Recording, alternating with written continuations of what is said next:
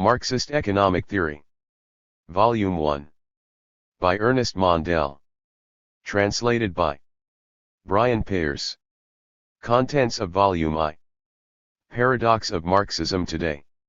Responsibility of the Marxists. Economic Theory and Empirical Facts. Economic Theory and Economic History.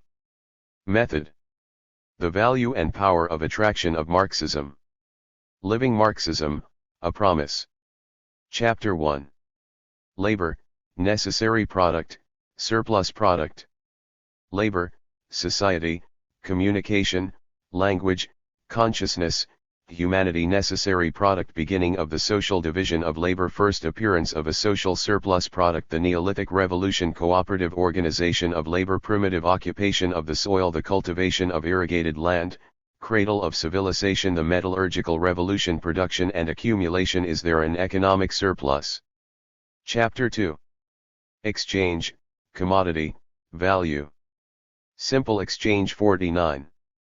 Silent barter and ceremonial gifts 50. Developed exchange 53. Trade 54.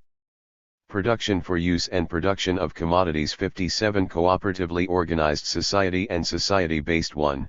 Economy of labor time 59. Exchange value of commodities 63. Petty commodity production 65. Law of value in petty commodity production 67. Chapter 3. Money, Capital, Surplus Value. Need for a universal equivalent. Evolution of the universal equivalent. Money.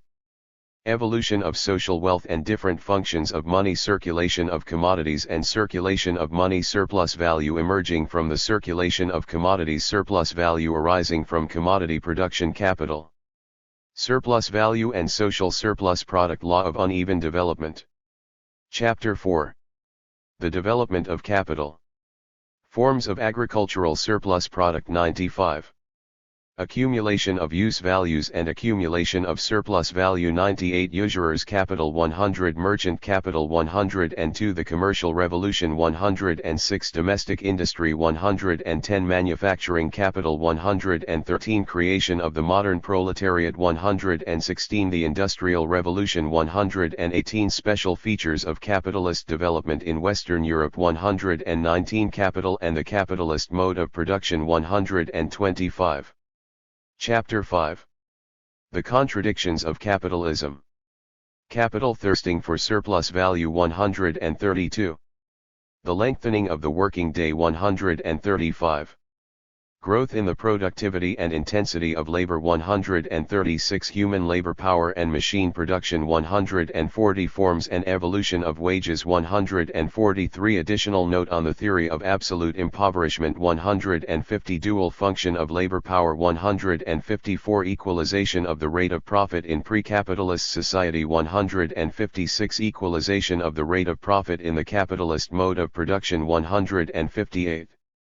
Price of production and value of commodities 160. Centralization and concentration of capital 162. Tendency of the average rate of profit to fall 166. Supreme contradiction of the capitalist system 170. Free labor and alienated labor 172. Class struggle 174. Chapter 6. Trade. Trade. Outcome of uneven economic development 182. Production and realization of surplus value 184. Annual amount of surplus value and annual rate of profit 186. Commercial capital and commercial profit 189. Commercial capital and labor power engaged in distribution 191. The concentration of commercial capital 192. Capital invested in transport 198. International trade 199. Costs of distribution 201. The tertiary sector 204. Mutual aid and credit. Origin of banking. Chapter 7. Credit. Credit in pre-capitalist society. Supply and demand of money capital in the epoch of commercial capital. Supply and demand of money capital in the epoch of industrial capitalism. Interest and rate of interest. Circulation. Credit. Investment credit and the finance market. The stock exchange. Joint stock companies and the evolution of capitalism. Consumers credit. Credit and the contradictions of capitalism. Chapter 8. Money. The two functions of money. Value of metallic money and price movements. Circulation of metallic money. Origins of private fiduciary currency. Origins of public fiduciary currency. Creation of public fiduciary currency. First source, discounting creation of public fiduciary currency. Second source, advances on current account, overdrafts. Creation of public fiduciary currency. Third source, public expenditure socially necessary stock of currency 254 circulation of inconvertible paper money 255 balance of payments 259 central banks and bank credit 261 currency manipulations 262 3 forms of inflation 264 purchasing power. Circulation currency and rate of interest 266. Chapter 9. Agriculture. Agriculture and commodity production 271. Pre-capitalist rent and capitalist ground rent 272 Origins of capitalist ground rent 273 Differential ground rent 276 Absolute ground rent 278 Ground rent and the capitalist mode of production 280 Price of land and evolution of ground rent 282 Landed property and the capitalist mode of production 286 Production relations and property relations in the countryside 288 Concentration and centralization of capital in agriculture 290 The wretched lot of the agricultural worker 293 From the theories of Malthus to agricultural Malthusianism 294 Ground rent and the marginal theory of value 298. Chapter 10. Reproduction and growth of the national income.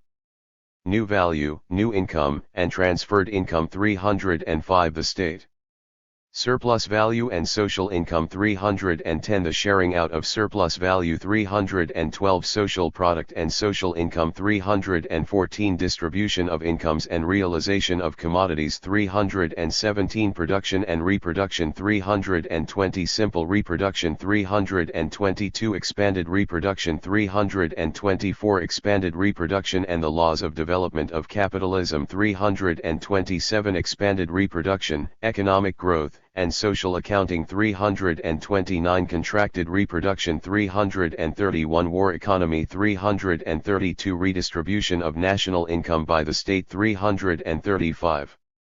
Chapter 11. Periodical crises. Pre-capitalist and capitalist crises. General possibility of capitalist crisis. Law of markets. Cyclical progress of capitalist economy. Internal logic of the capitalist cycle. Extension of the basis of capitalist production underconsumption theories critique of underconsumption models theories of disproportionality outline of a synthesis conditions of capitalist expansion no growth without fluctuations. The attitude of the academic world towards Marxist economic theory is ruled by a strange paradox. Half a century ago, this theory was the subject of increasing theoretical interest and of fervent discussions in university circles, but it was said to lack all practical significance. A socialist economy is impracticable, said the economists. Today nobody denies that Marxist theory is capable of inspiring, and not unsuccessfully, the economic policy of states both large and small, but in academic circles it now meets only with indifference or contempt if it sometimes figures as the subject of more thorough studies. This happens not for its own sake but in so far as it is a sub-branch of the new science called Sovietology, or is included within a still stranger discipline, Marxology. Whoever regards as valid the Marxist method of investigation and the mass of results which it has produced, and the writer is unreservedly of that opinion, might obviously retort that there is nothing to be surprised at here. Is not academic science in the service of the ruling class? Is not the capitalist world engaged in a fight to the death with the socialist camp? Is not Marxist theory an essential weapon of this camp? Are not the servants of capitalism obliged to discredit systematically whatever is of service to their class foes? From this standpoint, the discredit cast upon Marxism in the West is merely a manifestation of the class struggle itself, indirectly confirming the validity of the Marxist propositions. This method of reasoning runs the risk of producing the sort of dialogue between people who are impervious to each other's arguments, which is what the exchange of technical invective between Marxist and psychoanalysts amounts to. We shall not, of course, deny that there is a grain of truth in these allegations, but only a grain. If we consider objectively the entire realm in which ideas are shaped and defended, we shall not be able to deny that a fair number of cynics and careerists are to be met therein, people who sell their pens and their brains to the highest. J. M. Keynes describes Marx's Capital as an obsolete economic textbook, not only scientifically erroneous but without interest or application for the modern world. A. A. Burley, Jr., considers that Marx's political economy is outworn and refuted. Fran Ois Peru declares that none of the chronic tendencies of capitalism, revealed by Marx, is logically demonstrable or can be proved by resort to scientific observation. Raymond Aron writes, Marxism no longer holds any place in the culture of the West, even in France and Italy, where an important section of the intelligentsia openly supports Stalinism. It would be vain to seek an economist worthy of the name who could be described as a Marxist in the strict sense of the word. And so on. Bitter, or who subtly modify the direction taken by their thought if it risks prejudicing their promotion. It must further be added that for some decades now the Soviet Union, in possession of increasing material power, itself also wields an influence of the same sort. No Marxist worthy of the name, faithful to the great scientific tradition of Marx himself, would be capable, however, of reducing the problem of the evolution of ideas to mere matters of corruption, whether direct, working through personal interest, or indirect, working through the pressure of the surrounding milieu. Marx and Engels emphasized more than once that the history of ideas follows its own dialectic, that ideas evolve on the basis of data bequeathed by one generation to another, and by the clash of competing schools of thought. Cf. Engels's letter to Franz Mehring, July 14, 1893. The social determination of this process operates essentially on material provided in this manner, with its own contradictions and possibilities of explosion in different directions. Commenting on Marx's theory and Iver den Meerwaarde theories of surplus value, which were to have constituted Volume 4 of Capital, Rudolf Hilferding correctly stressed that what we have here is a study of the dialectical evolution of ideas in accordance with their own logic and their internal contradictions, Selbstentwicklung der nationalökonomischen Wissenschaft. Marx did not bring in the social factor except as the explanation of this evolution in the last analysis, and not at all as its immediate explanation. 6. Now, Marxist tradition sums up the evolution of bourgeois political economy, that is, of official or academic political economy, in 3 stages, each of which coincides with a stage in the evolution of capitalism. In the stage when the bourgeoisie is rising to the position of ruling class, political economy undertakes to master economic reality, and we have the working out of the theory of labor value, from William Petty to Ricardo. Then comes the stage when the bourgeoisie is involved in an even more acute class struggle with the proletariat, without, however, having finally eliminated the former ruling classes. This is the period when the range of possibilities contained in the inherent contradictions of the bourgeois theory of labor value is wide open, so that we have the birth of the Marxist school, on the one hand, and that of the various post-Ricardian schools of bourgeois economic thought, on the other. Lastly, in the 3rd stage, the bourgeoisie, having finally consolidated its ruling position, has no other struggle to wage than a defensive one against the proletariat. This is the period of the decline of bourgeois political economy. It ceases to be scientific and becomes merely apologetic. The theory of labor value is replaced, first by vulgar, eclectic, economics, and then by the marginalist school or by mixed schools which synthesis eclecticism and marginalism. 15. When one analyzes the evolution of official economic thought during the last 30 years, one perceives, however, that this schema is not complete. Since the great crisis of 1929 to 1933, a 4th stage in the evolution of bourgeois political economy can easily be discerned, the stage of purely pragmatic theory. Mere apologetics is an effective device only so long as the system is threatened in the theoretical sphere alone. It becomes absurdly inadequate as soon as the system is in danger of collapsing in practice. From that moment on, political economy throws overboard most of its purely academic concerns, in order to become a technique for the practical consolidation of capitalism. This is in fact the function it has fulfilled since the Keynesian revolution and the working out of the various techniques of econometry.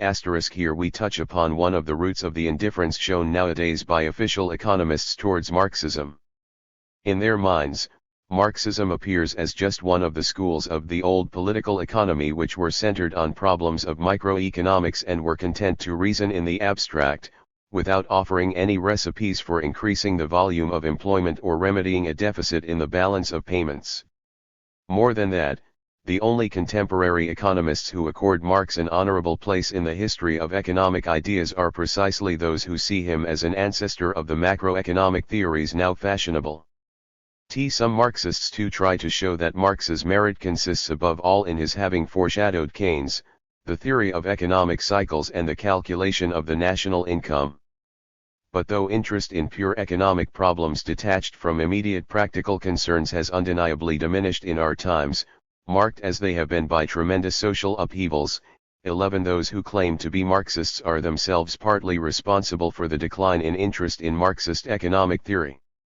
The fact is that, for nearly 50 years, they have been content to repeat Marx's teaching, in summaries of Capital which have increasingly lost contact with contemporary reality. Here we touch upon the second root of the paradox mentioned at the beginning, the inability of the Marxists to repeat in the second half of the 20th century the work that Marx carried through in the 19th. This inability is due above all to political causes. It results from the subordinate position in which theory was kept in the USSR and in the communist parties during the Stalin era. Theory was then the handmaid of day-to-day politics, just as in the Middle Ages philosophy was the handmaid of theology. From this situation, theory suffered. See Chapter 18, the paragraphs, the Keynesian Revolution and Econometry, or the Triumph of Pragmatism. Notably, Schumpeter, Henry Gitton, Candliffe 9 Alvin Hansen, 0 etc. A distortion towards pragmatism and apologetics which especially showed itself in economic theory. As the Stalin era was also marked by a ban on independent theoretical research, a sterile dogmatism was laid down on top of this apologetical distortion, thus forming a structure which is repulsive to the young generations both in the East and in the West. Thinking which has been stopped and distorted for 25 years * does not get back into its stride otherwise than slowly, especially if the social conditions which, in the last analysis, have caused this stoppage have not been fundamentally abolished. Moreover, there is a secondary reason for the cessation of development in Marxist economic thought, not only in the USSR and in the parties connected with it but also in the West, in all the Marxist schools which have remained independent of the Soviet Union. This derives from a misunderstanding regarding the Marxist method itself. In a famous passage in his introduction to the Contribution to the Critique of Political Economy, Marx explains the method that a scientific exposition of political economy must follow proceeding from the abstract so as to reconstitute the concrete. 13 popularizers without number have been inspired by this passage, as also by the structure of the 3 volumes of Capital, to renew again and again, in abridged and often unsatisfactory form, the economic explanations which Marx elaborated last century. Now, one ought not to confuse method of presentation with origin of knowledge.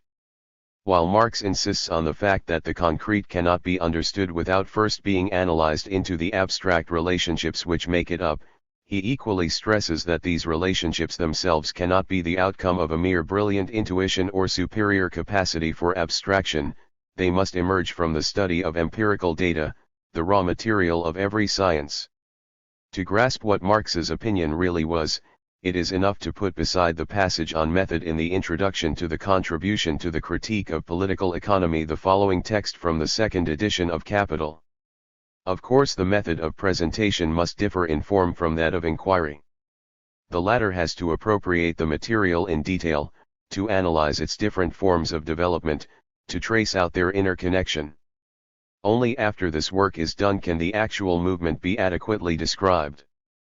If this is done successfully, if the life of the subject matter is ideally reflected as in a mirror, then it may appear as if we had before us a mere a priori construction. Emphasis Rs 1. For it is thus apparent that a presentation which, in the middle of the 20th century, restricts itself to summarizing, more or less accurately, the chapters of Capital, written in the last century, is definitely insufficient, first and foremost from the standpoint of the Marxist method itself. Still less valid, of course, are the numerous peremptory declarations made by critics of Marxism, according to which the latter is out of date because it relies on the data of the science of last century. The scientifically correct position is obviously that which endeavors to start from the empirical data of the science of today in order to examine whether or not the essence of Marx's economic propositions remains valid. This is the method we have tried to follow in this book. We must therefore issue a warning. The reader who expects to find numerous quotations from Marx and Engels or their chief disciples will close this book disappointed.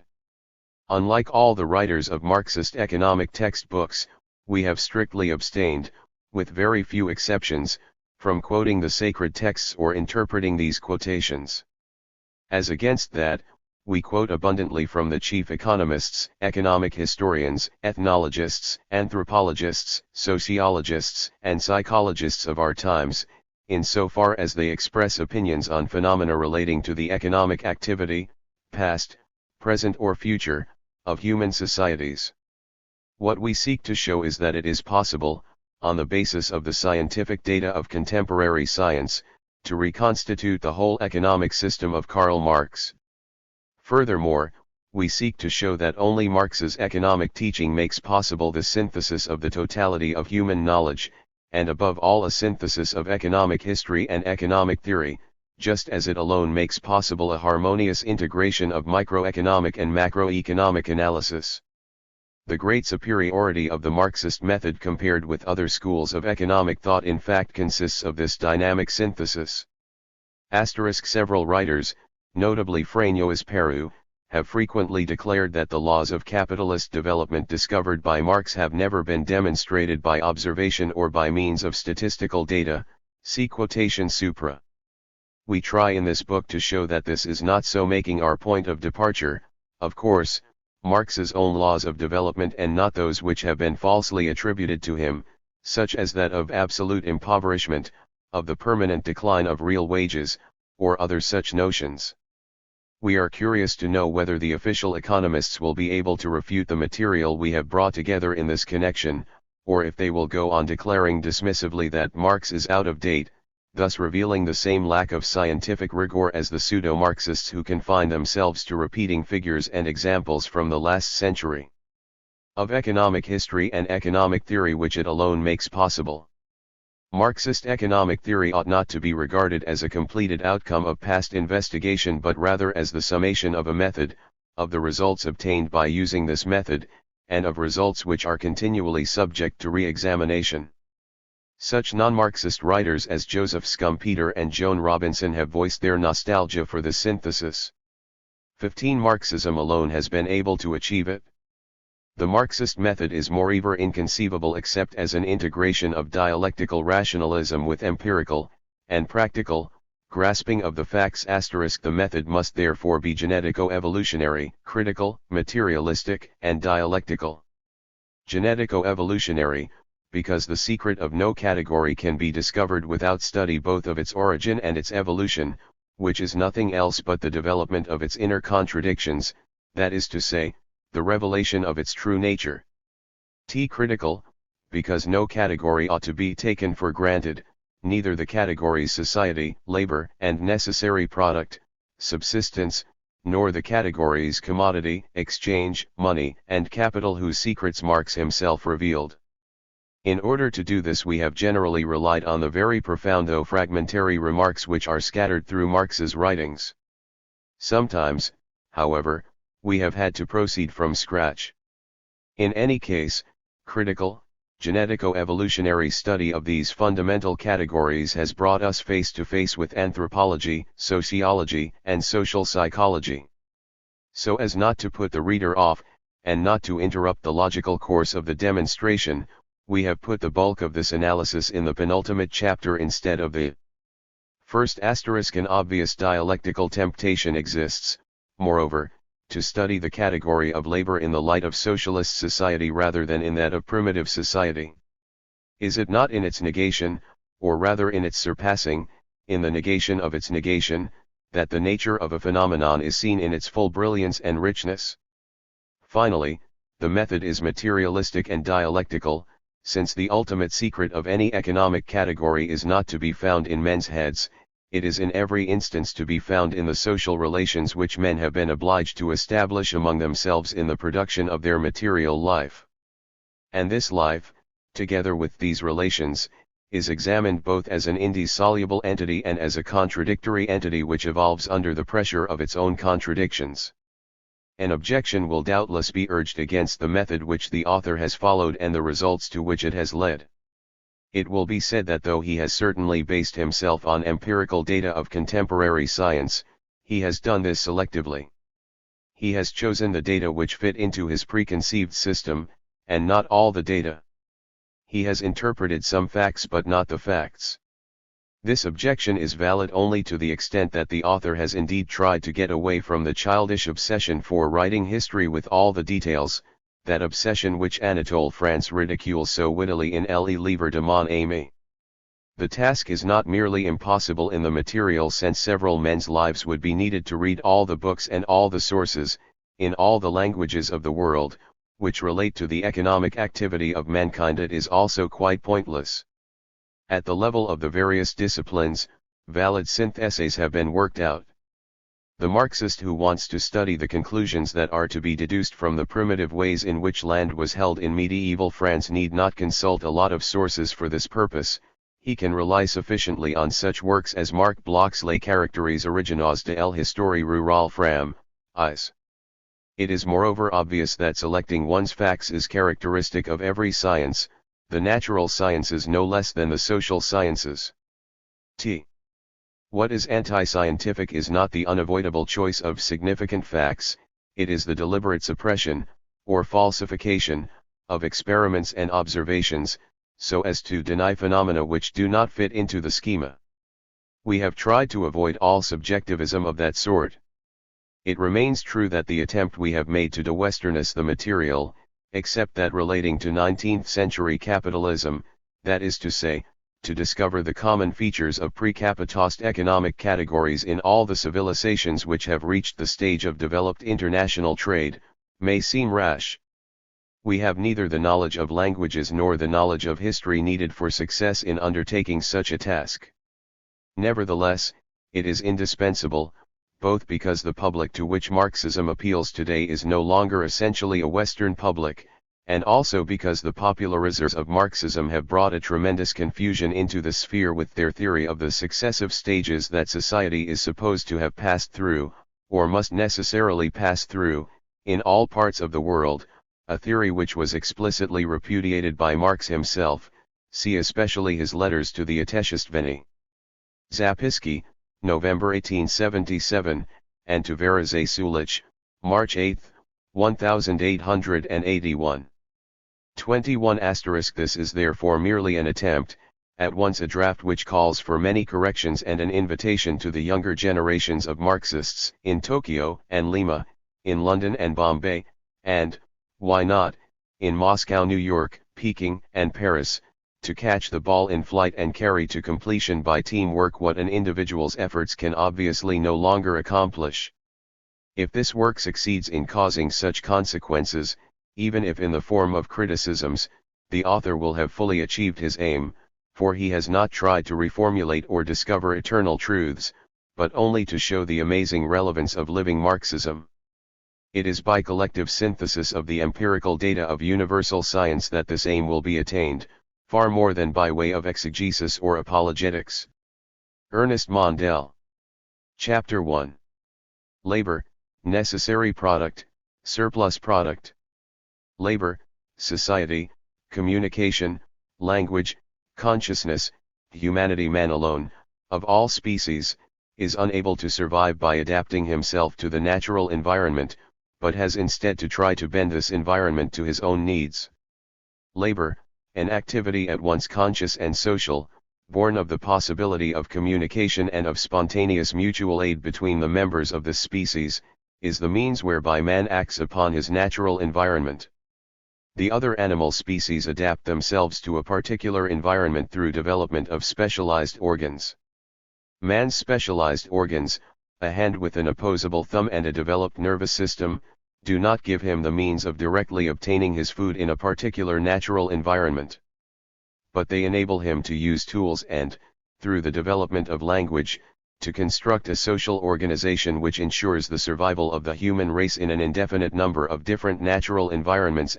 Labor, social organization, language, consciousness, are thus the distinctive characteristics of man, inseparably linked each with the others and mutually determining one another. The tools without which man cannot produce, that is, in the first place, obtain the food needed for the survival of the species, appear at first as artificial prolongations of his natural organs. Man needs tools to make up for the inadequacy of his physiological equipment. 8.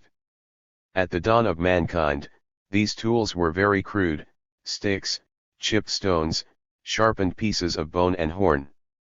In fact, prehistory and ethnology classify the primitive peoples in accordance with the raw materials from which they make their chief tools. This classification usually begins with the epoch of chipped stone, though among the prehistoric inhabitants of North America an age of bone seems to have preceded the Stone Age properly so called. 24. Production techniques emerge progressively from the continual repetition of the same work movements.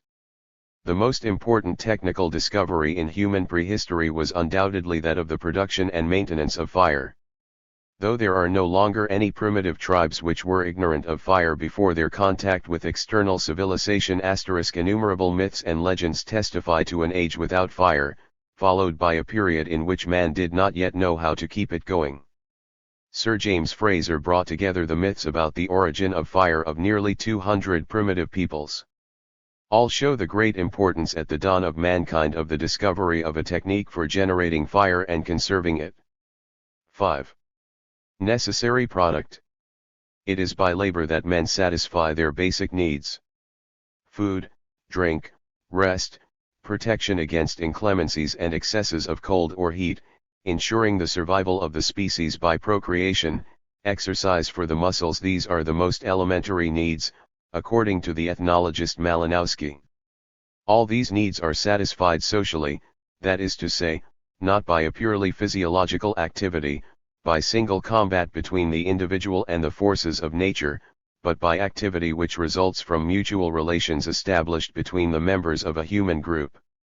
0. The more primitive a people, the bigger is the share of its labor, and indeed of its entire existence, absorbed by seeking and producing food. 7. The most primitive methods of food production are the gathering of wild fruit, the catching of harmless little animals, and elementary forms of hunting and fishing.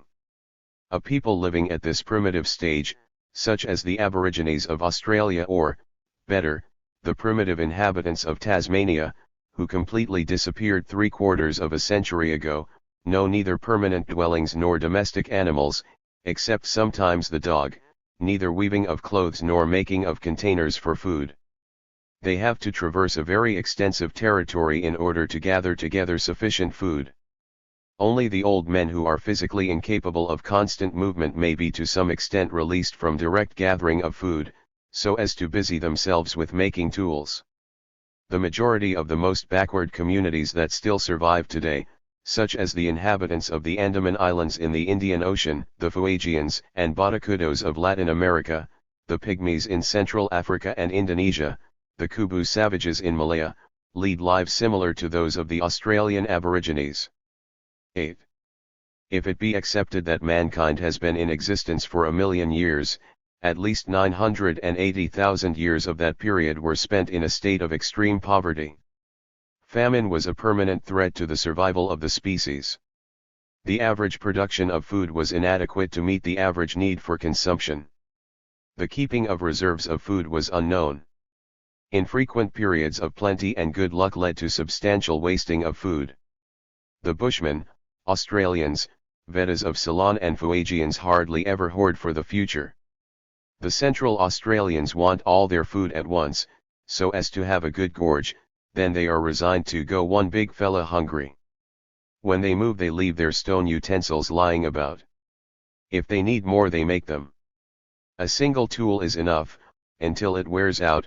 For a Papuan, he has no idea of providing a successor beforehand.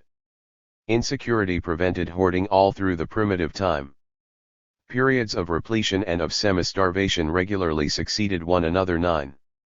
This improvidence is not due to intellectual shortcomings in primitive man. It is rather the result of thousands of years of insecurity and endemic famine, which urged him to gorge himself to the full whenever opportunity occurred, and which did not allow him to work out a technique for hoarding food. Production as a whole provides the necessary product, that is to say, food, clothing, the community's dwelling place, and a more or less stable stock of tools serving to produce these good things.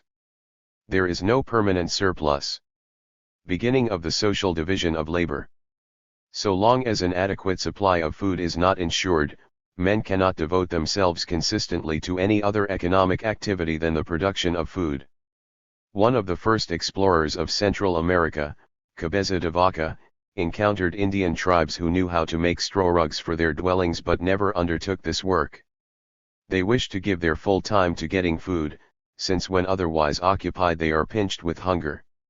10. Since all the men devote themselves to producing food, no true social division of labor, no specialization into different crafts, can occur. For certain peoples it is quite incomprehensible that everybody should not be able to make all the objects in current use.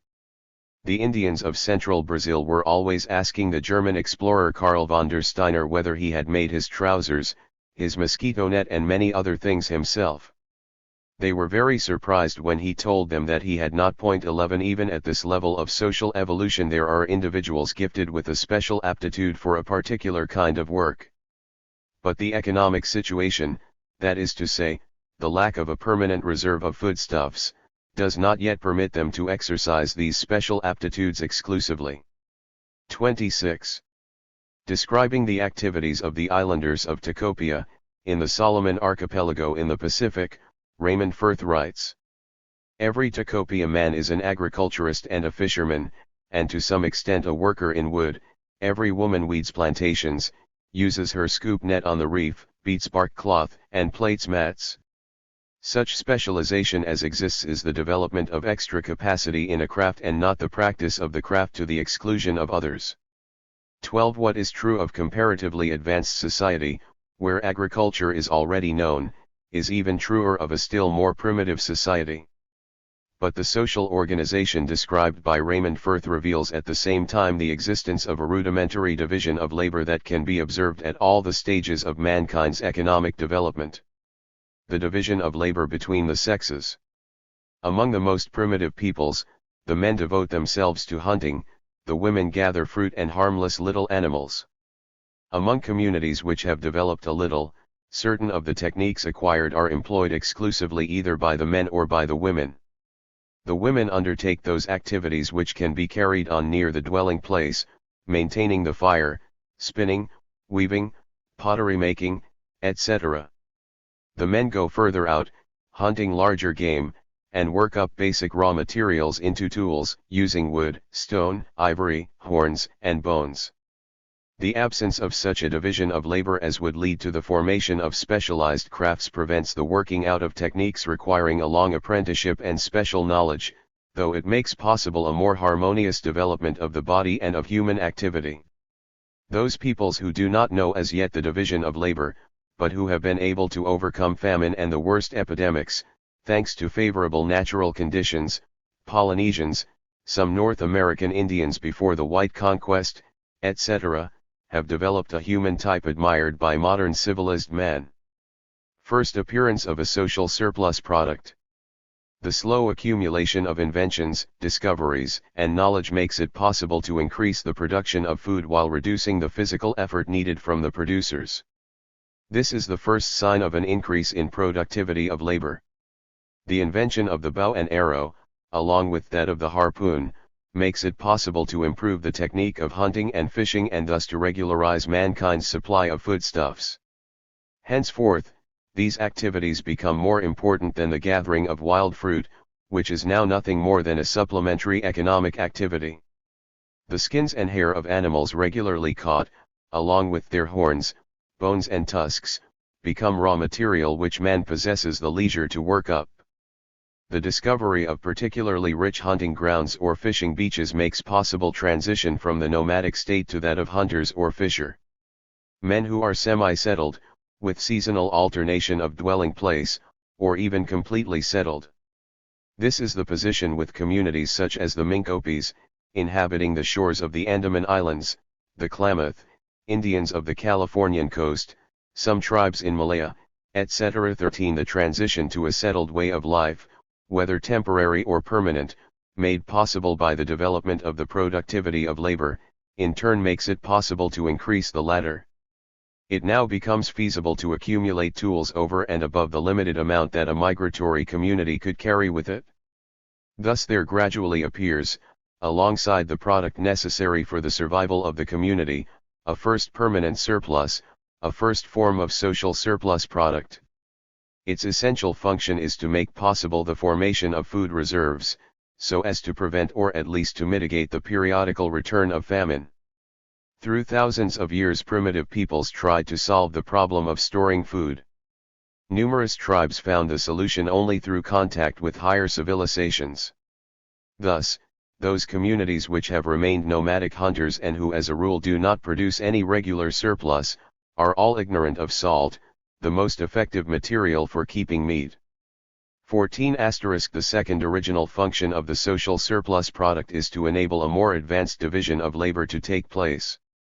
From the moment that the tribe has more or less permanent reserves of food at its disposition, some of its members can devote a more considerable part of their time to producing objects which are not for eating, tools, ornaments, containers for food. What was previously just a personal inclination or talent for a certain technique now becomes a specialization, the embryo of a craft.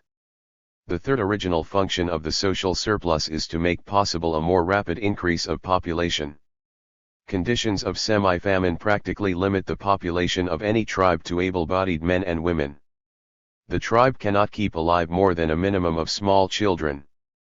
Most primitive peoples know about and extensively apply artificial birth control, which is absolutely indispensable because of the inadequate food supply. 15. Only a limited number of sick or disabled people can be looked after and kept alive. Infanticide is commonly practiced. Prisoners of war are usually killed, if not eaten. All these efforts to restrict the growth of population do not show that primitive man is innately cruel, but testify rather to an effort to avoid a greater danger, the disappearance of the entire people for lack of food. From the moment, however, when a more or less permanent food reserve makes its appearance, a new equilibrium between the food available and the number of the population can be achieved. Births increase, and with them the number of children surviving infancy. Sick people and the aged can live longer, increasing the average age of the tribe. The density of the population on a given territory will increase with the productivity of labor, and this is an excellent index of economic and social progress. 16. With the growth of the population and the specialization of its labor, the productive forces at mankind's disposal are increased. The appearance of a social surplus is an essential condition for this increase. The Neolithic Revolution. The formation of a permanent surplus of foodstuffs is the material basis for the carrying through of the most important economic revolution man has known since his appearance on Earth, the beginning of agriculture and of the domestication and rearing of animals. In accordance with the period of prehistory during which this revolution occurred, the period of polished stone, or Neolithic period, it is known as the Neolithic Revolution. Agriculture and cattle raising presuppose the existence of a certain surplus of food, and this for two reasons. First, because their technique demands the utilization of seed and animals for purposes not directly concerned with food consumption. so as to produce more plants and more meat at a later stage. Peoples who have lived for thousands of years on the brink of famine do not easily agree to diverting towards a more distant goal whatever is immediately edible, unless they possess other stocks of food. Besides, neither agriculture nor cattle raising immediately produce the food needed for the tribe's existence, and a food reserve is needed to cover the period between seed time and harvest. For these reasons, neither primitive agriculture nor cattle raising could be adopted straight away as the principal production system of a people. They make their appearance by stages, being at first regarded as activities secondary to hunting and the gathering of fruit, and they long continue to be supplemented by these activities, even when they have become the basis of the people's livelihood. It is generally thought that the raising of domestic animals, beginning, c. 10,000 BC, came later than the first attempts at systematic agriculture, beginning, c. 15,000 EC. Though the two activities may appear simultaneously or, with certain peoples, the order of appearance may even be reversed. 18. The most primitive form of agriculture, still practiced today by a number of peoples of Africa and Oceania, consists of scratching the surface of the soil with a pointed stick, or digging it with a hoe. Since the soil is rapidly exhausted by such methods of cultivation, it is necessary to leave the land thus worked, after a few years, and occupy fresh land. Several peoples, for example, the mountain tribes of India, acquire this fresh land for cultivation by burning the jungle, the ashes forming a natural fertilizer. 19. The Neolithic Revolution brings the production of means of subsistence, for the first time since the dawn of mankind, under man's direct control. This is its main importance. The gathering of fruit, hunting, and fishing are passive methods of providing food. They reduce, or, at least, maintain at a given level, the quantity of resources that nature puts at the disposal of man on a given territory. Agriculture and cattle raising, however, are active methods of providing food, since they increase the natural resources available to mankind, and create new ones. With the same expenditure of labor, the amount of food at man's disposal can be increased tenfold. These methods thus constitute a tremendous increase in the social productivity of human labor. The Neolithic Revolution also gives a powerful stimulus to the development of tools. By creating a permanent surplus, it creates the possibility of a professional body of craftsmen. The preliminary condition for the formation of technical abilities is a certain amount of leisure which can be taken from the time devoted to producing means of subsistence. 20. The beginning of agriculture and the raising of domestic animals leads, moreover, to the first great social division of labor. Pastoral peoples appear alongside agricultural peoples. Undoubtedly, the decisive progress due to the practice of agriculture must be ascribed to women. The example of the peoples who still exist as primitive agriculturists, as well as numberless myths and legends confirm that women, who in primitive society devote themselves to gathering fruit, and usually remain close to the dwelling place, were the first to sow the seeds of the fruit they had collected, so as to facilitate the provision of food for the tribe.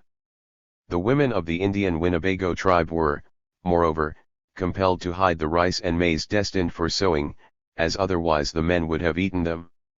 In close connection with the development of agriculture by the women there appear, among numerous primitive agricultural peoples, religions based on the worship of goddesses of fertility. The institution of the matriarchate, the existence of which can be shown among a number of peoples at the same level of social development, is also connected with the part played by women in the creation of agriculture. Sumner and Keller and Kritz-Heikelheim 24 list a large number of proved instances of matriarchate among primitive agricultural peoples. Cooperative organization of labor. Hobhouse, Wheeler, and Ginsberg studied the mode of production of all the primitive peoples who were still surviving at the beginning of the 20th century.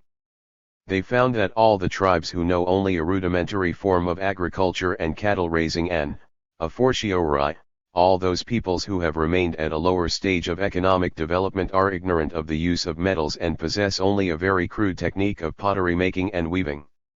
Archaeological data confirm those of ethnography.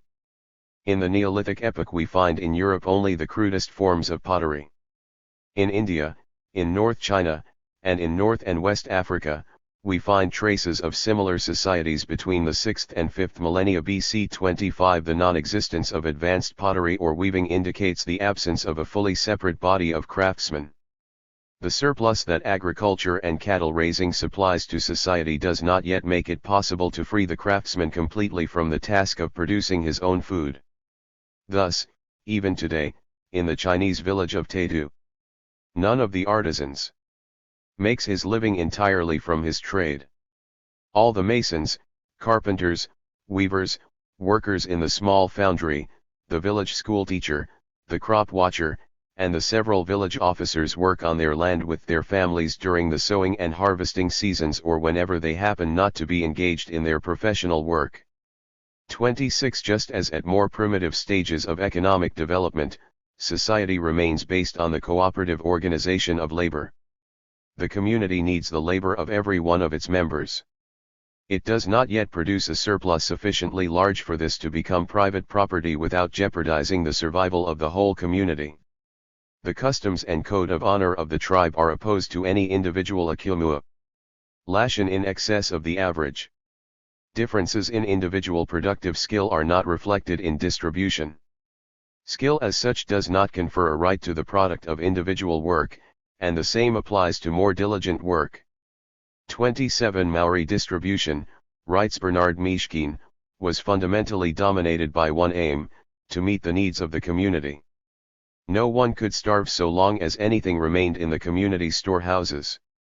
28. Special institutions were developed, for instance, the ceremonial exchange of gifts and the organization of feasts after the harvest to ensure an equitable sharing of foodstuffs and other necessary products among all the members of the community.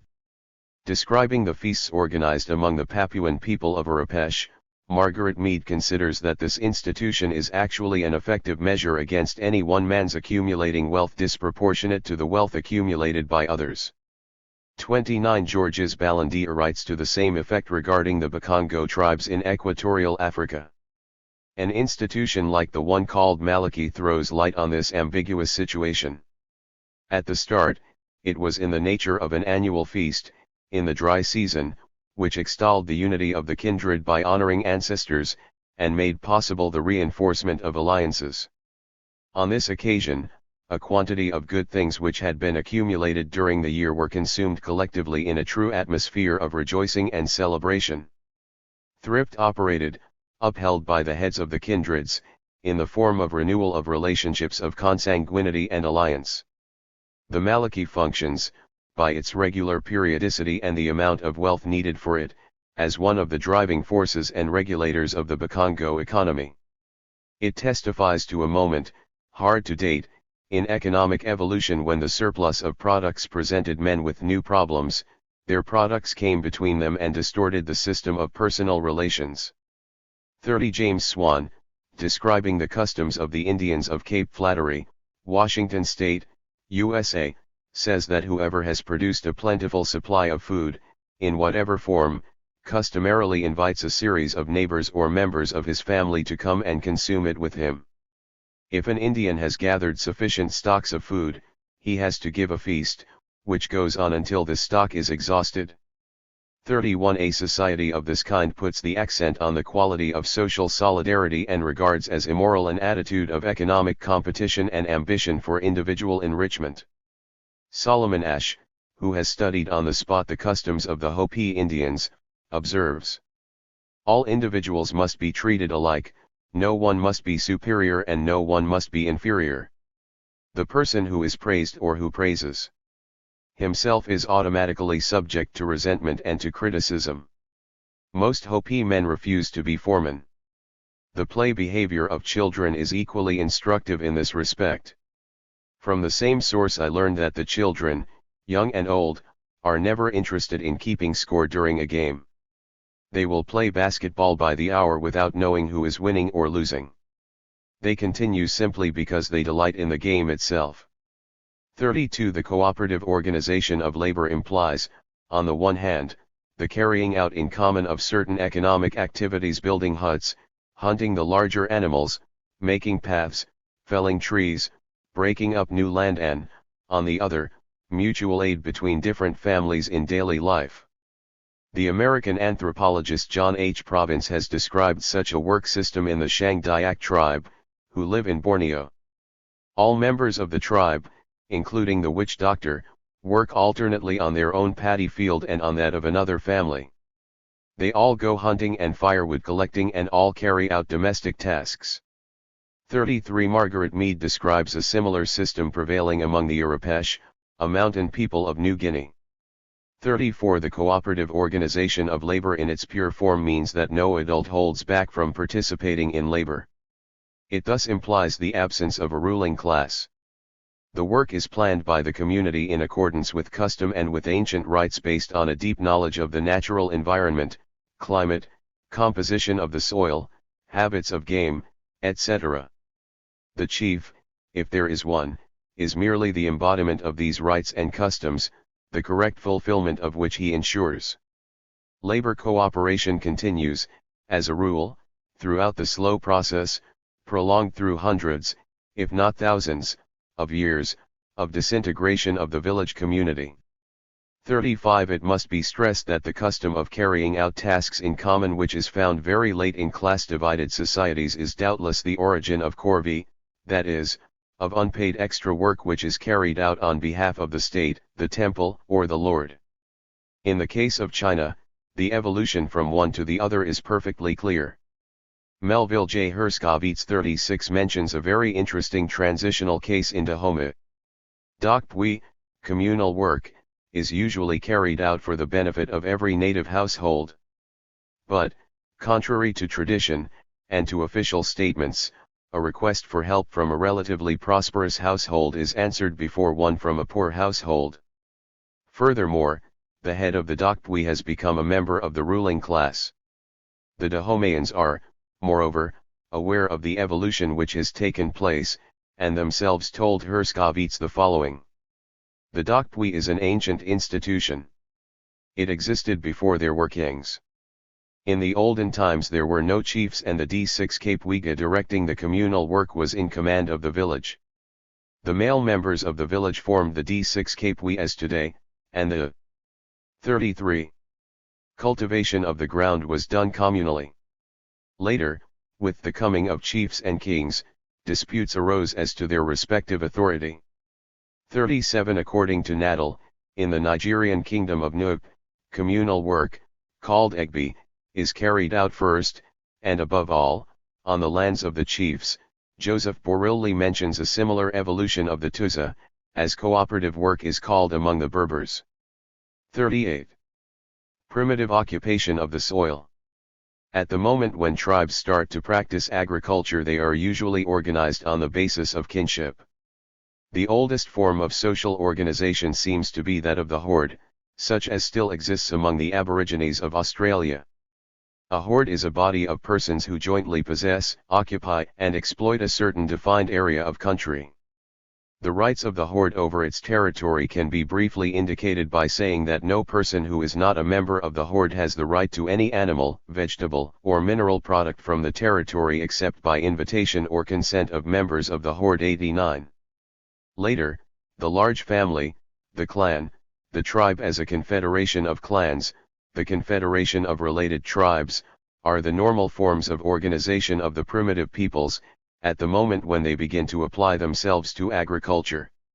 It is therefore not surprising that the primitive occupation of the soil, and the establishment of one or other form of authority, ownership, over the latter, are first and foremost influenced by this predominant form of social organization. So long as the people concerned have not yet reached the stage of intensive agriculture, with manuring and irrigation, the occupation of the soil usually takes the form of occupation of a village by a large family, a group of men and women united by kinship. In northern Rhodesia, Audrey I. Richards notes that the Bimba people live in small communities, the average village consisting of 30 to 50 huts. Each village is a kinship unit under the rule of a headman. 40 Among the settled Berbers of Morocco, the typical state is not the tribe but what we call, inaccurately enough, the fraction of a tribe, the large family. All the members of the fraction say they are descended from the same ancestor, whose name they bear. 41 In the Slavonic countries of the 6th to 9th centuries the tribes lived each with its own clans and on its own lands, each clan being its own master. 42 Describing country life in medieval France, Marc Bloch concluded. To sum up, the village and its fields are the work of a very large group, perhaps, of a tribe or a clan. The manzas, English hides, German Hof, are the shares allotted to smaller subgroups. What was 34. This secondary collectivity, of which the mans formed the shell. Very probably, it was the family, as distinct from the clan. A family still patriarchal in type, large enough to embrace several collateral couples. In England the word hide has as its Latin synonym terra unius familiae, the land of one family. 43 Speaking of agricultural life in Lorraine, ch. Edmund Perrin confirms that the manse was, in the beginning, the share of land cultivated by a single family, is proved sufficiently by the practices of the Merovingian period, in the 7th century, indeed. It was by head of family and not by manse that the obligations of tenants were calculated on the lands of the church and of the crown. 44.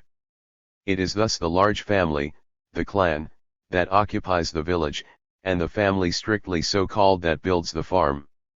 Now, primitive agriculture was confronted above all by the problem of periodical clearing of new land, a task carried out in common by the entire village, as is testified by the example of those peoples who have remained to this day at the given stage of development, and as is celebrated in old Chinese songs. It is logical, within the framework of a cooperative organization of labor, that the cultivable land, cleared communally, should remain common property and be redistributed periodically.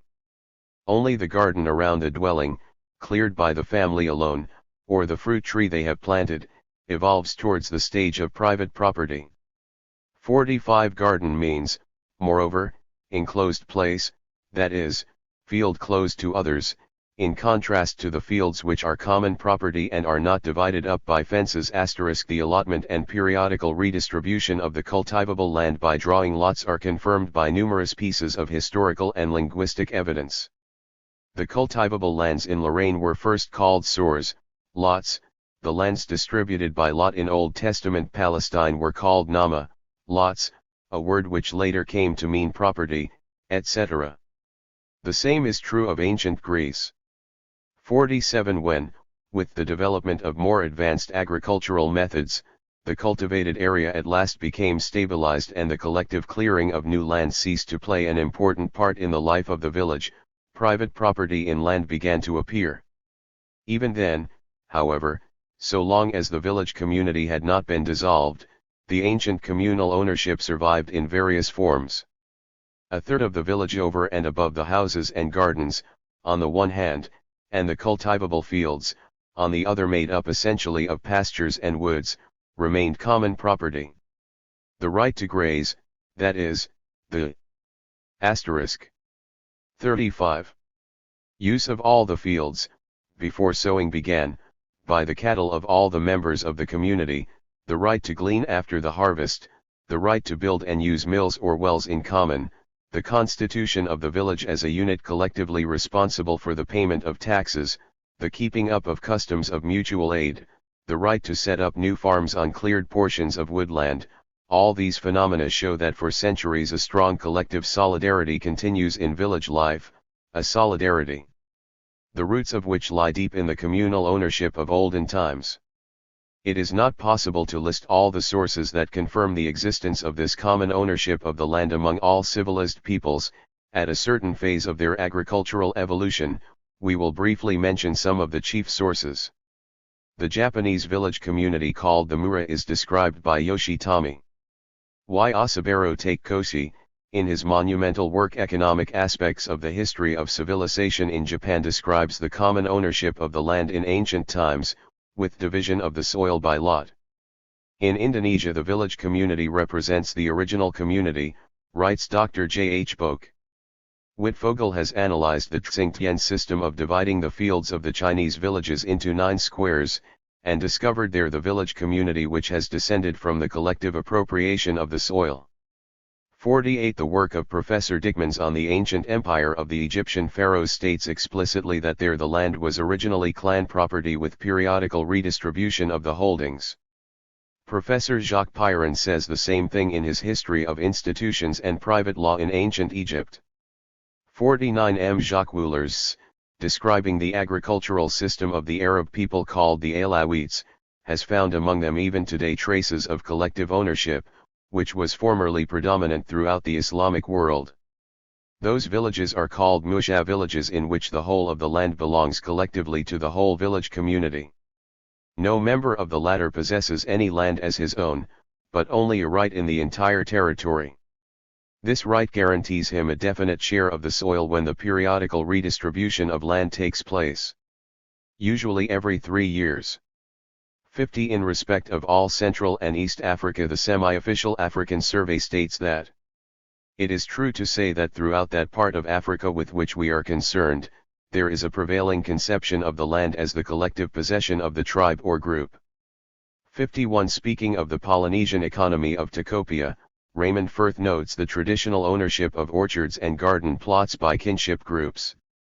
52 Historical research confirms the existence of collective ownership of the land in Homeric Greece, in the Germanic Mark, in the ancient Aztec village, in the ancient Indian village of the time of the Buddhist writings, in the Inca village where the plowed fields are called sapslopacha, that is, the land, pasha, which belongs to everyone, in the villages of the Byzantine Empire, notably in Egypt, Syria, Thrace, Asia Minor and the Balkans, before the Slav colonization, in ancient Russia, with its village community the Obshchina, among the South Slavs, the Poles, the Hungarians, etc. In a study undertaken for the FAO, Sir Gerald Clausen confirms, furthermore, that everywhere, in the beginning, agriculture was carried on within the framework of an agrarian system based on communal ownership, with periodical redistribution of land. 53. The cultivation of irrigated land, cradle of civilization agriculture was initially clumsy and irregular, man did not know how to preserve the soil's fertility. The discovery of irrigation and of the effect of letting land lie fallow completely revolutionized agricultural technique. The consequences of this revolution in agriculture were incalculable. The breeding of domestic animals and the first beginnings of agriculture had enabled men to take control of the means of subsistence. The systematic application of the practice of letting land lie fallow, and above all, of irrigation, linked with the use of draft animals, enabled mankind to guarantee itself permanently a substantial surplus of foodstuffs, dependent only on man's own work. Each seed sown in Mesopotamia was repaid 100-fold at harvest time. 54 The existence of this permanent surplus of foodstuffs made it possible for craft techniques to become independent, specialized and perfected. Society was able to support thousands of men who no longer participated directly in the production of foodstuffs. The town could separate itself from the country. Civilization was born. Already the ancient Greeks of Homer's time regarded civilization as the product of agriculture. 55 The Chinese of the classical epoch attributed the invention of agriculture, of trade, and of civilization, all to the mythical emperor Chen Nung. 56 It is interesting to note that in Aztec tradition the origin of the people's prosperity is to be found in a communication received by the high priest in a dream, a communication which ordered the Mexicans to dam a great river which flowed round the foot of the hill, so that the water spread over the plain. 57 Over and above these limited examples, the historian Heikelheim does not shrink from stating, with justification, that agriculture has been the foundation of all civilizations down to modern capitalism. 58 And the American Encyclopedia of the Social Sciences says, history and archaeology have so far brought to light no great civilization not largely dependent upon one of these three grains: wheat, maize, and rice. 59 The transition to cultivation of the land by irrigation, and the appearance of town life, which resulted from it, occurred in several parts of the world where natural conditions made it possible. It is still difficult to determine to what extent this evolution took place among different peoples independently of each other, but this independence seems established as regards some of them. We find the development of agriculture by irrigation of the land, of a large permanent surplus of foodstuffs, of specialization of crafts and of the rise of towns, successively in the valley of the Nile and in the valley of the Euphrates and Tigris in the 5th millennium BC, in the valley of the Huanghe in China, in Iran, and on the island of Cyprus in the 4th millennium, in the valley of the Indus, in Central Asia and on the island of Crete in the 3rd millennium, in mainland Greece, in Anatolia, in the Danube Valley and in Sicily in the 2nd millennium, in Italy and in southern Arabia, the kingdom of Minia * and the Sabaean civilization, in the 1st millennium BC, and in West Africa, civilizations of Ghana, Mali, and Songhai in the valleys of the Niger and the Senegal, and also in America, in Mexico, Guatemala, and Peru, in the 1st millennium AD. The Metallurgical Revolution. The agricultural revolution coincided broadly with the end of the age of polished stone. Men, released from the degrading servitude of hunger, were able to develop their innate qualities of curiosity and technical experimentation. They had long since learnt that it was possible to cook certain kinds of clay in the fire to make pots. By subjecting different kinds of stone to the fire they discovered metals, and then their wonderful capacity for being made into tools. The successive discovery of copper, 6th millennium BC, in the valley of the Euphrates and Tigris and also in that of the Nile, of tin, then of the appropriate mixture of copper and tin called bronze, 3rd millennium BC, in Egypt, Mesopotamia, Iran, and India, and at last of iron, c. 1300 BC, among the Hittites, after a sporadic use of it among the coastal peoples of the Black Sea, constitute the most important stages in this technical revolution. The effects of the metallurgical revolution were important first of all in the field of agriculture itself, which continued to be the basic economic activity of society. With the introduction of metal implements in agriculture, especially the plough with a metal share, the employment of animal power for draft purposes became necessary, and the productivity of agricultural labor made a fresh leap forward.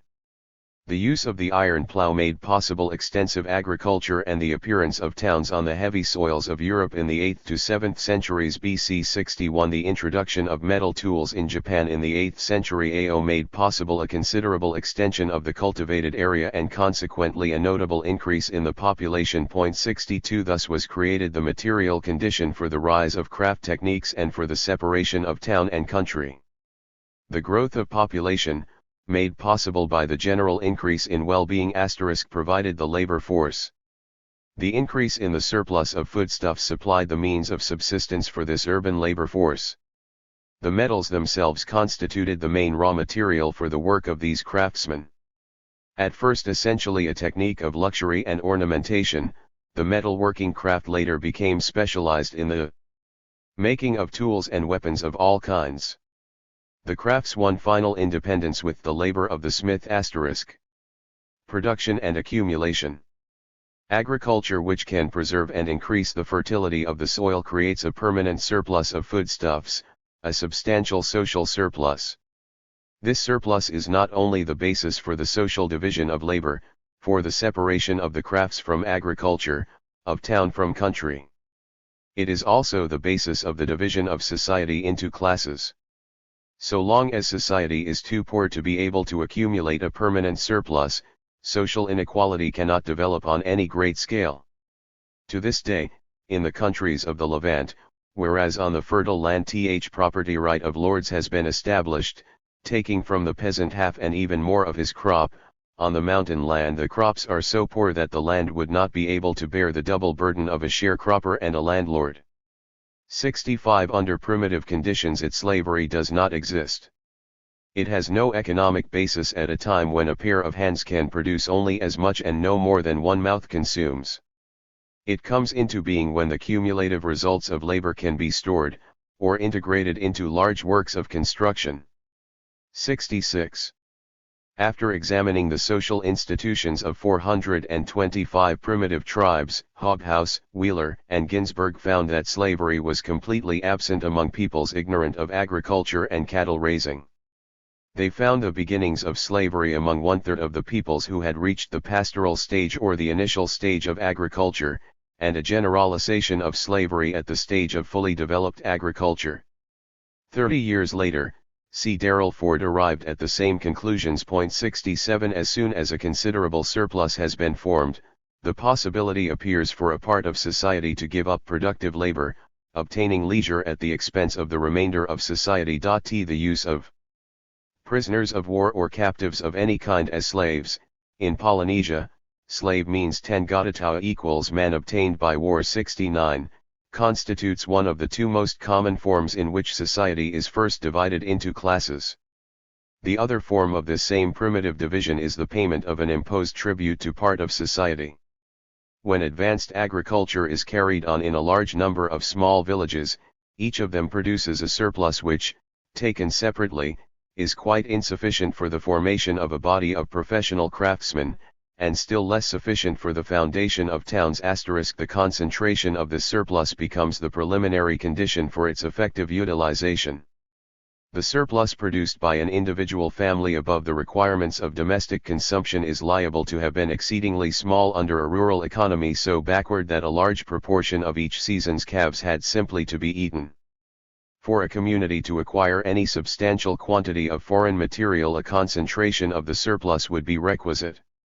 Historical testimony from the Bronze Age civilizations of the ancient East and ethnographic evidence from Polynesia and North America show that one way of effecting this concentration is the institution of chieftainship, another the cult of a deity.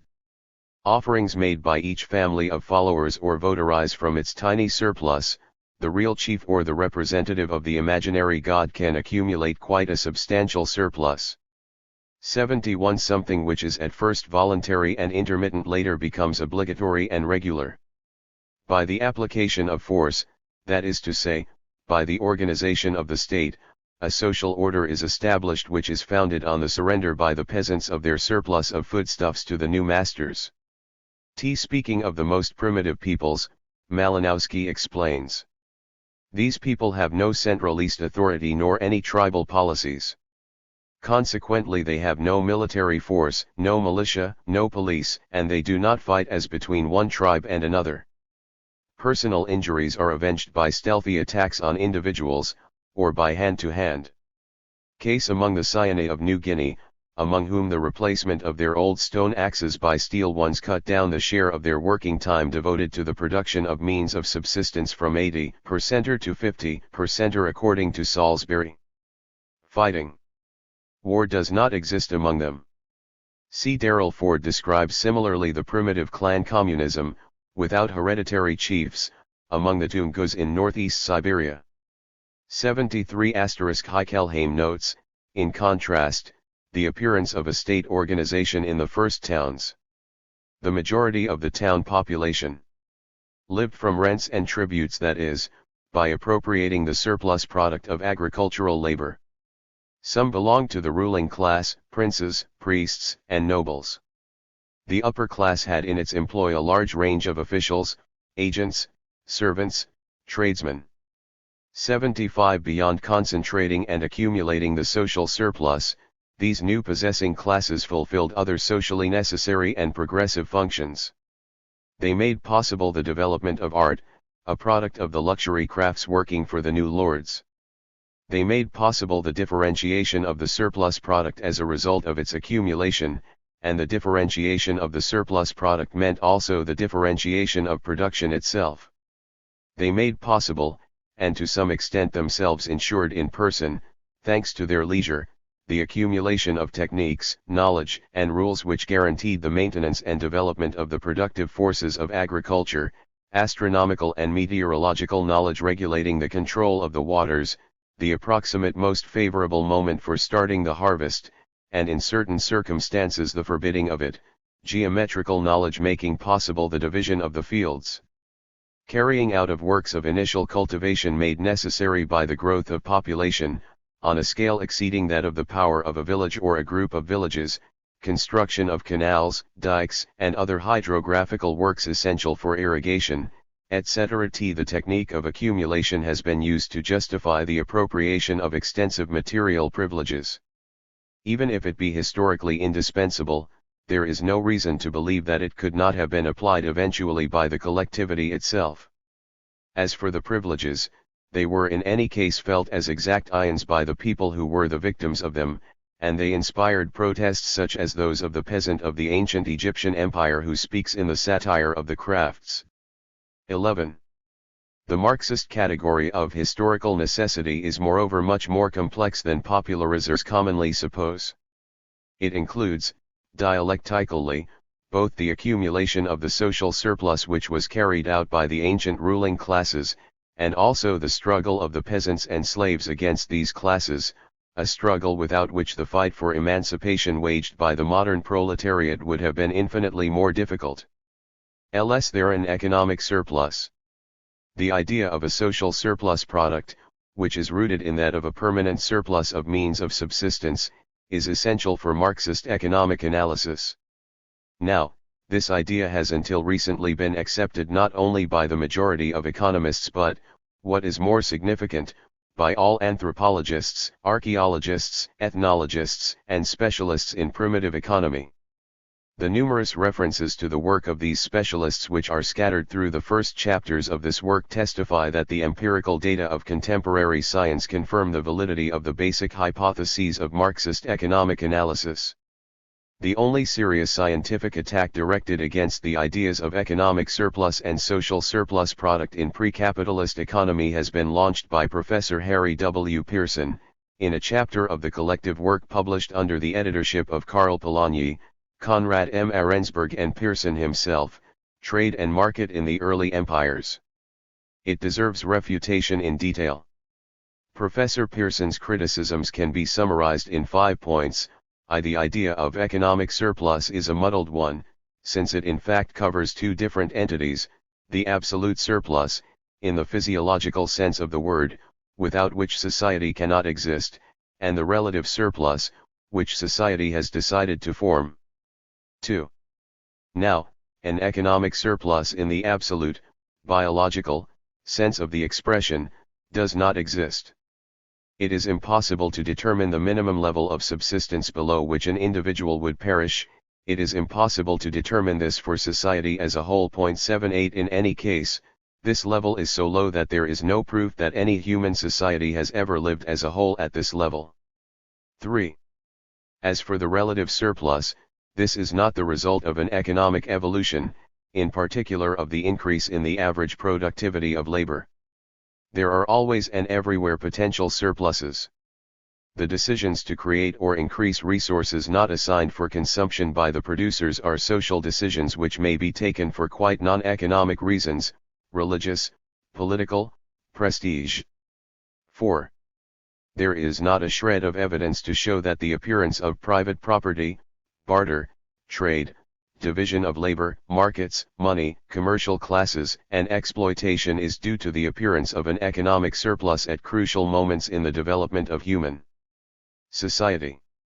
Such statements can be justified only by the assumption that the logical course of economic development is toward the market system of 19th century Western Europe.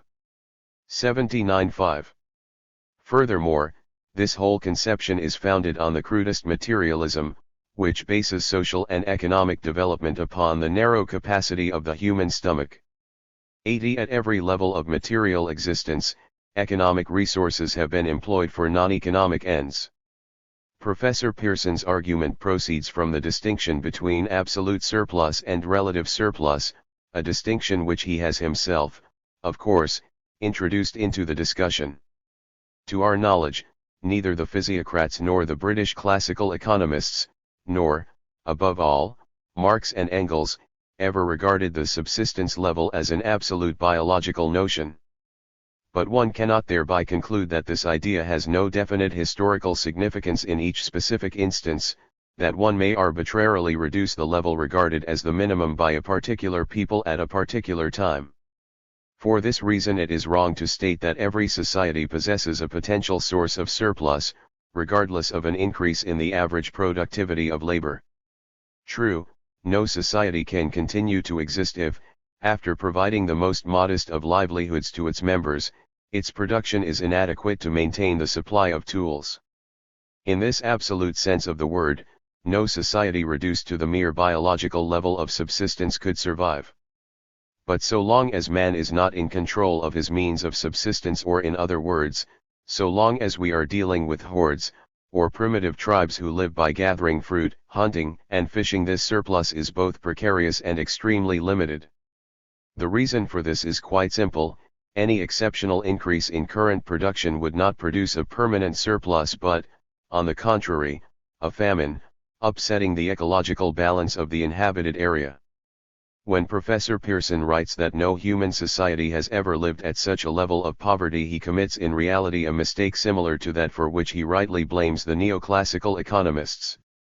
Just as the latter conceive all economic activity as a function of a market economy, Professor Pearson sees the entire economic past of humanity in the light of the economy of primitive peoples on the threshold of civilization, or already civilized, that is, of peoples who have already accomplished their Neolithic revolution and are carrying on agriculture and cattle raising.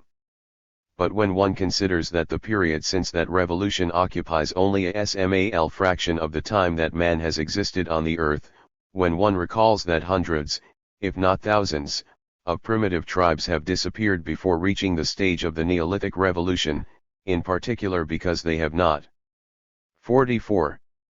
Been able to solve the problem of subsistence in a modified natural environment, one realizes how untenable this statement is. Proof, both logical and empirical, shows the contrary, that the majority of human societies previous to the Neolithic Revolution had to carry on a permanent struggle for subsistence, that they were obsessed by this struggle, which seemed never to reach a victorious conclusion, and that all the social institutions quoted by Professor Pearson in support of the opposite view, especially the important place held by magic and religion in these societies, had definitely economic functions, that is, were supposed to contribute precisely to the solution of the agonizing problem of subsistence. The universal occurrence of magical and religious practices in association with productive processes reveals that anxiety with respect to food supply is universal. 81. That is where the key importance of the Neolithic Revolution lies. For the first time in human prehistory, control over mankind's means of subsistence passes from nature to man. For the first time, henceforth, these means can be multiplied, if not without limit, then at least in a proportion quite unknown before. For this reason, an important fraction of society can be released from the need to contribute directly to the production of food. There are no archaeological or anthropological data to bring into question today this obvious proof of the connection between the appearance of a permanent and substantial surplus of food, on the one hand, and, on the other, the separation of the crafts from agriculture and of town from country, and the division of society into classes. True, the growth in the average productivity of Jabur creates only the necessary material conditions for social evolution and transformation. There is no economic automatism, independent of social forces.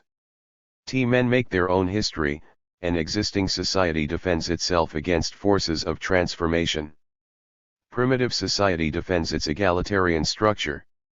There must then be a social revolution to break up egalitarian primitive society and give birth to a society divided into classes.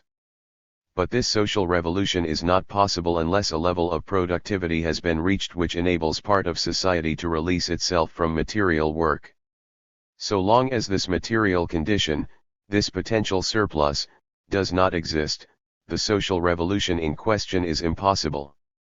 Professor Pearson will retort that, after all, the decisive driving force has been social, the replacement of one model of social organization by another.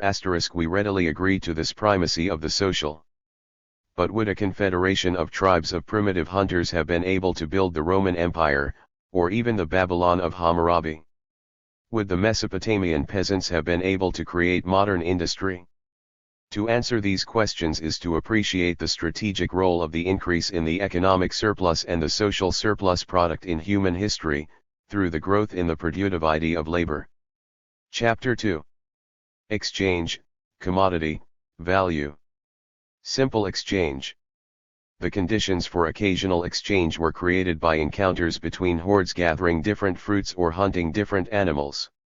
Barter and trade develop in areas of contrasted produce, where bush and seacoast, forest and plain, mountain and lowland, offer each other novelties and encourage the exchange of goods. One speaking of the Bimba people of Rhodesia, who trade very little, Audrey I. Richards notes that the environmental conditions of the Bimba account to some extent for their poor development of trade, since conditions are, generally speaking, so uniform in this area that there is little reason for one district to exchange goods with another.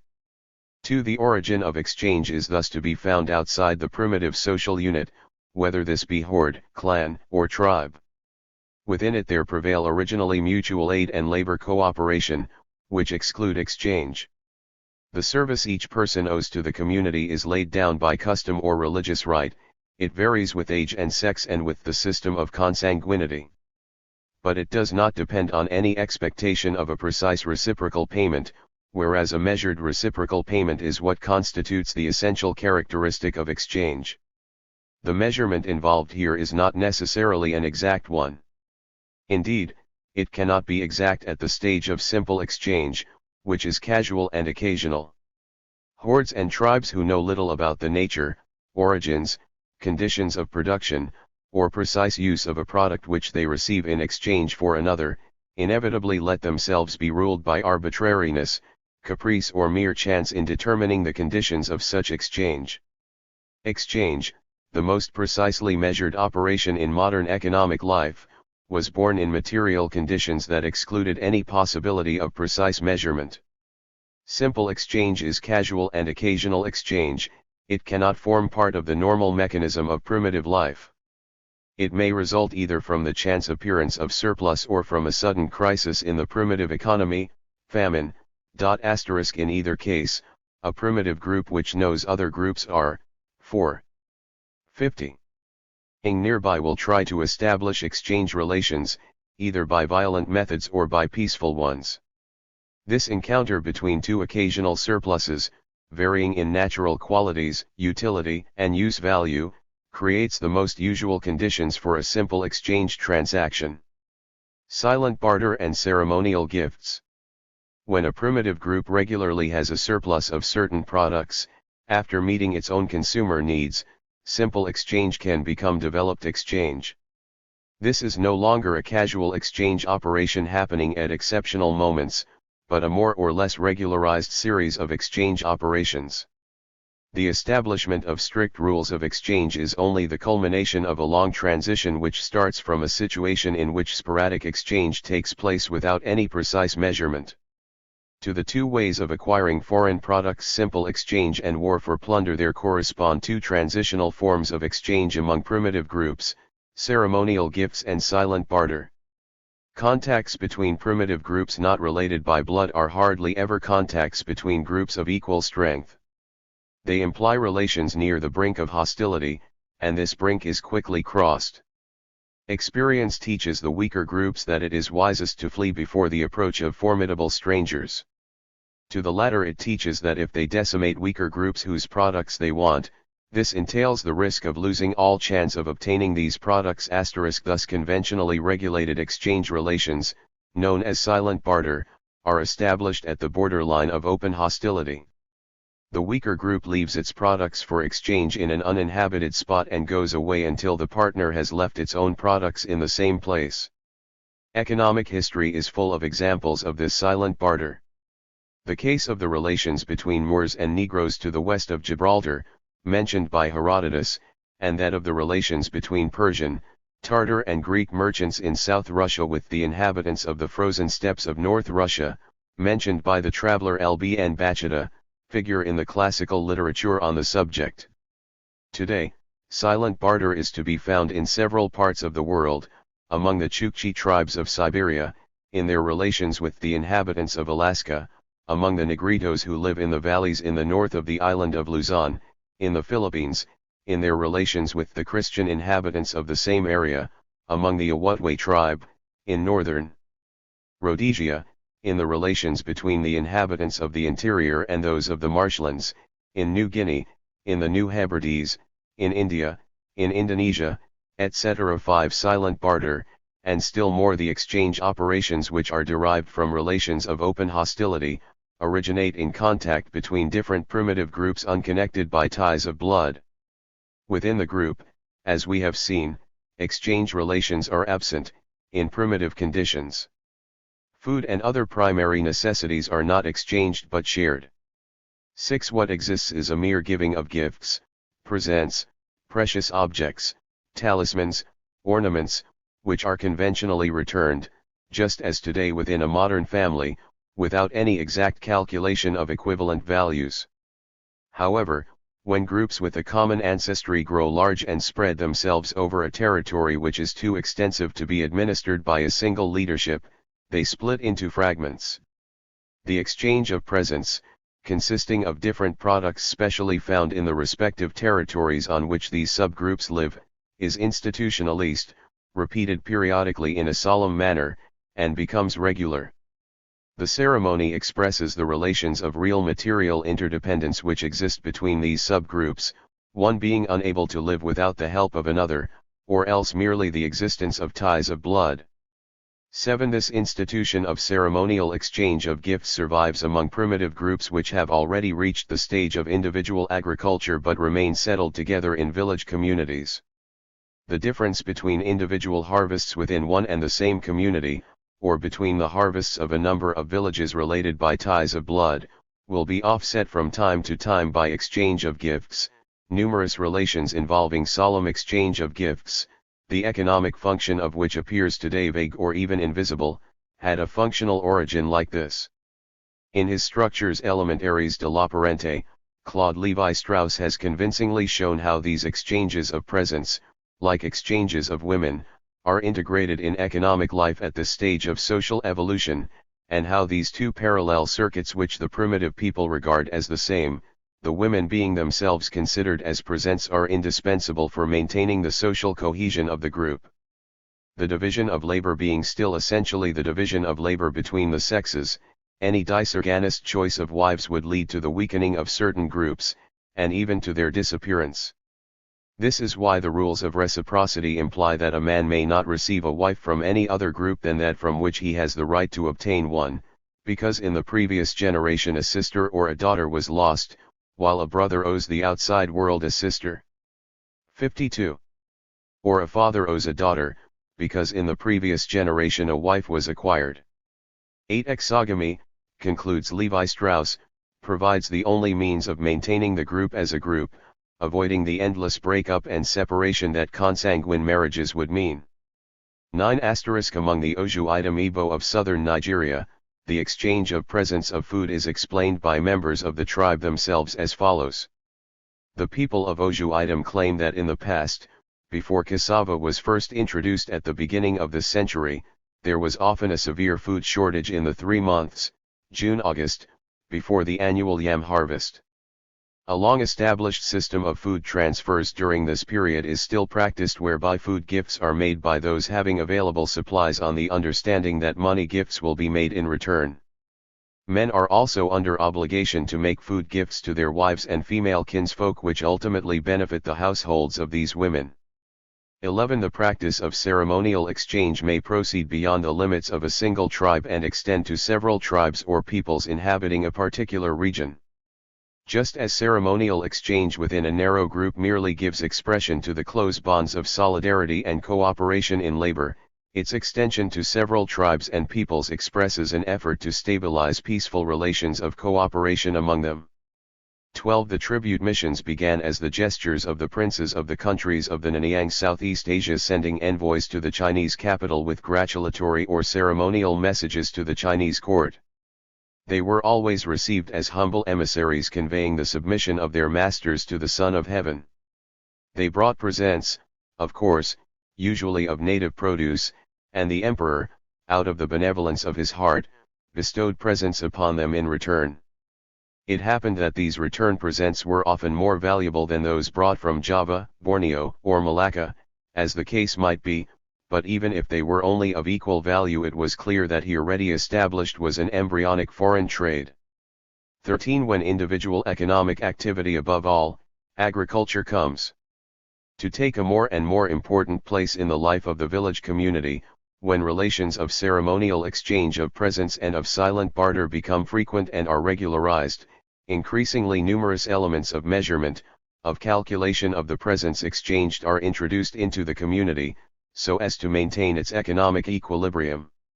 In the Desa, the Indonesian village community, two forms of economic activity thus coexist: the Samba Sinambat, unpaid activity directed towards the satisfaction of vital needs, and the Toloeng Mensaloeng, activity directed towards the realization of individual needs for which one has the right to expect a more or less equivalent counterpayment. 14. Schechter, 15. Having examined most of the examples of ceremonial exchanging of presents, found that in the majority of cases the principle of equivalence, and so of precise measurement of the counterpayment, already plays a preponderant part. True, this is still a long way from a market economy, based on commodity production, but equivalence is generally accepted and even institutionalized, as appears in Hammurabi's Code. 16. Developed exchange. Silent barter and ceremonial gifts are transitional forms between simple exchange and generalist exchange, which can be included under the common heading of developed exchange. Developed exchange results from an encounter between surpluses of different products which are no longer casual but habitual. Both silent barter and ceremonial gifts can take the form of developed exchange, and can also outgrow this form and appear as part of generalist exchange properly so called. In primitive society in which the crafts have not yet won their independence, a regional specialization, a regional division of labor, can appear in consequence of specific peculiarities of a given territory. The tribe occupying this territory may devote itself to a large extent to producing this speciality, and appear in the eyes of neighboring tribes as a collective specialist. It will produce a considerable surplus of the goods in question, and exchange it against the special products of other tribes. Prehistory and ethnography show that tools and ornaments are the first products likely to spread in substantial quantity from a given center of production, through operations of developed exchange. Thus, before the colonial conquest of their country, the Goro tribe of the Ivory Coast used to exchange with the people of the savannah mainly kola nuts, which they produced, for iron rods, called samp, which they used both as raw material for making agricultural tools and weapons and as media of exchange. Kola and samp were elements in a trade between the South and the North which was genuinely complementary, between two different geographical zones. 17. It should further be noted that, at the same time as they carried on this genuine 54. trade, the Goro kept up relations of ceremonial exchange of gifts with tribes, such as the Baoli, whom they regarded as their kindred. 18. Already in the Old Stone Age, real workshops for the production of stone implements were organized, notably at St. Ashul and on the island of Bomlo, in southwest Norway. In the New Stone Age, real flint quarries existed in Egypt, Sicily, Portugal, France, Grand Pressigny, at Grimes Grave and Sisbury in England, at Obour and Spien in Belgium, in Sweden and in Poland, Eastern Galicia and Kiev district. On the island of Mama remains have been found of workshops producing stone implements which supplied the needs of a large part of New Guinea. 19. Heikelheim mentions a number of sources which seem to confirm the circulation of ornamental objects within a very wide radius, from the earliest times. 20. With the progress of the productivity of labor and the formation of small regular surpluses among many neighboring tribes and communities, this system of regional specialization can expand into a regular network of exchange and lead to a true regional division of labor. In the Amazon basin, for instance, various tribes each have their own specialties. The Minimales are particularly well known for their pottery, the Carajon produce especially virulent poisons, the Burro specialis in the making of rugs, ropes, and pipes, the Nidito excel in the making of hammocks. 21. Exchange becomes more and more regularized between these tribes, on the basis of these specialties. For each of the tribes concerned, however, the making of special products constitutes only a supplementary and secondary activity in their economic life. The latter remains based essentially on fruit gathering, hunting and fishing, with sometimes the beginning of some agriculture, that is, on looking for food. No craft specialization yet exists within the tribe, where developed exchange is completely absent, except perhaps in the form of ceremonial gifts. Those who today are making pots must tomorrow go hunting or cultivate the land, if the tribe is to escape falling victim to famine. Trade. With the Neolithic Revolution, the development of agriculture and the formation of permanent surpluses create the possibility of permanent exchange with peoples who have not yet acquired such surpluses, and exchange enters a new phase. Exchanges are no longer restricted to a few rare products which are the specialties of certain regions. They henceforth embrace all the products of a whole region. Local markets make their appearance. Each tribe or each village continues to provide for its own needs to a large extent, but none is any longer entirely independent of a supply of foreign products. Many communities, in southern Nigeria, dispose of a surplus of foodstuffs and other goods in daily use, such as pottery, matting and wooden utensils, which find their way through the multitude of local marketplaces to purchasers in other communities. Thus, the Agoi forest villages on the slopes of the Oban Hills trade smoked bush meat to the markets of the villages close to the Cross River, in which they purchase yams, some of which may have been grown not by the people of these villages but by the Igbo living several miles on the far side of the river. Similarly, pot-making villages, which are relatively few and far between, are nearly all surplus producers, their wares being distributed over areas of 100 square miles or more. Thus, though in general, the household, and still more the village community as a whole, is largely self-sufficient in food supplies and most other household needs, few, if any, are completely so. 22. The system of generalist exchange coincides with the beginnings of professional crafts within the village or tribe.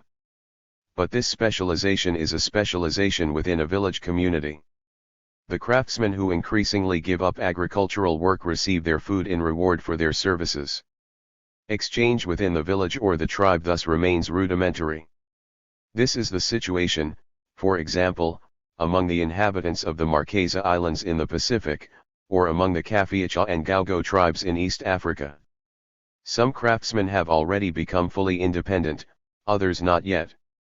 The craftsmen in the first category receive a certain quantity of food, clothing, and ornaments every year from the village community, in reward for all their work. The craftsmen in the second category are helped by other members of the tribe in the work they have to do on the land which is to supply them with means of existence. 23. In neither case have we here exchange in the strict sense. Generalist exchange between different villages, tribes, and communities is carried on in a more or less collective way, by the producers themselves, by a section of the community, for example, the women *, or by representatives of the community. It is not yet in itself a specialized economic activity. In medieval Europe, as in agricultural areas of our own day, the average producer was able to dispose of the petty surpluses of his household, eggs, cheese, hens, vegetables, milk, cattle, and even grain, without the assistance of a professional trader. Similarly, wherever an industry happened to be organized in small handicraft units and goods were made in small quantities, or to order, producers and consumers could deal with each other without the intervention of a trader. Not only the village smith and potter, but the urban butcher, baker, and candlestick maker themselves disposed of their produce. 26. This situation changes with the metallurgical revolution. The first metals that man found how to use, copper and tin, are not found in all countries, nor, in particular, in those which, thanks to irrigation agriculture, saw the first rise of civilization. The mines are located in certain well-defined areas, especially in mountainous parts, where the metals in question may well have been used over a long period for purposes of decoration, without giving rise to a metallurgical revolution in the economic sense of the word. In order to acquire these minerals, The agricultural peoples who possessed adequate food surpluses, techniques, and leisure had to go and seek them where they were to be found, first, no doubt, by way of plunder, then later through normalist exchange. 21. Exchange over long distances. International exchange between regions separated by hundreds of miles, could no longer be a supplementary activity, alongside the work of the crafts and agriculture. A new division of labor took place, the carrying out of exchange was separated from other economic activities, trade was born. Among the primitive peoples, the metallurgical revolution caused the appearance of professional crafts to coincide with the generalization of exchange. The first craftsmen wholly detached from agricultural work are itinerant smiths. They are still found among the Bantu of Equatorial Africa and the Pools in West Africa. Among these peoples, the metallurgical revolution, by making trade independent, separates it completely from the crafts, just as it separates the latter from agriculture.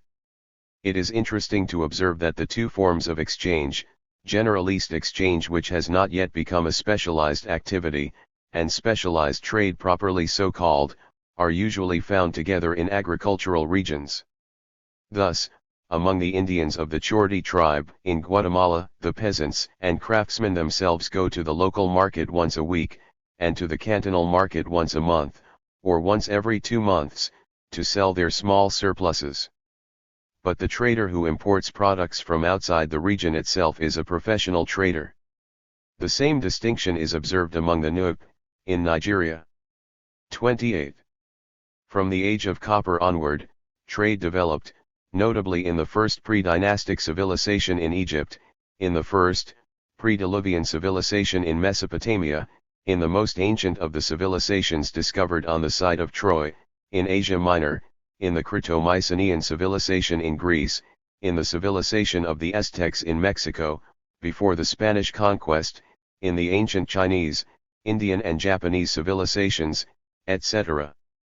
In a work of Chinese classical literature, the appendix to Confucius's Book of Changes, it is reported that markets, that is, trade, were invented in the same period as the plough, i.e. at the same time as the important changes in agriculture which result from the metallurgical revolution. 29. With the Bronze Age, the development of trade relations becomes the preliminary condition for the productive use of technical knowledge.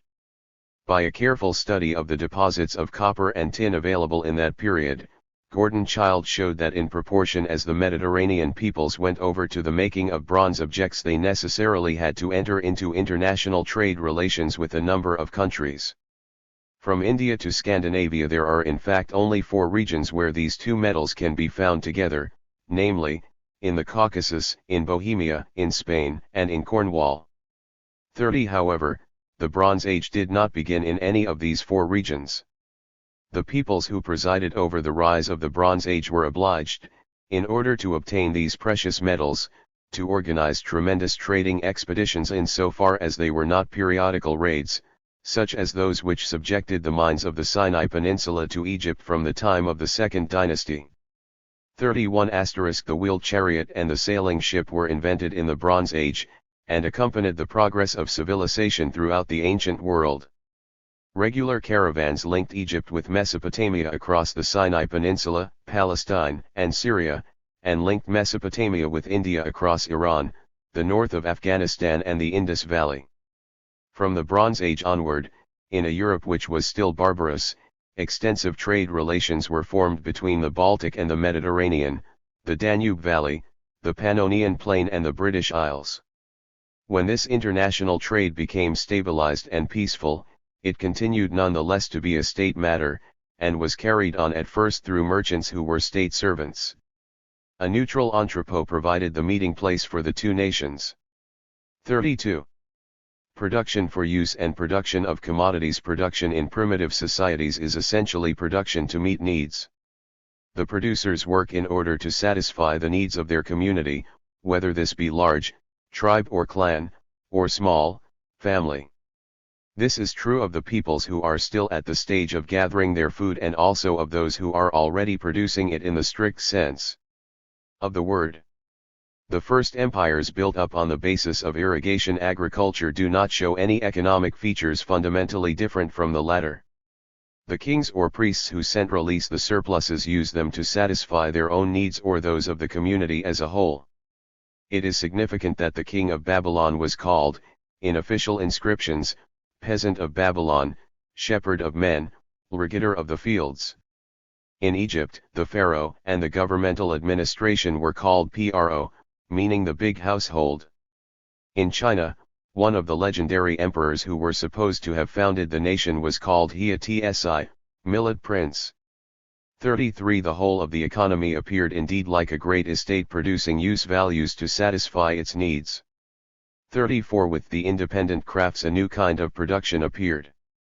Producers who were peasant craftsmen living in a village community, brought to the market only the surplus of their production, that is, what was left over after the needs of their families and their community had been met.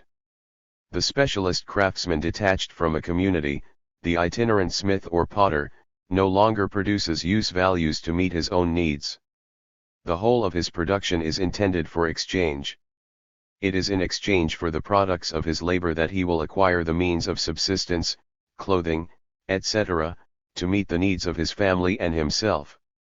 The independent craftsman detached from the village community no longer produces anything but exchange values, commodities destined for the market.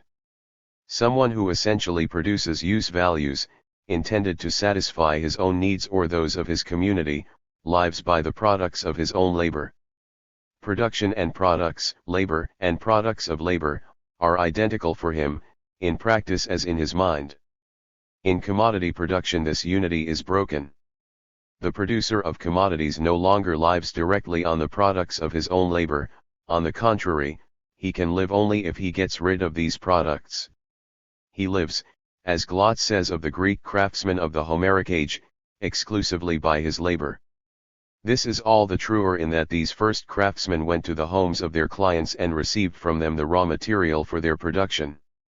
35 It was the same in most societies when the first development of commodity production took place, notably in Egypt, in China, in Japan, in India, and at the beginning of the European Middle Ages. And commodity production does not appear all at once or over the whole of society. After the crafts have become professional and some craftsmen have become commodity producers detached from the village community, the peasants and the remainder of the craftsmen may for centuries go on living as producers of use values. They will exchange only small surpluses of their products in order to acquire the few commodities which they need. These commodities consist essentially of salt and iron, or other metals. It was so in China, in medieval Europe, in medieval Russia *, in medieval Japan, in the Indian village community, in Africa, in pre-Columbian America, etc. 87 Generalist and specialized exchange, trade, is at first restricted to the metals and ornaments, luxury products, more or less reserved for the state, king, prince, temple.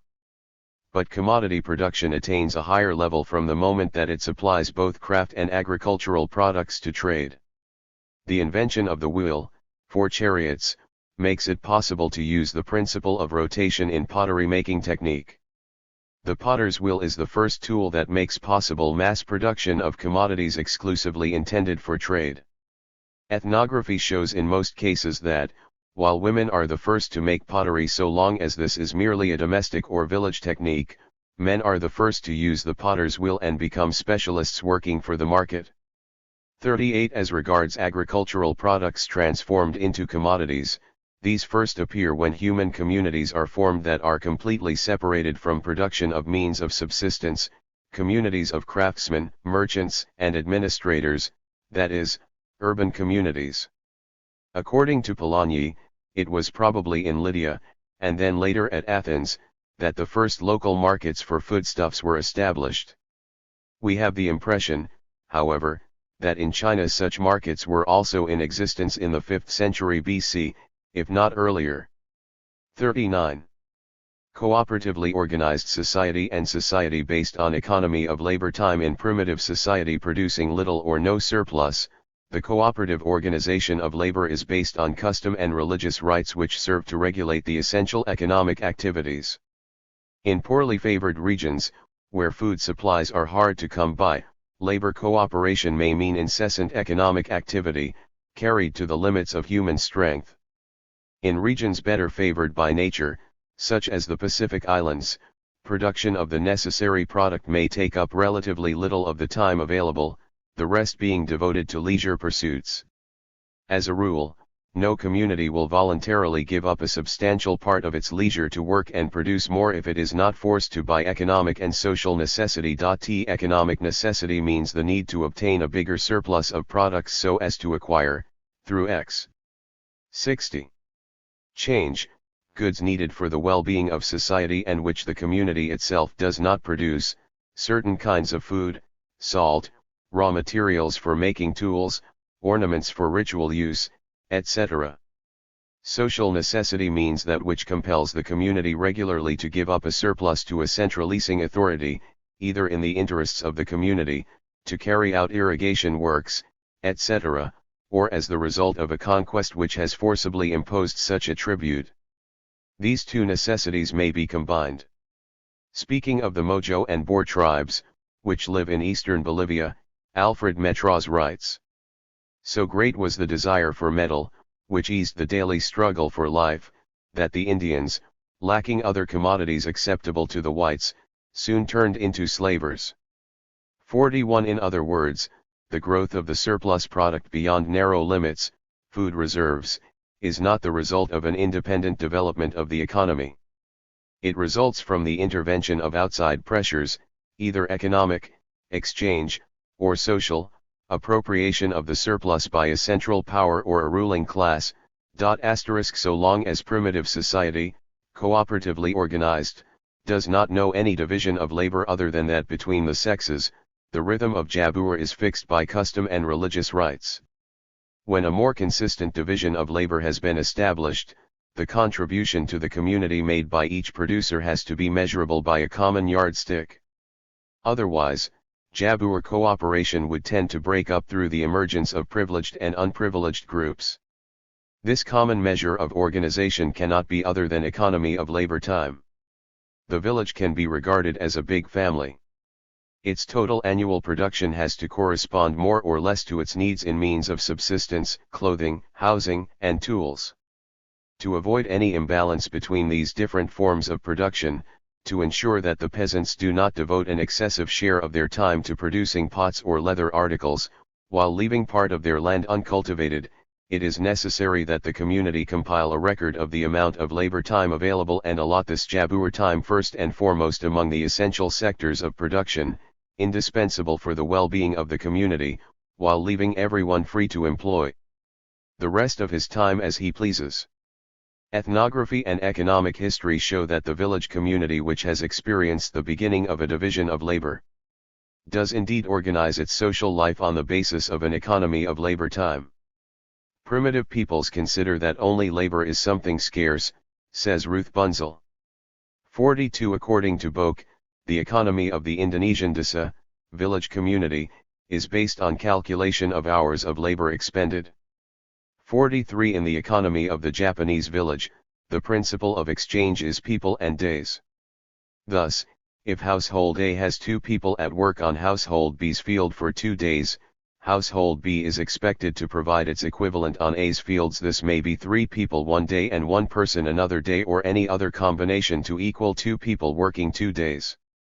When 4 or 5 families work together in one category group team for transplanting rice, the figuring is on the same basis. This requires a book to check days and workers. 44. Among the Negro tribe called He, peasants who order a spear from the smith, who is himself a peasant as well as a smith, work on the smith's land while he is making the spear. 45. In ancient India, in the Maurya epoch, labor and products of labor governed the rules of organization of economic life. 46. When the first forms of social subordination were established, with appropriation of the surplus by a privileged section of society, the reckoning of exploitation was also based on an economy of labor time. Among the Incas, tribute was to consist solely of labor, time, and skill as a workman, artisan or soldier. All men were equal in this respect, he being held to be rich who had children to aid him in making up his appointed tribute, and he who had none being considered to be poor. Every craftsman who labored in the service of the Inca, or of his curaca, superior, must be provided with all the raw materials, and his employment in this way must not exceed 2 or 3 months in the year 47. It was the same in Europe in the early Middle Ages, when a large section of the peasantry lived under serfdom. The villagers were governed by a strict economy of labor time, 3 days a week, on the average, being spent in work in the lord's land, and 3 days on the serf's own land. Similarly, the serfs' wives had to work a fixed number of days in the workshops of the manor, spinning, weaving, sewing, etc. Each craftsman had his own field, in exchange for which he had to render specific services to the manor and to the other tenants. The social organization based on the economy of labor time has left numerous traces, even in the language. In Central Europe in the Middle Ages the most common unit of area is the tage work, the area that a man can plow in 1 day. In medieval English the word acre had the same meaning. In the Kabyle Mountains, holdings are evaluated in terms of zouaja, days of plowing carried out with a plow drawn by 2 oxen. In France, the carrocata signified the amount of land a man can normally plow in a single day. The pose, the Swiss unit of area, is similar in meaning. 49. The extent to which the economy of labor time regulated the whole of economic life emerges clearly from the description given by Dollinger of the disappearance of the serf day workers. These exemptions from service as day worker did not, of course, leave the serf idle, they implied that he received from his lord a holding which he cultivated for himself on his free days. Undoubtedly, this holding was as a rule proportionate to the time at his disposal. The serf who had only 1 free day a week probably obtained a very small piece of land, whereas the one who had 2 or 3 days free might perhaps receive an entire man's 50. Analyzing the medieval peasants' obligations as a whole, Mark Bloch came to the same conclusion. The peasants, or at least some of them, had to render to the lord every year a fixed number of manufactured products, wooden articles, fabrics, clothing. In the case of certain manses where, from generation to generation, the income from a skilled trade was accumulated. Even metal tools. Sometimes the supply of raw material was, like the labor, at the expense of the tenant. This was probably usual in the case of wooden articles. But where fabrics were concerned, the materials were often provided by the lord. The peasant or his wife gave only their time, my emphasis, their efforts and their skill. 51. In many instances, the description of the peasant's dues takes forms which are interchangeable in labor time or in quantity of products. Thus, the dues owed to the lordship of St. Gall by the serf women are sometimes, as in the ancient Lex Alimentarum, indicated by the number of days of labor to be performed, and sometimes by the number of products to be produced during these days. 52. The Aztecs imposed on the other peoples of Mexico a tribute calculated in working days, in amount of craft products, or in area of land to be cultivated. 53. In Japan there were in the 8th century AD 2 kinds of non-agricultural obligatory labor, called cho and yo. The Statute of Teijo fixed the amount of these 2 obligations both in length of labor time, 10 days. In quantity of cloth, 26 shaku, i.e. approximately io yards, and in quantity of corn, 1-2, i.e. approximately 2 bushels. 54. Thus, among the producers in a society of this kind, the length of time needed to produce a given commodity was quite clear. Similarly in Western Europe, when from the 12th century onward direct cultivation of the manor was more and more replaced, on the continent, by leasehold farming, it was half the crop that had to be given to the lord in place of the classic 3 days of work each week. In China the chronicles of the Tang dynasty calculate exactly how much work has to be devoted to growing millet, 283 days a year, and wheat, 177 days, the land tax being payable in kind. 55. In the medieval commune, notes Espinas, there is a strict equivalence between the working day and the quantitative amount of the work to be done. 56 We find the same economic accounting based on the duration of labor in Spanish America, at the time when the forced labor of the Indians was transformed into rent in kind, in the system of repartimento encomienda, 51 and also in Indonesia at the time of the introduction of the Kultuurstel. The population had no longer to pay land rent but to plant 1/5 of its land with products to be sold to the government, indigo, sugar, coffee, tobacco, etc. If one had no land, one had to work 66 days a year on the government's plantations. 58. In Vietnam, during the dead season of the year, loans are made which are repayable in working days, 15 piastres, to be repaid by 10 days' work at the time when there is much to be done, etc. Exchange value of commodities now, generalist exchange, trade, appears only at a stage of social development marked by this economy of labor time. Those peoples who have escaped the need to observe this economy are satisfied with a small surplus product and exchange which is merely rudimentary or ritual. It follows that this exchange is guided by the same objective standard which underlies all social organization, namely, that the exchange value of commodities is measured by the labor time needed to produce them. We observe the transition from a social organization consciously governed by the economy of labor time to one with exchanges regulated half consciously, half objectively, by the same principle, in the case of the trading relations established in the Nilgiri Hills, in the southwest of the Indian Peninsula, between 4 tribes, the Toda, Kurumba, Badaga, and Kata.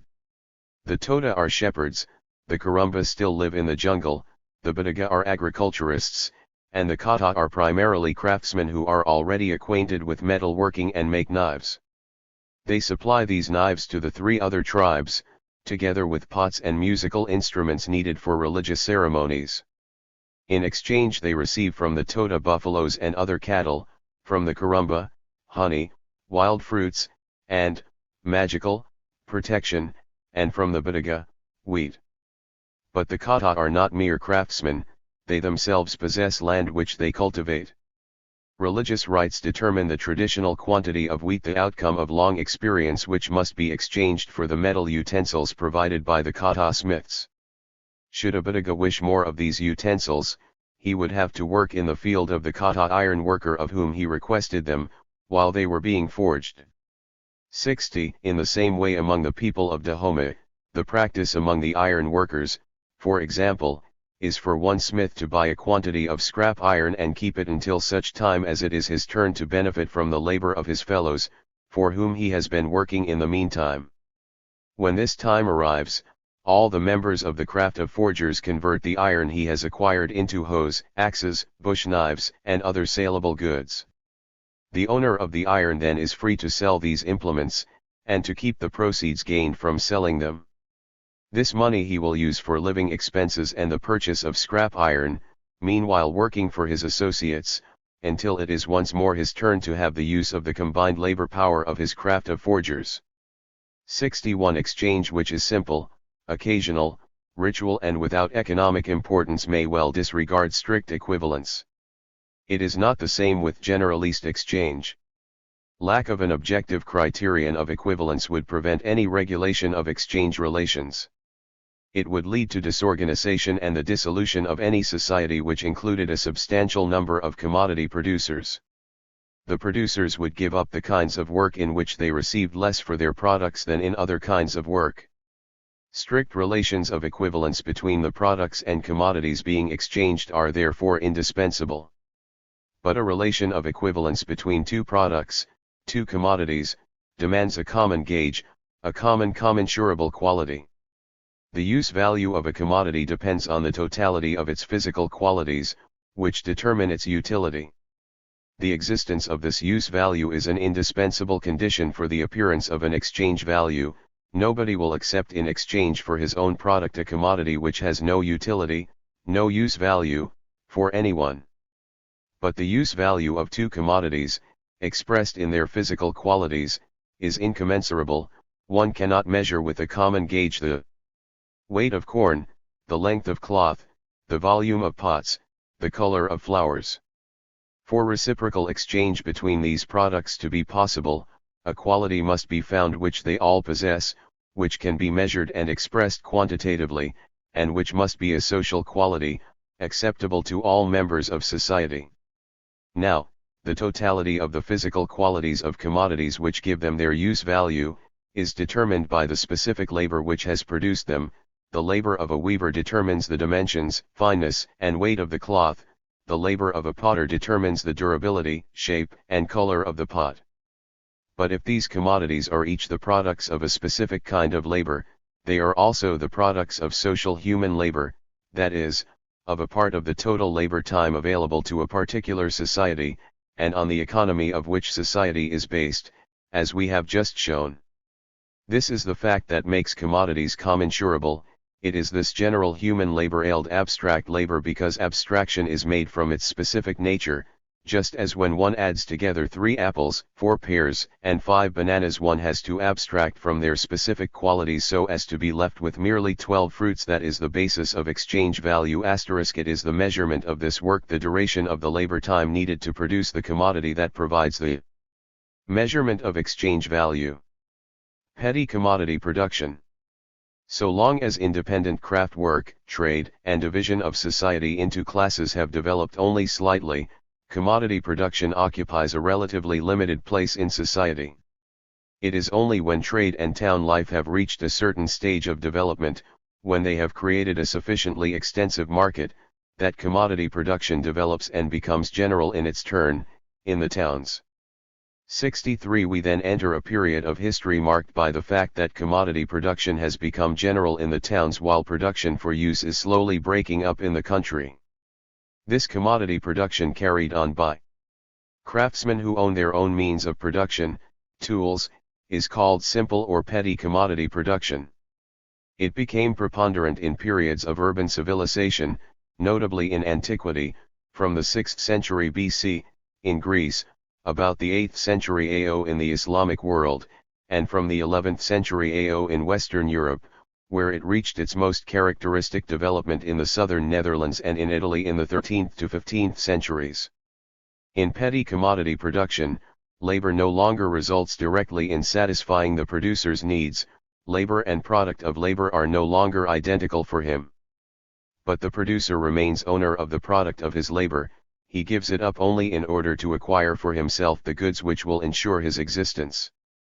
The division of Jabur has already separated the producer from his product, but it does not yet oppress the former by means of the latter. Commodity production develops slowly within society, while production of use values pure and simple is slowly shrinking. The more production of commodities extends, the more necessary becomes exact reckoning in hours of labor. In primitive society where only a rudimentary division of labor exists, accounting is of vital importance for the community survival only as regards the essential kinds of work. Apart from them, as we have seen, it matters relatively little whether 2 hours or 3 are spent on producing a particular object. This is what explains the quite extensive freedom enjoyed by members of such societies, within the framework of strict rules which govern the activities that produce food. Herskovits has given a striking picture of this mixture of strict accounting and wide freedom in the cycle of production and consumption among the Talensi, a people living by fruit gathering and agriculture in Ghana. 64. Once, however, commodity production has become widespread within a primitive community, the reckoning of labor time takes place more strictly. On the market where the products of the labor of different villages, even different regions, meet, exchange values establish themselves henceforth in accordance with social averages. It is not the number of hours actually spent on making an object that determine its value, but the number of hours of labor necessary to make it in the average conditions of productivity of this society in this period. Commodities would indeed become incommensurable if their value were determined by the actual time spent, by chance, by each individual producer on producing them. The medieval artisan has to produce, in accordance with fixed conditions, cloth which is not personal but official, municipal. His labor, one might say, is expressly objective not subjective. 65. Since the value of commodities is established by the amount of labor socially necessary to produce them, that is, since this average becomes fixed by the experience of repeated acts of exchange, by the simultaneous appearance of products from several different producers competing with each other. Producers who are clumsy, slow, or who employ out-of-date methods, are penalized. They receive in exchange for the labor time they have individually given to society only an equivalent produced in a shorter length of time. Greater discipline and stricter labor accounting thus accompany the development of commodity production. With the development of petty commodity production, human labor begins to be differentiated according to quality. Composite, skilled labor separates off from simple labor. As the crafts, becoming more and more specialized, necessitate a more or less lengthy period of apprenticeship, the cost of which can no longer be borne, as in primitive societies, by the whole community, but has to be met by the apprentice's family or by himself personally. No one would devote himself to the prolonged apprenticeship to a craft if, in exchange for an hour of skilled labor, he were to receive the same equivalent as for an hour of unskilled labor. Skilled labor is regarded as composite labor, into which there enters not only the labor expended by the craftsman at the moment when he is producing something as a qualified man, but also part of his expenditure of unpaid labor in the days when he was an apprentice, social depreciation of the overhead costs of apprenticeship. Law of value in petty commodity production. The law of value, which regulates the exchange of commodities in accordance with the amount of abstract, simple, socially necessary human labor they contain, at last begins to fulfill a supplementary function. Primitive society and the village community, with their rudimentary division of labor, were organized on the basis of conscious labor cooperation, in which custom, religious rites, the councils of elders or elected administrators, determined the rhythm of production, on these being grafted in due course the unpaid labor or tribute to be surrendered to the possessing classes. But when petty commodity production has developed, we have before us producers who are free from any subordination to a collective social organization. Each producer, within the limits of his physical strength and his capacity to produce, tools, etc., can produce as much as he likes. These producers are no longer producing use values for the consumption of a closed community, they are now producing commodities for a market which is more or less extensive, more or less impersonal. The law of value, which coordinates exchanges on an objective basis and ensures only equivalence for each commodity exchanged, thus reorganizes, through successful exchanges and unsuccessful ones, the distribution among the different branches of production of the totality of hours of labor at society's disposal. Human labor in primitive societies was directly social labor.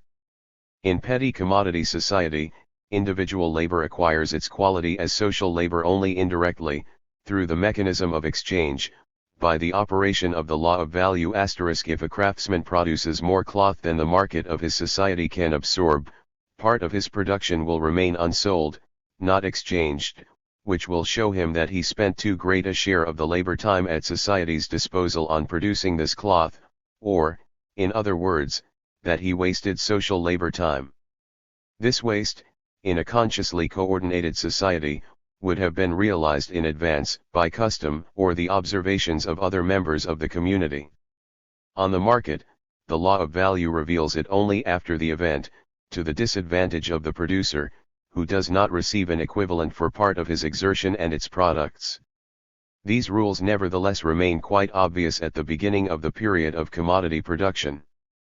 The proof is to be seen in the fact that in the corporations of antiquity and in those of China, of Byzantium, of the European and Arab Middle Ages, etc., fixed rules, known to all, laid down alike the labor time to be devoted to the making of each object, the length of apprenticeship, its cost, and the equivalent normally to be asked for each commodity. 61. This obviousness merely gives expression to the fact that with petty commodity production we have reached only a transitional stage between a society consciously governed by labor cooperation, and a society in which the complete dissolution of community ties leaves no room for anything but objective laws, that is, laws which are blind, natural, independent of men's will, as the regulators of economic activity. Chapter 3. Money, Capital, Surplus Value. Need for a universal, equivalent/ent.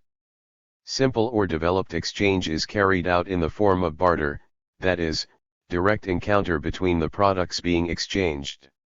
For primitive peoples, accustomed to exchanging the same products in accordance with procedures that were traditional and even ritual, barter created no economic problem. It is different with generalist exchange and commerce.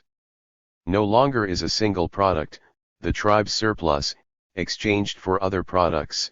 A great number of a great variety of products are now exchanged for many other products. The relations of equivalence concern no longer just two products, or two categories of product, but an infinite variety of different goods. It is no longer the labor time of the potter that is compared with that of the agriculturist. 10, 20, 30 different crafts have to compare their respective productive efforts from time to time. In order that these exchanges may go on without interruption, the owners of the commodities must be able to get rid of their goods before they have had the luck to encounter purchasers who possess the products they themselves want to obtain in exchange for these goods.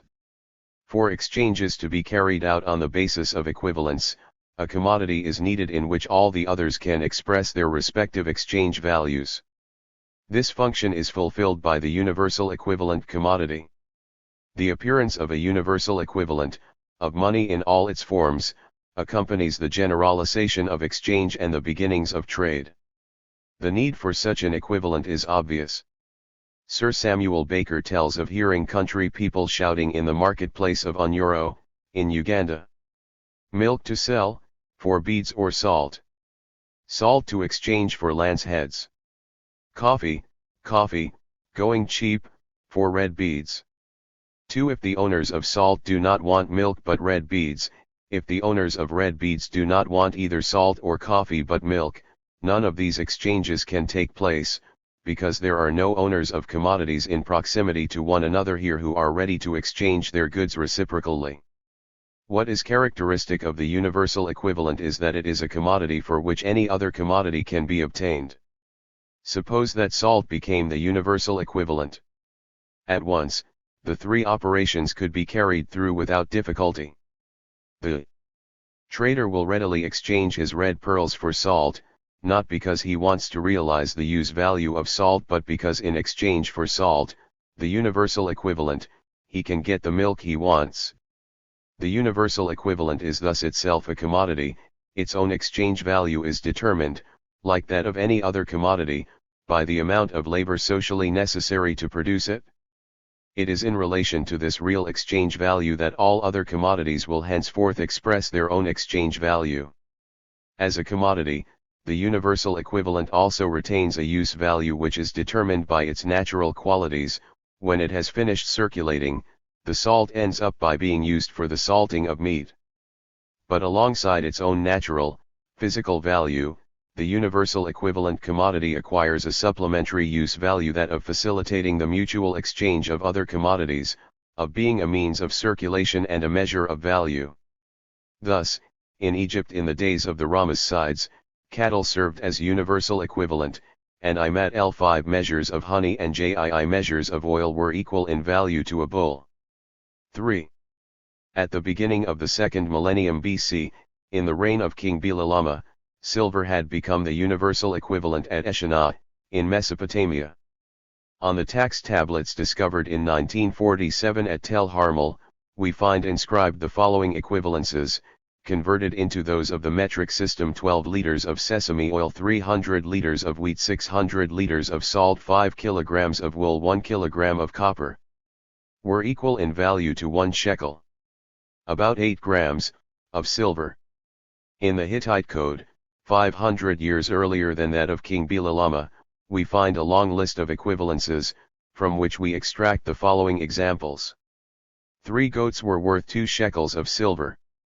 In value to 1 shekel. 1 divided robe was worth 3 shekels of silver.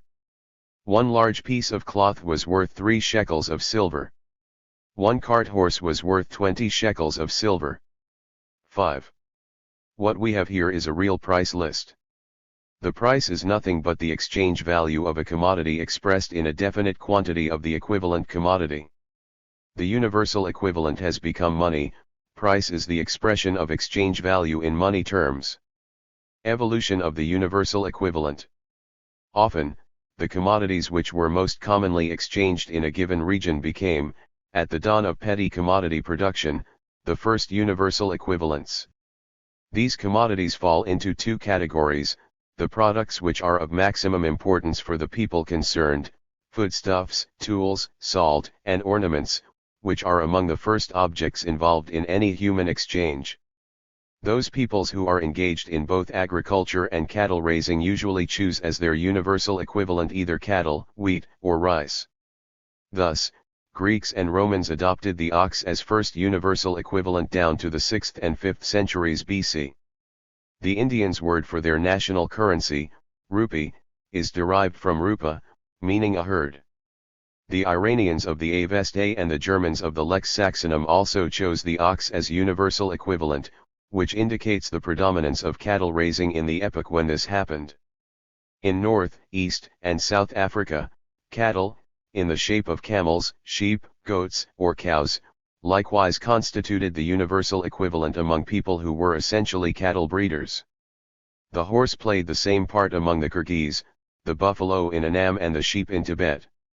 In those cases where cultivation of the land was more important than cattle raising at the time when the universal equivalent appeared, various products of the soil fulfilled this function.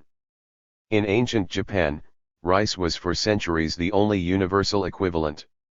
In China it was at first wheat and millet, later rice as well. In Mesopotamia it was wheat. In Egypt, wheat prepared as food, that is, loaves baked in a certain form, soon ousted the ox. In India too, wheat took the place of the ox as universal equivalent from the 5th century BC, and in the countryside it retained this function until the 19th century. In the Sudan, dates were for a long time used as universal equivalent. In Central America it was maize. In Newfoundland and in Iceland down to the 15th century, it was dried fish. In the Nicobar Islands, coconuts. Among the primitive tribes of the Philippines, rice, and on the Hawaiian Islands, before Western penetration, salt fish. The principal tools have also been used as universal equivalents: bronze or copper axes and bronze tripods in Crete, bronze vases in Laos, iron shovels and hoes in Central and East Africa, fishhooks in the Solomon and Marshall Islands of the Pacific, etc. In China, the names of two of the oldest coins, Pu and Xian, meant originally farming tool, and come from the names of bronze tools. 6. In Japan, in the 7th and 8th centuries AD, iron shovels or hoes were the essential forms of movable wealth. 7. The raw materials from which these tools were made could often in their turn, play the part of universal equivalent. Stone was the universal equivalent on the island of Yap, in the Pacific. In Homeric Greece, when bronze vases were beginning to be used as universal equivalent among the Achaeans of the mainland, the inhabitants of the island of Lemnos already regarded bronze, the metal, as itself the universal equivalent. Ingots and small sticks of iron have played the same role among the more advanced communities in Africa. With the development of exchange, products of primary necessity, such as the chief foodstuffs or most important tools, may be replaced as universal equivalent by the local commodity, that is, the product chiefly bought or sold in relations with foreign traders. Thus we find as universal equivalents packets of compressed tea among the Tatars and Mongols of the 19th century, cocoa beans in Mexico in the time of the Aztecs, salt in Abyssinia, in West, Equatorial and East Africa, in Burma, in medieval Tibet and among some Indian tribes of North America, pelts in Canada down to the 18th century, white squirrel skins in Russia, hempen fabrics in medieval Japan, measures of cloth in certain communities of Western Europe in the Middle Ages, and so on. In China, a foot of cloth, tche, was worth a bushel, che, of grain and was used as universal equivalent alongside wheat, millet, and copper money, under the Tiang emperors. 8. Ornaments, the first use of which may well have been magical asterisk, were often used as universal equivalent in the early days of petty commodity production. Alongside utilitarian objects of bronze, Small tripods of bronze thus made their appearance in the Crito-Mycenaean civilization as universal equivalents. Bronze rings similarly come on the scene in Egypt.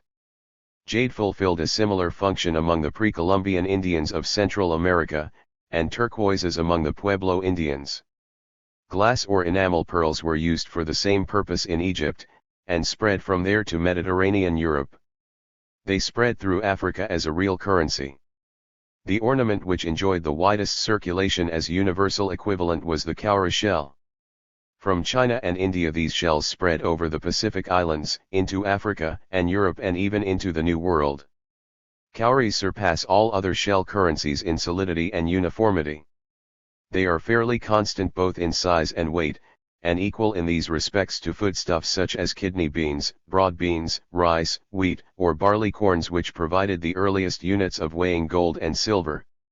10. The precious metals as universal equivalent thus represent a coincidence of the object of primary necessity as universal equivalent and the ornament as universal equivalent.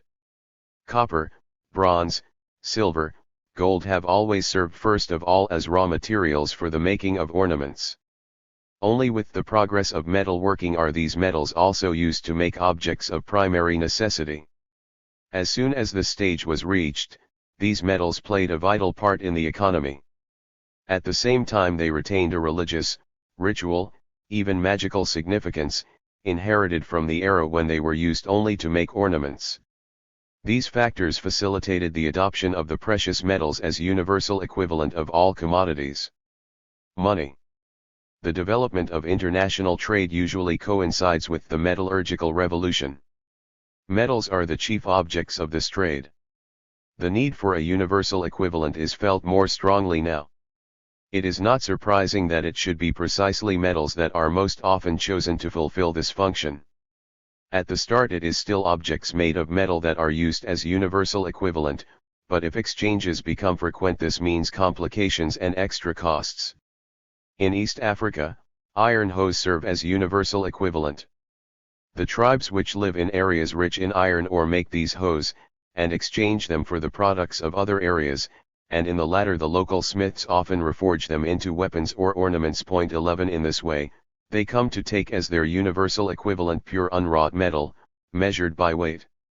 Hence the role of weighers of gold, who are synonymous with money changers, bankers, and usurers at the start of every money economy. But it is tedious to weigh metal, whether or not in the form of ingots, whenever one makes an exchange. After a certain level of commercial development has been reached, the state adopts the practice of stamping ingots of precious metal with a mark indicating their weight. Such officially weighed ingots appear from the 3rd millennium NC in Mesopotamia and Egypt, and from the 2nd millennium in Europe, in Crete and the Peloponnese, in the centers of the Crito-Mycenaean civilization. Much later, about 700 NC, the idea appears of adapting the form of the ingot to the needs of transport over long distances. The king of Lydia, who wanted to attract the trade of the Greek cities to the great Ontarepsix of his capital, Sardis, undertook the minting of small gold coins, each weighing only a few grams. One of these coins, henceforth, could be used for the exchange against money of commodities of comparatively high value. The spread of trade was thus encouraged. Peasants and small craftsmen could from now on sell their surpluses for money instead of having to barter. 12. This system of minting coins spread to the Persian Empire, to the Greek cities, and through these civilizations made its way throughout the world affected by their trade. In India and China it seems to have developed independently of Asia Minor. In China, metal coins were in circulation about 1000 NC and were given official weights from 65 BC onward. 13. If the precious metals established themselves everywhere as universal equivalents, this was because they possess a series of intrinsic qualities which merchants and administrators discovered empirically and which make them especially suitable for this purpose. They are easily transportable. Their high specific weight enables them to concentrate in a modest volume a quantity of metal representing a fairly large exchange value. This value remains stable. Comparatively few technical changes have occurred in the way they are produced, over several millennia. 2. They are durable, owing to their resistance to wear and tear, rust, etc. 3. They are easily divisible, and the fragments can be easily melted down into larger units. 4. They are easily recognizable, owing to specific physical qualities, and any counterfeiting can be detected fairly easily, by changes in weight. However, while these intrinsic qualities of the precious metals predestine them, in a sense, for the role of universal equivalent as soon as trade has grown to a certain extent, their effective use as such remains dependent on their being produced in adequate quantity in a definite territory. As a rule, gold is produced before silver, and, at the start, even at lower quota. It was so in Egypt of the pharaohs, in ancient India, in pre-Columbian America, etc. 14. When the precious metals are hard to come by, other metals are normally employed as universal equivalent. In ancient Greece, before the gold mines of Laurium and Strymon were discovered, which brought riches first to Athens and then to the kings of Macedonia, gold coins were very rare. Silver, copper and sometimes even iron, were the most usual materials for coins. In Laconia, rich in iron, iron money predominated until the 3rd century BC. In China, where silver and gold are very rare, copper remained until the 15th century AD the metal base of the currency, and was sometimes replaced by iron. The same scarcity of gold and silver in Japan determined the use there of copper as the general measure of value, from the 7th to the 17th century AD. Then the discovery of big deposits of gold and silver made it possible to mint plenty of coins from precious. 78. Metals. 15. It is interesting to observe that even countries which possess great resources in precious metals do not usually start exploiting them until the development of trade really calls for a plentiful supply of currency made of these metals. This is easily explained by the fact that it is only at that stage that people apply themselves actively to looking for these deposits * so long as the universal equivalent consists of commodities which possess their own use-value objects of primary necessity, ornaments, metallic raw materials. Their new use value, which is that of providing a universal equivalent for all other commodities, is only a subsidiary one, which may disappear when the purchaser of this special commodity wants to realize its natural use value. It is otherwise with precious metals in the form of ingots bearing an official stamp, and later metal coins struck by a public authority. As soon as they appear, the use value which is common and exclusive to this new commodity consists in its function as universal equivalent of the other commodities. For stamped ingots or minted coins to serve afresh as raw materials for the making of jewelry, they must first be melted down again, ceasing to exist as ingots or coins.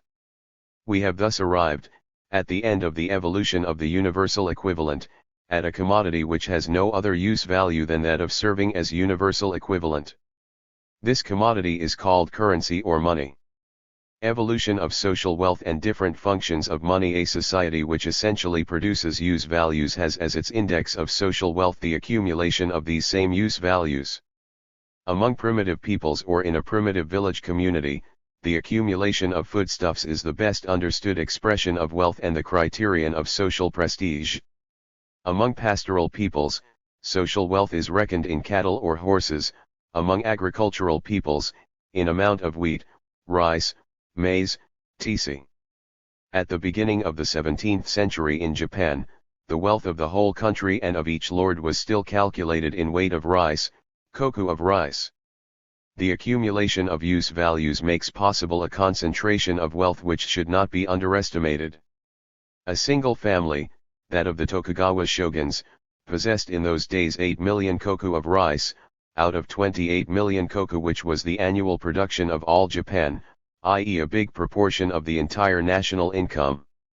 1. With the spread of trade, the generalization of exchange, the more and more current use of money, the latter becomes increasingly the main or even the only index of the wealth of individuals, families, and nations.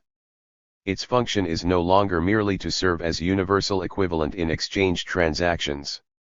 Money fulfills at the same all the following functions. 1. It is the universal equivalent, i.e. it makes it possible to acquire all the commodities available on the market. 2. It is the means of exchange, i.e. it makes possible the circulation of commodities even between owners of commodities who do not want to realize the use values of their respective commodities. 3. It is the measure of value and gauge of prices. The value of each commodity is expressed in a quantity, a particular weight of the precious metal, i.e. expressed in money. The price is nothing but this monetary expression of value. As such, ideal money can express the price of any commodity at all. To do this one need not possess a sum of money, it is enough to name it. 4. It is the universal means of payment, debts and fines owed to the state, the clergy, or individuals.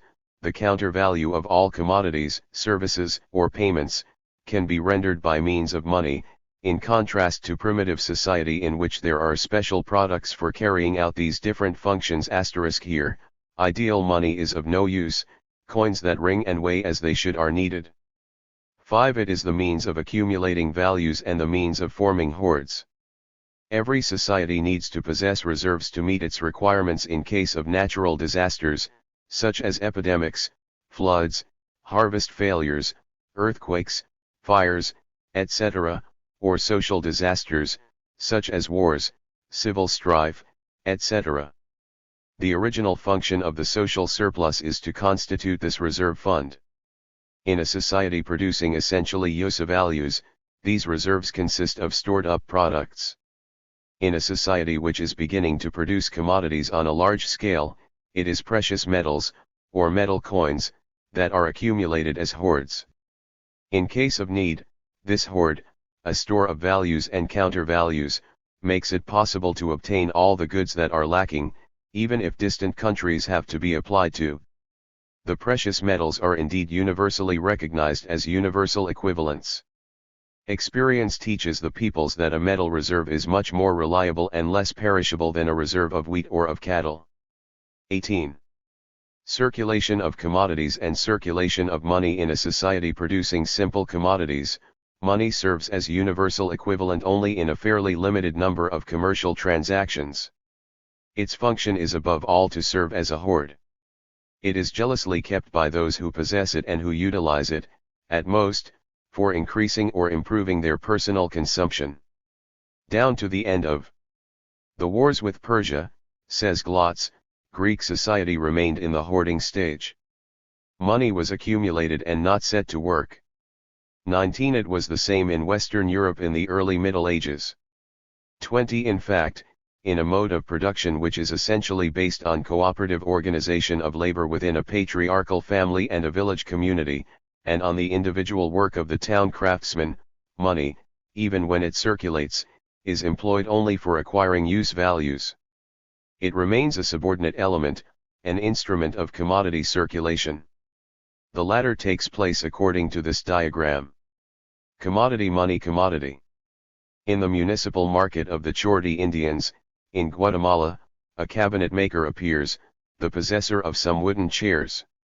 He does not want to, or he cannot, realize the use value of his commodity. On the contrary, he wants to get rid of it, that is, to realize its exchange value. In order that this operation may take place, he must meet the possessor of a sum of money, M, who will be willing to realize the exchange value of the chairs. It is further necessary that this possessor of money be ready to get rid of his money because he wants to realize the use value of the wooden chairs. Thus the sale of the chairs, C1, M, takes place to the satisfaction of both partners. But the possessor of the wooden chairs wanted to sell his commodity so as to acquire another one, for example, some woven mats from a Manila district which he needs for his home. Taking the money he has obtained by selling his chairs, he goes in search of a producer-possessor of woven mats, in order to buy them from him. If such a producer-possessor turns up in the municipal market, the purchasing transaction M.C2 can as a rule take place. At the end of these two successive operations of sale and purchase, the cabinet maker has, instead of a commodity which he did not want to realize the use value of, a new commodity which is of use to him. Two commodities, the wooden chairs and the woven mats, have disappeared from the market because their use value has been successively realized by two purchasers. On the other hand, the sum of money, M, has passed through the hands of three persons, from the purchaser of the chairs to the cabinet maker, and from the cabinet maker to the maker of woven mats. At the start of the era of petty commodity production, the last owner of this sum of money, the maker of woven mats, will in his turn be able to use this money for two purposes only, either to put it by as a reserve, a hoard, savings, against a rainy day, or to use it to buy some other commodity.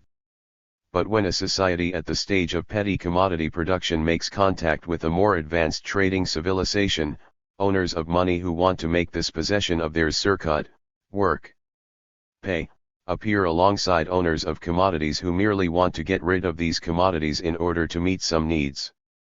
Thus, the professional traders among the Chorti visit a certain number of districts, often 3 or 4 between them, with a sum of money sufficient to buy all the surplus of the craftsmen they meet. This surplus they transport to the markets of the provincial capitals. They do not buy commodities in order to realize their use values, like the small producers of chairs and woven mats. On the contrary, they buy commodities in order to sell them again at a profit to the inhabitants of the towns whose markets they visit. The circulation of commodities, that is, the operations carried out successively by the owners of commodities in a society based on petty commodity production, consists in selling in order to buy, selling one's own products in order to buy products whose use value one realizes.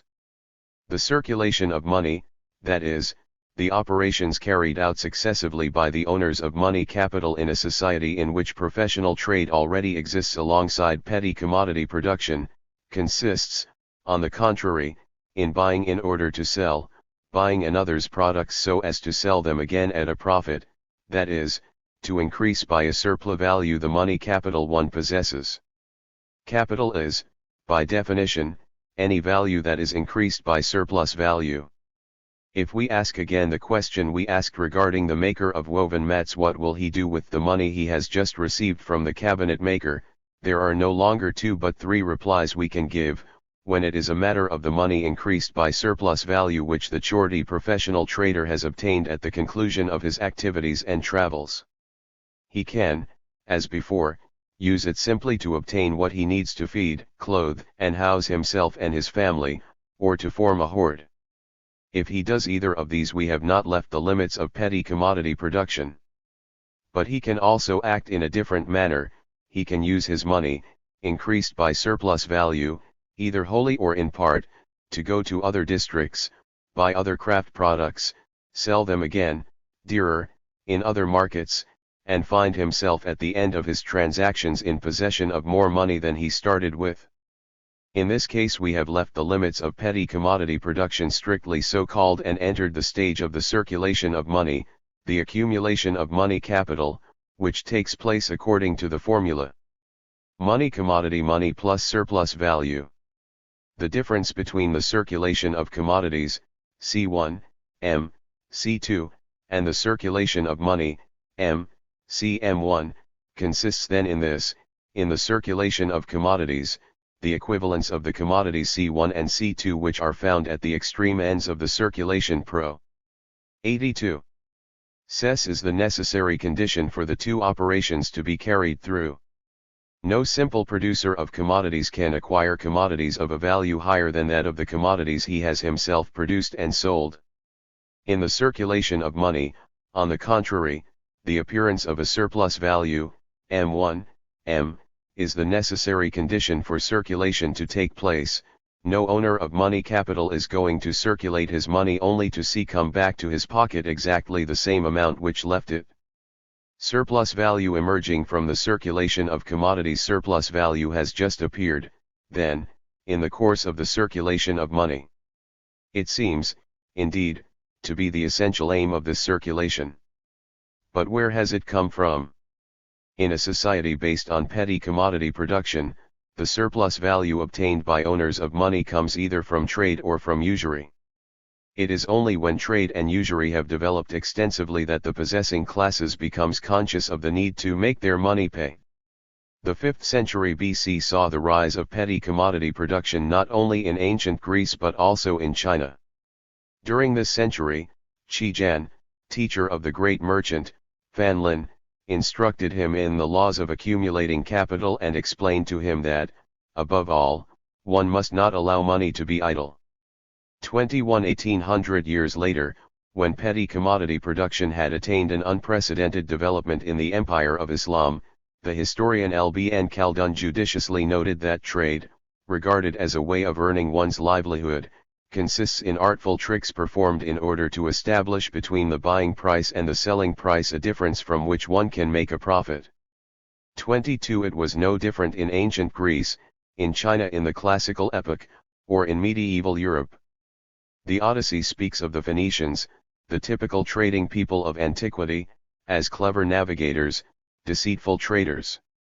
The biographer of Saint Godric of Finchal, who engaged in trade at the end of the 11th century, explains that he bought in various countries goods which he knew were scarce and therefore dearer elsewhere, and carried them into other regions where they were almost unknown to the inhabitants and therefore seemed to them more desirable than gold. 23 In fact, large-scale trade consisted in going to buy goods at low prices from peoples at a lower stage of economic development, or perhaps not even arrived yet at the stage of general exchange, and who for this reason sold their products very cheap.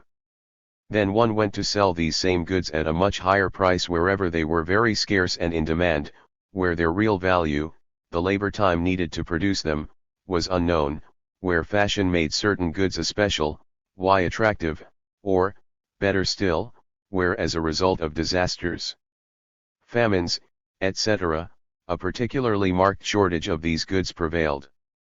The surplus value of the traders in an epoch like this comes from their buying goods below their real value and selling them above this real value. There is nothing surprising in the fact that in these conditions Mercury, Lord of Trade, is also regarded as the king of thieves. It is not surprising that among the African people called the Hereros, who have no words for buy and sell but merely for barter, a merchant in the European sense is always a deceiver because he seeks to win something by exchange. 24 It is not surprising that the Navajo Indians always have the impression that an unusually rich man has obtained his wealth by dishonest means. 25 All folk wisdom repeats the same thing, in all the languages of the earth. As getting something cheap is the basis of this trader's profit, pure plundering and piracy are to be found at the cradle of surplus value. More typical still of repeated enrichment at the expense of others, which is, so to speak, admitted, is the frankness with which Ulysses relates that he conducted 9 piratical expeditions before the Trojan War, or the way he questions the shade of Agamemnon, asking him whether he fell in battle for his city or while he was stealing the oxen or the sheep of the state, as though there were little difference between these two activities. 2 From the earliest times, piracy is the first phase of trade. This is so true that from the end of the 9th century, when they stopped their plundering, the Norsemen transformed themselves into traders. 21 We know that Aristotle still regarded piracy and highway robbery as legitimate ways of earning one's livelihood. Solon gave the law's protection to associations of pirates, just as the British and French monarchies did 2,000 years later in relation to privateers. 28 The Aztec merchants, combining the function of traders with that of conquerors, imposed tributes to be paid wherever they could, and provide a typical example of the inextricable ties linking the origins of trade with brigandage. Here are clearly revealed the origins of commercial surplus value. 20 The trade brigands called Varangians, the word variag means in Slavonic cattle merchant, men of Scandinavian origin who ravaged Russia from the 8th to the 11th century of our era, are another typical example of the same phenomenon. The trading and plundering parties of Norsemen Swedes penetrated into Slavic territory. As merchants of the 8th and 10th centuries, they went there in quest both of trade and plunder. Robbery and conquest were alike a source of trade, with trade supplementing robbery. 30 Trade and plundering are inextricably connected in the Sahara. The hostile tribes organized against their foes, and those protected by the latter, plundering operations planned as real trading expeditions, which is why they have a place in this treatise. They were governed by customary law, which laid down in detail the role of the capitalists who financed the expedition, that of those who carried it into effect, and the profits of each, in proportion to his participation. It was a typical contract of a very ancient kind which was still in use, with the same features, 30 years ago, in Upper Mauritania as well as in the Sahara. 31. This system makes possible an extremely rapid enrichment of a few merchants, or of the merchant class of a people. The profits are very high, often exceeding 1000% on a single transaction. In the 14th century, merchants bought Tatar horses in the Crimea for 1 dinar and sold them in India for 25 or even sometimes 50 dinars, we are told by the great Arab traveller Ibn Battuta. 32. The Dutch East India Company bought spices in the 17th century for 75 cents a pound, in the Moluccas, and sold them in Holland for 300 cents. 33. Such differences between prices are possible only if the backward condition of a people implies that it is unaware of the exchange value of a commodity on the world market. The Phoenicians knew what they were doing when they regularly preferred to do business with barbarian peoples whom they could oppress politically. 31. Under the Sung dynasty, the peoples of the north of China, whose usual food was meat, cheese, and milk, liked tea to drink. To get it they used to come and sell their horses on the 1st and 2nd of February and March. At the start, when exchanges of tea against horses began, they would offer a good horse for a dozen pounds of ordinary tea. The Chinese tea monopoly drew substantial profits from these transactions. Soon smuggling began, and the foreigners, informed as to prices, demanded 10 times as much for their horses. 35. However, a circulation of money which results in surplus value that originated in this way is sterile from a global point of view. It does not increase the total wealth of human society. It consists in fact of a transfer of wealth, pure and simple. What one gains the other loses, in absolute value. Social wealth remains unchanged. Let us represent by C the value of a quantity of amber produced by the inhabitants of the Baltic coast, by M the price paid by the Phoenician merchants to the producers of amber, and by M1 the selling price obtained by these same Phoenicians in Egypt. Before these exchanges took place, the three partners possessed altogether the values C plus M1, C belonged to the Danes, M to the Phoenician merchants and M1 to some rich Egyptian lord. When the exchanges have been completed, the Danes have M, the Egyptian lord has C, and the Phoenician merchants have M1. The total of these three values is still C plus M1. Society has been neither enriched nor impoverished. A transfer of value has taken place, that is all. The Danes have been impoverished by the difference in value between C and M, and the Egyptian lord by the difference between M1 and C, whereas the Phoenician merchants have enriched themselves by the difference in value between M1 and M, which represents exactly their surplus value, or the sum of the losses of value suffered by their two trading partners. It is always the same when surplus value is acquired through the circulation of money. It is created at the expense of a partner, and does not lead to the enrichment of society as a whole. It may be objected that the Danes have suffered no real impoverishment unless they are already living in a trading economy, and the very barbarism that causes them to accept this unequal exchange implies that they are unaware of this loss of value.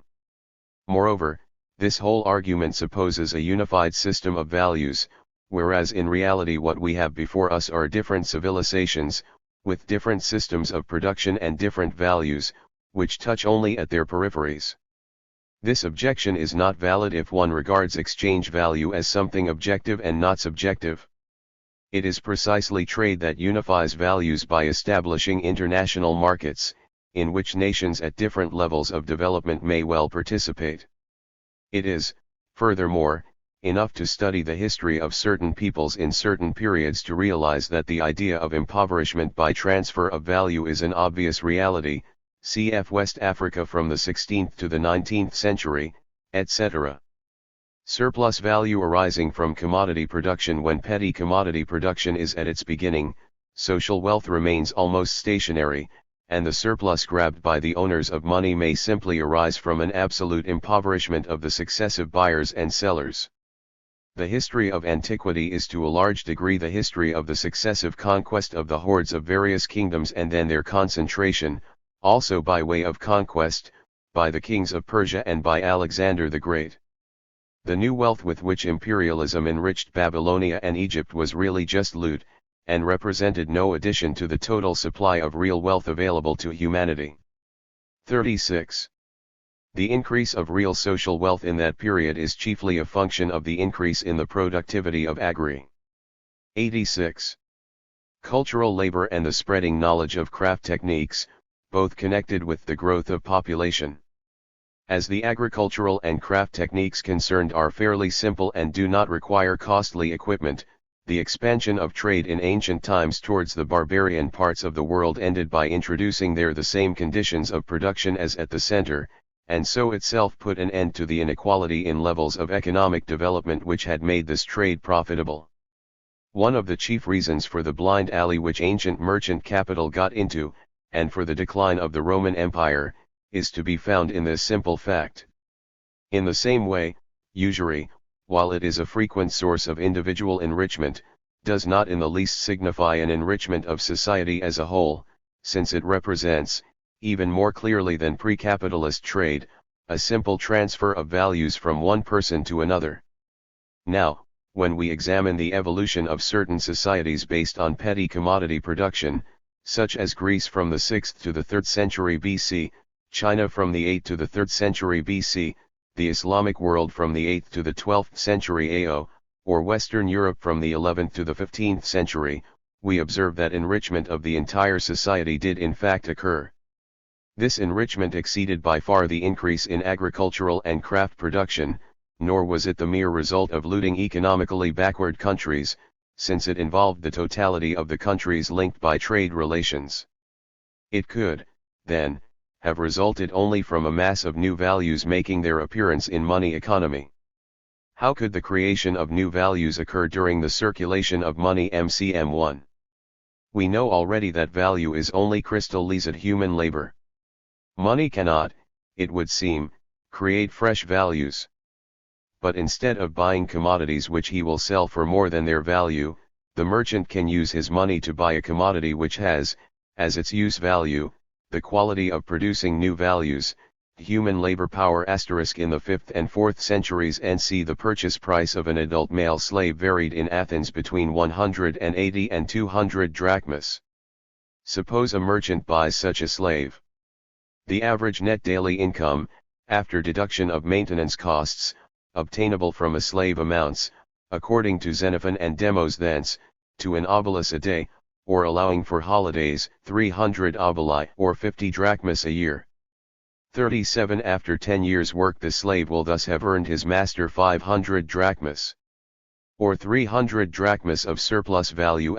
Buying a slave thus constitutes a source of surplus value of a special kind. This surplus value is not the result of a mere appropriation of existing values, a mere transfer of values from one pocket to another.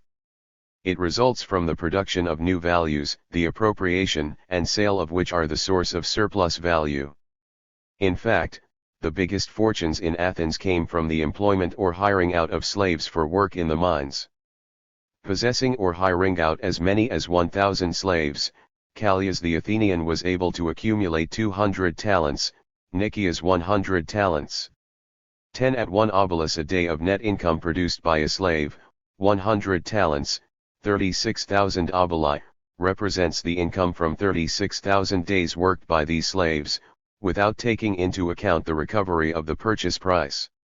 The orator Demosthenes makes exactly the same calculation when he records the income received by his father, who owned 2 manufactories, one making furniture, with 20 slaves who each brought him, net, 1 obolus a day, and the other making swords and knives, with 30 slaves who each brought him, on the average, 15 oboli a day. The surplus value produced by a slave, leaving out of account the recovery of his purchase price, represents the difference between the value of the commodities he produces, and which his master appropriates, and the cost of production of these commodities, cost of raw material, overheads, including depreciation of tools, and maintenance costs of the slave himself. The figures quoted above show that this difference can be considerable. Otherwise, there would not have been the thousands of entrepreneurs and landowners that there were in the ancient world, ready to buy slaves in order to set them producing a large quantity of craft and agricultural products, the sale of which brought in a substantial surplus value to these slave owners. 2,000 years later there are no more slaves in Western Europe. Hairfugger like Messrs. Nicias and Callias, a concession holder and later owner of mines, does not buy slaves anymore. He does not have to invest a small capital, outright, recoverable only over a dozen years, in order to acquire a potential labor force. He recruits wage workers in the villages of Bohemia and the Tyrol. He pays them by the week or by the day. This wage, while a little more than the value of the food given to the slaves of Messrs. Nicias and Callias, is no more than the minimum necessary for the subsistence of the worker and his family. The new value created by the workers whose labor power Hairfugger buys by the day or by the week, must of course exceed the value their employer spends on their wages, or else he would not be interested in employing them. It must even be confessed that this difference was considerable, for, just like Messrs. Nicias and Callias, Hairfugger became the richest man of his age, to whom barons, dukes, princesses, kings, even the emperor in person, owed real fortunes.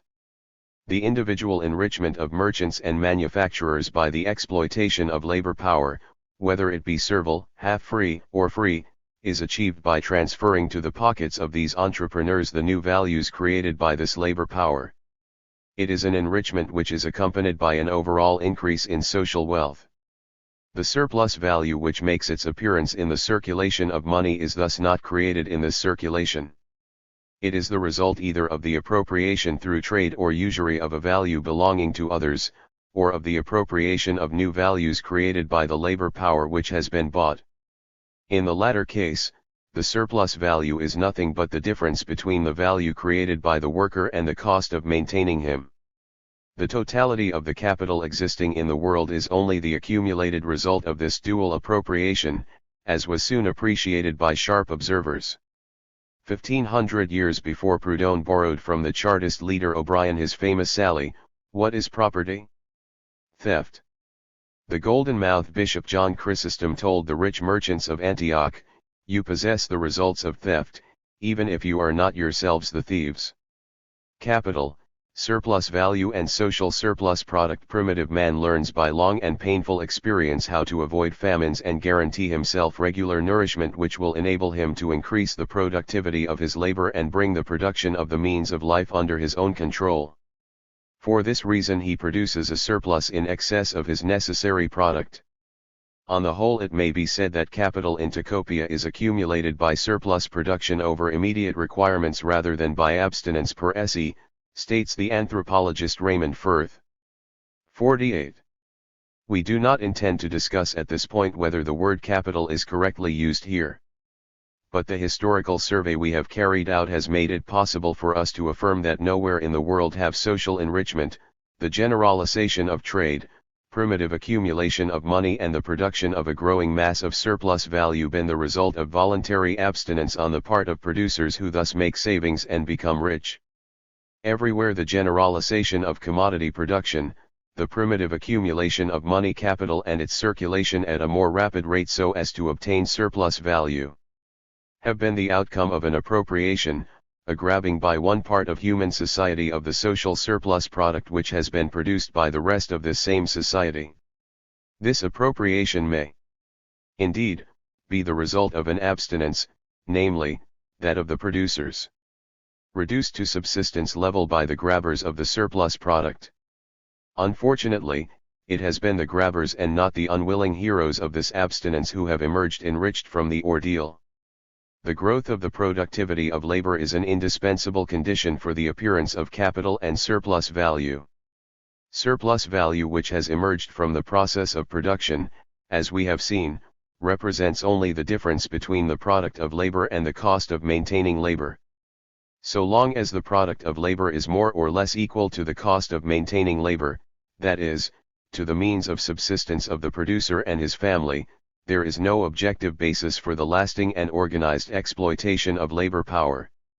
It is only when growth in the productivity of labor has made it possible to recognize such a difference, such a surplus product, that the struggle to appropriate it can break out. While, however, capital is the historical result, not an automatic result, but arising in particular conditions that can be specifically defined of growth in the productivity of human labor, it is not synonymous with the means that ensure such growth.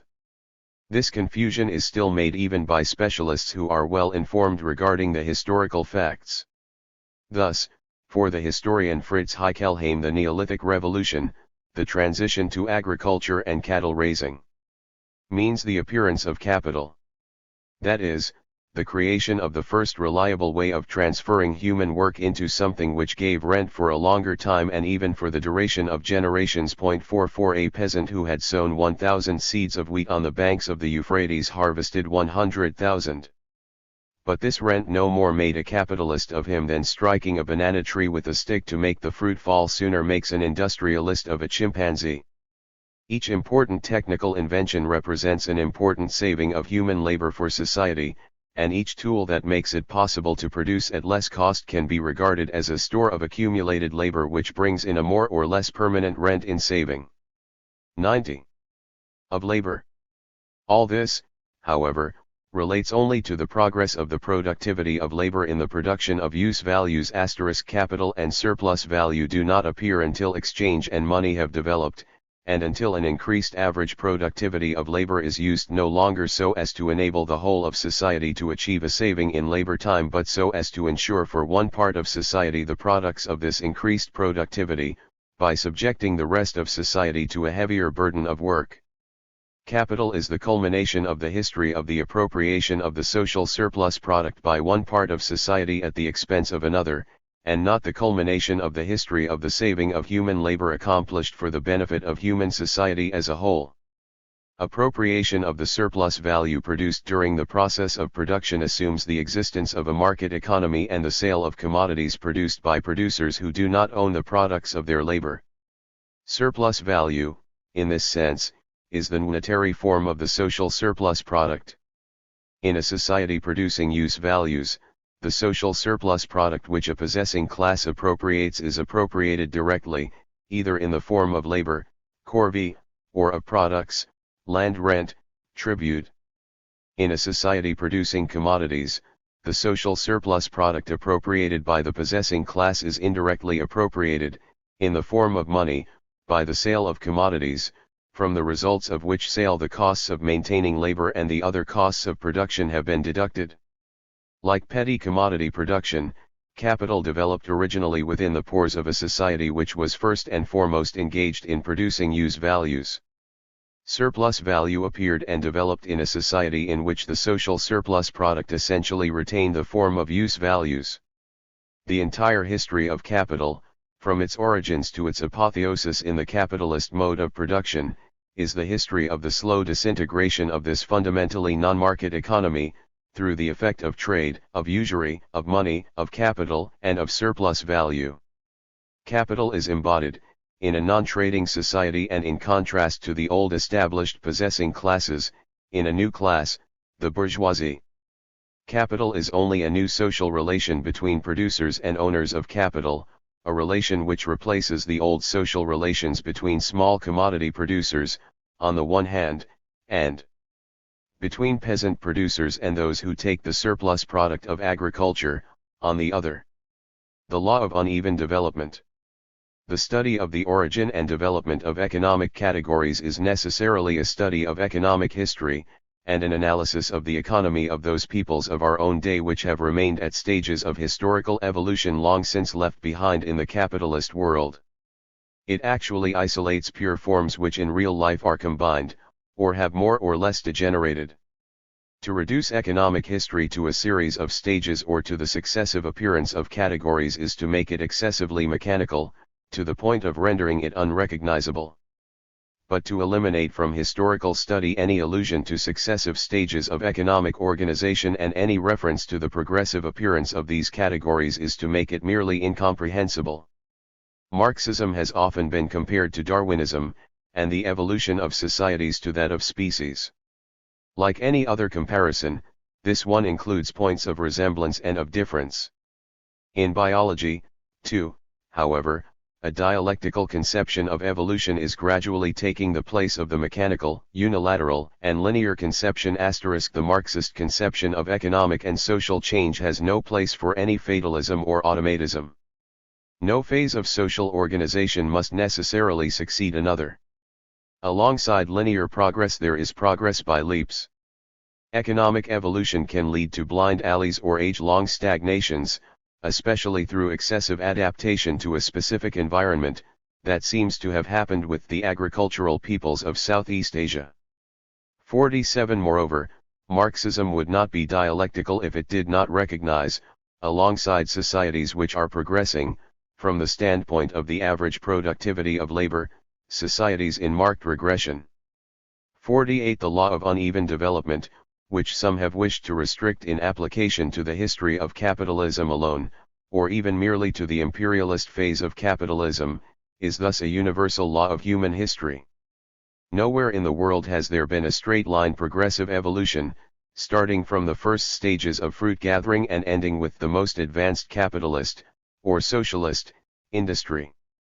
The peoples which reached the highest level of development of productive forces at the stage of food gathering, hunting and fishing, the Eskimos, and, above all, the Indians of the northwest coast of America, did not invent agriculture. This first appeared in the well-watered valleys of Abyssinia, Anatolia, Afghanistan, Transcaucasia, and northwestern India. 49. But it was not there, either, that agriculture gave birth to civilization, which is the child of irrigation. Agricultural civilization reaches its most advanced phase in Egypt, Mesopotamia, India, and China. It was not, however, in these countries, but rather in Greece, at Rome, at Byzantium, and in medieval Europe, Italy and Flanders, that the progress of the productivity of labor culminated in the most advanced forms of crafts and trade within the framework of petty commodity production. And for petty commodity production to produce the Industrial Revolution and the capitalist mode of production, we have to move still further north, to England, a country which had long remained backward as regards crafts and trade, and which in the 17th century was still far from being the richest in the world or in Europe. Nor was it in Great Britain or in any other advanced capitalist country that capitalism was first overthrown, but in Russia, a typical backward country at the beginning of the 20th century. May we venture a prophecy and say that it will not be in Russia, either, though this was the first country to introduce a planned economy based on socialization of the chief means of production, that we shall first see the emergence of a completed socialist society, with the withering away of classes, commodities, money, and the state. Chapter 4. The development of capital. Forms of agricultural surplus product. Agricultural surplus product is the basis of all surplus product and thereby of all civilization. If society had to devote all its working time to producing the means of subsistence, no other specialized activity, whether craft, industrial, scientific or artistic, would be possible. Agricultural surplus product can appear in society in three different forms. In the 4th century BC, the Chinese philosopher Mencius already distinguished between these three essential forms of agricultural surplus product in the form of work, labor services, in the form of products, use values, or in the form of money. 1. Agricultural surplus product supplied in the form of unpaid work or labor services makes its appearance at the dawn of every class society. At the beginning of the Middle Ages in Western Europe, the land of the village was divided into three shares: the lands which the peasants cultivated for their own needs, the lands which the lord exploited directly by means of the unpaid work of peasants who were obliged to render labor services, the common lands, woods, meadows, wastes, etc., which remained more or less freely at the disposal of the peasants and of the lord. 2. The peasant had to divide his working week between work on his own fields and work on the lord's land. The former, necessary labor from the social point of view, provided the product needed for the subsistence of the producers. The latter, surplus labor from the social point of view, provided the surplus product needed for the subsistence of the possessing classes not participating in production. A system similar to this has operated in innumerable countries at different epochs of history. Under the feudal system which existed in the Hawaiian Islands before the coming of the whites, the peasant had to work 1 day in 5 on the lands exploited by the landowner. 3 in Mexico, before the agrarian reform, there existed the custom of paying rents for small subsistence holdings by 2 or 3 days per week of unpaid labor on the estates. 4. Alongside surplus product supplied as unpaid work there may appear surplus product paid in kind. The serfs of the Middle Ages in Western Europe had to provide the lords not only with labor services but also with rent in kind, in agricultural or craft products. Similarly, in the Hawaiian Islands, rent in kind had to be supplied, over and above labor services. 5 in Japan rent in kind, so, existed alongside labor services, 8 a key. 6 in China rent in kind appeared alongside labor services and gradually took their place, except as regards large-scale works of public utility. In fact, payment of rent in kind, that is, of agricultural surplus product in the form of use values, wheat, rice, wine, cloth woven in the peasant's household, etc., fairly soon in history became the predominant form of surplus product, and remained in being for thousands of years, with little modification. In the history of Egypt, agricultural surplus product retained this form of provision of goods in kind from the time of the pharaohs down to the Empire of Rome and Byzantium. Each year for 7 centuries, as payment of rent, 20 million modii of wheat were sent to Italy, then 24 million modii to Byzantium, or about 12.5% of the total production of Egypt. 7 So long as agricultural surplus product retains this form of rent in kind, trade, money, capital exist only in the pores of a natural economy. The bulk of the producers, the peasants, hardly ever appear on the market, consuming as they do only what they themselves produce, after deducting the surplus product. The progressive increase in agricultural production is taken by the lords, who sell it on the market. But, for the same reason, the bulk of the population is unable to buy the products of craftsmen working in the towns. These products thus remain chiefly luxury goods. The narrowness of the market severely limits the development of craft production. This was how ancient Greece, the Roman Empire, the empires, or Byzantium and of Islam, with India, China and Japan down to recent centuries, actually lived.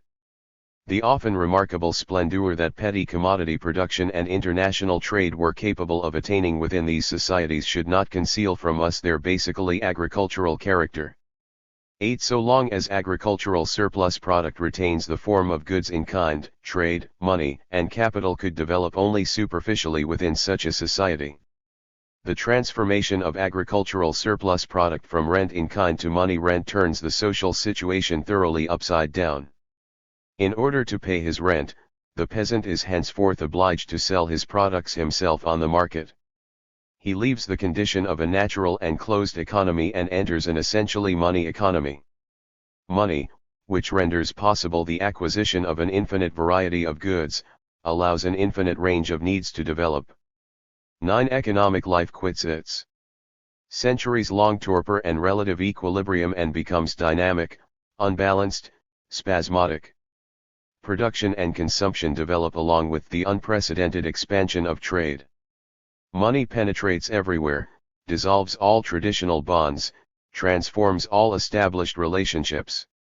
Everything is given a price. A man's worth is no longer estimated otherwise than according to his income. Universal venality accompanies the triumph of money economy, as St. Thomas Aquinas observed early on. 10 At the same time, money begins to conceal the real economic relationship, formerly transparent, between serfs and lords, between necessary and surplus labor.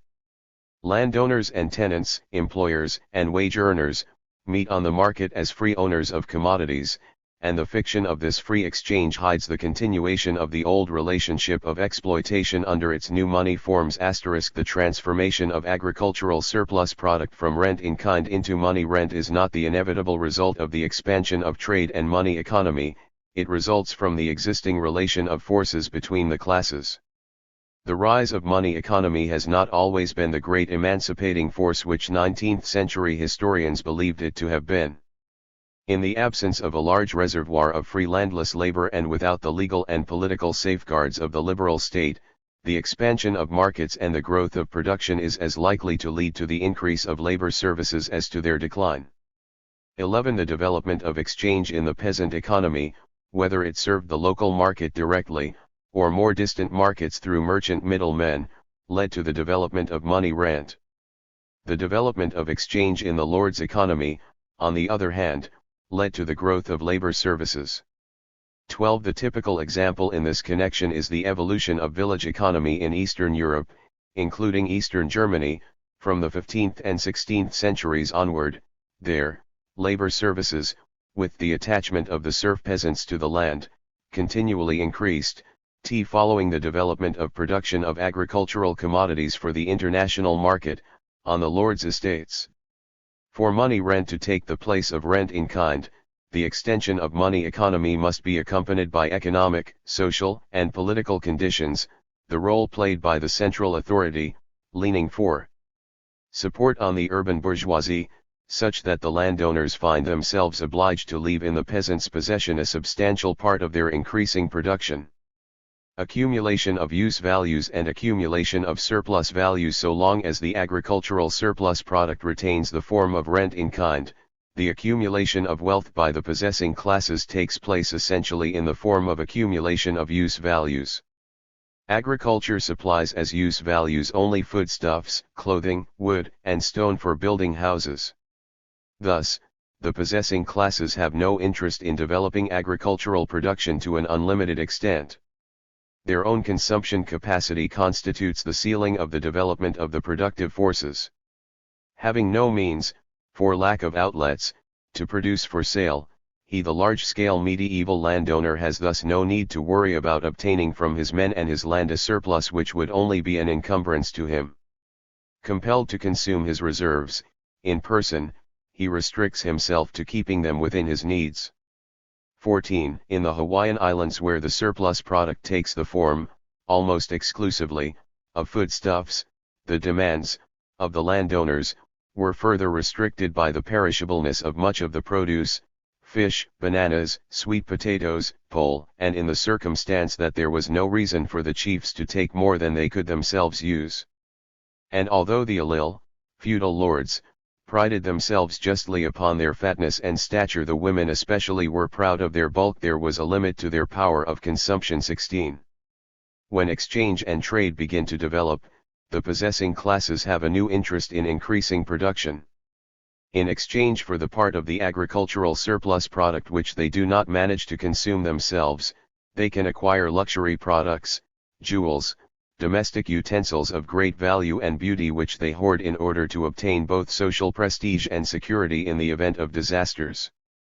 The Odyssey lists such treasures accumulated in the hero's storehouse, the Tha/Amos, jars of old wine and vases of scented oil, heaps of gold, bronze, and iron, rare weapons, rich fabrics, delicately carved cups, etc. 16. With the generalization of exchange and trade, the possessing classes receive a fresh stimulus to develop production. In exchange for that part of the agricultural surplus product which they do not themselves consume, they can now acquire rare consumer goods from distant countries. Their needs multiply, their tastes become more refined. Hoards of incalculable value are accumulated. No longer are wheat, wine, oil, or precious metals in the raw state subject to hoarding. Precious stones and works of art from the hands of the most famous craftsmen, or artists, are alone worthy to enter the palaces of the great. Hidi thus describes the wealth accumulated by the Egyptian Caliph Al-Mustansir, 1035–1094. Precious stones, crystal vases, inlaid gold plates, ivory and ebony inkstands, amber cups, phials of musk, steel mirrors, parasols with gold and silver sticks, chessboards with gold and silver pawns, jeweled daggers and swords, and embroidered fabrics manufactured at Dabiq and Damascus. 11. More impressive still are these treasures of the Byzantine court of the 9th century. He, the Emperor Theophilus, who reigned from 829 to 842, loved pomp and magnificence.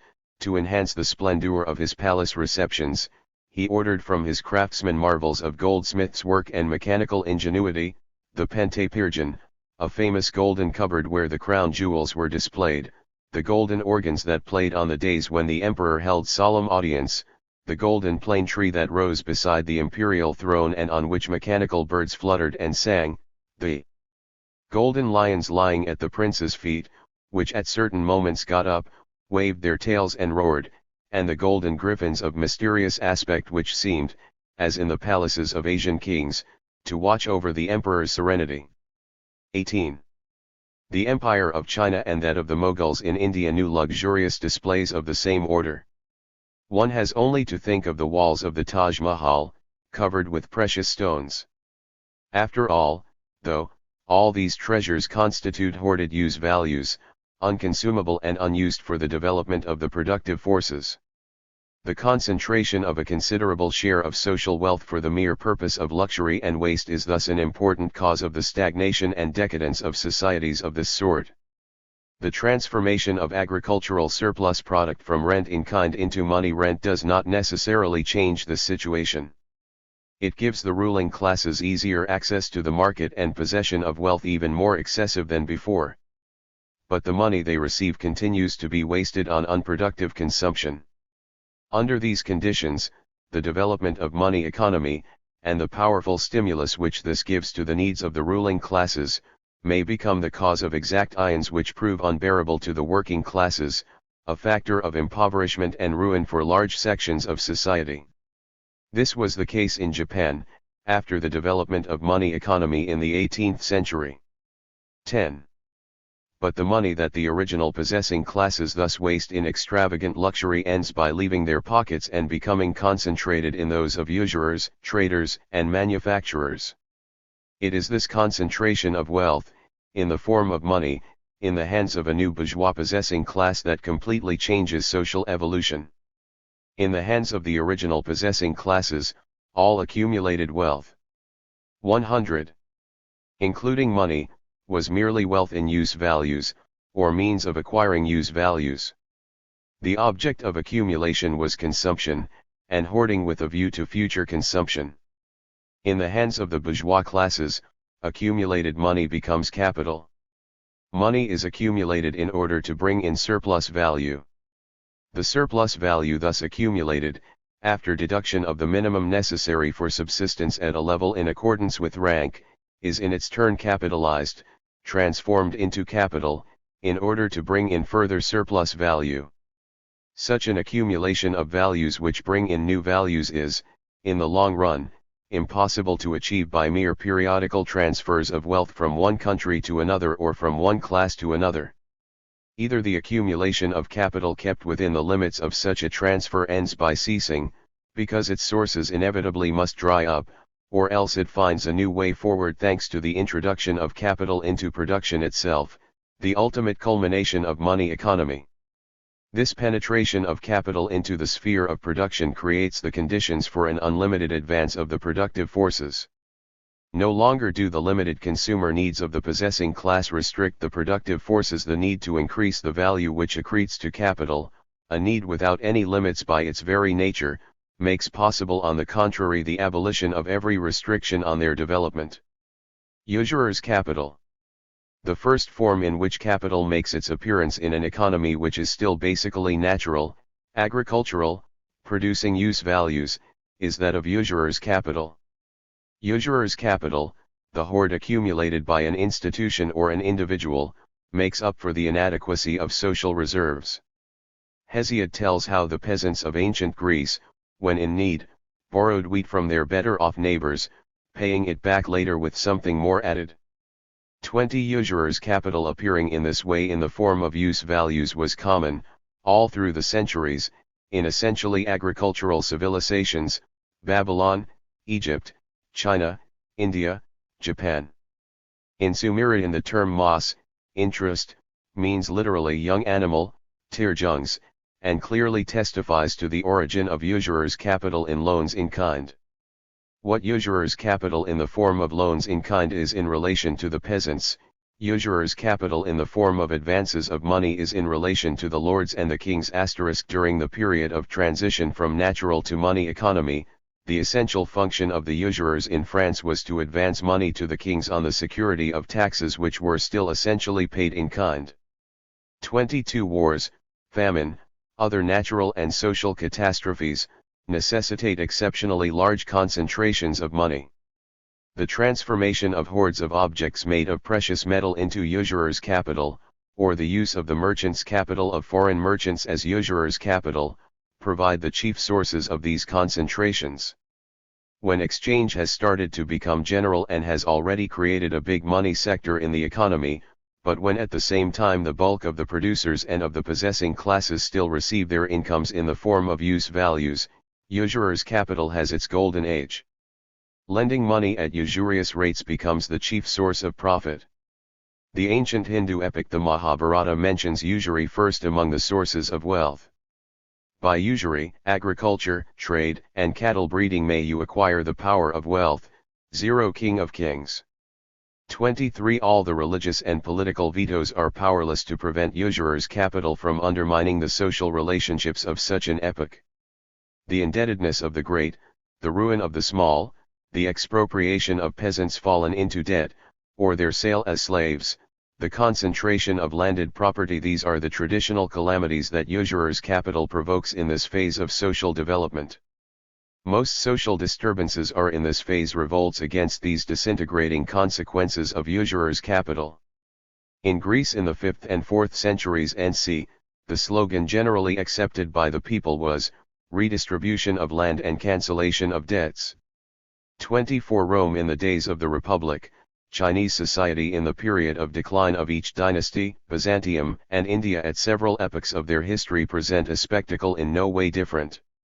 In vain did the legislation of Solon in Athens, that of the decemviri in Rome or of the Chinese minister Wang and Shi under the Sung dynasty, in vain did the agrarian law in Byzantium endeavor to check this encroachment by usurer's capital. They succeeded only in delaying the outcome, without being able to change the general direction of development. Caesar undertook his war of plunder against Gaul in order to rid himself of a burden of debt. The Roman citizens had to pillage the whole Mediterranean world and accumulate enormous wealth before they could free themselves to some extent from the pressure of usurer's capital during the first centuries of the empire. When this empire broke up, usurer's capital lasted a long time after the disappearance of large-scale trade. 25 And the complaints of writers about usurious rates of interest follow one another monotonously from century to century. During the Middle Ages, the need to protect a basically natural economy from the disintegrating effects of money economy and usurer's capital led the Catholic Church in Western Europe to condemn vigorously the lending of money at interest. Usurer's capital then appeared in a special form, in order to get round this prohibition, the purchase of land rent. In exchange for a lump sum of money, a landowner surrendered to the lender the annual income from his land until he had repaid the capital advanced. The land became in fact the lender's property, recoverable by the owner when he had discharged his debt. 28 This was only a special form of the loan upon security which remained, in medieval Europe as in India, China, and Japan, the most favored operation of usurer's capital in a natural economy which was slowly breaking up. The purchase of land rent, which played an important part in medieval European economy, shows clearly what is the source of the surplus value obtained by usurer's capital, the transfer of the incomes of the lords, or of the peasants, to the usurers. The accumulation of usurer's capital at the expense of the landowners is essentially a transfer of agricultural surplus product into the hands of the usurers. When money economy becomes widespread, usurer's capital in the strict sense loses its preponderant position and retreats to the dark corners of society, where it survives for centuries at the expense of the small man. It is not that the big man has less need of money, on the contrary, he needs more than ever. But in the meantime trade has become the essential field of action and source of profit for capital. Credit and trade are combined. It is the epoch of the great Italian, Flemish and German merchant financiers, which opens with the 13th and 14th centuries in Western Europe. Merchant capital. The appearance of a native merchant class in the midst of a basically natural economy presumes a primitive accumulation of money capital. This comes from two main sources, piracy and brigandage, on the one hand, on the other, the appropriation of part of the agricultural surplus product or even of the peasant's necessary product. It was by raids into foreign territory, operations of brigandage and piracy, that the first merchant navigators assembled their little starting. Might amount to as much as 800. The same factor played an important role in the development of feudalism in the Islamic world, in Japan and in Byzantium. Cf. what has been said above about the possibilities of extension of a money economy. Capital. From the earliest times, the origins of maritime trade have been mixed up with piracy. 30 * Professor Takehoshi observes that the first accumulation of money capital in Japan, in the 14th and 15th centuries, was obtained by pirates operating on the coasts of China and Korea. While the government of Japan strove to get money by foreign trade, the Japanese pirates employed the more direct method of pillage. And as their booty consisted of gold and silver, copper coins and other treasure, it is impossible to estimate the value of the wealth they brought to Kyushu, Shikoku, and the maritime regions of the islands in the central provinces of Japan. Subsequently, these plundered treasures injected new life into the whole country. 31 The accumulation of money capital by the Italian merchants who dominated European economic life from the 11th to the 15th centuries originated directly from the Crusades. 32 An enormous plundering enterprise if ever there was one. We know, for instance, that in 1101 the Genoese helped the Crusaders to capture and sack Caesarea, a Palestinian seaport. They reserved rich prizes for their officers and remunerated the shipowners with 15% of the loot. They distributed the remainder among 8,000 sailors and soldiers, each receiving 48 solidi and 2 pounds of pepper. Thus each of them was transformed into a petty capitalist. 33 The medieval chronicler Geoffroy de Villehardouin reports the reply given by the Doge of Venice to the Western nobles' request for help in the Fourth Crusade, 1202. We will supply vuissiers, transports for horses, to carry 4,500 horses and 9,000 squires, and ships for 4,500 knights and 20,000 sergeants of foot. And we will agree also to purvey food for these horses and men during 9 months. This is what we undertake to do at the least, on condition that you pay us for each horse 4 marks and for each man 2 marks. The sum total of your payment will thus be 85,000 marks. And we will do more. We will add to the fleet 50 galleys for the love of God. If it be agreed that, so long as this contract continues, we shall have the half, and you the other half, of all the conquests that we make by land or sea. Later, in the 15th and 16th centuries, the primitive accumulation of money capital by the Portuguese, Spanish, Dutch, and English merchants was to have exactly the same source. In an economy essentially based on petty commodity production, retail trade and even wholesale trade in articles of prime necessity is at first strictly limited and regulated. 36 Hardly separated from the crafts, it cannot give rise to a substantial accumulation of merchant capital. 37 Only foreign trade, international trade, allows of such an accumulation. This trade essentially involves luxury products intended for the possessing classes. It is through this trade that the merchants appropriate part of the agricultural surplus product on which the landowning classes live. The rise of trade in the Middle Ages in Western Europe, trade in spices and Eastern products, as also trade in Flemish and Italian cloth, is the rise of a typical luxury trade. 38 The same is true of every society in which merchant capital develops. The customs inspector of the Chinese province of Fujian, Changzhou, Hua, left a picture of China's trade in the 12th and 13th centuries AD. He lists 43 articles: imported camphor, incense, myrrh, amber, tortoise shell, beeswax, even parrots, all articles of luxury, or spices. 39 Trade in the earliest period of Japanese history was exclusively luxury trade, observes Georges Bonmarchand.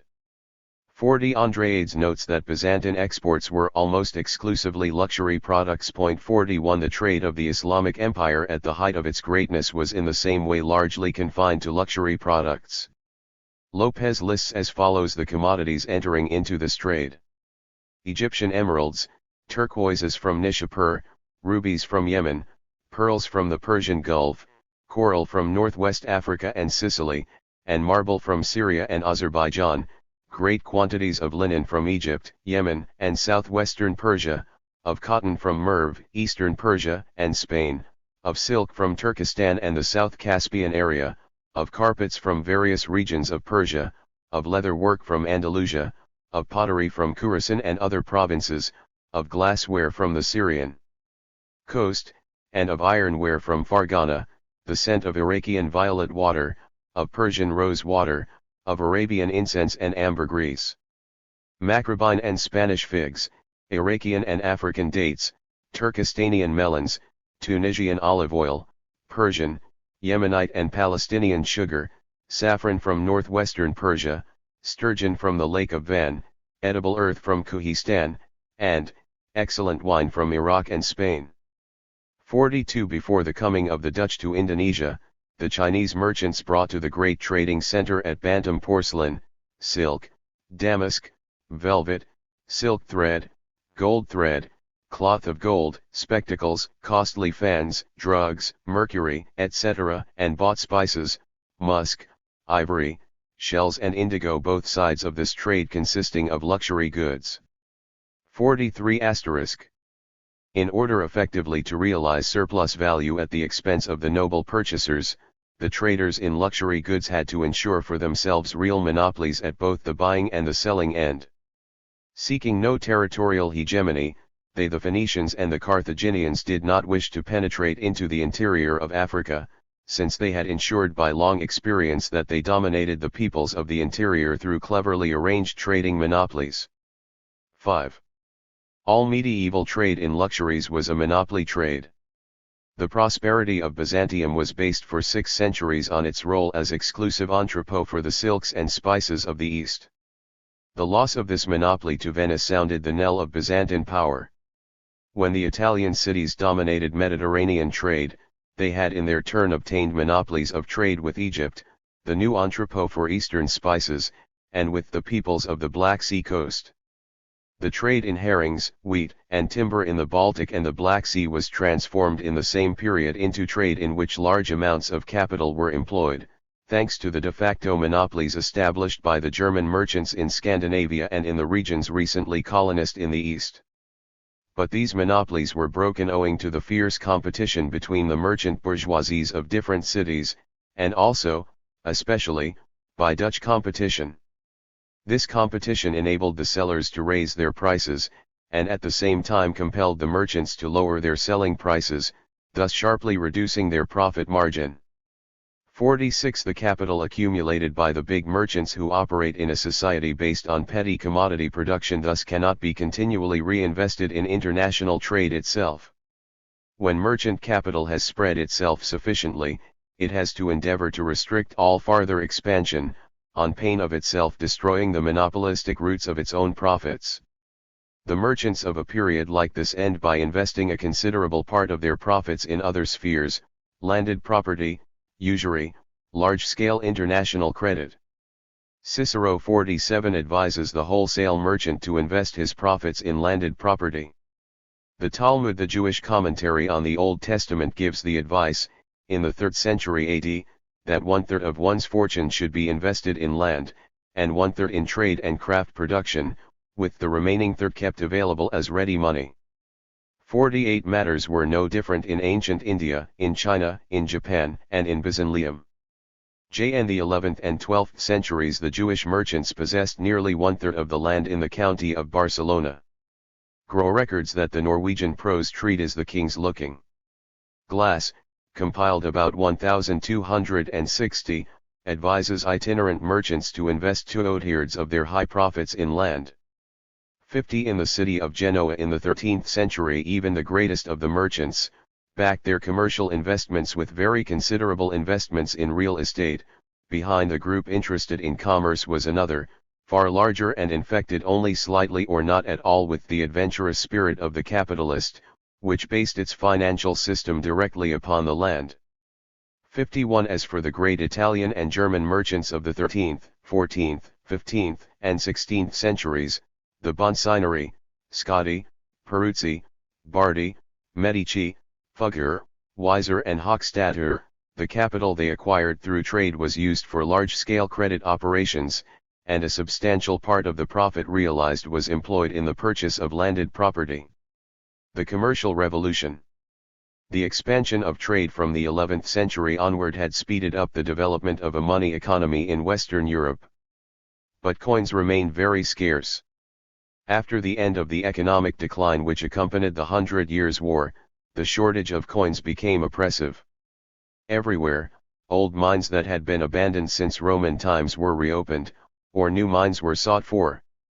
52. The advance of the Turks and the convulsions which were occurring along the old trade routes in Central Asia stimulated efforts to break the Venetian monopoly of the spice trade. At last an unexpected success was obtained. The discovery of America, the plundering of Mexico and Peru, the circumnavigation of Africa, the establishment of a sea link with India, Indonesia, China, and Japan, completely transformed economic life in Western Europe. This was the Commercial Revolution, the creation of a world commodity market, the most important change in the history of mankind since the metallurgical revolution. The precious metals, whose cost of production had been stable for 1,000 years, were suddenly shrunk in value by important technical revolutions, separation of silver from copper by means of lead, use of draining machinery, digging of improved shafts, use of the stamping mill, etc. 53. There ensued an important price revolution, the same quantity of silver being now the equivalent only of a smaller quantity of goods. From the countries where these methods of exploitation were first applied, 54. Bohemia, Saxony and Tyrol in the 15th century. This price revolution spread rapidly into Spain in the 16th century. The plundering of the treasures of Cuzco and the opening of the silver mines of Potosi reduced still further the cost of production of the precious metals, by the use of slave labor. Subsequently, the increase in prices spread all across Europe, where the new mass of precious metals found its way. The ruination of the nobility and of the wage-earning classes was thus hastened. For the first time in human history, landed property lost the economic predominance it had possessed from the dawn of civilization. The fall in real wages, particularly marked by the substitution of cheap potatoes for bread as the basic food of the people, became one of the main sources of the primitive accumulation of industrial capital between the 16th and 18th centuries.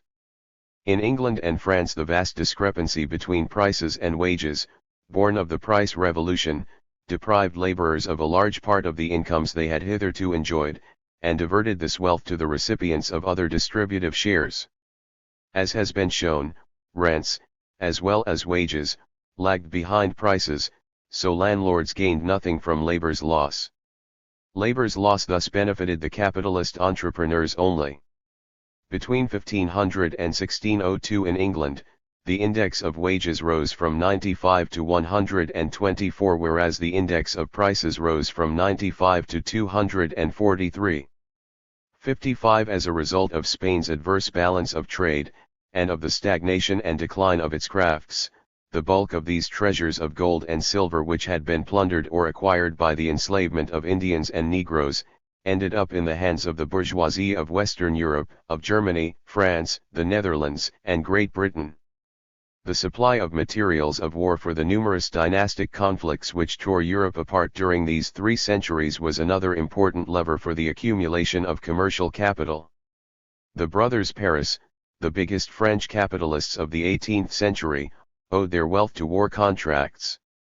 The appearance of the public debt of loans in the form of state bonds negotiable on the stock exchanges first, those of Lyons and Antwerp, then that of Amsterdam, which remained predominant over a long period, constituted another lever of this primitive accumulation of capital, provided by the pillage of America and India.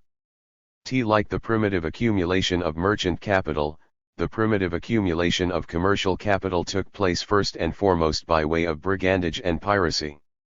Scott 57 notes that about 1550 there was a marked shortage of capital in England. Within a few years, the pirate expeditions against the Spanish fleet, all of which were organized in the form of joint stock companies, changed the situation. Drake's first pirate undertaking, in the years 1577 to 1580, was launched with a capital of £5,000, to which Queen Elizabeth contributed. It brought in about £600,000 profit, half of which went to the Queen. Beard estimates that the pirates introduced some £12 million into England during the reign of Elizabeth. The frightful barbarism of the Spanish conquistadores in the Americas is notorious. In a period of 50 years they exterminated 15 million Indians, if we are to believe Bartolomé de las Casas, or 12 million according to more conservative critics. Densely populated regions like Haiti, Cuba, Nicaragua, the coast of Venezuela, were completely depopulated. 58 The primitive accumulation of Portuguese commercial capital in India was marked by civilizing activities of the same sort. Vasco da Gama's second voyage, 1502 to 1503, at the head of a veritable war fleet of 21 vessels, resulted in the replacement of the Egyptian-Venetian monopoly, of the spice trade, by a new monopoly. This was not established without bloody incidents. It was a kind of crusade, by merchants of pepper, cloves, and cinnamon. It was punctuated by horrible atrocities. Everything seemed permissible against the hated Moslems whom the Portuguese was surprised to meet again at the other end of the world, after having driven them out of the Algarve and fought them in Barbary. Arson and massacre, destruction of rich cities, ships burnt with their crews in them, prisoners slaughtered and their hands, noses and ears sent in mockery to the barbarian kings, these were the exploits of the Knight of Christ. He left alive, after mutilating him in this way, only one Brahmin, who was given the task of conveying these horrid trophies to the local rulers. Hauser mentions in this passage that the new commercial expansion remained based on monopoly. It is therefore not to be wondered at that the Dutch merchants, whose profits depended on their monopoly of spices obtained through conquests in the Indonesian archipelago, went over to mass destruction of cinnamon trees in the small islands of the Moluccas as soon as prices began to fall in Europe. The Hangi voyages to destroy these trees and massacre the population which for centuries had drawn their livelihood from growing them, set a sinister mark on the history of Dutch colonization, which had, indeed, began in the same style, Admiral J.P. Cohn not shrinking from the extermination of all the male inhabitants of the Banda Islands. 00 The source of the surplus value obtained by pre-capitalist commercial capital is thus identical with the source of surplus value accumulated by usurer's capital and merchant capital. A remarkable illustration of this is to be found in the following table of the purchase prices and selling prices of the French East India Company in 1691. White cotton cloth and muslin. Silks. Pepper, 100,000 pounds. Raw silk. Saltpetre. Cotton thread. Total, including some smaller items. Purchase price £327,000, 32,000, 27,000, 58,000, 3,000, 9,000. 487,000.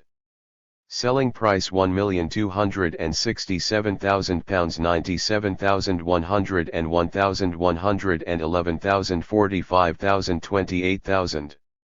1,700,000. Or a rate of profit of nearly 250%, and this in ordinary trade. 61 One of the pioneers of Dutch large-scale trade, Willem Wisselinx, wrote plainly enough in a pamphlet published at the beginning of the 17th century. The trade on the Guinea coast was, indeed, profitable to the country in two ways. First, commodities of great value were obtained there from people who as yet were ignorant of their true value. Secondly, these commodities were obtained in exchange for European goods of much smaller value. 62 While the commercial revolution brought about a general increase in the price of goods, it nevertheless also caused a relative reduction in the prices of the luxury products of the East. Alongside a larger supply, an extension of the market and of needs thus occurred. What had originally been the privilege of a few noble families now entered into the ordinary consumption of all the possessing classes: sugar, tea, spices, tobacco, etc. Trade in colonial products increased substantially and was soon monopolized by a few joint stock companies, the Oost-Indische Company in the Netherlands, the East India Company and the Hudson Bay Company in Great Britain, the Compagnie de l'Indes Orientale/ES in France. As in the dark centuries of the Middle Ages and at the dawn of trade in antiquity, these companies combined the spice trade with the slave trade. Enormous profits were realized in this way.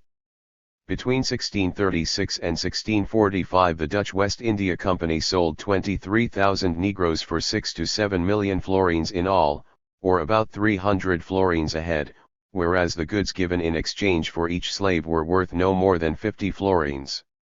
Between 1728 AML 1,760 ships sailing from Le Havre transported to the Antilles 203,000 slaves bought in Senegal, on the Gold Coast, at Longo, etc. The sale of these slaves brought in 203 million livres. 63. From 1783 to 1793 the slavers of Liverpool sold 300,000 slaves for 110.15 million pounds, a substantial slice of which went into the foundation of industrial enterprises.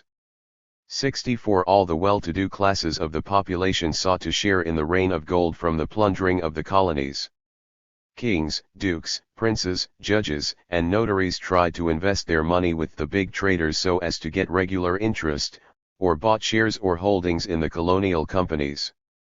Hochstadter, the Nuremberg banker, Fugger's great rival, must have received such investments to the value of more than £100 million in the 16th century. 05. The new Royal African Company, which was engaged down to 1698 in the slave traffic, had partners so distinguished as the Duke of York and the Earl of Shaftesbury, as well as the latter's illustrious friend, the philosopher John Locke. 66. The rise in prices impoverished those people who were living on fixed incomes. The public debt * speculation and wholesale trade concentrated capital in the hands of the bourgeoisie. Basically, international trade remained luxury trade. 68. However, government orders and the growing needs of the well-to-do classes stimulated the production of non-agricultural commodities. Alongside trade in colonial products and precious metals, trade in craft and manufactured products became more extensive than in the Middle Ages.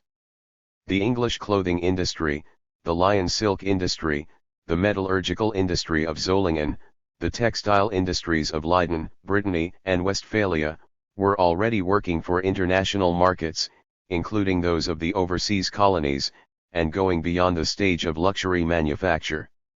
This extension of the market hastened the accumulation of capital by big merchants and created one of the conditions for the flowering of capitalist industry. Domestic industry. In spite of the extension of large-scale international trade from the 11th century onwards in Western Europe, the mode of production in the towns remained basically petty commodity production. Master craftsmen, working with a few journeymen, produced a quantity of certain products in a certain labor time, and sold them directly to the public at prices fixed in advance. The census of a district of the city of Ypres, in Flanders, in 1431, revealed 704 people working at 161 different trades. In the enterprises of 155 different occupations there were only 17 hired journeymen. Altogether, more than half of the persons covered by the census were independent entrepreneurs. 69. The differences of social condition between master craftsmen and journeymen were limited. Every journeyman, at the termination of his apprenticeship, had the chance to rise to the dignity of master. This mode of production encountered, however, a number of contradictions. In the first place, contradictions inherent in the system itself. The progressive increase in the town population and in the number of craftsmen was not balanced by an extension of the market. It led to increasing competition between one town and another, to an accentuation of the protectionist tendencies of each town and to the development of protectionist tendencies in the craft corporations themselves, which endeavored to close their doors against new master craftsmen. Apprentices had harder and harder conditions imposed on them as they strove to rise to the status of master. In fact, this rise soon became impossible.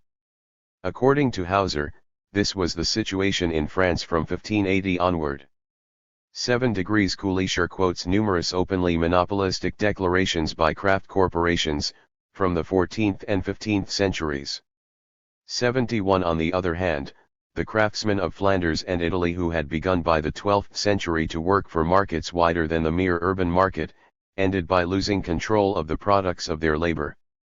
72 In order to carry his own products to a distant fair, a weaver or a brazier had to stop producing and could not start again until he returned. Inevitably, some of them, notably the richer ones who could provide themselves with a substitute at home, soon specialized in trade. At first they conveyed to the market their neighbors' products along with their own, simply as a favor. They ended by buying up directly the products of a large number of master craftsmen and undertaking the whole charge of selling them in distant parts. This system does not necessarily imply subordination of the craftsman to the merchant. But it promotes it, especially in the textile branch, in which numerous craft guilds carry out one after the other a series of jobs on the same product, and thus find themselves at the end confronted by a single purchaser. 73 It was the same with the making of leather saddles in London, where the saddlers subordinated the secondary trades from the 14th and 15th centuries. 74 This subordination was achieved by the 13th century in the Flemish clothing industry and in the Italian woolen and silk industries.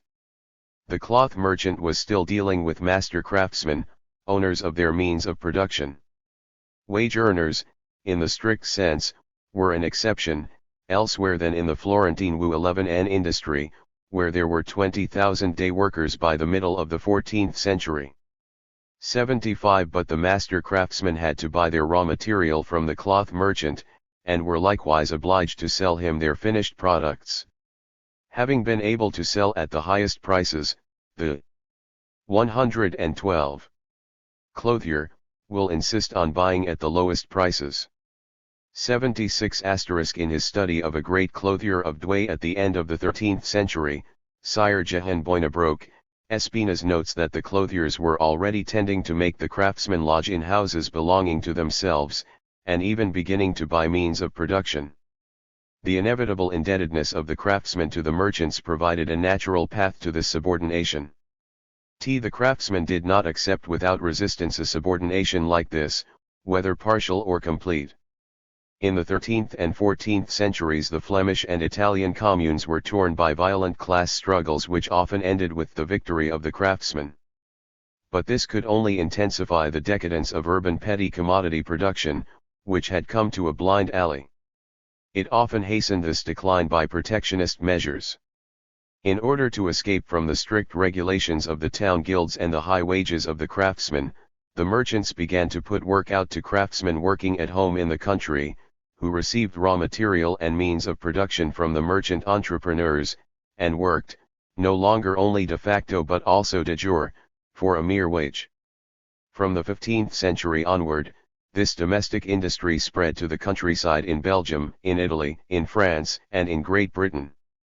The big merchants of Antwerp financed the new draperies of French Flanders and the carpet making of Oudenarde and Brussels. 79 But progress remained slow. In the 16th century every English clothier still had to undergo a 7 years apprenticeship. 80 In the 17th century, in the lion silk industry, the merchant masters had no trades of their own, though they possessed the capital, supplied silk and patterns to the master workers, and collected the finished product from them.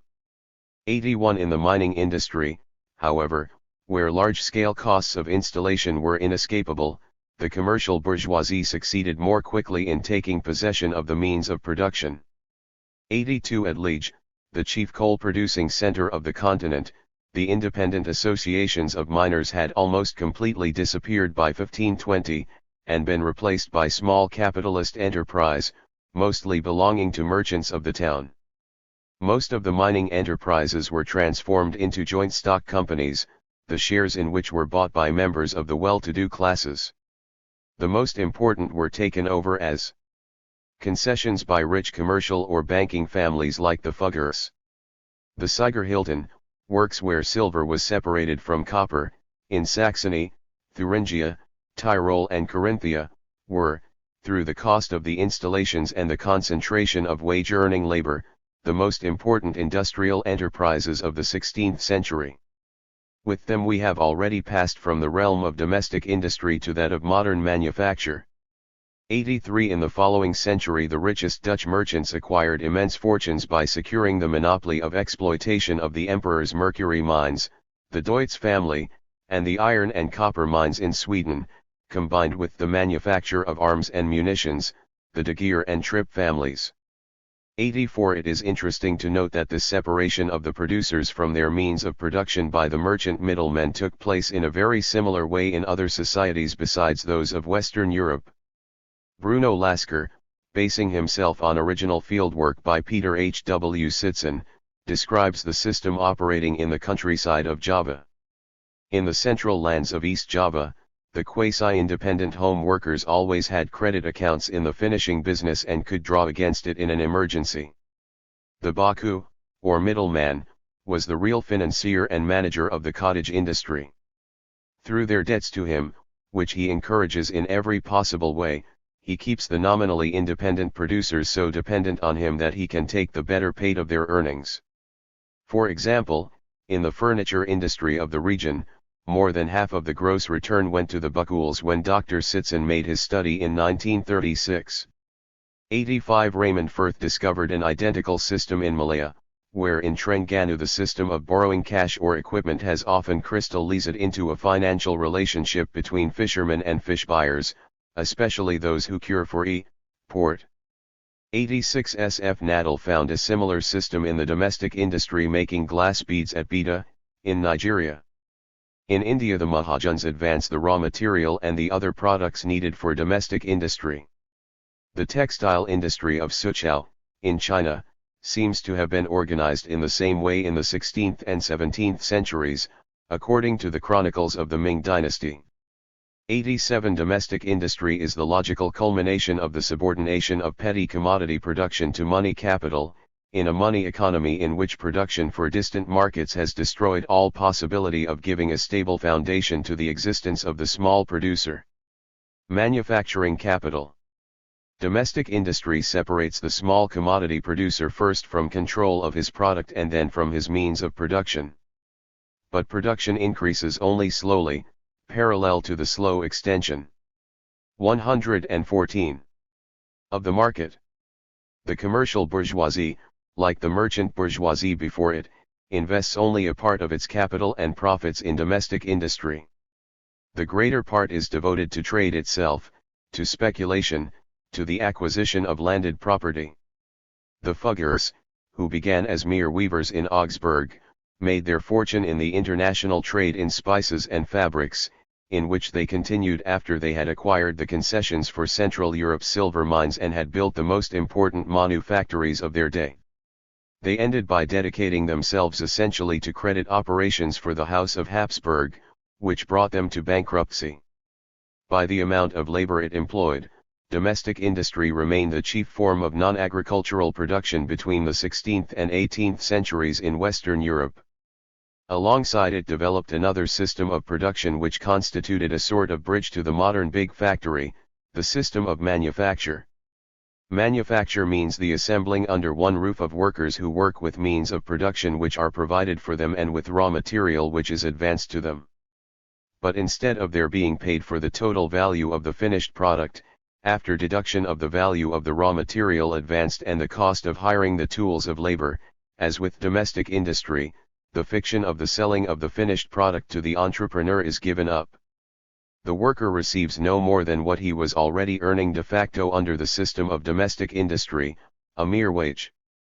This evolution can be followed step by step in the history of the cloth industry of Leiden, which has been analyzed in masterly fashion by Posthumus. This industry was first organized on a craft basis. From the end of the 16th century it spread to the countryside and the merchants got the upper hand of the clothiers. The latter began to lose ownership, first of the raw material and the finished product, then of the means of production. Towards 1640 a fresh set of middlemen, the readers, inserted themselves between the merchants and the clothiers. The stage of manufacture was reached, and around 1652 there is even talk of manufacturers. 88 The new system presented two advantages for the suppliers of capital. On the one hand, they could do away with the overhead charges arising from the need to maintain a large number of middlemen to collect the finished products, distribute the raw material, etc. On the other, they could put a stop to the considerable embezzlement of raw material which inevitably occurred in domestic industry, as a means whereby the workers made up for inadequate wages. In manufactories the concentration of labor power and its subjection to direct and continuous supervision by capital has already reached an advanced stage. Manufacture also constitutes a considerable advance from the standpoint of the productivity of labor. In petty commodity production there is only a social division of labor between different crafts. Within each craft, that is, during the process of production, division of labor hardly exists. Even when each craft is not completing a finished product, intended for direct consumption, as in the clothing or woolen industries, each craft does carry out one complete process of production, weaving, fulling, dyeing, etc. Thanks to manufacture it becomes possible to subdivide each craft and each production process into an infinite number of labor operations, mechanized and simplified to the uttermost. This makes it possible at one and the same time to increase output, to increase the number of finished products completed in the same period of time, and to reduce the cost of production by substituting an unskilled labor force of women, children, sick or old persons and even lunatics. This is the fact which appears as an entirely new social phenomenon, especially as regards the manufacture of textiles. The labor force is largely composed of these wretched people. It is above all the low cost of such labor power that makes it profitable to concentrate wage earners in such numbers under one roof. One can compare the situation to some extent to the mines and large-scale state manufacturers in the ancient world, in China, India, and elsewhere, in which slave or semi-slave labor predominates. The utmost brutality, together with an amazing hypocrisy, were normally employed to compel these unfortunates to furnish a cheap supply of labor to young manufacturing capital. In 1721 it was decided to set up a cloth manufactory in Graz because hundreds of people are suffering from hunger and are idle. In order to provide the necessary labor force, a suitable number of persons had to be caught and locked up, from among the beggars who crowded the streets of the town. In Amsterdam, in 1695, on the proposal of the sheriffs, the municipal council considered whether it was appropriate to seek a site for the establishment of a spinning mill where young girls could be employed so as to support themselves, along with other persons who were leading lives of idleness and beggary. As some merchants who wanted to set up woolen mills were offering favorable terms, and as these worthy councillors considered that what was involved was a very good and Christian work, they authorized the mayor to see to the putting of the scheme into effect. 90 Sombart 91 quotes numerous examples of the states compelling the population to carry out veritable forced labor in manufactories. Notably in Spain, France, Holland, Germany, Switzerland, Austria, and, of course, England. In the countries where serfdom still existed, serfs were compelled to work in the manufactories, notably in Russia, in the copper manufactory in Tula. The development of manufacture did not yet do away with manual labor as the preponderant means of production in industry. The greater part of the expenditure of manufacturing capital still went on wages. Nevertheless, manufacture developed most rapidly in the sectors in which costly apparatus had to be installed to an increasing extent. In the 18th century, in Reims and Louviers, thousands of workers were already massed together in manufactories which had cost hundreds of thousands of livres to build. 92 Leiden, which was the leading textile center of Europe in the middle of the 17th century, saw its manufactories develop owing to the large-scale use of fulling mills. The use of these mills was profitable, however, only on the basis of the employment of children or women as workers. For this reason, the entrepreneurs organized expeditions to places as far away as the Liege region to recruit labor. 93. Creation of the modern proletariat. Alongside this broadening of the field of action of capital, which was steadily entering the sphere of production, from the 16th century onward a new social class came into existence, which had been present in the Middle Ages only in the form of a few uprooted hirelings who wandered from town to town. This class originated from the cutting down of the retinues of the feudal lords, itself a result of the impoverishment of the latter by the price revolution. It originated also from the decay of the urban crafts, since the merchant entrepreneurs had started to put out their orders to men working in the countryside. Its development was speeded up by deep-seated changes in the field where the great majority of the producers were still concentrated, in agriculture. In the medieval village the peasants' land was broken up into numerous plots. In order to work on these plots, the peasants had to have free access to the land separating them.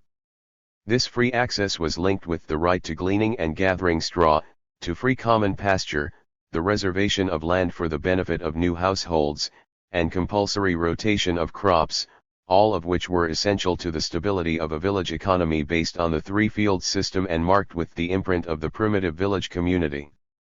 91. At the same time, the common ends offered free amenities for pasturing cattle and collecting wood, both for fires and for building, etc. From the 15th century onward, despite numerous governmental decrees and laws directed against this development, the landlords in England began to divide up the common lands and to rearrange the farmers' plots of land, so as to constitute farms for a single tenant.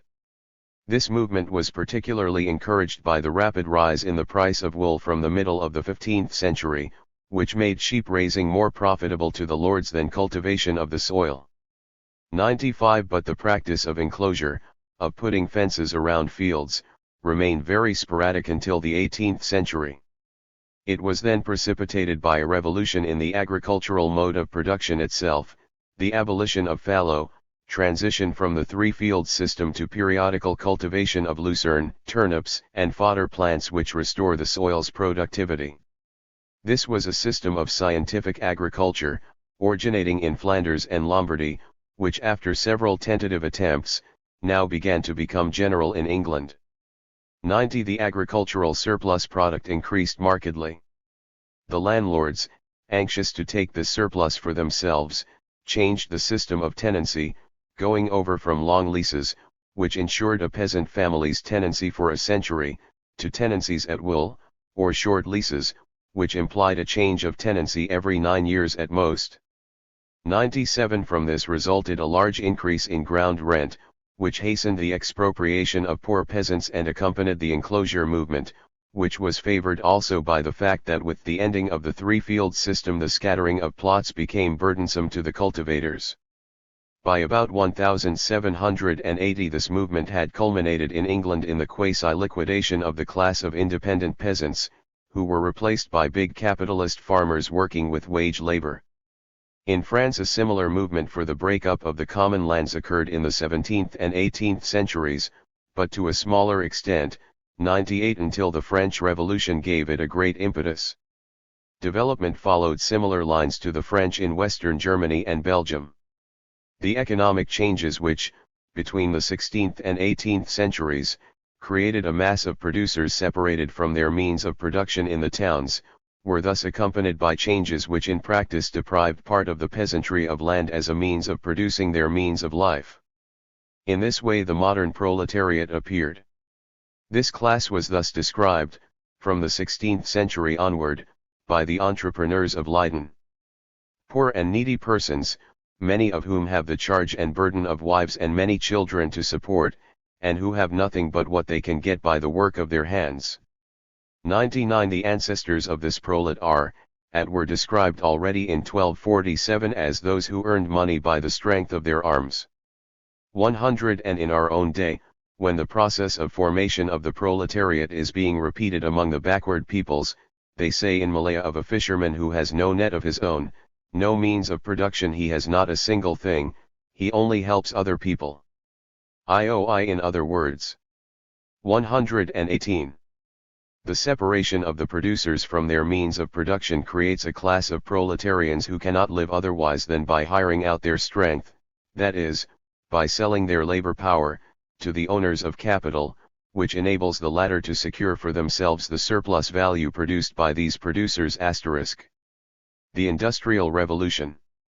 For capital to be able to penetrate into the sphere of industrial production, industry must be suddenly confronted with a market which is no longer stable but has expanded to the point where it seems ready to absorb a continuously increasing volume of products. The introduction of machinery into industry and transport, and the lowering of the cost of the products of large-scale factories resulting from this, have created such a market and signaled the definitive victory of the capitalist mode of production. For thousands of years, the only two sources of power available for work were human power and the power of domestic animals. The ancient world was able to build the first machine which utilized another source of power, the water mill. In the Roman mines, Archimedes' screw and Tisibius's water pump were used for draining purposes. 108 They were not widely employed, however, in agriculture. The Middle Ages inherited these machines, put them into general use from the 10th century onward, which resulted in a significant increase in the productivity of labor, and then received the windmill from the East. From the 15th century onward, a long series of small inventions and technical improvements increasingly transformed these machines, while still using water as the main source of power. Mills were built to make paper, to operate forge hammers, to make silk, to pump out mines, to full cloth, to saw wood, etc. 104 Sombart lists about 20 different kinds of mills dating from that period. 105 However, these technical improvements were only applied sporadically so long as economic and social conditions did not favor a large-scale flow of capital into industrial production. As mentioned above, it was above all in mining and metallurgy that progress was substantial, at the dawn of modern times. It was in the mines that the first kinds of railway were developed, to facilitate the carriage of coal. 106 The 15th century saw the building of the first blast furnace. 101 But the development of these blast furnaces was hindered so long as the fuel they used was wood. In 1777 the use of the steam engine in the coal industry transformed the production process. It made possible a rapid increase in coal production and a reduction in prices which opened the way to the use of coke as fuel in blast furnaces. A few years later, about 1785, the making of iron by the puddling process again transformed the production process. The production of iron in England increased from 12,000 to 17,000 tons a year, about 1,750 to 68,000 in 1788, 244,000 tons in 1806 and 455,000 tons in 1823. 108 The use of water power in the fulling mill and other mills, but still more and especially the invention of the mechanical loom, transformed the textile industry. At the same time, the expansion of Liverpool's maritime trade opened up to Lancashire overseas markets which seemed limitless. With the aid of new machines, the textile manufacturers produced their cottons at prices much lower than those of the craftsman and the domestic worker, and set out to conquer this immense market. Capital broke down first of all the internal customs barriers inherited from the feudal past, in 1776 by the formation of the United States, in 1795 in France, in 1800 in the United Kingdom, in 1816 in Prussia, in 1824 in Sweden and Norway, in 1834 by the creation of the Zollverein in Germany, in 1835 in Switzerland, in the 1850s in Russia and Austria-Hungary. Next, the world market was attacked. British exports of cotton grew from £5,915 in 1679 and £45,000 in 1751 to £200,354 in 1764, £19 million in 1830, £30 million in 1850, and £73 million in 1871. 109 The iron and coal industries found enormous new outlets in the making and fueling of steam engines. From 1825 onward, the building of railways made general this triumphal march of machine production and of the capitalist mode of production. By closely linking town and country they facilitated the penetration of commodities produced at low prices by big factories into the remotest corners of all countries. At the same time the building of railway lines constituted, for over half a century, the chief market for the products of heavy industry, coal, steel, metal products, etc., first in Great Britain, then on the continent, later in America and throughout the world. Special features of capitalist development in Western Europe under petty commodity production: the producer, master of his means of production and his products, can live only by selling these products in order to acquire the means of life. Under capitalist production, the producer separated from his means of production is no longer master of the products of his jabur and can live only by selling, that is, by making a commodity of his own labor power, in exchange for a wage which enables him to acquire these means of life. The transition from petty commodity production to capitalist production properly 120. So-called is thus marked by two parallel phenomena: on the one hand, the transformation of labor power into a commodity, and on the other, the transformation of the means of production into capital. These two concomitant phenomena had never occurred on a large scale before they appeared, from the 16th century onward, and above all from the 18th century onward, in Western Europe, mainly in Great Britain. Capital itself, in its primitive forms of usurer's capital and merchant capital, was, however, not at all a special feature of Western civilization.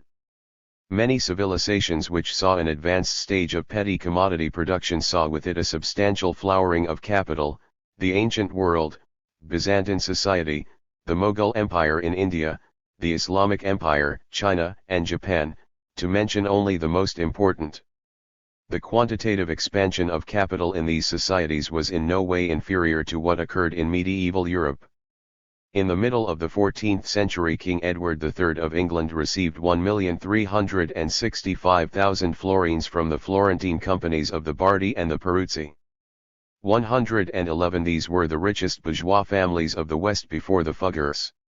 About the same period, a group of Karimi, Yemenite, merchants, who monopolized the spice trade with India in the Egypt of the Mamluks, advanced 700,000 silver dirhams to some notables of Damascus, and then 400,000 gold dinars to the king of Yemen, coins which contained more pure metal than the European coins of the time. 112 In the 9th and 10th centuries, at the zenith of the Islamic Empire, we find a number of merchants of Basra who have an annual income of over 1,000,000 dirhams. A Baghdad jeweler, Lbn al-Jassas, was still a rich man after 16,000 gold dinars of his had been confiscated. 113 In 144 BC the imperial Princio, of Liang, died in China leaving 400,000 caddies of gold. 1 caddy is about 600 grams. 11 Why did this accumulation of usurers and merchant capital not give birth to industrial capital in these various civilizations? It was not that the forms of organization lying between crafts in the strict sense and large-scale factories, the early system of merchants putting out work to craftsmen, domestic industry, and manufacture were unknown to these pre-capitalist civilizations. In Byzantium, real textile manufactories appeared, from the time of the Emperor Justinian, based, to be sure, on crafts and with a labor force which, though concentrated in large establishments, remained in possession of its means of production. 110. But, already about the 10th century, the merchants of raw silk and the clothiers had a strong predominance over the other guilds, and some members of these two guilds were trying to rise above their colleagues and to become capitalist entrepreneurs. The guild of the dealers in raw silk had brought under their control not only the impoverished silk spinners, catarterioi, but the whole guild of the catarterioi.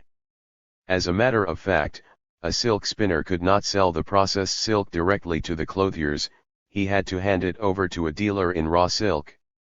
Nor could he buy raw silk from the importers without the permission of the dealers. And he could buy only the quantity he could process in his own workshop. It is true that theoretically the dealers were forbidden to take over directly the spinning, or to do anything but buying and selling the raw material. But this prohibition was practically nullified by the fact that a merchant of raw silk could hire workers, paying them in advance. It is hardly believable that these workers were employed just to assist him in buying and selling. 116. A no less impressive development of domestic industry and manufacture occurred in the Islamic Empire. Over 1,000 workers are said to have been concentrated in the mercury mines of Muslim Spain. In Tunis, the famous cloth-weaving town, domestic industry was in full operation from AD 815. The cloth merchants gave work to men and women for wages of half a dirham a day. 111. China similarly had great mining and metalworking manufactories which employed slave labor, several centuries before our era. Rich entrepreneurs arose, especially in iron and copper working and in the exploitation of mercury and cinnabar. 118. Later, manufactories of porcelain and domestic textile work saw a great expansion, especially from the time of the Ming dynasty onward. 119. It was the same in India for 1,000 years. Yet, nevertheless, the coexistence of these types of modern enterprise with a big accumulation of money capital did not result in the development of industrial capitalism. Petty commodity production is already the production of commodities. But it is usually a production of commodities in the midst of production of use values. So long as the overwhelming majority of the population participates little or not at all in this commodity production, the latter inevitably remains restricted. Large-scale trade basically remains luxury trade. Faced with the narrow limits of this market, capital finds outlets more profitable than investment in production. This is what explains the fact that the manufactories and domestic industries of Byzantium, the Islamic world, China, and India embraced almost exclusively luxury branches, unless they worked for state orders. It was the penetration of money economy into the peasant economy, as a result of the changing of the agricultural surplus product from rent in kind, or labor services, to money rent that made possible a 122. Considerable expansion of commodity production in Western Europe, and so created the conditions for the flowering of industrial capitalism. Nowhere outside Western Europe did the agricultural surplus assume lastingly the form of money rent. Taxation in kind predominated in the Roman Empire and in Byzantium. 120. In the Islamic Empire the land tax was paid partly in kind and partly in money, under the Abbasids, but soon afterwards rent in kind became preponderant again, and remained so in the Turkish period.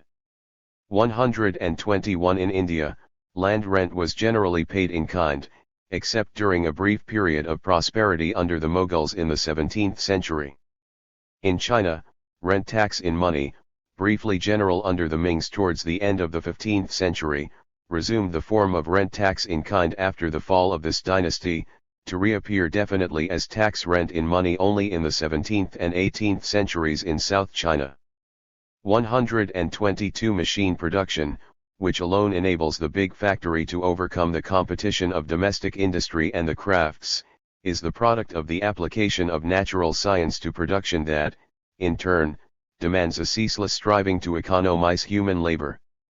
The predominance of slave labor and the presence of an enormous mass of unproductive poor in the Roman Empire prevented any endeavor in this direction. The significant comment of the Emperor Vespasian will be remembered, when he refused to allow the use of a mechanical crane, "I must feed my poor." 123. As for the Islamic world, India, China, and Japan, these were essentially agricultural civilizations, in which irrigation made possible the development of an extremely intensive agriculture which in turn led to a considerable growth of population.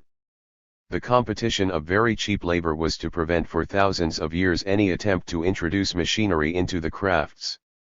At the same time, the productive use of hydraulic power for non-agricultural purposes, the basis of the slow advance of machine production in Europe from the 13th to the 18th centuries, was much restricted in these agricultural civilizations because it came into conflict with the requirements of irrigation of the soil.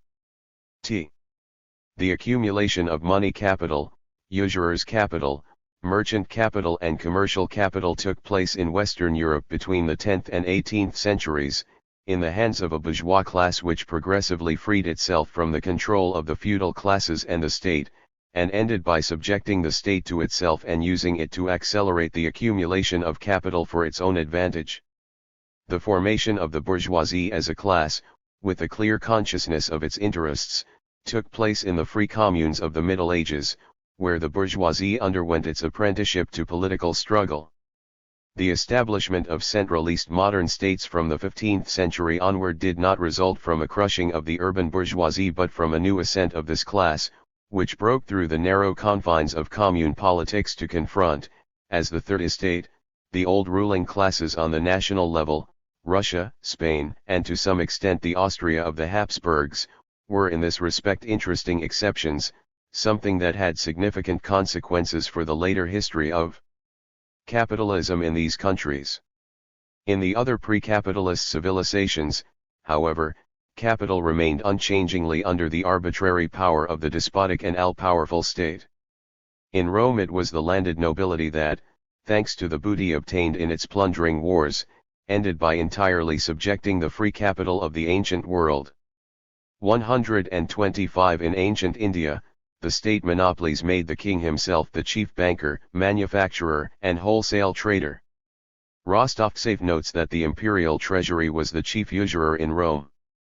126 The predominance of state manufactories in Byzantium, where the imperial treasure concentrated in its coffers the greater part of the available capital, is as well known as the pitiless taxation that crushed craft and industrial production in the Islamic world.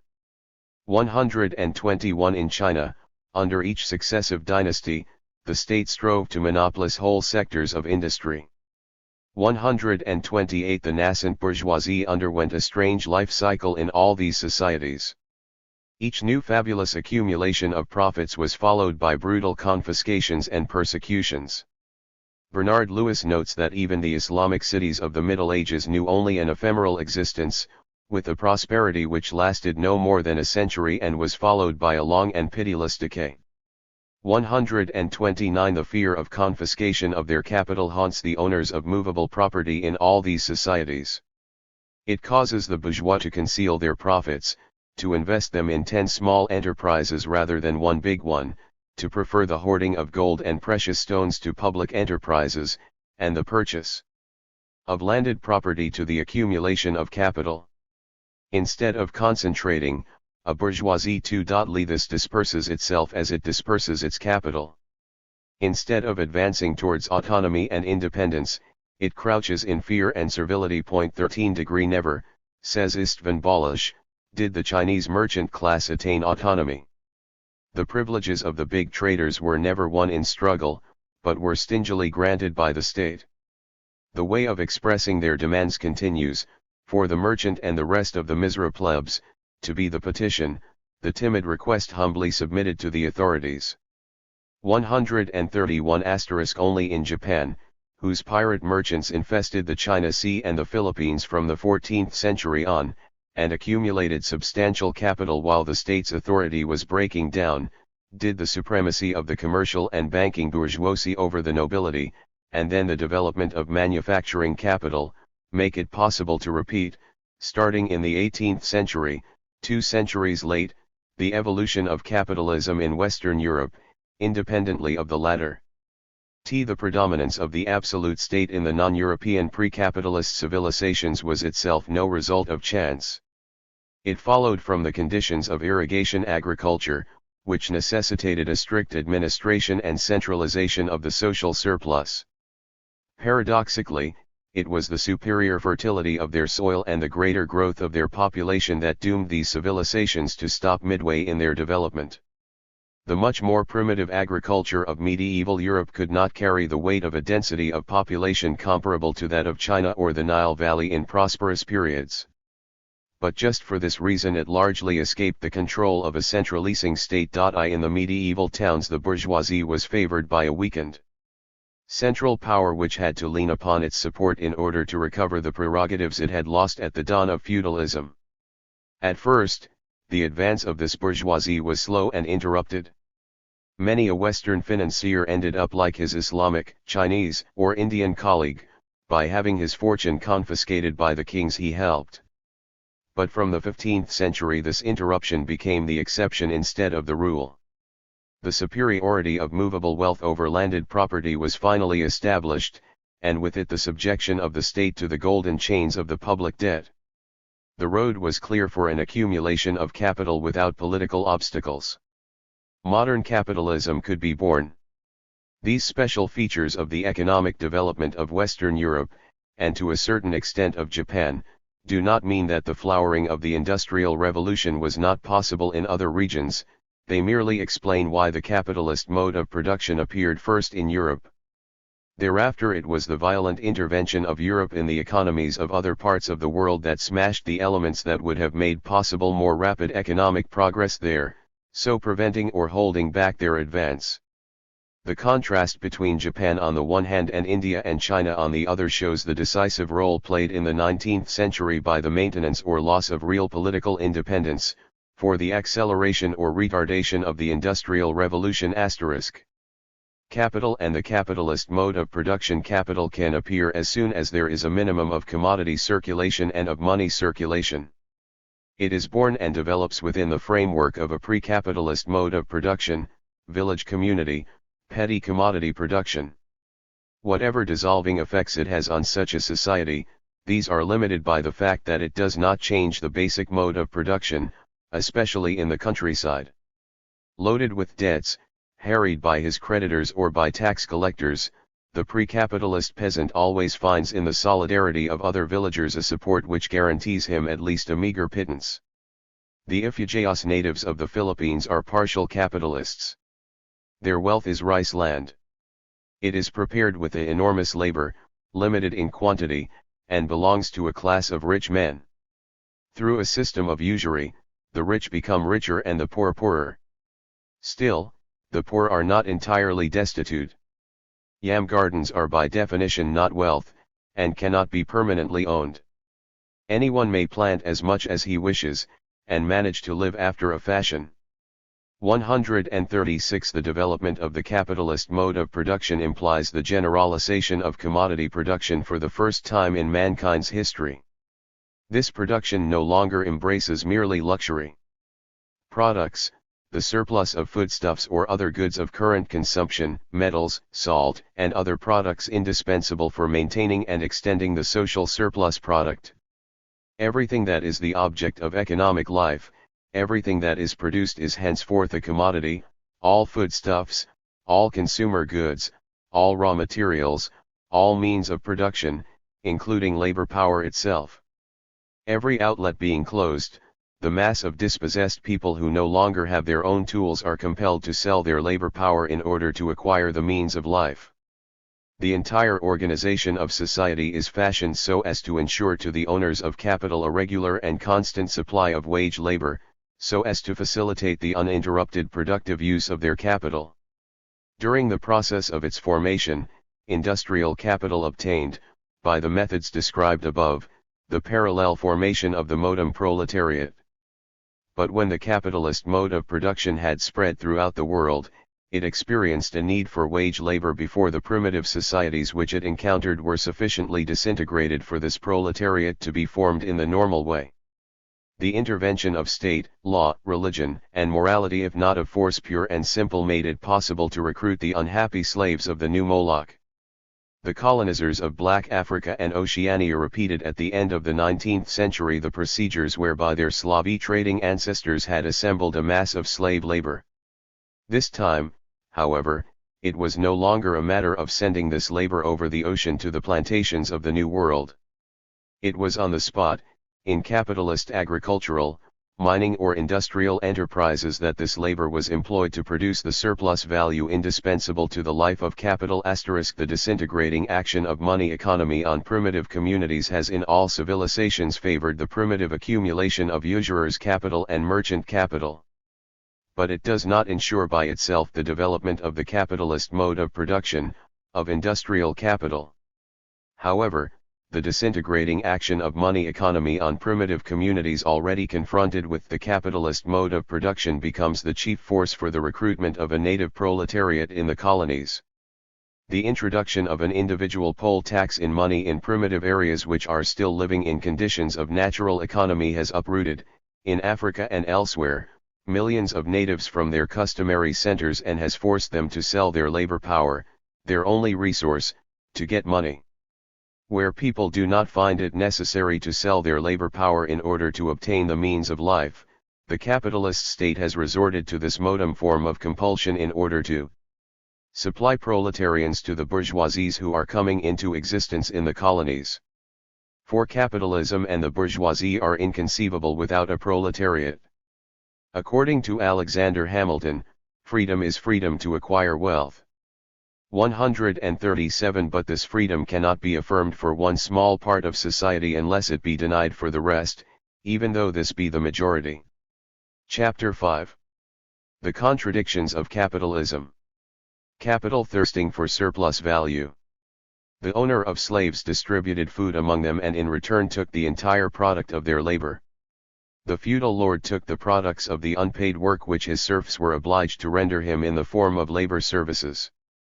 The capitalist buys the worker's labor power for a wage which is less than the new value produced by this worker.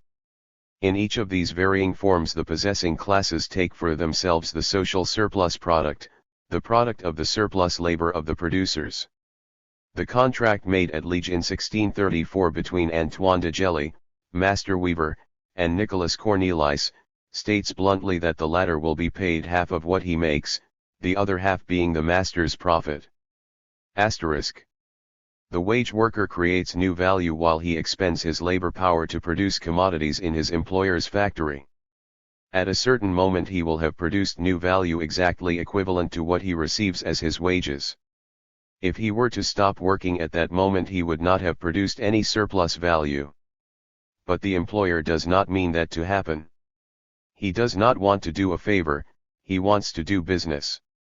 He does not buy labor power in order to keep it alive, he buys it as he buys any other commodity, in order to realize its use value.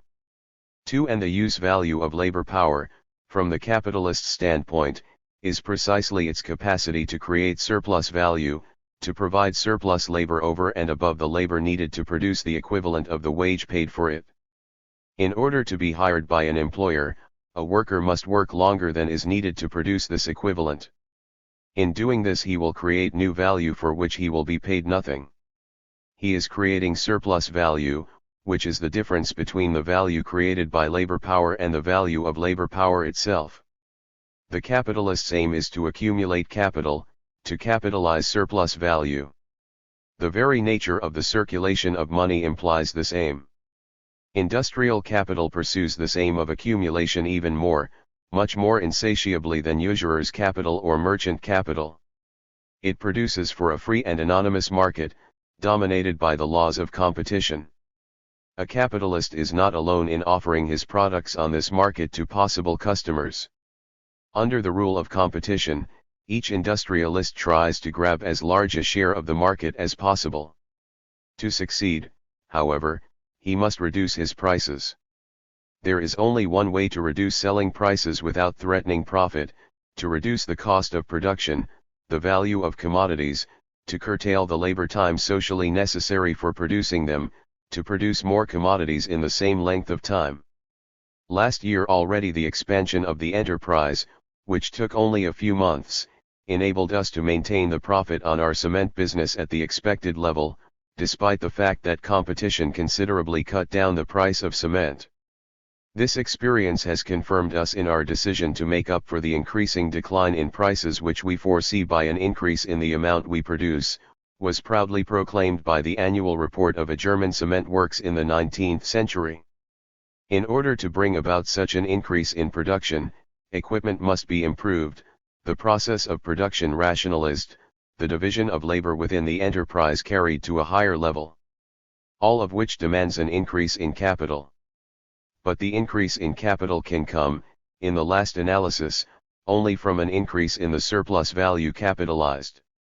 Under the lash of competition, The capitalist mode of production thus becomes the first mode of production in the history of mankind, the essential aim of which appears to be unlimited increase in production, constant accumulation of capital by the capitalization of the surplus value produced in the course of production itself. The capitalist's thirst for surplus value is not the thirst for use of values and luxuries of the old possessing classes. Only a limited part of surplus value is consumed unproductively in order to keep the capitalist alive. LT is a thirst for surplus value to capitalize, a thirst to accumulate capital, that whole system of aptitudes and values, with its deification of the life of snatching to hoard, and hoarding to snatch. 3. There is nothing irrational or mystical in this thirst. The old possessing classes, who took the social surplus product essentially in the form of use values, were assured of being able to go on doing this so long as the social edifice remained standing, which had this particular form of exploitation as its foundation. They could be affected only by natural disasters, wars, or social revolutions, disasters against which they tried to provide by constituting big reserves. The predominant form in which capital first appears in history, usurers and merchant capital, is characteristic of the same striving for stability and security. It is significant that the investments made by the bourgeois in the Middle Ages were calculated so as to guarantee stable incomes, regardless of fluctuations in money or prices. For the classical type of bourgeois in the historical epoch of the primitive accumulation of money capital, the miser, is haunted by this same thirst for security. It is not the return on his capital that he is worried about, but its existence. It is otherwise with the capitalist properly so called, the capitalist entrepreneur. Carrying on business for a market which is anonymous, unknown, undefined, his enterprises are dominated by risk and uncertainty. Today a deal has been successful, tomorrow another may fail to come off. It is not only the fact of competition, but the very fact of production which is free from any overall social regulation * that gives capitalist enterprise this aspect of uncertainty, and that compels the capitalist to try and make the maximum profit on each separate deal, in face of the permanent danger that hangs over his business as a whole.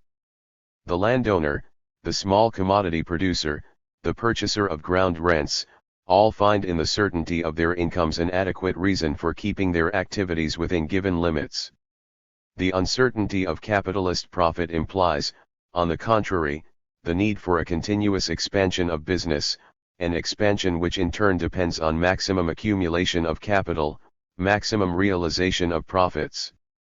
Thus there emerges the image of the capitalist, of whose medieval ancestor Georges Espinas has drawn this masterly portrait.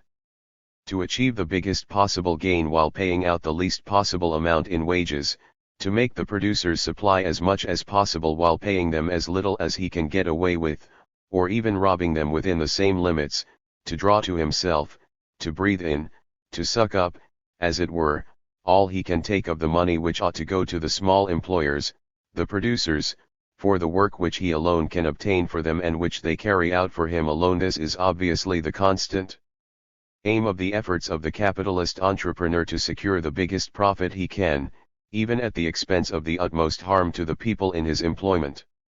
He is like a spider, in the center of his web. To apply this sweating system, all means are good in his eyes, and every circumstance is favorable. He knows how to take advantage of everything, he cheats on materials, he violates agreements and steals from wages. Business means other people's money. 6. The lengthening of the working day. Thirst for surplus value is thirst for surplus labor, for unpaid labor over and above the labor that produces the equivalent value of the worker's means of life. In order to get more surplus labor, the capitalists can, in the first place, lengthen the working day to the utmost without increasing the daily wage.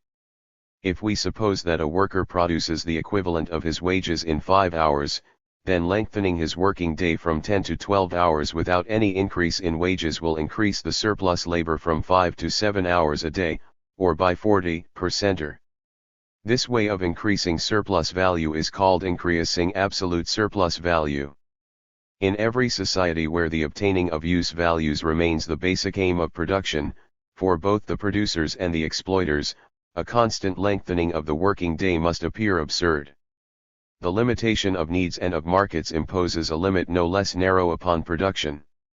So long as the slavery of ancient times remained patriarchal, on estates which were self-sufficient, the lot of the slaves was quite tolerable, and was really little different from that of the poor relations of the estate-owning family.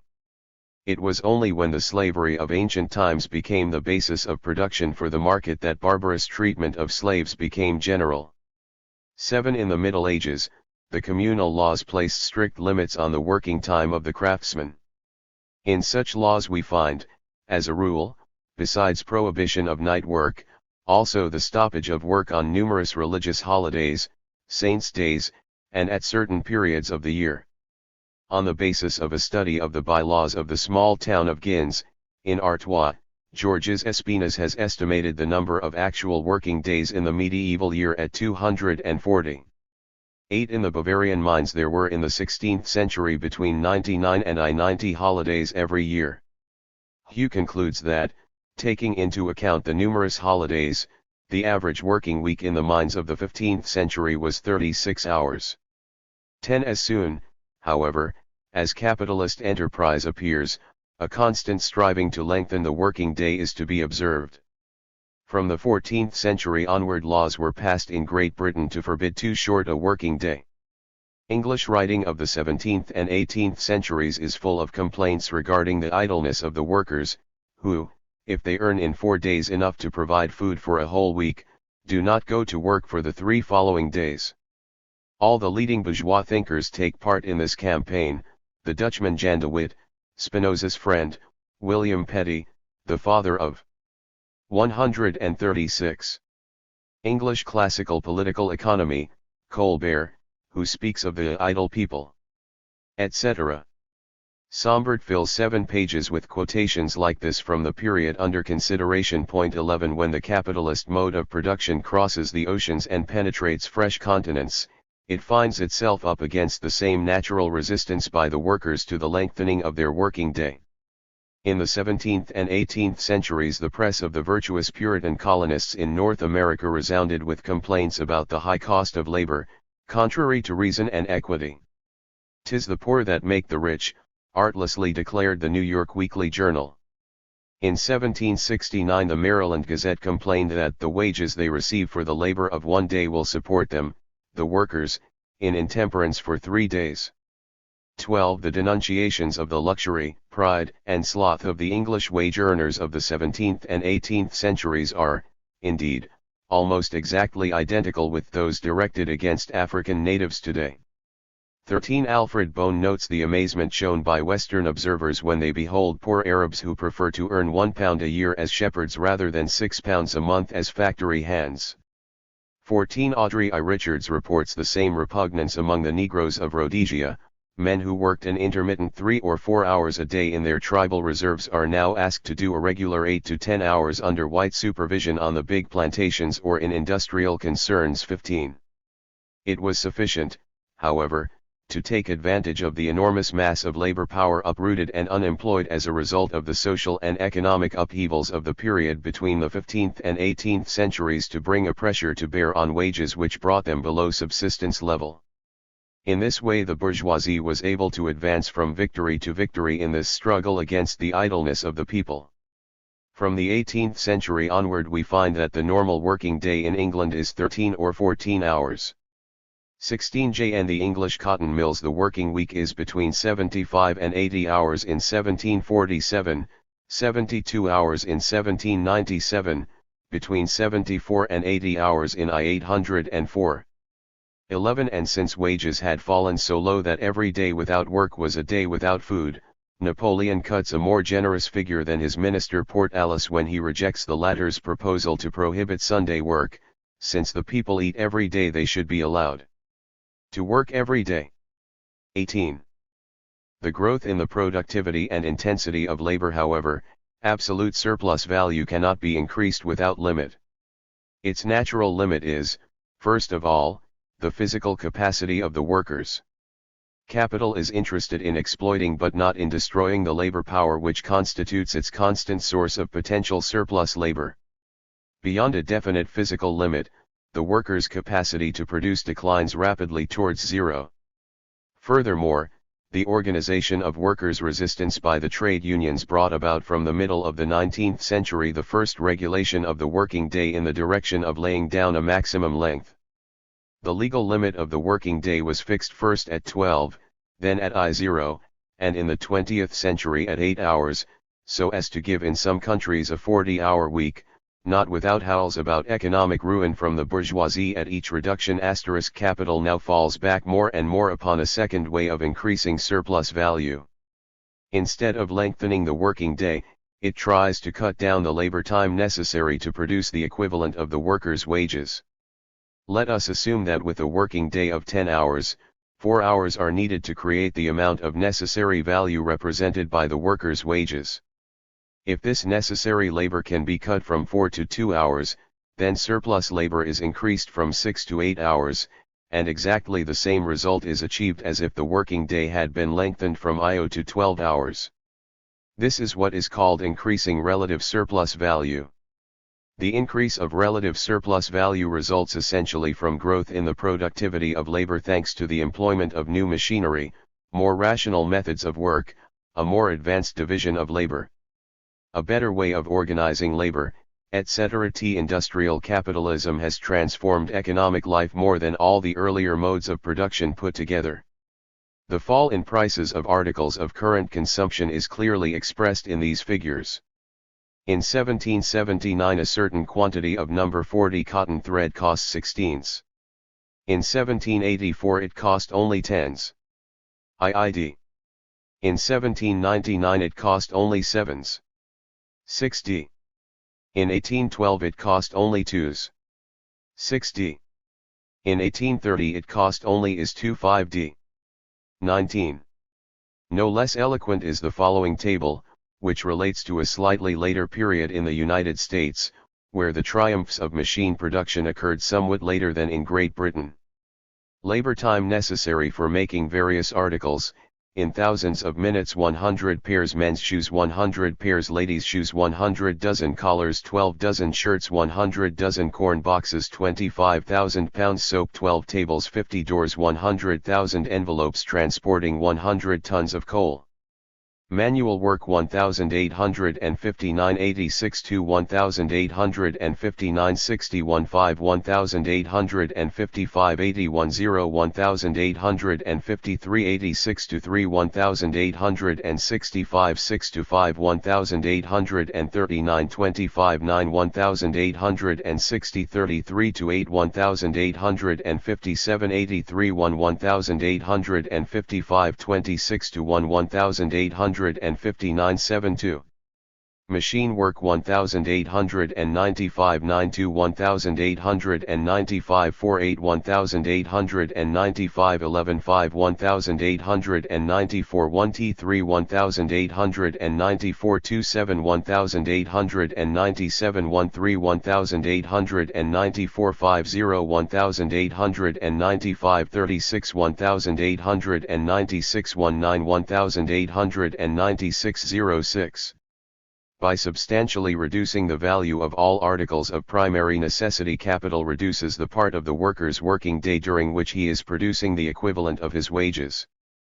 Also to be taken into account is the substitution of cheap articles for dear ones as consumer goods for the working classes, especially the substitution of potatoes for bread, together with a general deterioration in workers' food, housing, and clothes, which facilitates the growth in relative surplus value. Growth in absolute surplus value results, however, from intensification of labor, which is basically the same thing as lengthening the working day.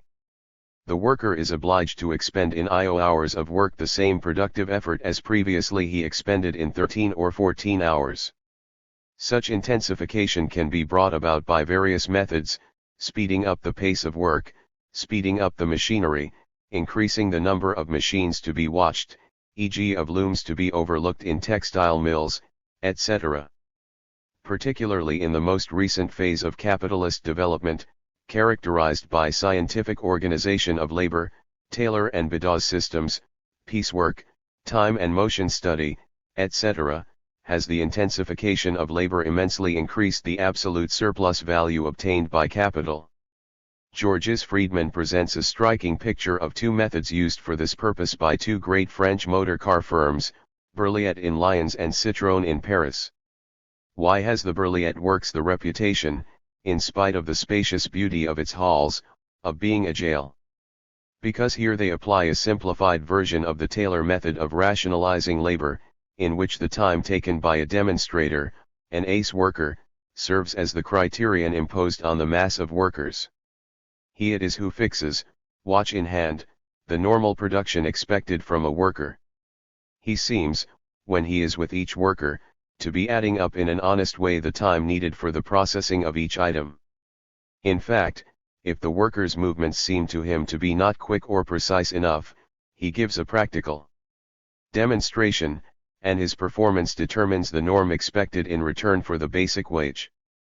Add to the supervision in the technical sphere the disciplinary supervision of uniformed warders who patrol the factory all the time and go so far as to push open the doors of the toilets to check that the men squatting there are not smoking, even in workshops where the risk of fire is non-existent.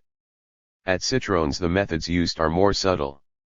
The working teams are in rivalry one with another, the lads quarrel over traveling cranes, drills, pneumatic grinders, small tools. But the supervisors in white coats, whose task is to keep up the pace, are insistent, pressing, hardy. You would think that by saving time a worker was doing them a personal favor. But they are there, unremittingly on the back of the foreman, who in turn is on your back. They expect you to show an unheard of quickness in your movements, as in a speeded up motion picture.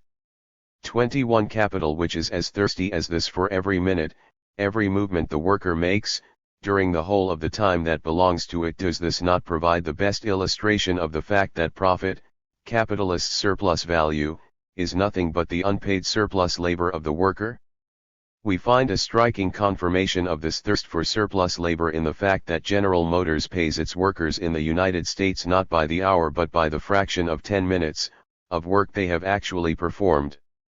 Daniel Bell sums up admirably the radical revolution that industrial capitalism has carried out in the idea of time. In the various ways it has been expressed, two modes of time have been dominant, time as a function of space, and time as durée. Time as a function of space follows the rhythm of the movement of the earth. A year is the curving ellipse around the sun, a day, the spin of the earth on its axis. The clock itself is round, and the hour, the sweep of a line in 360 degrees of space. But time, as the philosophers and novelists and ordinary people know it, is also artless. These are the psychological modes which encompass the differing perceptions, the dull moments and the swift moments, the bleak moments and the moments of bliss, the agony of time prolonged and of time eclipsed, of time recalled and time anticipated. In short, time not as a chronological function of space, but time felt as a function of experience. Utilitarian rationality, euphemism for industrial capitalism, knows little of time as durée. For it, and for modern industrial life, time and effort are hitched only to the clock-like, regular metric beat.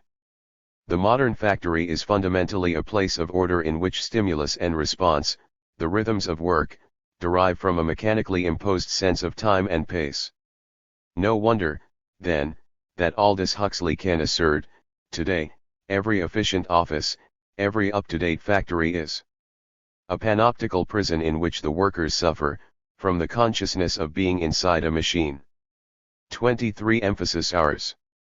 In his book The Anatomy of Work, Georges Friedman quotes the example of a British factory in which Severnel operations have been reduced to a duration of less than a minute. 25 At the Ford Works at River Rouge, the conveyor belt allows less than 2 minutes for most of the workers to carry out their task. 26 Some technicians have begun to question the efficacy of this speed up. 21 The picture of a contemporary factory that G. Friedman and D. Bell have given us in the passages quoted brings out also the hierarchical structure of the organization of labor. So long as the producer is himself owner of his means of production, the question of a workshop police does not arise. It is to his own interest to observe a strict economy of raw material. When domestic industry or the Verlag system become general, we find that complaints become frequent, on the part of the entrepreneurs, that the producers spoil, waste or steal the raw material entrusted to them. This was one of the main reasons for the establishment of manufactories, in which these workers worked under the constant supervision of the entrepreneur. The latter has become, from being a mere owner of money and head of an enterprise with the aim of putting this capital to fruitful use, at one and the same time the organizer of an exact technical process of production and the commander of a mass of wage workers who have to be supervised. He is no longer master merely of his capital but also of machines and men. In order to perform this task effectively, he has to perfect the organization of labor, introduce intermediate rungs, group the workers into teams under leaders, make use of foremen and workshop managers, technicians, and engineers. Alongside the purely technical division of labor in the enterprise, a social hierarchic division of labor develops and becomes ever more thorough, between those who give orders and those who carry them out. Human labor power and machine production. Industrial capital finds its raison d'etre and the essential source of its power to increase surplus value in the use of machinery. Capitalism does not introduce new machines to increase the productivity of human labor, that is only a byproduct of the aims it pursues. The capitalist introduces machinery to reduce his costs of production, so as to sell cheaper and beat his competitors. And it is not possible to reduce costs of production by means of machines unless the cost of these machines is itself less than the wages of the workers whom the machine replaces. The current expression used in English, labor-saving machines, indicates only imperfectly the function of machines in the capitalist mode of production. To be bought by a capitalist enterprise, a machine must both save human labor and make profit, it must be labor-saving and profit-increasing. When a machine costs exactly as much as the saving in wages that it can achieve, it will doubtless not be bought, despite the fact that, even so, it may represent a substantial saving in labor time from the standpoint of society as a whole. There we see a very important difference between the dynamics of a capitalist industry and those of a planned and socialized industry. The cigarette industry was born in the United States in the 1860s. At first all the work was done by hand. A skilled worker could roll no more than 3,000 cigarettes in a working day of 10 hours. In 1876 the wages cost was 96.4 cents per L000 cigarettes of a certain brand. One firm then offered a prize of $75,000 for the invention of a cigarette-making machine. Bonsack came forward in 1881 with a rational machine which produced between 200 and 220 cigarettes a minute and cut wages costs from 96.4 to 2 cents per 1,000 cigarettes. A single one of these machines could have produced all the cigarettes made by hand in the United States in 1875. 30. A machine which saves wages throws producers out of production.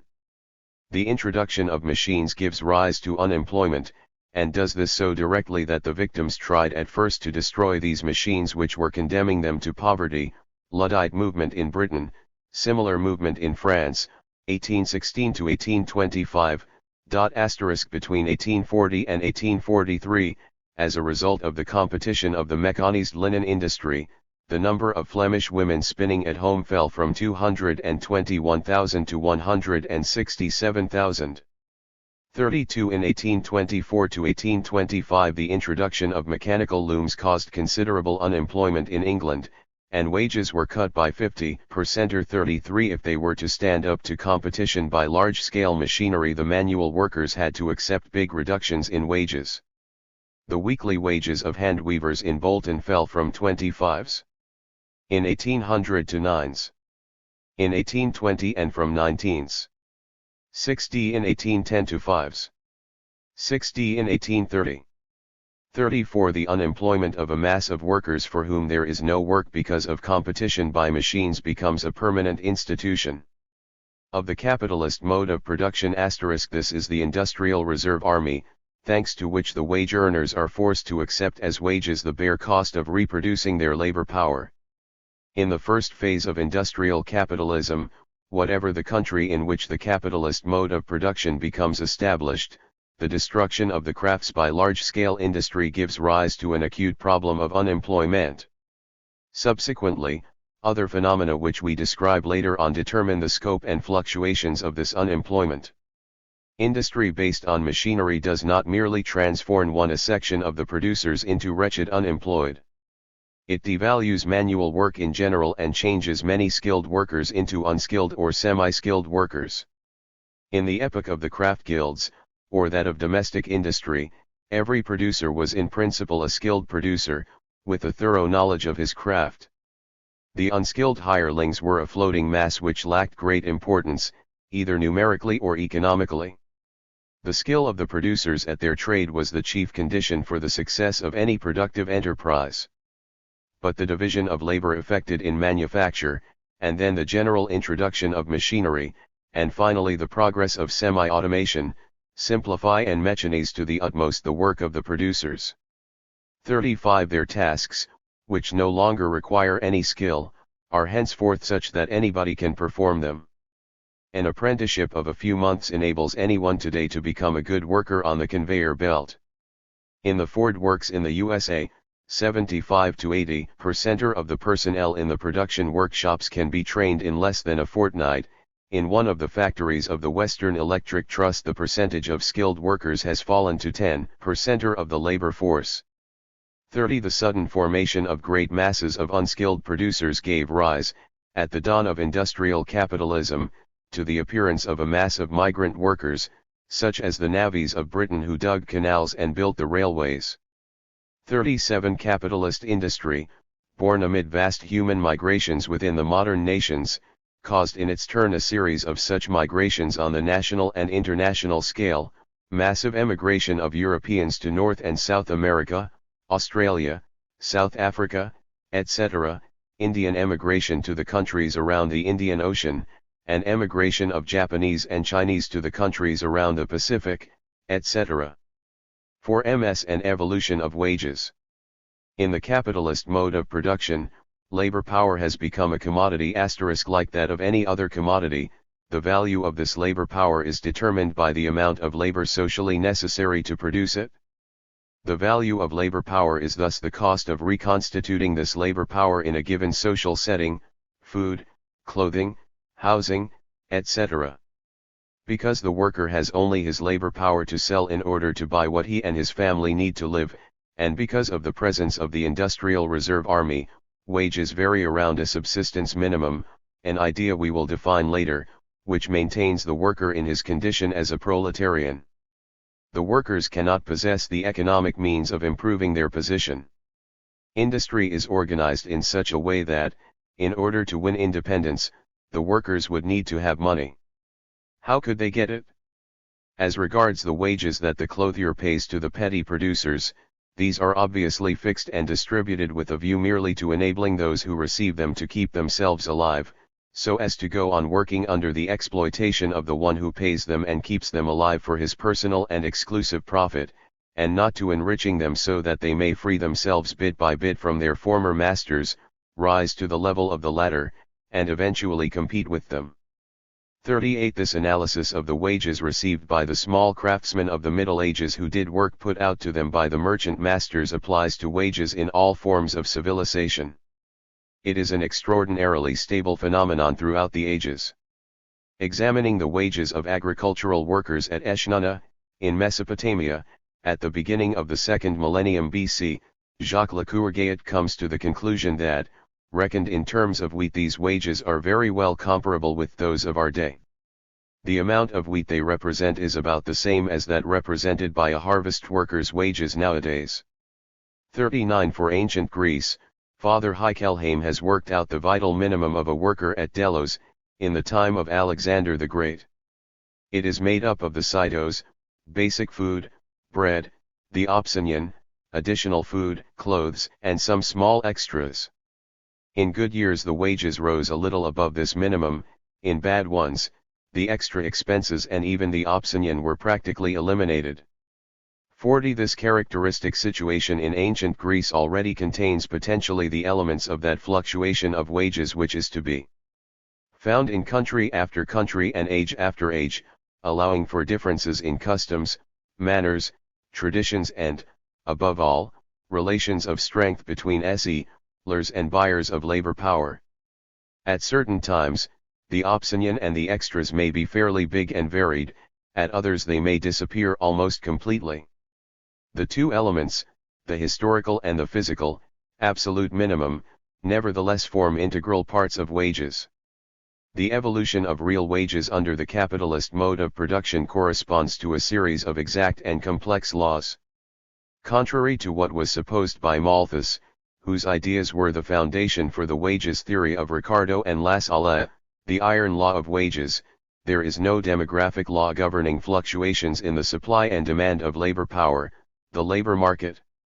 What determine these fluctuations, in the last analysis, are the laws of capital accumulation. This phenomenon is easiest to grasp in the short-term fluctuations during the capitalist production cycle *, which leads industry out of stagnation and depression, through economic recovery and high conjuncture, towards boom and crisis.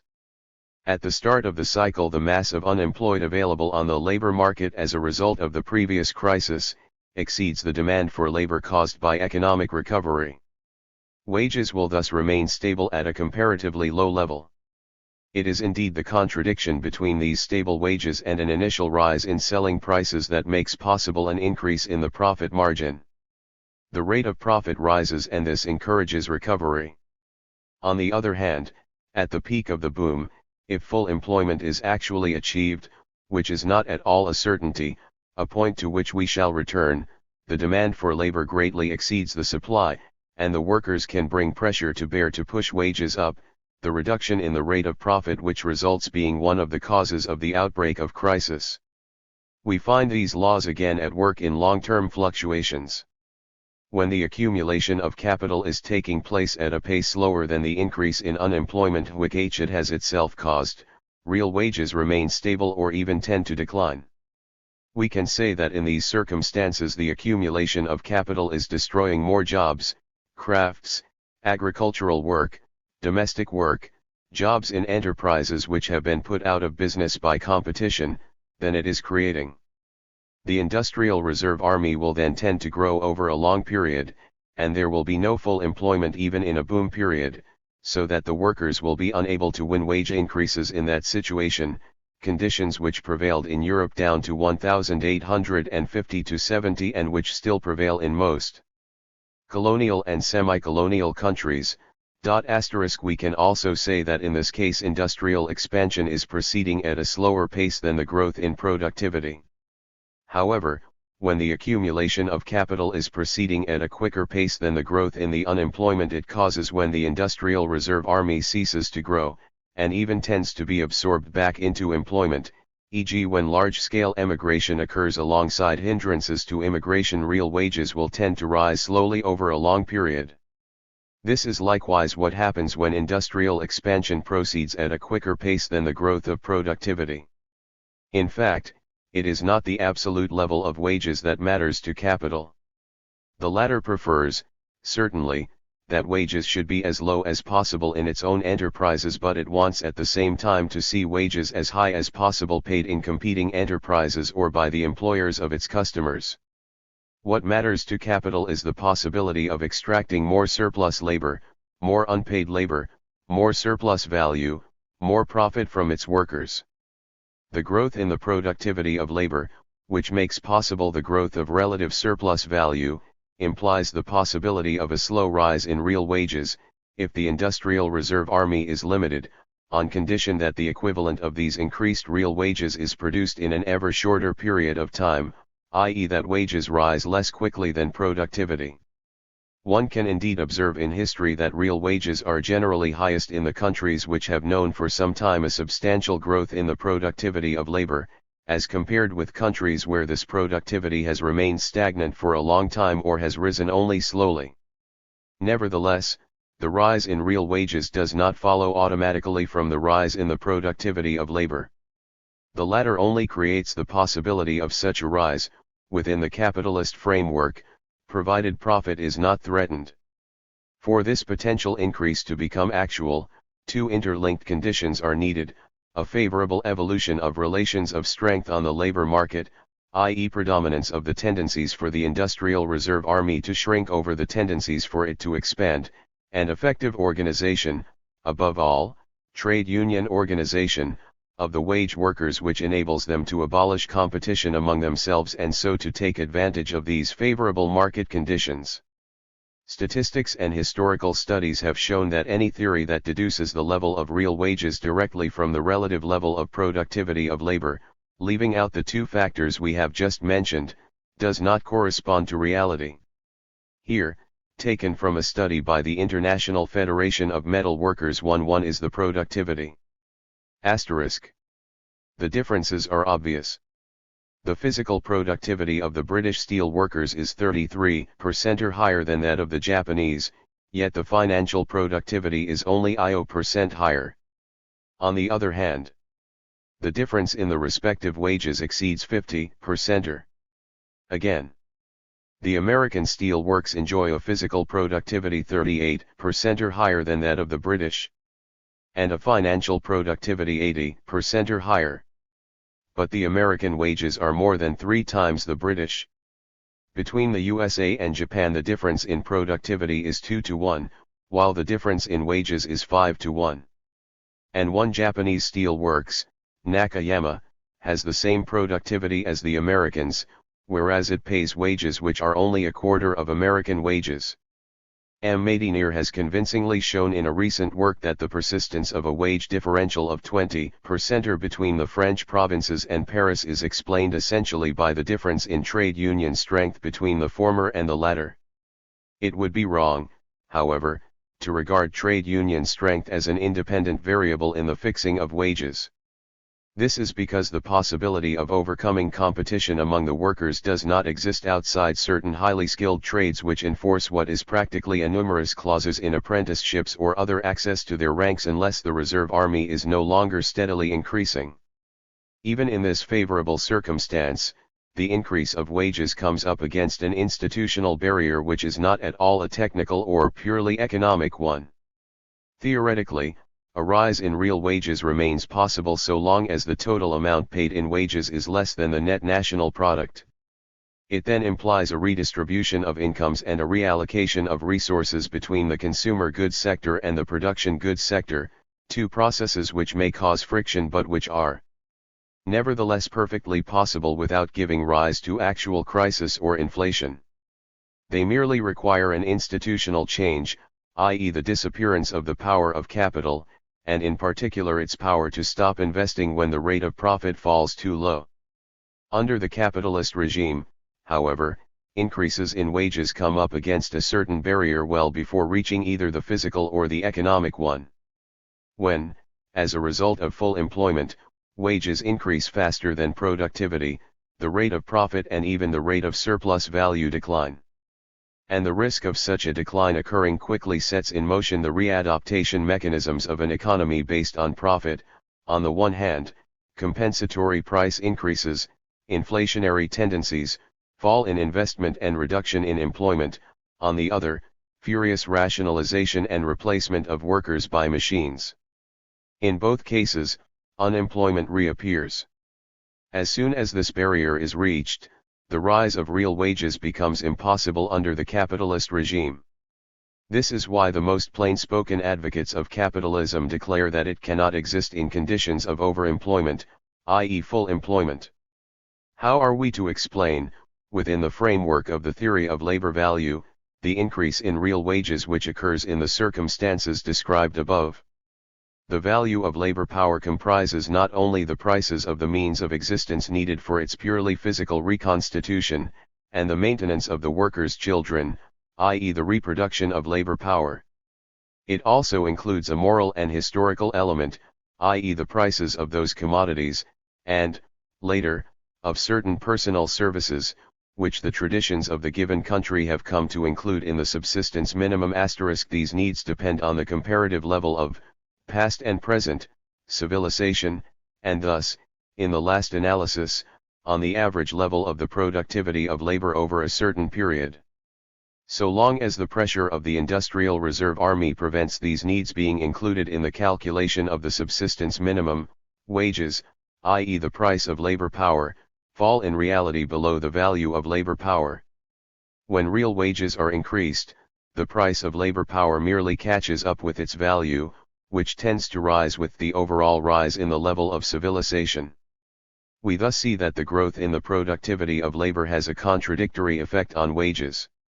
To the extent that it reduces the value of the means of subsistence, it tends to cut down, if not absolute wages then at least relative wages, the part of the working day during which the worker is producing the value equivalent of his wages, and so to diminish the value of labor power.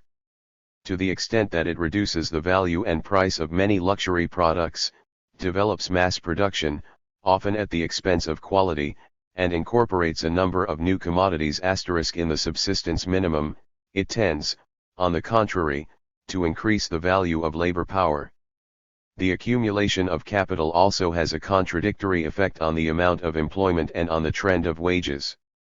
To the extent that machines replace men, the reserve army grows. But to the extent that surplus value is accumulated, that capital enlarges its spheres of operation, that new enterprises continually arise and existing ones are expanded, the reserve army is reduced and capital sets out to find fresh labor to exploit. Taking all these factors into consideration, one can explain the main trends in the evolution of wages since the beginning of capitalism.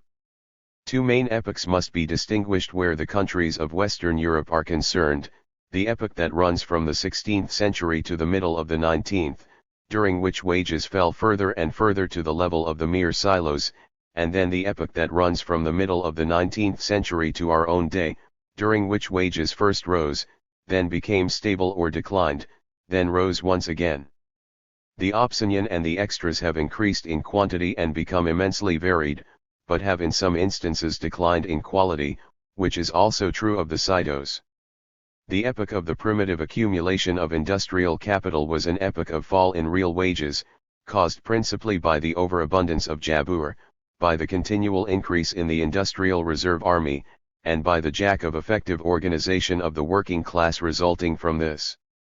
Capital increased the production of absolute surplus value by reducing wages to the point at which, in order to meet his need of bread in 1 year, the British worker had to work, in 1495, 10 weeks, in 1533, 14 or 15 weeks, in 1564, 20 weeks, in 1593, 40 weeks, in 1653, 43 weeks, in 1684, 48 weeks, and in 1726, 52 weeks. With the help of the price revolution, all idleness had been successfully overcome. 45 Recently, E. H. Phelps Brown and Sheila V. Hopkins have fully confirmed these classic data of J. E. Thorold Rogers.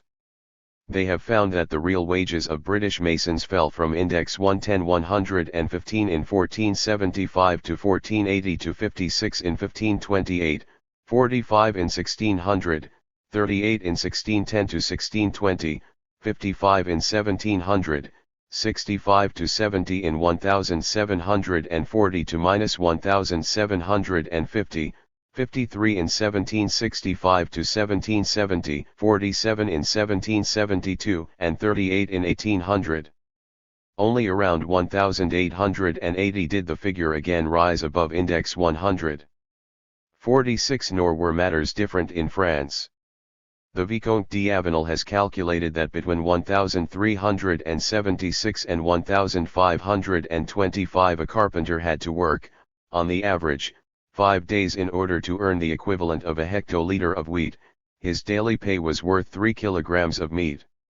In 1650 he had to work 16 days to obtain the same equivalent of wheat, and his daily pay was worth no more than 18 kilograms of meat. 47 From the middle of the 19th century, however, real wages began to rise. In Britain and France they practically doubled between 1850 and 1914. 48 The capitalists succeeded during an entire period: abolition of the Corn Laws in Britain, increasing exports from overseas countries, in bringing about a considerable decline in agricultural prices. The capitalist mode of production experienced a remarkable expansion, conquering enormous international markets. In this way it has to some extent absorbed the industrial reserve army in the countries of Western Europe, only to reproduce it, to re-export it on a larger scale in India, China, Latin America, Africa, and the Near East. The mass emigration from Europe to overseas white settlement countries reduced still further the supply of labor on the European labor market. All these factors, closely interlinked and characteristic of a certain structure of the world market, created conditions favoring the reinforcement of trade union strength and the rise of real wages in Western Europe. Competition from female and child labor was for a long time one of the chief means of reducing average wages. Another means to the same end from the Middle Ages onward was the truck system, payment of wages in kind, i.e. in products of which the employer arbitrarily determined the price or reduced the quality. Opposition by the workers eliminated this form of super-exploitation despite strong resistance from the employers. 50. It continues, however, in a special form, in the institution of shops which belong to industrial concerns, shops in which the workers have to buy the goods they need and to which they fall into debt, thus finding themselves tied for life to the same employer. This is one of the forms still prevalent today of peonage in the southern states of the USA, e.g. in the turpentine industry. Leaving aside wages paid in kind, the two most common forms of wages are time wages and piece wages. Time wages have fewer disadvantages from the standpoint of the interests of the working class. Piece wages, on the other hand, which urge the worker to constant increase in output, to speed up the pace of production and ceaseless intensification of work, are the ideal tool for the employers to use to increase production of relative surplus value. A concealed form of piece wages is the bonus system, which appeared in the American metal industry about 1870. There are now several different methods of calculating bonus: the Rowan, Halsey, Beddoes, Emerson, Rifa and other systems. All these methods have in common that the worker's output increases faster than his wages. Of the mass of value created by the worker, a smaller and smaller fraction returns to him, and the relative surplus value increases proportionately. Thus, under the Rowan system, if output increases by 50%, or wages rise by 33%, or if output increases by 100%, or wages rise by 50%, or if output rises by 200%, or wages rise by 66%, or etc. As for the Beddoes system, it has been estimated in the USA that it has generally led to an increase in production by 50% or against an increase of 20% or in wages. 51 writers who are frankly in favor of the bonus system, like Dr. A. Perrin, admit the advantages that the employers derive from these various systems. 52 The same result is achieved by the various systems of profit sharing by which the workers are induced to increase not only their individual output but also that of the entire enterprise.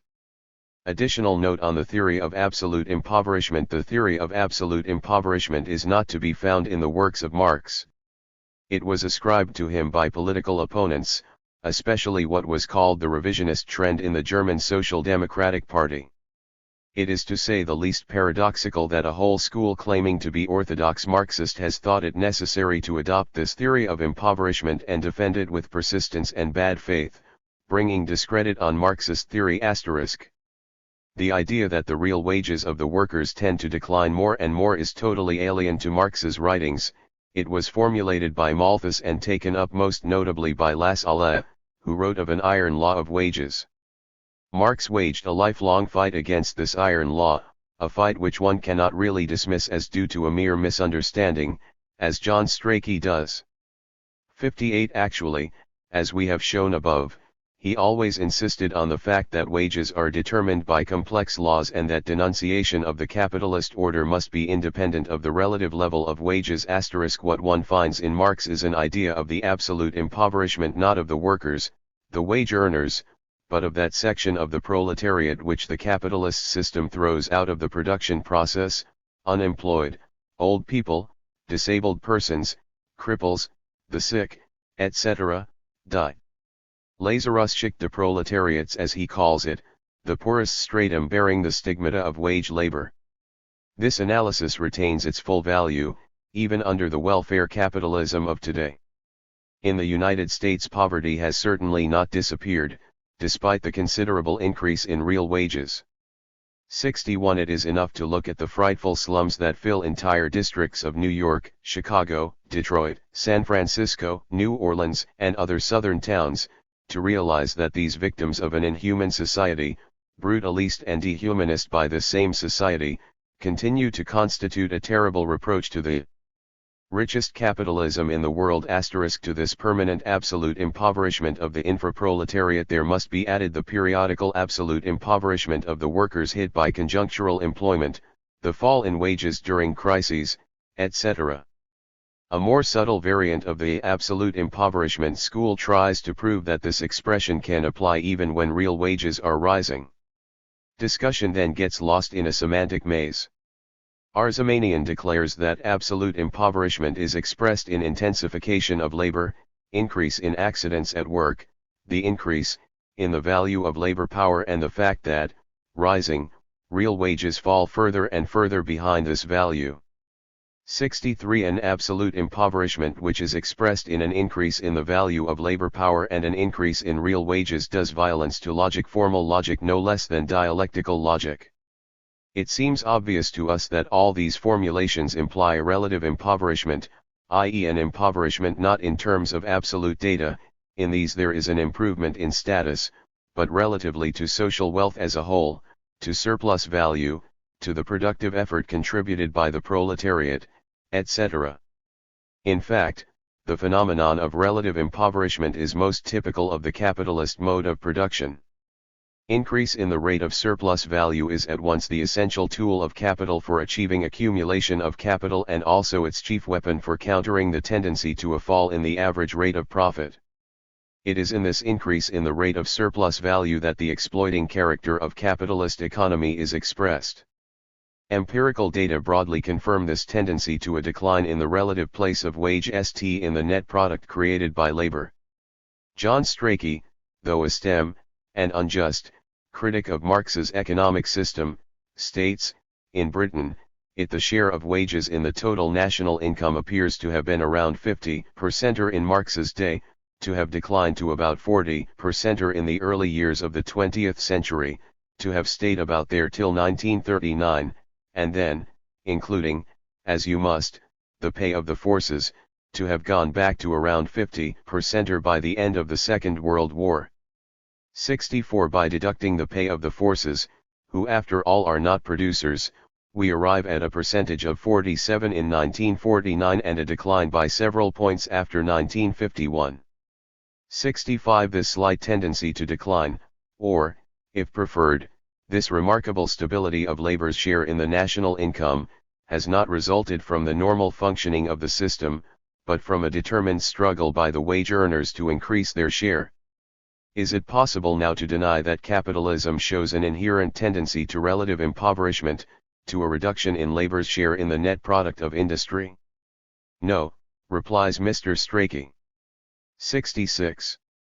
These calculations are not completely exact, moreover, since they leave out of account the numerical increase, both absolute and relative, of the proletariat as compared with Marx's time, with the beginning of the 20th century, or even with the period before the Second World War.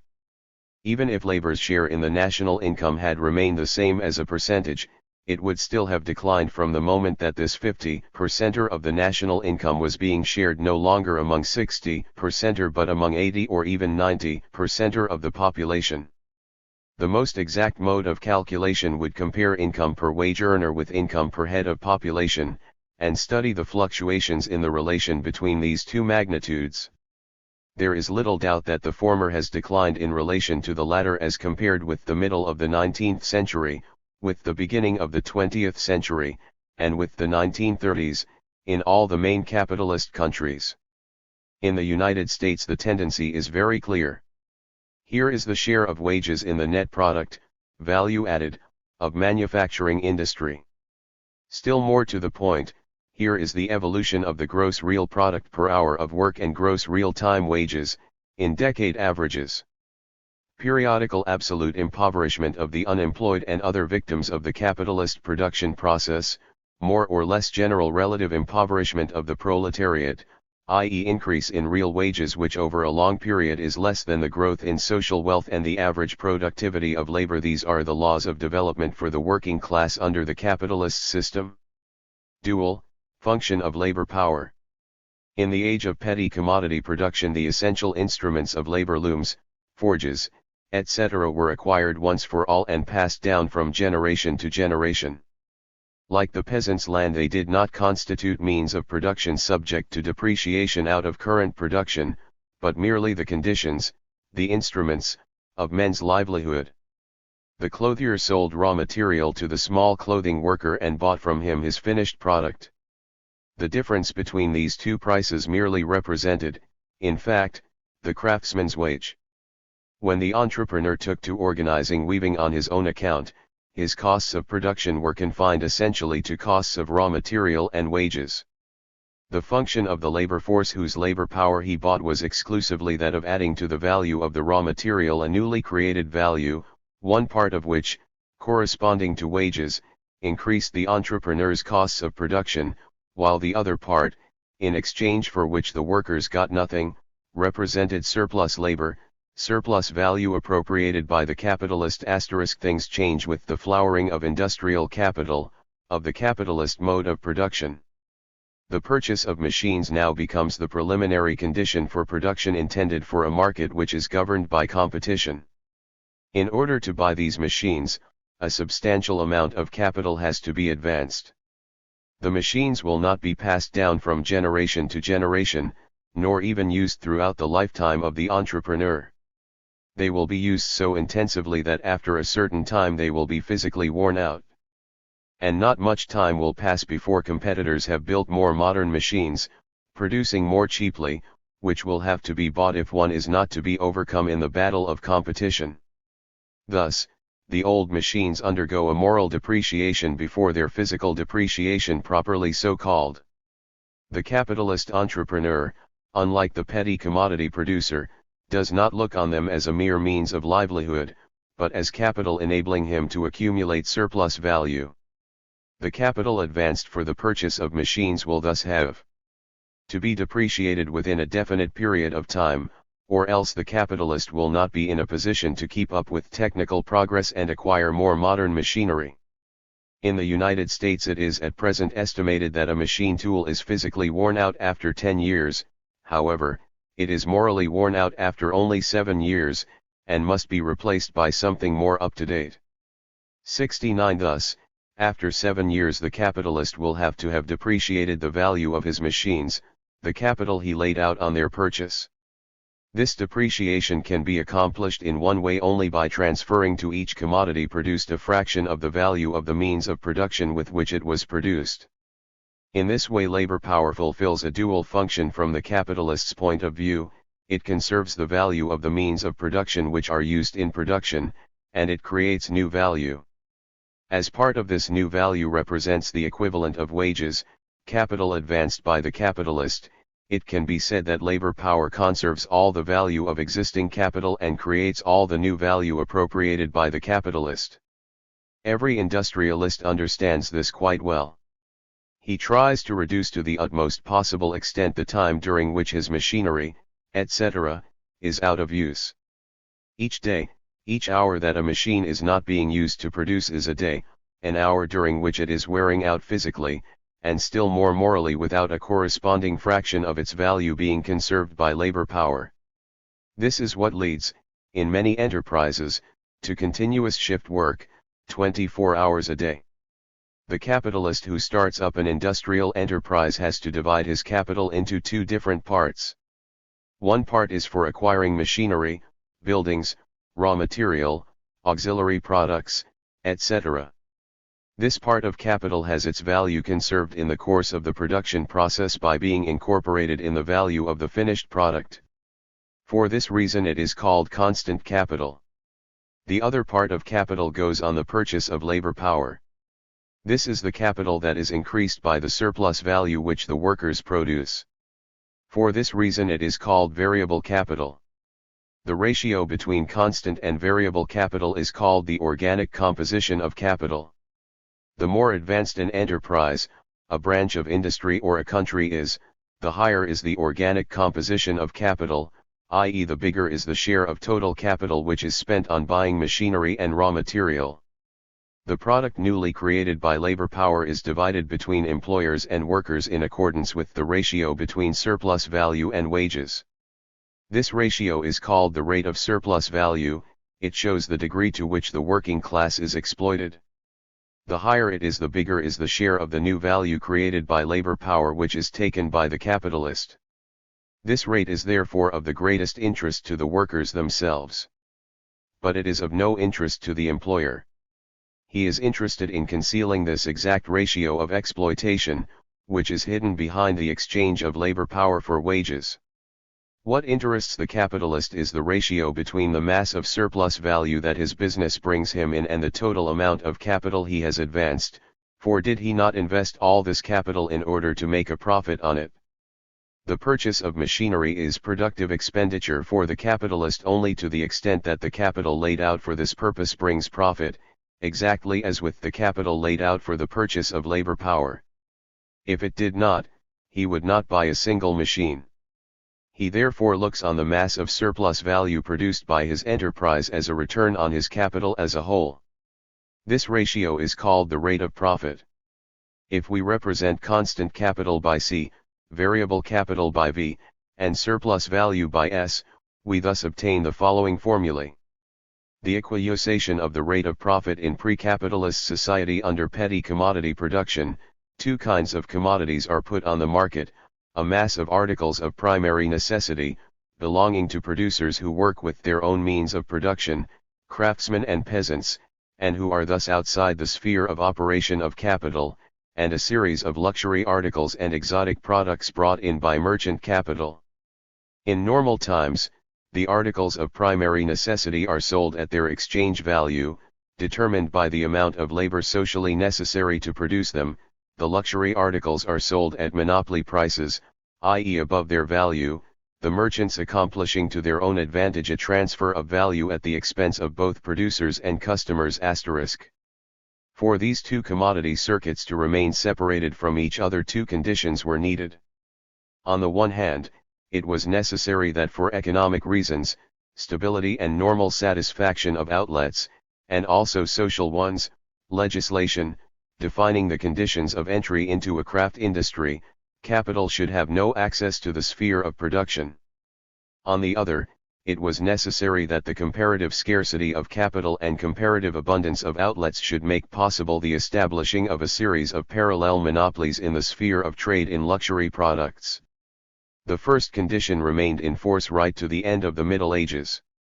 From the 16th century, manufacture and domestic industry entered into increasing competition with the crafts, but only with the triumph of the big factory did capitalist industrial enterprise come to produce the bulk of articles of current consumption and so to determine their value. It was otherwise with the second of these conditions. From the beginning of the 14th century, capital engaged in international trade in Western Europe began to outgrow the limits of the outlets to hand.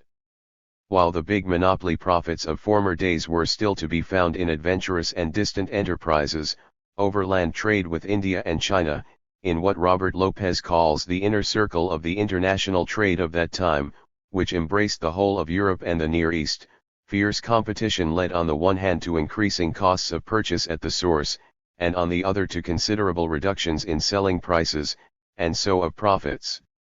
71 Whereas the Byzantines, at the start, and then the Venetians, had formerly enjoyed real monopolies in the sale of silk and of certain spices, the Genoese, the Catalans, and later the French and Germans, now participated in this trade on an equal footing. Whereas the Flemish master clothiers had monopolized the trade in cloth, from the 14th century the Italians, Brabanters, English, French and Germans broke this monopoly. Whereas the German Hansa had monopolized the trade in herrings, timber, and wheat from the Baltic, English, Flemish and especially Dutch merchants were soon to crack open these monopolies.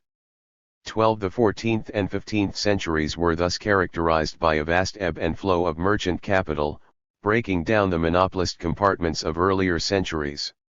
This flow of capital made its way towards the sectors in which prices and profits were highest. In this way an equalization of the rate of commercial profit came about, the formation of an average rate of profit which Lopez evaluates at 7 to 12%. Though the sudden increase in profits which accompanied the commercial revolution of the 16th century continued for at least a century, commercial competition soon smashed the Spanish and Portuguese monopolies, and the equalization of prices and profits of luxury articles continued, on a much vaster scale, in the great entrepots and trading centers of the modern world, Antwerp, Amsterdam, London, Venice, Hamburg, Bordeaux, etc.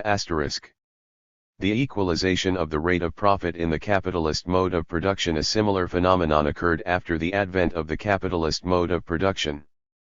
When a new sector of production opens up, capital at first risks itself in this new sector only with circumspection. The first builders of mechanical looms became textile manufacturers and often continued to make their own machines. Capital begins to flow into a branch of industry only from the moment when high profits can be got from it. Thus, during 1820 to 1830, when the demand for textile machinery was constantly growing, big independent works for making machines were set up in Britain.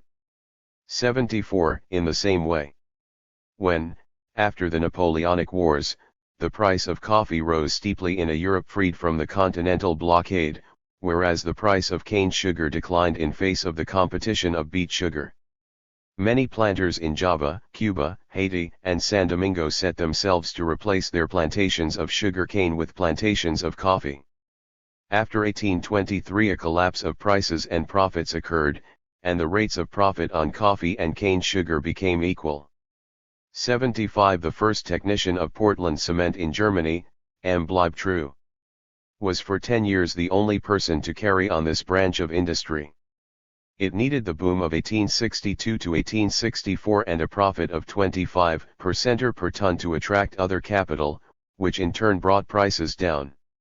76. The equalization of the rate of profit in the capitalist mode of production thus results from the ebb and flow of capital, which flows into the sectors where profits are higher than the average and out of the sectors where profits are lowest. The ebbing of capital reduces production, creates a shortage of goods in the given branch, and so leads to an increase in prices and profits. The influx of capital, on the contrary, causes intensified competition in the sectors affected, resulting in a fall of prices and profits. Thus an average rate of profit is attained in all the sectors, through competition in capital and commodities. Under petty commodity production, the producers sell their goods, as a rule, at their actual value, labor time socially necessary to produce them. Under capitalist production, the goods still possess an actual value. It breaks down into value conserved by labor power, the value of the constant capital expended for the production of these goods, and value newly created by labor power, variable capital plus surplus value. The value of each capitalist commodity can be represented schematically by the formula C plus V plus S. Let us imagine three enterprises in different branches of industry, A, B and C. A, let us say, is a pasta-making factory, where comparatively few machines are used and a lot of labor. B is a textile mill, where more machinery is used, and C is an engineering works, where even more machinery is used than in A and B. We shall thus have a higher organic composition in B than in A, and in C than in A and B. Let us now suppose that an average level of productivity and intensity of labor exists and that the rate of surplus value is the same in the three factories, namely 100%. The value of the production of these three factories could then be expressed like this, each unit representing, say, 1,000 francs. The rate of profit is thus lowest in the sector with the highest organic composition of capital. This is understandable, since only variable capital produces surplus value. But the capitalists, as we have seen, are interested only in the rate of profit returned on the whole of their capital. Capital will thus flow towards the sectors with the lowest organic composition of capital, where the rate of profit is highest. An influx of capital means intensified competition, increased use of machinery and rationalization of work. But these changes lead precisely to an increase in the organic composition of capital. An increase in the organic composition of capital means fall in the rate of profit. The ebb and flow of capital thus tends to equalize the rate of profit in the different branches of production by changing, through competition, the organic composition of their capital. Price of production and value of commodities. Does this mean that a leveling of the organic composition of capital in different branches of industry must actually precede the equalization of the rate of profit? Not at all. Let us look again at our three factories A, B and C, each characteristic of a different branch of industry. The differences in organic composition of capital between these factories broadly correspond to differences in productivity of labor, which we can regard as more or less proportionate to the organic composition of capital. Let us say that factory B, with its organic composition of capital : represents exactly the average of the productivity of labor at the given period in the given country. If this is so, then factory A, with a productivity of labor which is lower than B's, is working below the average conditions of productivity.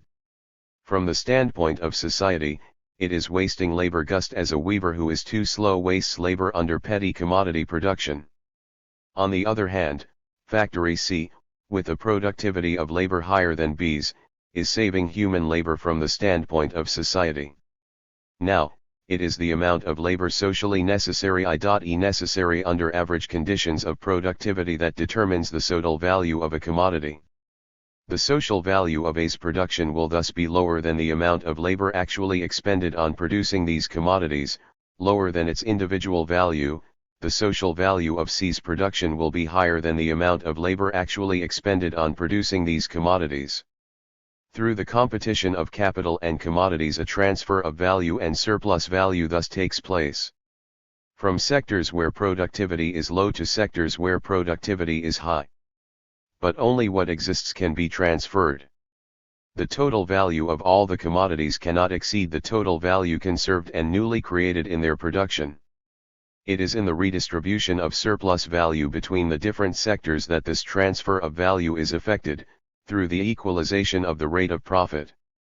In the example we have taken, the total amount of surplus value produced was 3,000. The total amount of capital advanced, 4,000 plus 5,000 plus 6,000, was 15,000. The average rate of social profit works out thus at 20%.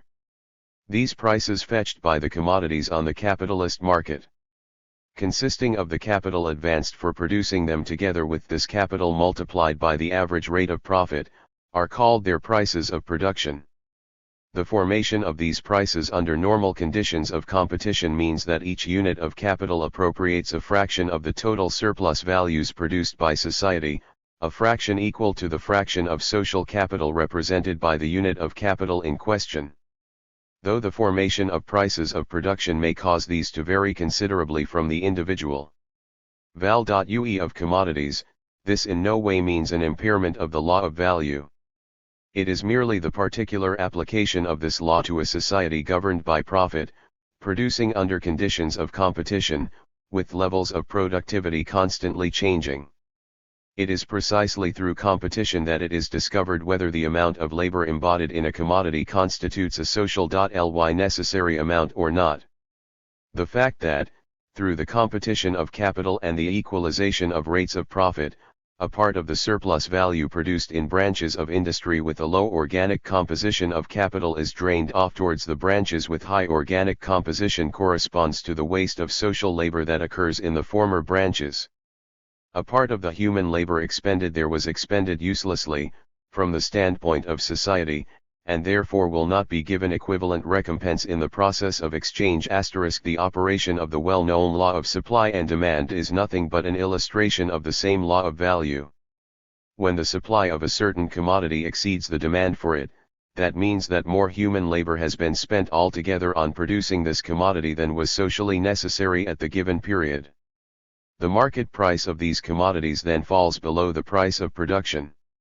When, however, supply is less than demand, that means that less human labor has been expended on producing the commodity in question than was socially necessary, the market price will then rise above the price of production. When market prices fall, profits fall. The capitalists adapt themselves to the situation by improving the average productivity of labor, reducing costs of production, which eliminates enterprises where productivity is too low and brings supply down to the level of demand, which may then rise, when market prices fall to a serious extent. When market prices rise, capital is attracted into the branch concerned by the high profits obtainable, and production increases until supply exceeds demand and prices start to fall. The working of competition, the variation of market prices around the values, around the prices of production, of commodities, is the only mechanism whereby, in an anarchic society which produces for a blind market, the capitalists can tune into social needs. But the working of the law of supply and demand explains only the variations of prices. It does not at all determine the axis around which these variations occur, and which remains determined by the labor expended in the production of commodities. The equalization of the rate of profit and the distribution of capital and resources between the different branches of the economy in accordance with the needs revealed on the market can take place in classic fashion only if conditions of perfect competition exist at all levels, among buyers, among sellers, and between buyers and sellers. Such perfect competition has never existed. This is why in the initial period of capitalism there was only an approximation to an equalization of this kind. Taking into account the monopoly and semi-monopoly sectors which then survived as vestiges of earlier epochs. Later, when the capitalist mode of production itself reached the stage of monopoly, the equalization of the rate of profit assumed a new and special form. Centralization and concentration of capital. The equalization of the rate of profit favors those capitalist enterprises which have the highest degree of productivity. It works against those enterprises that operate with costs of production above the average prices of production. Now, reducing costs of production and increasing the productivity of labor means, first and foremost, improving and adding to the means of production, replacing living labor force by dead labor, instruments of labor which are nothing but the crystallization of unpaid labor. It is therefore the best equipped enterprises, those with the highest organic composition of capital, that come out on top in capitalist competition. The industrial employer found himself urged on to new conquests by the pressure of the machine itself. He had to be abreast of his competitors in reducing prices, and this was a perpetual incentive to him both to increase his scale of production and to avail himself of the improved machines that were constantly being produced. There was doubtless an optimum size for any given business beyond which it could not grow without loss of productive efficiency.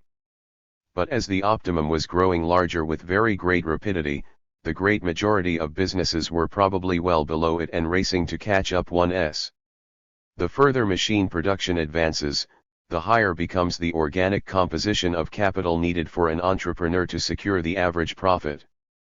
The average capital needed in order to start a new enterprise capable of bringing in this average profit increases in the same proportion. It follows that the average size of enterprises likewise increases in every branch of industry. Those enterprises will be the most likely to succeed in competition which have an organic composition of capital which is above average, which possess the largest reserves and funds for most rapidly advancing along the road of technical progress.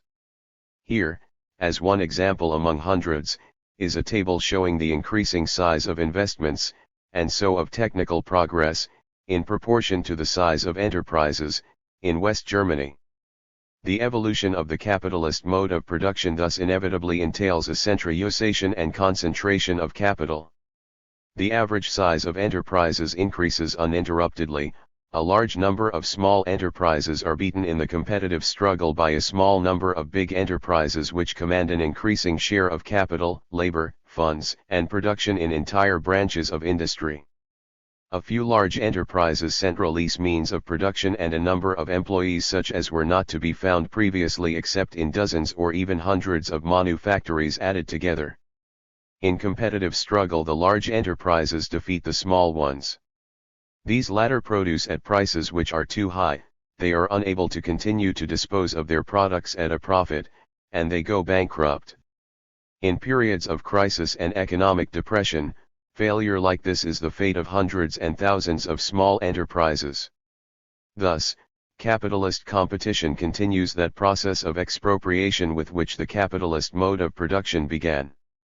Instead of independent producers as the chief victims, however, it is now the capitalists themselves who have become the object of this process. The history of capital is the 164.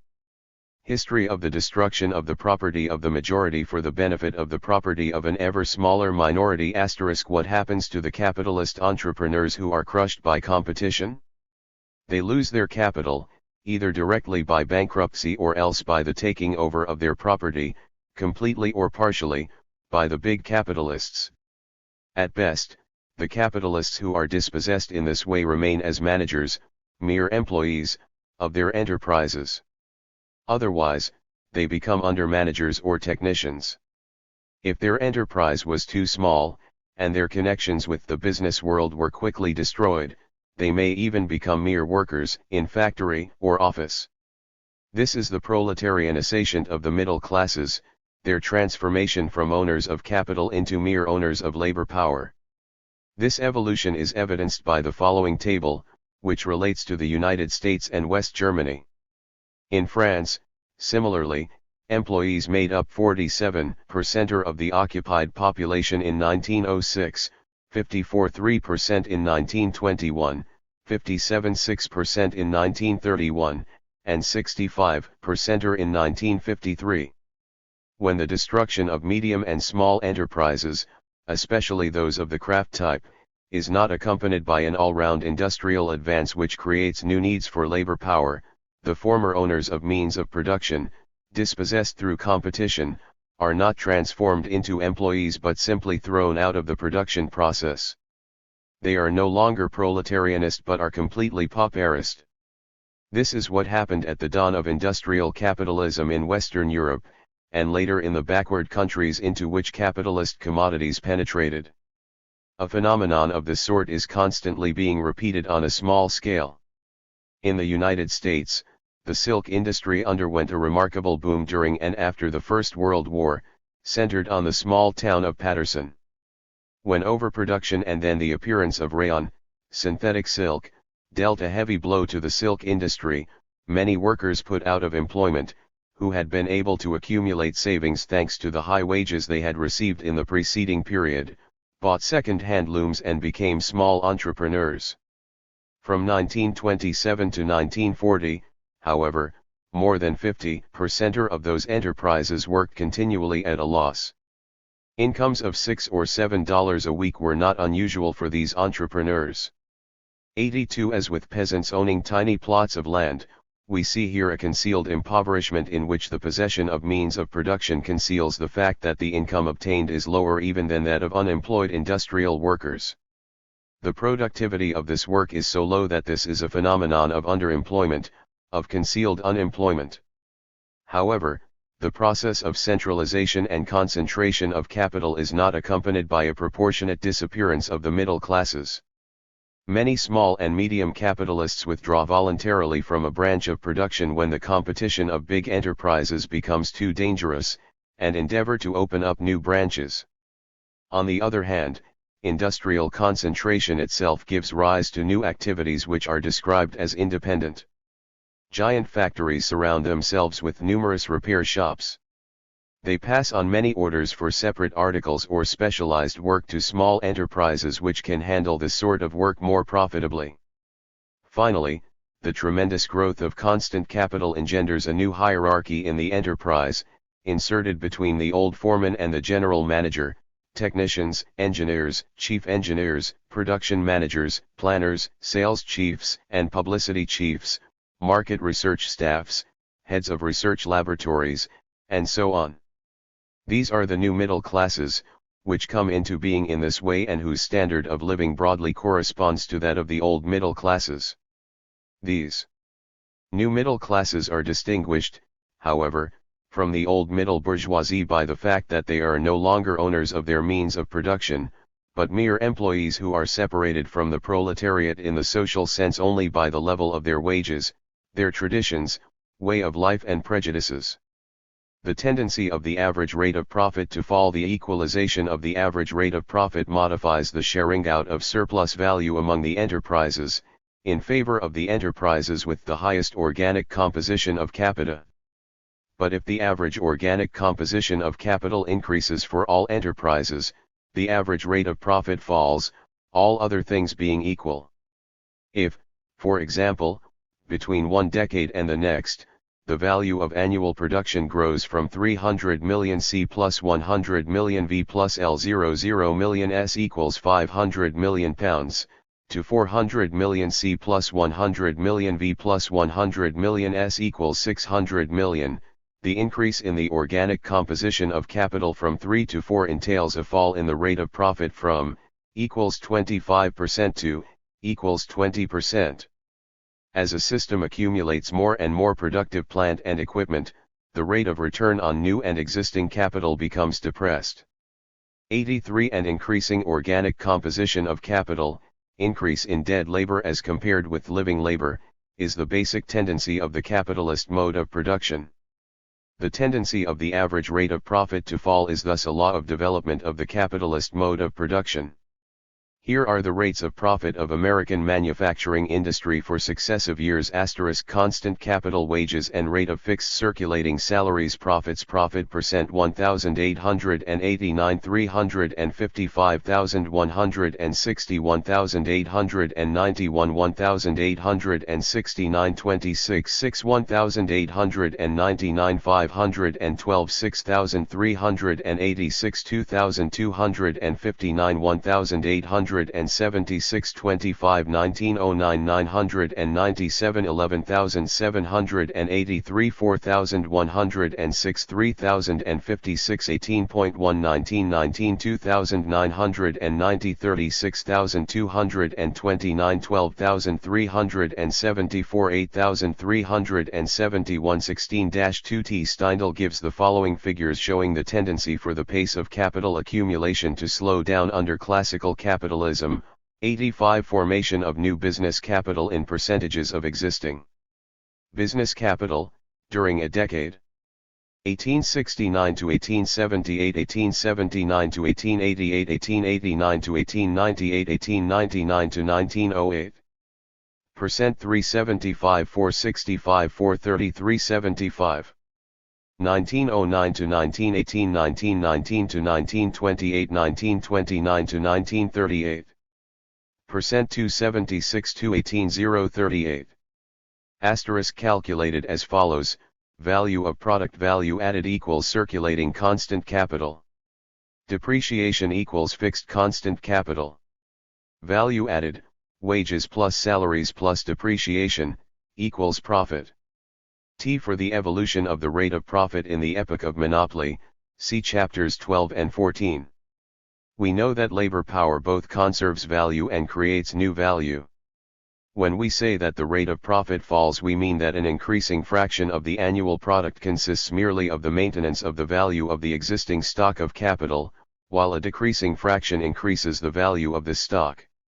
This fact, established theoretically, is to be found empirically in the following statistics, given by Kuznets, of the annual percentage of American production of equipment which is not destined to replace existing equipment but to extend it. 1879 to 1888, 1889 to 1898, 1899 to 1908. Percent 57 to 57 9 54 1. 1909 to 1918, 1919 to 1928/043 136 6.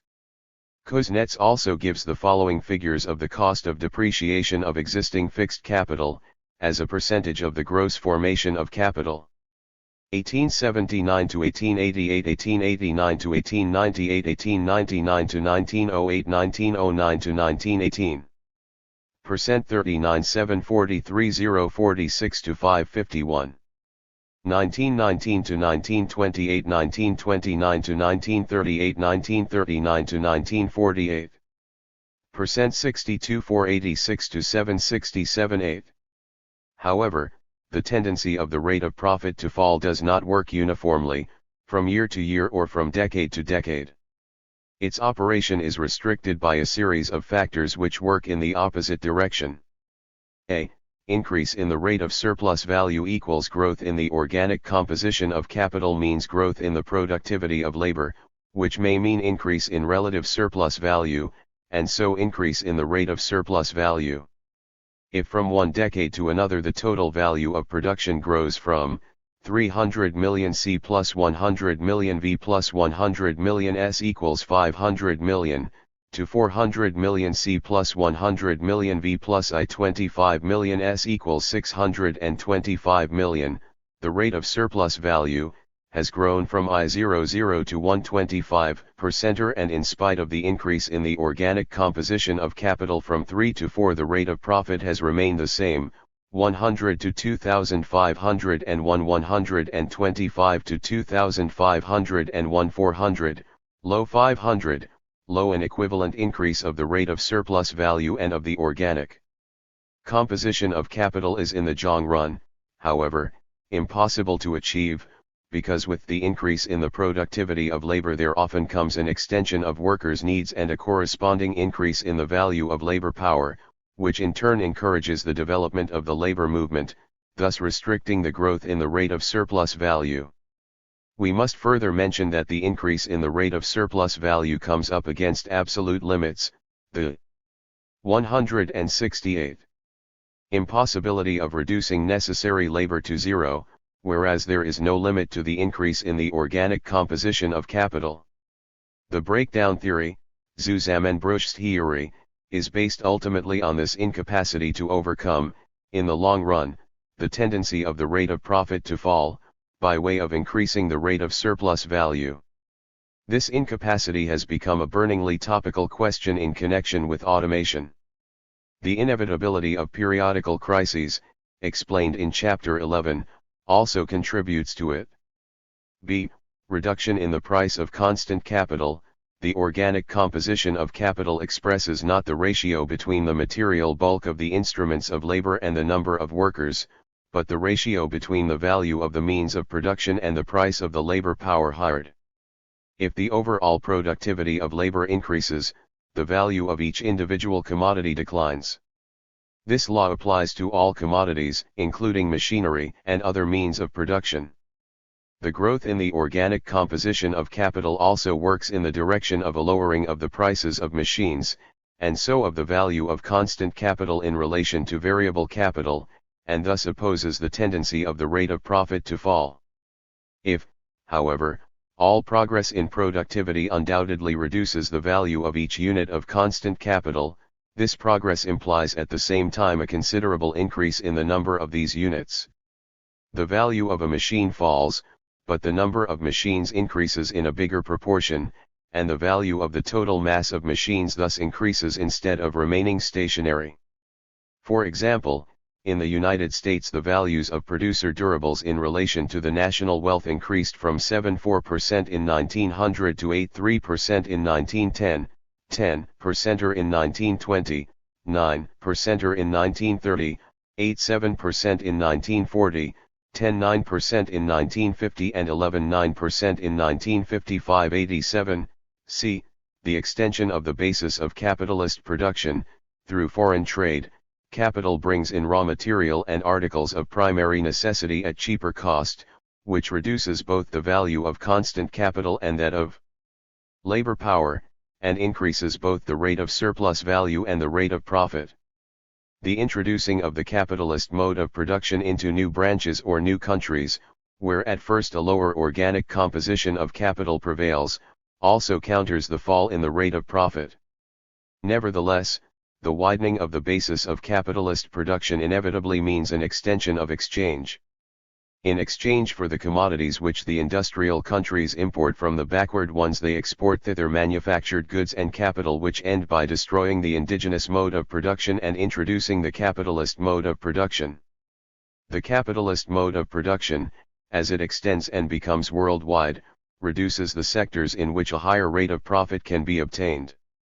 Though this expansion played a big part throughout a long period in checking or halting the tendency of the rate of profit to fall, its efficacy decreases more and it may even produce the opposite effect when the backward countries, industrialistes in their turn, compel the advanced countries to undertake a substantial increase in the organic composition of capital in order to stand up to their competition.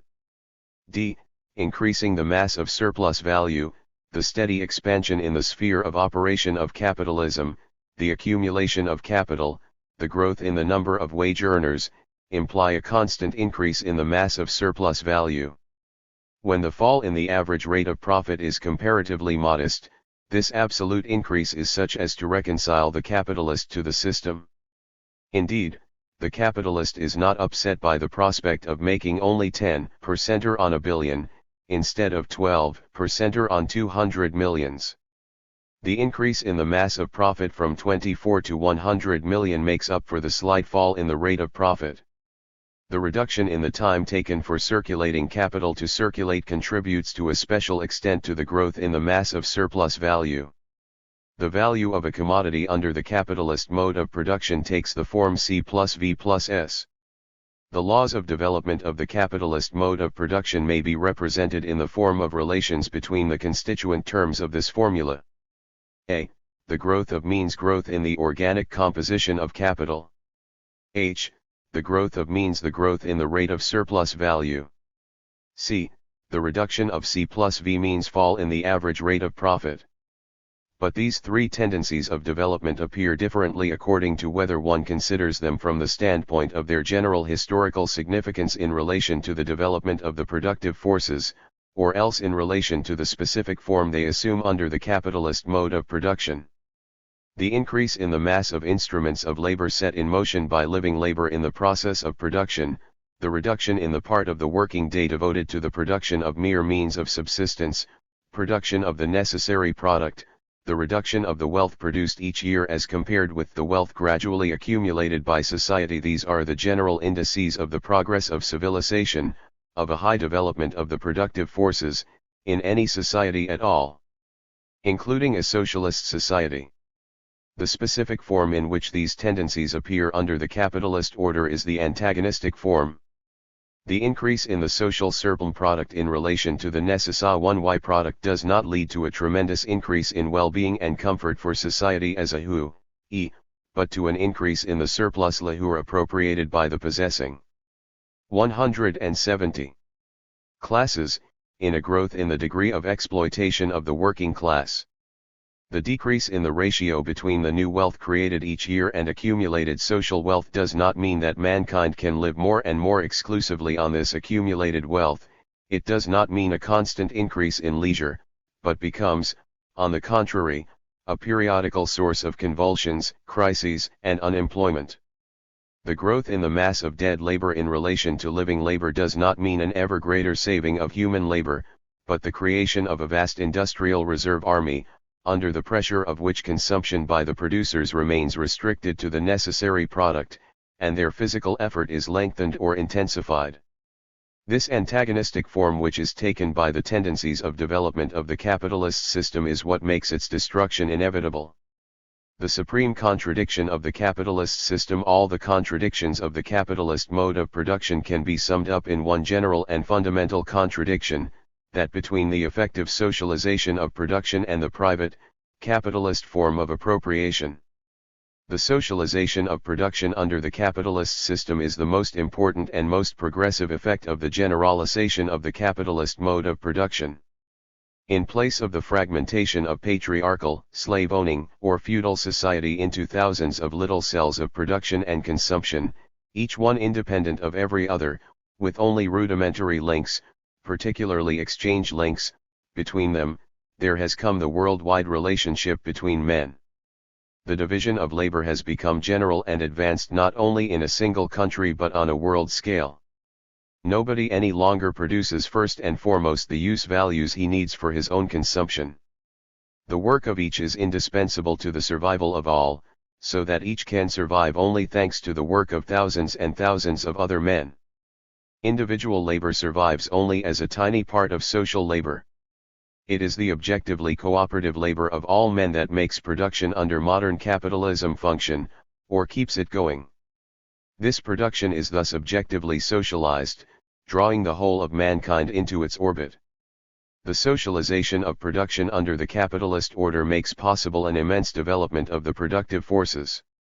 The growth of constant capital, especially of the mass of machinery and equipment in and transport, has been possible only through an extreme development of the division of labor.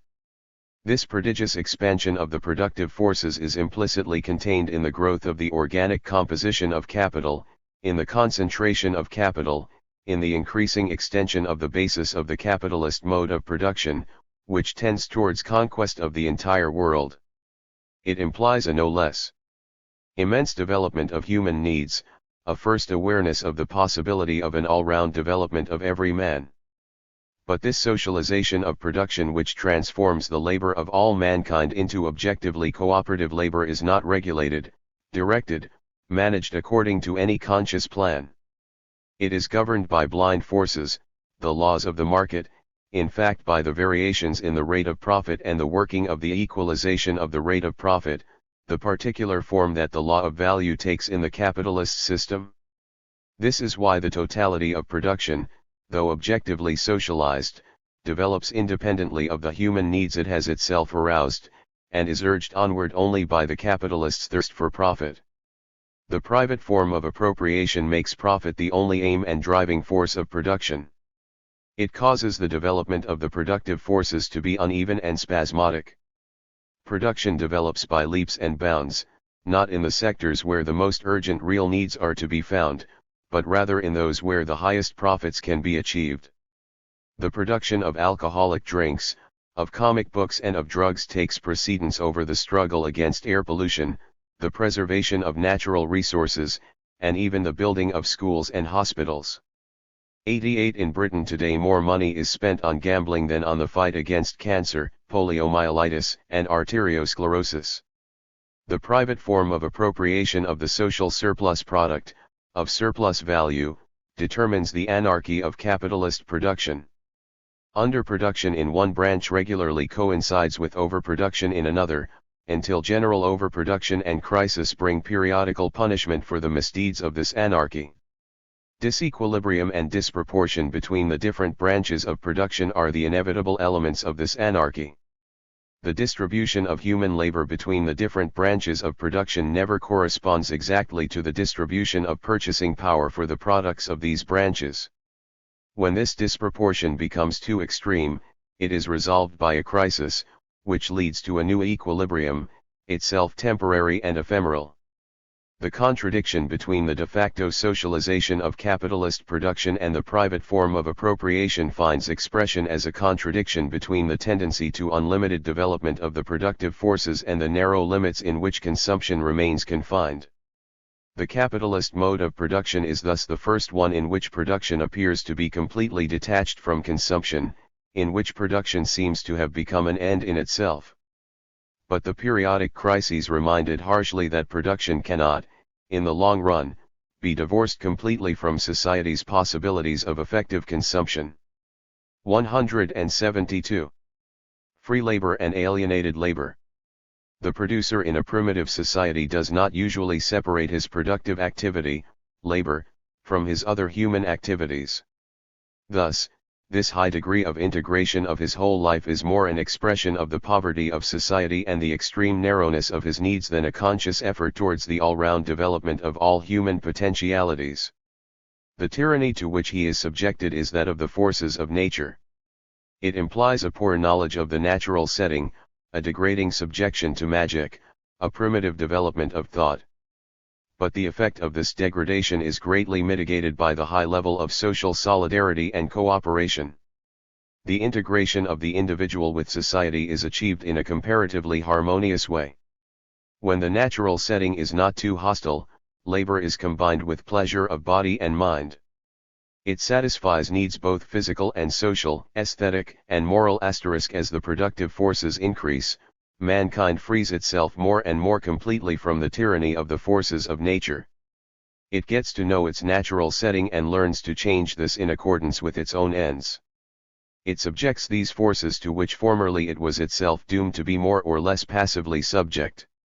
So begins the triumphal march of science and scientific techniques, which will make man the master of nature and the universe.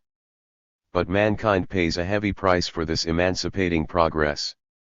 The transition from a society of absolute poverty to a society of relative scarcity is at the same time transition from a society harmoniously united to a society divided into classes. With the appearance of individual leisure for a minority of society, there also appears the alienated time, the time devoted to slave labor, the unpaid labor provided for others by the majority of society.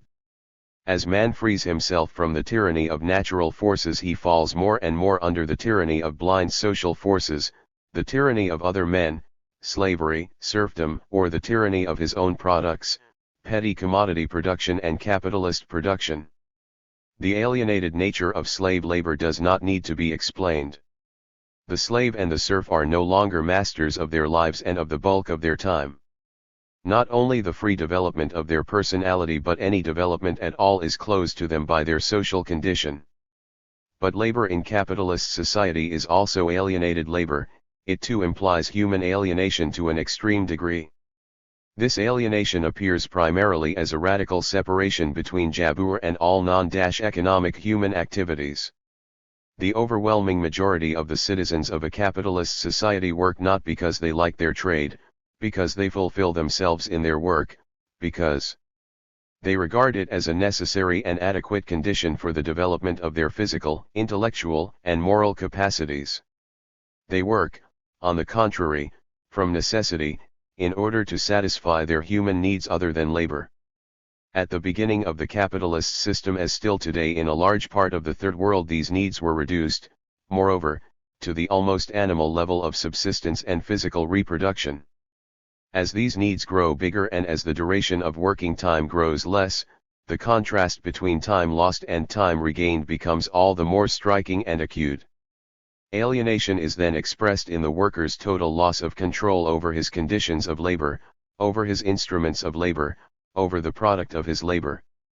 This loss of control becomes more marked precisely in proportion as the increase of relative surplus value replaces the increase of absolute surplus value, as the working day is shortened, but at the cost of a more and more inhuman intensification and mechanization of this labor. Shift work, which deprives the workers of the normal rhythm of the succession of day and night, the conveyor belt and semi-automation, the breakup of old skills, the generalization of detail work, are so many stages in this process of alienation. At the end of this process, the worker is nothing but an insignificant link in two monstrous mechanisms, the machine in the literal sense, i.e. the instruments of labor that crush him and the social machine which crushes him no less with its orders, its hierarchy, its commands, its fines and its organized insecurity. With the crushing of the individual is associated the boredom caused by his mechanized work, a boredom which ends by sapping the vitality of the worker at the bench, and to which the office workers too will be subject in proportion as office work becomes mechanized as well. Alienation is, finally, expressed by the all-round commercialization and atomization of capitalist society. Everything is bought and sold. The struggle of all against all implies the negation of the most fundamental and most characteristic of human motives, the protection of the weak, of the old and of children, group solidarity, the desire for cooperation and mutual help, love of one's neighbor. All the qualities, aspirations, potentialities of humanity are no longer realizable. Except by way of acquiring things or services on the market, an acquisition process which capitalism commercializes more and more, thereby leveling and mechanizing it. Thus, the shortening of working time is accompanied much less by a growth in humanized and humanizing individual leisure than by leisure which is increasingly commercialized and dehumanist. Recently some Protestant clergymen in West Germany, following the example of the Catholic worker priests, worked for several months in large factories. On the basis of this experience they have sketched in striking fashion the alienated nature of labor under capitalism.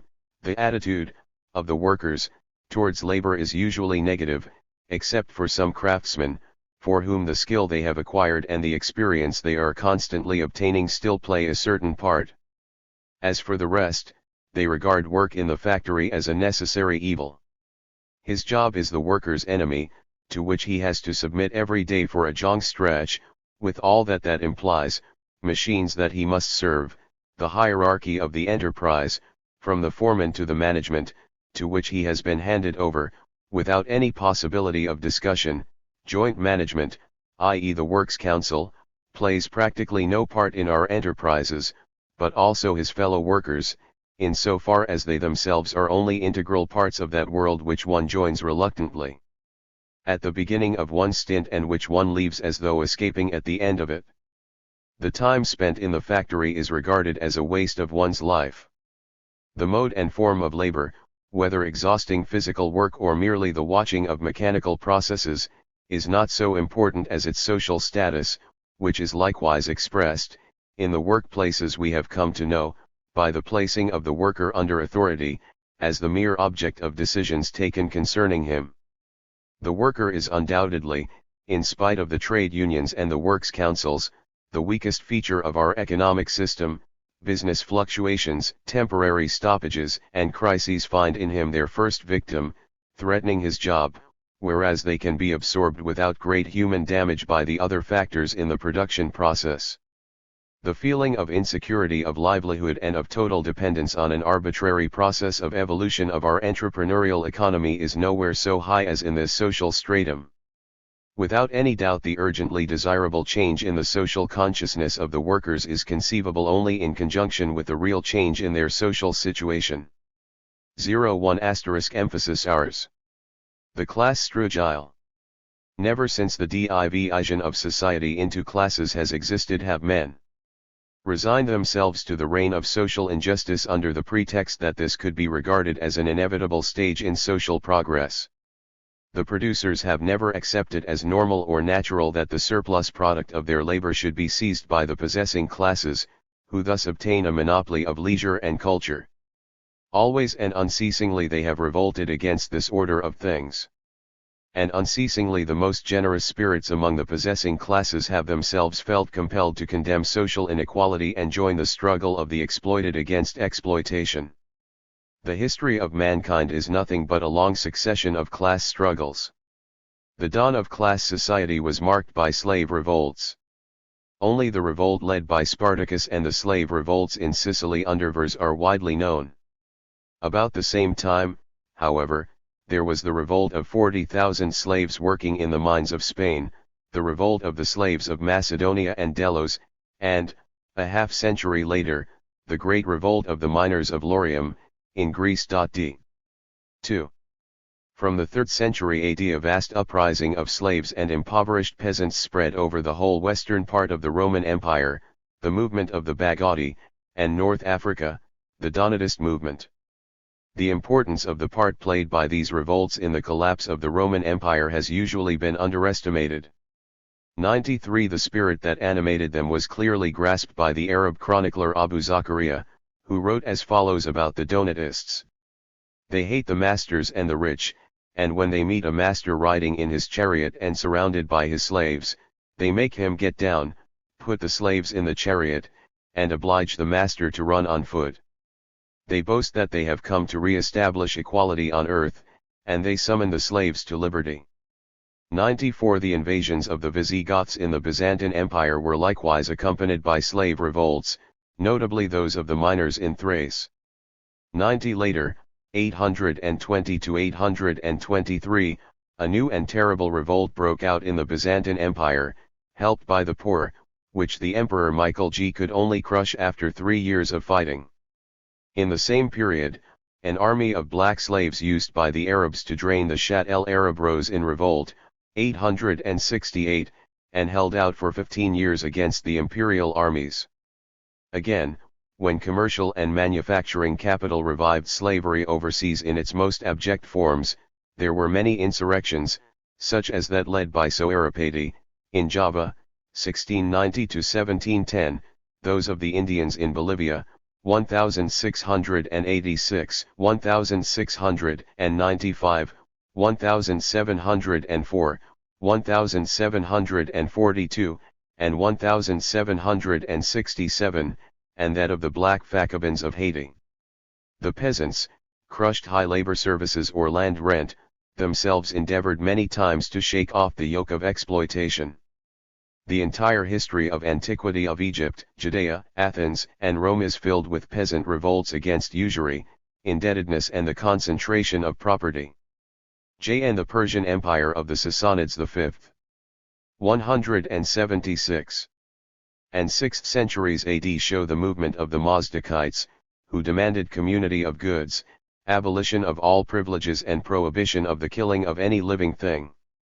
This is no doubt why historians in the service of the possessing classes call them barbarians and degenerates.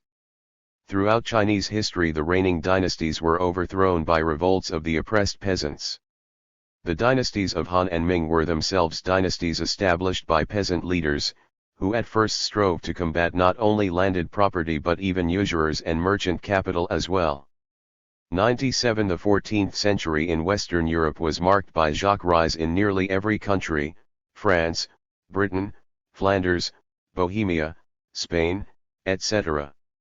The 16th century saw the development of the Great German Peasants' War, with comparable social tendencies in the towns, where the boldest revolutionary ideas appeared with Thomas Munzer and the Anabaptists. The history of Japan in the 17th and 18th centuries was punctuated by a long series of peasant risings against the increased exploitation to which the peasants were subjected as a result of the generalization of money economy. No less than 1,100 insurrections occurred between 1603 and 1853. 98 Finally, the small craftsmen, their journeymen, and their hirelings, the ancestors of the modern proletariat, rose up against both the lack of political rights in the great towns and their exploitation by merchant capital. It was not only the craftsmen of the Flemish and Italian cities of the Middle Ages who waged such struggles, but also the craftsmen of the cities of the Islamic Empire, among whom the powerful international movement of the Carmathians had in the 9th century AD welded together all the progressive ideas of the age, and which was continued in insurrections by town guilds in Anatolia and Istanbul right down to the 17th century. 100 This movement even succeeded in establishing a communist state in Bahrain and the Yemen which survived for over 100 years, from the 11th to the 12th century. Why did all these movements fail in their attempt to abolish social inequality, either being defeated or else, if victorious, themselves reproducing social conditions similar to those against which they revolted, because material conditions were not yet ripe for abolishing social exploitation and inequality. The absence of classes in man's prehistory is explained by the fact that the social product was there broadly equivalent to the necessary product.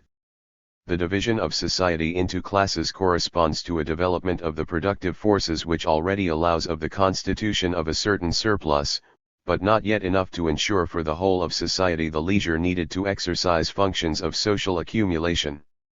On the basis of this inadequate development of the productive forces, the reappearance of social inequality, of the division of society into classes, even where this division had been for a moment abolished, could not in the long run be avoided. It is the capitalist mode of production that, by the extraordinary advance of the productive forces which it makes possible, creates for the first time in history the economic conditions needed for the abolition of class society altogether. The social surplus product would suffice to reduce extensively the working time of all men, which would ensure an advance of culture that would enable functions of accumulation, and of management, to be exercised by the whole of society. The conscious organization of labor, already objectively socialized by capitalism, becomes an indispensable condition for a new all-round development of the productive forces. The development of the capitalist mode of production does not create only the economic conditions for the abolition of class society. It likewise creates the social conditions. It produces a class which acquires a major interest in abolishing every form of private ownership of the means of production because it possesses none. This class at the same time gathers in its hands all the productive functions of modern society. Through its concentration in big factories it acquires by instinct and experience the conviction that it can defend its lot only by assembling its forces, by exercising its great qualities of organization, cooperation, and solidarity. To begin with, it uses these qualities to take from the employers a larger share of the new value it creates. It fights for a shorter working day and for higher wages. but soon it learns that this struggle can prove effective in the long run only on condition that the entire domination of capital and its state is challenged. Chapter 6. Trade. Trade, outcome of uneven economic development in a society based mainly on production of use values. Merchants' profit arises from buying commodities below their value and selling them above their value. Consequently, at the beginning, trade could not develop between peoples living at a more or less identical level of economic development. In such a case, the approximate amount of labor time needed to produce the commodities being exchanged is known in both countries. Neither buyers nor sellers would let themselves be drawn into making exchanges which would be extremely unfavorable to them. Only exceptional circumstances, with the occurrence of sudden shortages of currently needed consumer goods or indispensable raw materials, enable substantial profits to be made through trade under these conditions. Trade, however, with peoples who are at a lower economic level of development offers ideal conditions for the making of such profits. Raw materials or provisions, metals, timber, wheat, fish, wine, can be bought from them cheap, and finished craft products, pottery, metal utensils, ornaments, textile goods, can be sold them for more than their value. In the uneven economic development between peoples is to be found the origin of the expansion of trade, starting with the period marked by the metallurgical revolution and the beginnings of civilization. Inequality and diversity of resources between different societies which are neighbors or which can communicate with each other, the permanent conditions for all exchange, are to be found everywhere on the world's surface, however far back prehistorians go in studying and learning about our ancestors. One empirically observed data fully confirm this view. In the first place, they confirm that trade appears in every primitive society in the form of the foreign trader come from a more advanced society. The first traders mentioned in the Egyptian sources are foreigners. 2. In ancient Greece, in the Archaic period, foreign merchants were the first to appear in the young cities. 3. In the most ancient texts of the Avesta, the holy book of Iran, the merchants are foreigners who bring luxury goods. 4. The king and the nobles. 4. In the Rig Veda, the oldest written document of Hindu civilization, the merchants are foreigners, Pam, traveling in caravans. 5. Hellenist foreigners were the first traders in Rome.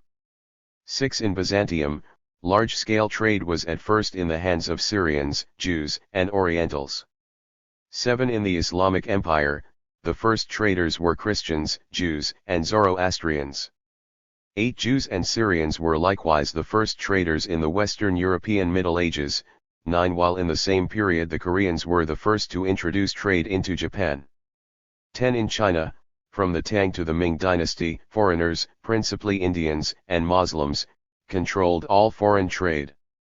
The predominance of German traders in Scandinavia, Jewish traders in Poland, Hungary, and Romania, Armenian traders in the Turkish Empire in Asia, Arab traders in East Africa, Chinese traders in Southeast Asia, continued for centuries this initial phase of large-scale trade. On the other hand, empirically observed data underline how this same law of uneven economic development implies rapid reversals of the currents of trade as soon as a people acquires the comparatively simple craft technique of petty commodity society, in circumstances where the absence of expensive industrial installations makes it easy to transfer both techniques and technicians. The Metoikoi from Asia Minor were the first traders in mainland Greece, but soon the Greek colonies came to monopolize trade in Asia Minor, down to the time when, in the Hellenistic epoch, Asia Minor again took its revenge on Greece. Jews, Christians, and Persians were the first traders in the Islamic Empire, but, soon, Arab traders were playing the chief part in trade in Europe, the Middle East and Persia. In the 5th century AO, Indian merchants dominated trade in the Arabian Sea. A few centuries later, Arab traders were dominating trade in India. 11. Then, under the Mughal Empire, in the 17th century, Indian and Persian traders again pushed back the Arab merchants. Jews and Syrians from Byzantium monopolized Italy's large-scale trade in the early Middle Ages. From the 11th century onward, Venetians and Genoese conquered the dominant place in trade in Byzantium itself. The history of the Roman Empire consists entirely of sharp swings like this. In the 2nd and 1st centuries BC, the Roman conquest and the trade which followed in its wake had destroyed the economic preponderance of Asia Minor which had been established since the age of Alexander. But from the 1st century AO, Roman trade surrendered the east to the new stratum of Syrian merchants, and withdrew towards Gaul which, from the 2nd century, pushed back Roman trade in its turn, and shared with the Syrians economic predominance throughout the empire. 184. Production and realization of surplus value. In the pre-capitalist modes of production, merchant capital is the predominant form of capital. It embodies money economy coming to birth in the midst of an economy essentially based on the production of use values. It makes its appearance in the risky dual form of large-scale international trade and local peddling. The more petty commodity production develops, the more producers themselves sell their goods on the market, and no room is left for professional trade except outside this normal circulation of goods. But the union of production and trade presents technical problems that can be solved only within a restricted framework. The craftsman who himself takes his products to the market has to stop producing while he is traveling. This is why, in a petty commodity society, markets are usually held on holidays. Discussing with Malay fishermen, Raymond Firth noted that as a rule they do not engage in trade on a working day. It is only when not going fishing, for one reason or another, that one buys fish to sell. 13 To facilitate the petty producer merchants' journeys to the markets, the Chorti Indians have adopted the custom of providing food, a bed, and pine torches to anyone, even strangers, who may request them. The giver does not expect to be paid but in turn may request the same hospitality in the future when he needs it. 14 All these customs are effective only if the distance between the place of production and the market is not too big. When the distance increases, the producer finds it too much of a burden to carry his products to the market himself. The craftsmen of Nuremberg in the Middle Ages brought their goods as far as the Frankfurt Fair, but for more distant centers they handed over their products to professional traders.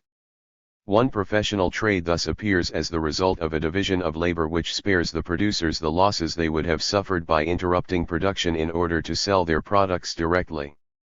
16 Professor J. Acquemans has worked out these losses in the case of the Flemish linen weavers of the first half of the 19th century, who had to go and buy raw material for themselves, in small quantities, in the neighboring markets, and then to sell their fabric, piece by piece, in these same markets. He estimates them at 1/5 of their small incomes. 17 Professor Ashton arrives at even more definite conclusions when he studies the situation in the British textile industry in the 18th century. Generally the textile worker had to do his own fetching and carrying of the products he needed. On the roads of the north large numbers of weavers were to be seen bearing yarn in packs on their backs, or heavy rolls of cloth under their arms. The distances covered were often as great as most men would care to traverse in a day. It is said that in the hosiery trade of the East Midlands as much as 2.5 days a week might be taken up in getting orders and material, returning finished work, and collecting wages. 18 Observing a community based on petty commodity production, Professor Sol Tax notes that the producers calculate, in the literal meaning of the expression, the labor cost of the direct selling of their goods to possible customers, and prefer to sell to traders only when the saving in labor time is a real one, when the production which could be carried out during this time lost in selling is worth more than the trader's profit. In Panajachal, where merchants come to the farm and bargain for beds of onions even before they are harvested, the farmer calculates his chances of getting more by harvesting the onions, taking them to market, and so selling them at wholesale or retail. In doing so he calculates the value of his time. 19 The problem arises in the same way when industrial capital takes the place of the independent petty producer, and commercial capital replaces the old merchant. When the production of commodities is completed, the industrial capitalist already possesses the surplus value produced by his workers. But this surplus value exists in a particular form, it is still crystallized in commodities, just as the capital advanced by the industrialist is, too. The capitalist can neither reconstitute this capital nor appropriate the surplus value so long as they retain this form of existence. He must transform them into money. To realize the surplus value he must sell the commodities produced. But the industrialist does not work for definite customers, except when he carries out orders for the ultimate consumer. He works for an anonymous market. Every time that a production cycle is completed, he would thus have to stop work at the factory, sell his commodities in order to recover his outlay, and only then resume production. By buying what the industrialist produces, the traders relieve him of the trouble of going himself to look for the consumer.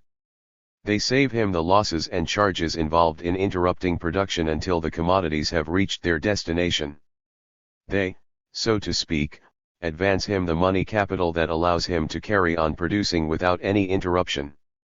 But the traders, who advance to the industrialists the funds they need to reconstitute their capital and realize their surplus value, must in their turn quickly sell the goods thus bought, so as to begin the operation anew as soon as possible.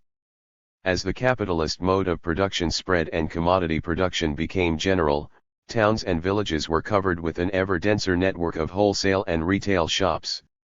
Just as the expansion of the luxury trade in the Middle Ages was characterized by the transformation of traveling merchants into 186 sedentary merchants, 20. In the same way the expansion of trade in products of primary necessity, at the dawn of industrial capitalism, was marked by the transformation of the little itinerant hawker into a retailer permanently stationed in the village. 21. In the Middle Ages, wholesale and retail trade were not separated so far as products intended for the local market were concerned, and wholesale trade was often completely absent. Specialized retailers begin only with the mercers. There were 70 in the whole of France in 1292, 200 in 1570, and 2,800 in 1642. 23. It was after the commercial revolution that the separation of wholesale from retail trade took place as regards luxury products, the big colonial companies keeping only the wholesale trade for themselves. The industrial capitalist does not only want to realize his surplus value. He further wishes to capitalize it, to transform into machines, raw material, and wages all that part of it which he does not consume unproductively to meet his own needs. The capitalization of surplus value thus itself implies a circulation of commodities in which the industrialist, instead of being a seller, appears as a buyer. In this capacity he is also interested in reducing to the utmost the period of circulation of machinery and raw materials, the waiting period between orders and deliveries. Commercial capital thus does him the twofold service of reducing the circulation time of his own commodities and also that of the commodities he wishes to buy. Annual amount of surplus value and annual rate of profit. The small craftsman who avoids the expenses of waiting and not producing to which he is exposed if he sells the products of his labor himself, thus realizes a gain a part of which it is to his interest to hand over to the merchant. The industrial capitalist knows no other gains than the surplus value produced by his labor force. Does the reduction in the circulation periods of the goods he sells and those that he buys increase the amount of surplus value produced by the workers? From the standpoint of its circulation, industrial capital comprises two parts. One part of this capital, called fixed capital, consists of buildings and machinery which are not replaced until after the lapse of a fairly long period, after a number of production cycles. The value of this capital, advanced all at one go by the industrialist, is reconstituted amortized, or depreciated little by little. At the end of each production cycle, when the goods produced have been sold, a mere fraction of this fixed capital has been reconstituted. The period needed for reconstituting the whole of this fixed capital, called the rotation period of fixed capital, thus comprises a number of production cycles. It is otherwise with circulating capital, that is, the part of constant capital which consists of raw material and auxiliary products, together with variable capital, the wages advanced by the capitalist. Circulating capital has to be advanced at the beginning of each production cycle. But as soon as the goods produced during this cycle have been sold, the capitalist is back in possession of this circulating capital, and can recommence a fresh production cycle. The rotation period of circulating capital thus breaks down into a production cycle of commodities and a circulation period of these same commodities. Substantially reducing the circulation period of commodities means reducing the rotation period of circulating capital and thus enabling a larger number of production cycles to be accomplished in a given period of time, say, a year. Let us suppose that in a cotton mill each rotation period of circulating capital comprises 2 months, 1 month to produce a given amount of cotton cloth and 1 month to sell it and buy a fresh stock of raw material. There will thus be 6 production cycles in a year. By reducing from a month to a week the period needed for selling the cotton goods and buying fresh raw material, the rotation period of circulating capital is reduced to 3 weeks, and there will then be 10 cycles a year instead of 6. Now, each production cycle brings in the same amount of surplus value, provided that the capital and the rate of surplus value remain the same. Increasing the number of production cycles accomplished in 1 year means increasing the total amount of surplus value produced in that year. Reducing the circulation time of commodities is thus not only a way of realizing surplus value more quickly, it is also a way of increasing the amount. The quicker the rotation of money capital in the enterprise, the higher is its profitability, its annual rate of profit. 24 From the standpoint of the value of the commodities, there is no change resulting from the reduction in the rotation period of circulating capital. So long as the production cycle of commodities is not changed, the value of the commodities remains the same. But it is otherwise with the rate of profit on the capital. This rate is not calculated in relation to the production cycle but to the fiscal year. Suppose that the capitalist has installations valued at 1,000 million francs, 1% of which is depreciated in each production cycle. Further, Sup. 188. Suppose that in each cycle he has to advance 20 millions, 10 millions to buy raw materials and 10 millions to pay his workers' wages. The value of the production in each cycle will thus emerge as follows: the rate of surplus value being 100%, or 20 millions C plus 10 millions V plus 10 millions S equals 40 millions. The value of a year's production, after 6 production cycles, will thus be 240 millions. But when he calculates his annual rate of profit, the capitalist does not compare his profit with his turnover but rather with his capital actually expended, 6% of his fixed capital, i.e. 60 millions, plus his circulating capital of 20 millions, making a total of 80 millions. And as each cycle has brought him 10 millions in profit, his annual rate of profit will be H or 75%. If now the number of production cycles in a year is increased from 6 to 10, the capital expended every year increases to 10 times 10 million of fixed capital, i.e. 100 millions, plus 20 millions of circulating capital, making 120 millions. The profit will rise to 10 times 10 millions, or 100 millions.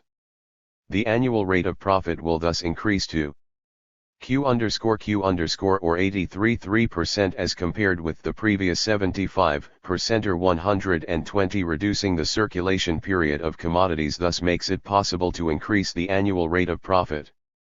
Uninterrupted production is an important form of capitalist rationalization. It effectively counters the tendency of the average rate of profit to fall.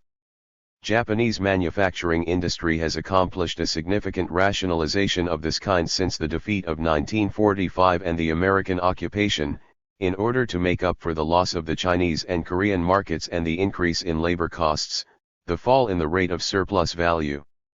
The number of rotation periods in a half-year for the whole of the capital invested in Japanese industry, except mining and transport, has increased from 0.66 in the first half of 1936 to 154 in the first half of 1950 and 184 in the second half of 1951. Whereas, 25 years ago, 40 weeks had to pass before the industrial capitalists as a whole had recovered the capital they had advanced, today only 14 weeks are needed. 20 In order to reduce to the utmost the circulation time of commodities, this network of shops and businesses is complemented by a dense network of roads, canals, and railways. Capital is not merely a thirst for surplus value, it is, further, obsessed with the need to reduce to the utmost the rotation period of circulating capital. This reduction makes it possible continually to transform circulating capital into fixed capital, reducing the former in comparison with the latter. This is the very essence of what is called the Industrial Revolution. 26. Commercial capital and commercial profit. It is very much to the interest of the industrial entrepreneur that the circulation period of commodities should be reduced as much as possible. This is why he hands over the greater part of all the operations in the distributive sphere, transport, storage, selling and buying at the source, advertisement, etc., to a specialized branch of capital, commercial capital. For this specialization to occur, however, it is necessary that capital invested in the sphere of distribution should bring the same rate of profit as the total capital invested in industry. Since commercial businesses need much smaller initial outlay than large-scale industrial concerns, there is much quicker fluctuation as regards entries into and exits from the sphere of distribution than is the case with that of production. A commercial rate of profit higher than the rate of profit in industry would lead to a flow of capital into trade, a flow which would lower the rate of profit, owing to the increased competition. A rate of profit in trade lower than the industrial rate would lead to an ebbing of capital from the distributive into the productive sphere, an intensification of industrial competition and a corresponding fall in the industrial rate of profit. Commercial capital thus participates in the general share out of surplus value, but without itself producing any part of it. The total amount of surplus value produced always results exclusively from production of commodities, only from the incorporation of unpaid labor in these commodities while they are being produced. Though itself not producing surplus value, commercial capital shares in the division of the total surplus value, on an equal footing with industrial capital, because by reducing the circulation time of commodities it helps the industrialists to increase the total amount and the annual rate of surplus value. This applies to each branch of commercial capital, wholesale, semi-wholesale, and retail. Commercial profit is thus proportional to the capital invested in trade, on the same basis as industrial profit. Owing to the equalization of the rate of profit, it constitutes a fraction of the total amount of surplus value in proportion to that fraction of total social capital constituted by the capital which brings it in. Suppose that a country's total production is worth 900 billion francs, of which 800 billion represent capital, constant and variable, conserved by labor power, and 100 billion represent surplus value produced by it. Suppose that commercial capital in this country amounts to 200 billion francs, made up of 100 billion in wholesale trade, 40 billion in semi-wholesale trade and 60 billion in retail trade. The average rate of profit will be /GG0 or IO%. The industrialists will sell the commodities produced to the wholesalers for 880 billion francs, making the average rate of profit 10%. The wholesalers will sell these commodities to the semi-wholesale traders for 890 billion, so making 190. 10 billion profit, or 10% on their capital of 100 billion. The semi-wholesale traders will resell them to the retailers for 894 billion, making a profit of 4 billion, i.e. 10% on their capital of 40 billion. Finally, the retailers will sell the goods to the consumers for 900 billion, making a profit of 6 billion IO% on their capital of 60 billion. At the conclusion of these successive sales, the goods are sold at their exact value, 900 billion francs. No new value has been created in the course of their circulation. Each unit of capital has realized the same average profit, 10%. It could be claimed that, if commercial capital had not intervened, industrial capital would have made a higher profit, namely, 12.5%. But this would mean forgetting that the total amount of surplus value, 100 billion, would have been less without the reduction in the circulation time of commodities which commercial capital ensured, or, what comes to the same thing, that industrial capital would have had to operate with a larger quantity of money capital, thrown into the production process as the latter went forward continuously, before the commodities of the preceding cycle had been sold to the consumers. In the last analysis, nobody has suffered in the total operation carried out. In practice, such an absolute identity of rates of profit in the different branches of trade and between trade and industry is naturally not found to exist. The variations in commercial profit are many, depending largely on the actual stage of the industrial cycle. In the phases of economic recovery and boom, when prices are rising quickly, stocks can be realized and disposed of with ease, demand exceeds supply, and traders make super profits in comparison with industry. At such moments, the number of traders rapidly increases. As trade necessitates very much smaller advances of constant capital than industry, many small capitalists can appear to try their luck in a period of general euphoria. A phenomenon like this was seen in Western Europe after 1945, and in West Germany after the currency reform of summer 1948. But, generally speaking, the rate of commercial profit cannot vary for long from the average rate of profit, otherwise, the industrialists would themselves start to expand their own organizations for direct sale to the public. Contrariwise, on the eve of and during periods of crisis and depression, the traders are the first to be hit by the fall in sales.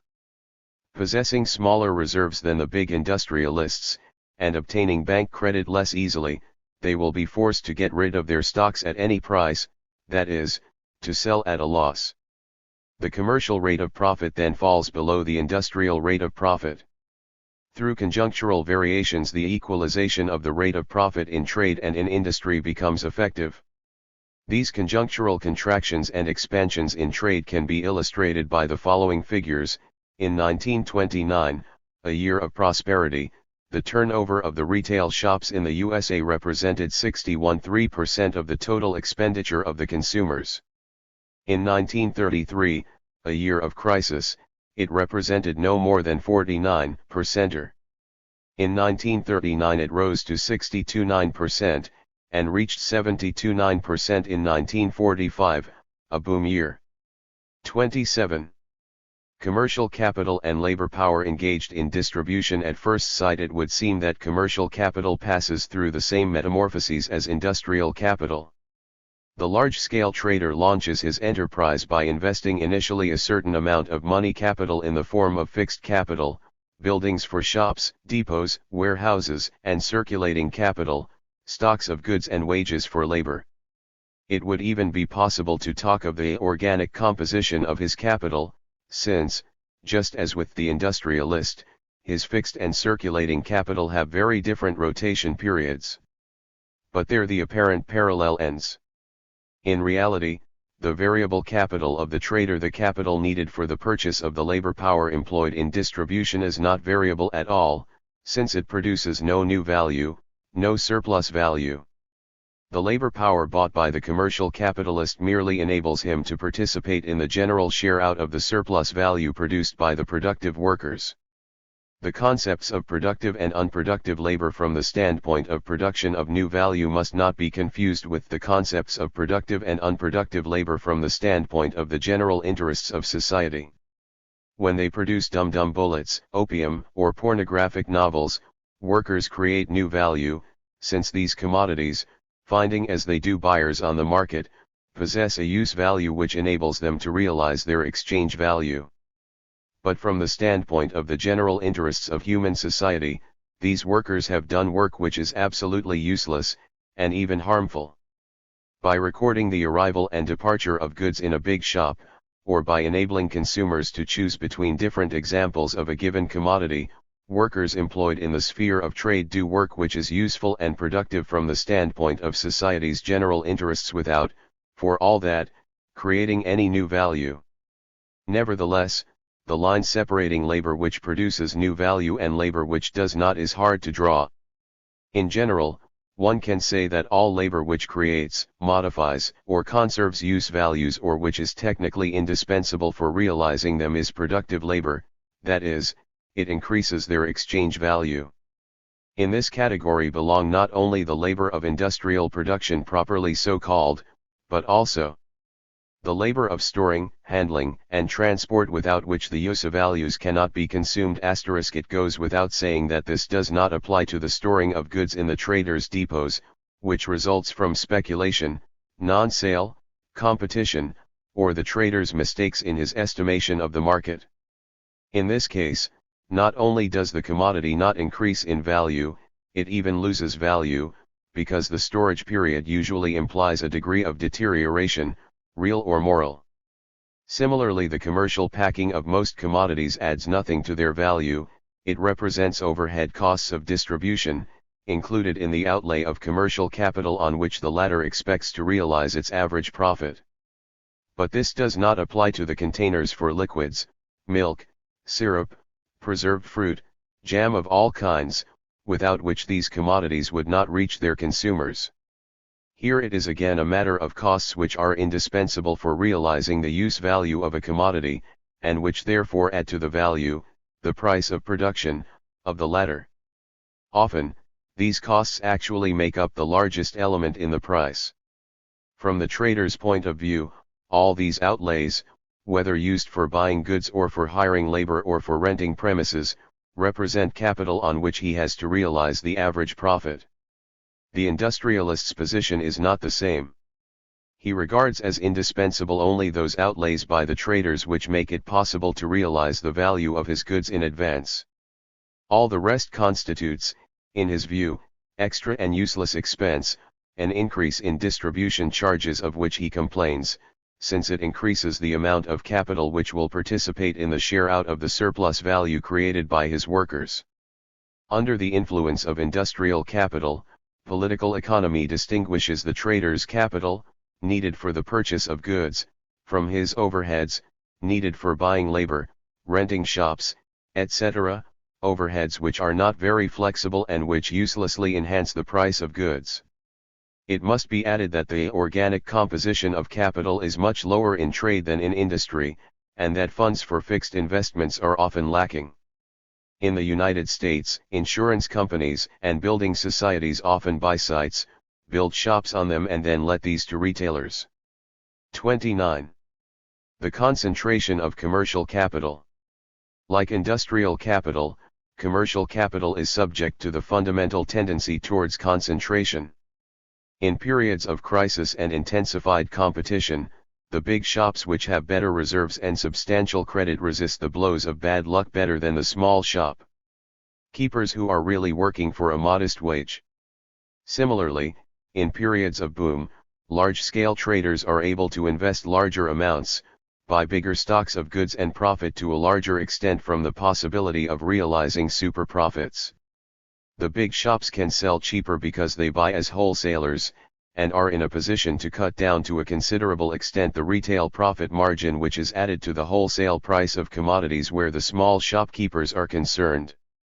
Brokers' fees, wholesalers' commissions, salesmen's salaries, advertising expenditures all are partially chargeable to the efforts of sellers and manufacturers to find retail outlets for their goods.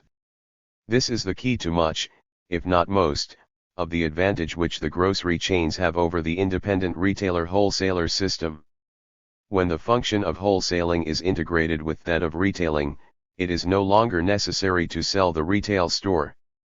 30 other advantages consist in the possibility of using more modern and effective equipment, and of profiting immediately from the creation of new needs for expensive products, in being able to site shops more conveniently, to specialize the staff, standardize goods, rationalize services, and so on. 31. The big shops also received enormous free subsidies for advertisement purposes from the big industrial concerns. For the year 1934, the American Atlantic and Pacific chain stores received $6 million for advertising charges and $2 million for advertising commissions, despite the fact that their actual advertising costs did not exceed $6 million. 32. The concentration of capital resulting from commercial competition has taken a variety of forms. A. The department stores which first developed in Paris, through the extension of what were called novelty shops, 1826, foundation of La Belle Jardinière, and then spread in the second half of the 19th century throughout all the capitalist countries. In 1852, foundation of the Bon March in Paris, about 1860, foundation of Whiteley's and Peter Robinson's, then of Selfridge's and Harrods, in Britain, about the same time, foundation of R.H. Macy's in New York, 1858, of Marshall Field's in Chicago and of Wanamaker in Philadelphia, 1861, in the USA, in 1881, foundation of Karstadt, and in 1882, of Tietz, in Germany, and so on. Department stores profit especially from an increase in turnover proportionally greater than the increase in capital outlay. 33, b. The one-price stores began in the United States, where Woolworth's was established in 1879. About 1910 a branch of Woolworth's was opened in Britain. About 1925 these one-price stores spread in France and Germany, and in the following decade they spread all over Europe. These stores reduced to the utmost their overheads, less packing, no specialized staff for paying invoices, no delivery to customers' homes, etc. are able to turn over their capital much more rapidly. 4 times a year, compared with 3 or 4 times a year in the French department stores in 1938, and thus realize a higher annual rate of profit. 34, c. The chain stores are the most characteristic form of concentration of commercial capital. They enable the range of operations to be extended considerably without any increase in the amount of capital tied up in fixed installations. The increase in the rate of profit results in their case mainly from buying cheaper, because on a large scale, and from saving in administration charges. 35 * The chain stores, which have developed strongly from the end of the last century onwards, have succeeded in absorbing a considerable share of all trade. In France in 1906 there were 22 with 1,792 branches, in the food sector. In 1936 there were already 120, with over 22,000 branches, or 16% of all the food shops in France.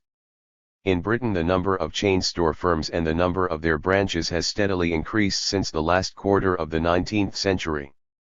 Since then, these firms have themselves undergone the process of concentration, their number has declined while the number of branches has gone on increasing. In all, the share of chain stores in British retail trade rose from 3 to 4–5% in 1907 to 10% in 1920, to 14 to 17% in 1935, and 18 to 25% in 1950. For certain products, however, this proportion is very much bigger, notably for clothes and footwear, in which it rose from 3–5 to 5% in 1900, to 11–5 to 14% in 1925 and 27 to 35% in 1950. 39 In the United States the chain stores, the most powerful of which is the Atlantic and Pacific Tea Company Trust, founded in 1859, accounted in 1929 for 28% of the total turnover of retail trade. This percentage rose to 22.7% in 1939 and 37% in 1954. 40 The number of branches increased from 8,000 in 1914 to 105,000 in 1950. We also find in the commercial sector the classical indices of concentration of capital. The number of wage earners employed in the big shops has increased as compared with the number employed in the small shops. In France the number of wage earners employed in trading establishments with a staff of more than 10 increased from 268,187 in 1906 to 765,293 in 1931, whereas the number of establishments with not more than 10 only increased from 517,650 to 631,796. Small and medium shops accounted in 1906 for 66% of all commercial wage earners, but in 1931 for only 45%. 41. In 1958, 23% of commercial employees were working in enterprises with more than 100 employees, that is, in 33% of the total number of shops. In Germany, commercial enterprises employing more than 50 wage earners embraced in 1882 25% of the total number of commercial employees, in 1895 32%, in 1907 89%, and in 1925 145%. The turnover of a small number of big stores is equal to that of a very large number of small shops. The census of distribution carried out in England in 1950 showed that in the food sector the 255 largest concerns had a joint turnover of £40 million a year, which was the same as that of 27,000 small shops. 75% of the enterprises accounted for only 35% of the total turnover. 42 in West Germany, taking retail trade as a whole, 76% of small shops, those with an annual turnover less than 100,000 dm, accounted in 1956 for only 22% of the total trade turnover. The 4,447 large or medium-sized firms, 0.85% of the total number of retailers, were responsible for 35% of the total turnover. 43 The tendency towards concentration has been rapid since 1950. It is estimated that in Hanover the share of the big stores in the food trade has risen from 16.2% in 1951 to 19.4% in 1952, 23.6% in 1953, 27.1% in 1954 and 28.6% in 1955 in the United States. In 1954, 65% of the retail shops accounted for only 17.5% of the turnover. 1% of the retailers, with an annual turnover exceeding $1 million, accounted for 26% of the total turnover. Among the food shops, 6% of the total, the supermarkets, accounted in 1955 for 60% of the turnover, while the 80% of small shops had only 13.9% of it. 45 Finally, in Britain, the share of the small retailers in the total amount of retail trade has steadily fallen, from 86.5 to 90% in 1900 to 81.5 to 85.5% in 1910, 77 to 82.5% in 1920, 76 to 80% in 1925, 71 to 76% in 1930, 63.5 to 67.5% in 1939, and 61.5 to 67.5% in 1950. 46 Though commercial concentration has made enormous progress, especially in this century, the obstacles to such concentration, and especially to complete domination by the big stores, are much greater than in the sphere of production. We have already noted that the small amount of money needed to start a small trading business makes possible the appearance from time to time of new shops, opened by former peasants, craftsmen, or even skilled workers, especially in periods of boom. Sometimes this small-scale trade can be carried on with a tiny return that does not even cover the wages of a worker, the wife, or the pensioned relatives of a worker seek a modest extra source of income in this field. Confronted with this tiny profit, the competition of the big store loses its effectiveness, since the use of machines cannot spread in this branch of the economy as it can in industry, to replace human labor power.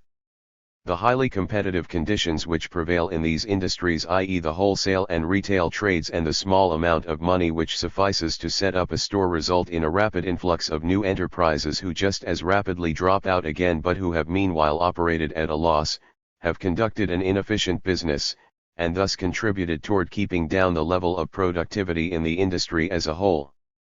Some of the persons absorbed must be regarded as having assumed a status of disguised unemployment, judging from the higher rates of mortality of establishments engaged in retail trade and the incomes of large sections of the small businessmen.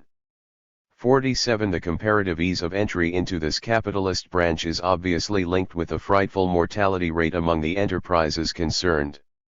Between 1944 and 1945, 21.7% of all the retail shops, 28.9% of all the cinemas and other places of entertainment, 37.2% of all the cafes, bars, and restaurants, and 39.2% of all the petrol stations either disappeared or changed ownership, In the USA 48 about 320,000 enterprises were involved in these 2 years. The concentration of capital is accompanied, in trade as in industry, by an increase in fixed costs and, consequently, a tendency for the rate of profit to fall. But whereas in industry this tendency to fall is partly offset by the appearance of monopoly profit *, this kind of profit is much harder to realize in the sphere of distribution, where monopolies are rare or non-existent. Thus, the net profits are, in normal times, much lower in trade than in monopolist industry. The Harvard Business School estimates them for 1955 at 2.6% in the big stores, 5.1% in the drug stores, 4.6% in the drapers' shops, 2.5% in the hardware business, and so on. 49. It follows that the expansion of commercial businesses comes up against a profitability barrier, beyond which the concentration of capital leads to a reduction in profit margins. The increase in fixed and overhead costs already obliged the big stores in France to increase their share in selling prices from 25 to 30% towards the end of the 19th century to 35 to 40% around 1939. 50. In the USA this share increased from 27% in 1944 to 31.2% in 1948 and 35.2% in 1954. 51. Thereby, the big stores became a factor in relatively raising prices instead of lowering them, and their power to compete with the small shops suffered accordingly. On the other hand, the increase in industrial concentration and the appearance of monopolistic trusts in the sphere of production leads to a substantial intervention by these trusts in the sphere of distribution. This intervention takes place not so much by way of establishing big stores as through founding a large number of small dependent businesses, cafés subsidized by the wine, beer, and apéritif trusts, petrol stations subsidized by the petrol trusts, motor car shops, garages, and repair shops dependent on the motor car trusts, etc. The heads of these businesses are really managers appointed by the trusts. But their profit margins are sufficiently small to hinder the concentration of capital. The most striking example is that of the motor car industry in the USA, where 3 trusts concentrate over 85% of production, whereas the trade in cars is dispersed among 40,000 enterprises whose profits come, to the extent of 97% from the sale of single items, and 25% of which, on the average, closed down every year before the Second World War. 53. Alderer and Mitchell at judiciously, the distribution of automobiles is organized so that the burden of competition falls upon the dealers rather than upon the manufacturers. 54. The ties of dependence which increasingly subject the retailers to the big trusts are also expressed in the spread of resale price maintenance. In Britain, it was estimated in 1938 that 31% of retail sales were made at a price fixed by the manufacturer. In 1955 the percentage was estimated at 55%. 55. In West Germany some trusts impose commercial profit margins so low as 10 to 15%. 56. Capital invested in transport. Improvement in the means of transport makes possible a considerable reduction in the circulation period of commodities and at the same time a reduction in their value, as the indispensable costs of transport are embodied in their exchange value. At the beginning of the Middle Ages, bringing back luxury products from the East was a complicated problem and a dangerous business. Transport costs were enormous. Only trade in goods very small in weight and very high in value was profitable. 57. In the 16th and 17th centuries both sea and land travel was a matter of much time and great risk. This was one of the major obstacles to the development of trade in goods which were both heavy and cheap. The building of railways and steamships completely changed this situation. Henceforth, every part of the world was more closely linked with the big manufacturing centers than the towns of a single country had formerly been linked together. The establishment of a real international division of labor and a real world market would have been impossible without the prodigious development of means of transport and communication in the 19th century. From the days of itinerant traders, commercial profit and transport costs were mixed up together, the latter constituting in fact only a small part of the former and including the subsistence of the merchant himself, his agents and his beasts of burden. Boats, carts, bags were cheap, and their value was replaced in a single expedition. This was no longer so, once the means of transport had undergone their enormous extension, in our own epoch. Railways, vessels that can cross the Atlantic, transport aircraft, all demand substantial outlay. The replacement of this outlay takes effect over a fairly long period. Transport costs thus become fixed charges which are embodied in the prices of commodities, regardless of the stage of the industrial cycle. This compels commercial capital to seek cheaper transport routes for non-perishable goods, even at the cost of considerably prolonging the time these goods spend in transit. In 1933 the cost of transporting grain, per ton kilometer, varied between 550 francs for sea transport to 126 francs for land transport. For coal the figures were respectively, 35 francs and 107 francs, and for petrol 4 francs and 210 francs. 58 Commercial competition thus leads capital not to reduce but to extend the circulation period of heavy goods. Furthermore, the immense investment of capital in the transport sector has given the latter a special dual function in the history of capitalist industry. In the first place, the biding of means of transport has played a key role in determining the growth of heavy industry, first, railways, and then motor cars and aircraft soon after, have been its best customers. Consequently, the concentration of capital has been much more radically and rapidly accomplished in the transport sector than in the other sectors of industry. The struggle against the high costs of transport waged by other branches of capital, has generally concluded either with the absorption of the transport sector by monopolistic trusts, whether industrial or financial, or else by the nationalization of the sector. In the end, the state alone has been shown to be capable of gathering sufficient capital to lower transport costs in the general interest of the capitalist class. Only through the appearance of road haulage on a large scale has medium and even small-scale private capital recently re-entered the transport sector. International trade. Pre-capitalist large-scale trade was exclusively foreign trade. It drew its strength from the unevenness of economic development as between different parts of the world. With the rise of the capitalist mode of production, international trade attained a volume without precedent. But the nature of this trade changed at the same time as it became general. In former times essentially a trade in luxuries, it now became above all a trade in goods of current consumption, raw materials, and means of production. The creation of a unified world market cut out, right from the start, fraud and trickery as essential sources of commercial profits. The majority of goods were now sold throughout the world at their actual prices of production. Commercial profits were henceforth deducted from the total amount of surplus value produced by the workers.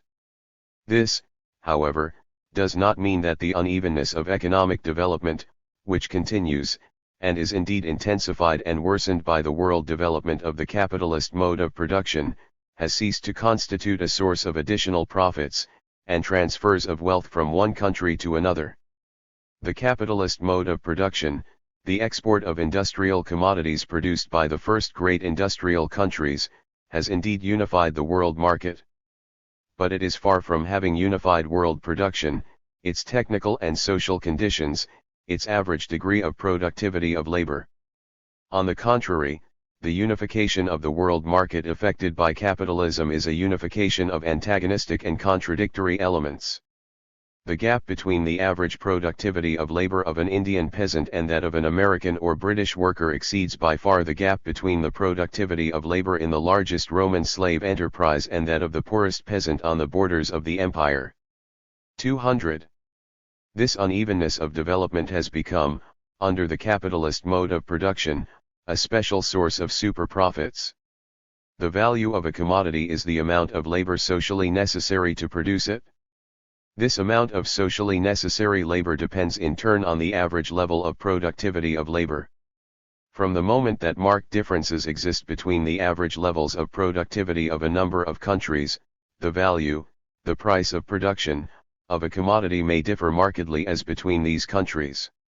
Now, the formation of a world market implies the formation of world prices. As the modern textile industry has not covered from the start, and, in fact, still to this day does not cover, all the clothing needs of all the world's inhabitants, part of the human labor expended on making clothes with handlooms, or by other archaic methods, still constitutes socially necessary labor on the world market. The value of imported industrial cotton goods will thus be fixed in the backward countries at a higher level than in their countries of origin.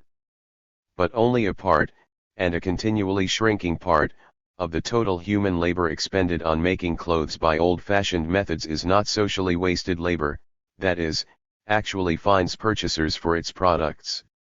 This is why the value of cotton goods in the backward countries is fixed well below their local price of production, before the introduction of the most modern production methods. When they export their goods to backward countries and import from them raw materials, foodstuffs, etc., the industrially advanced countries thus sell goods above their value and buy goods below their value. Behind a seemingly equal exchange at world market prices, trade between an economically advanced country, possessing an advanced degree of productivity or even a monopoly in the given field, and an economically underdeveloped country, thus represents the exchange of less labor for more labor, or, what comes to the same thing, a transfer of value from the backward country to the advanced country. It has often been said that the European peoples became rich by the impoverishment of other parts of the world, and there is truth in the charge. 60. International trade is not only a source of super profits for the advanced capitalist countries. It is also the indispensable safety valve for the development of capitalist industry. Industrial production expands at a much faster rate than the market in the home countries. Indeed, the contradiction between the tendency to unlimited development of production and the tendency to constant limitation of popular consumption, is one of the essential ways in which the basic contradiction of the capitalist mode of production shows itself. The prodigious development of capitalist industry, above all of British industry, in the first half of the 19th century, was possible only because, over and above the national market, there was an international market to be conquered which seemed limitless. Exports of British cotton goods expanded with the capitalist mode of production, growing from £300,000 in 1781 to £30 million in 1825. 61. Trade with India grew from 250 million francs in 1820 to over 3 billion in 1880.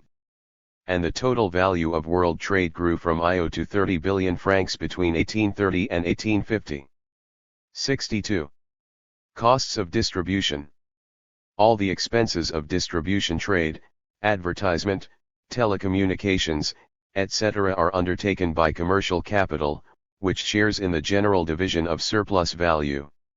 So long as this capital is above all ensuring the increase in the amount of profit, and the annual rate of profit, by reducing the circulation period of commodities and the rotation period of circulating capital, it contributes, as a whole, to the all-round lowering of prices which is characteristic of the capitalist epoch. The annual amount of surplus value thus increased is in fact transformed into ever more up-to-date industrial plant.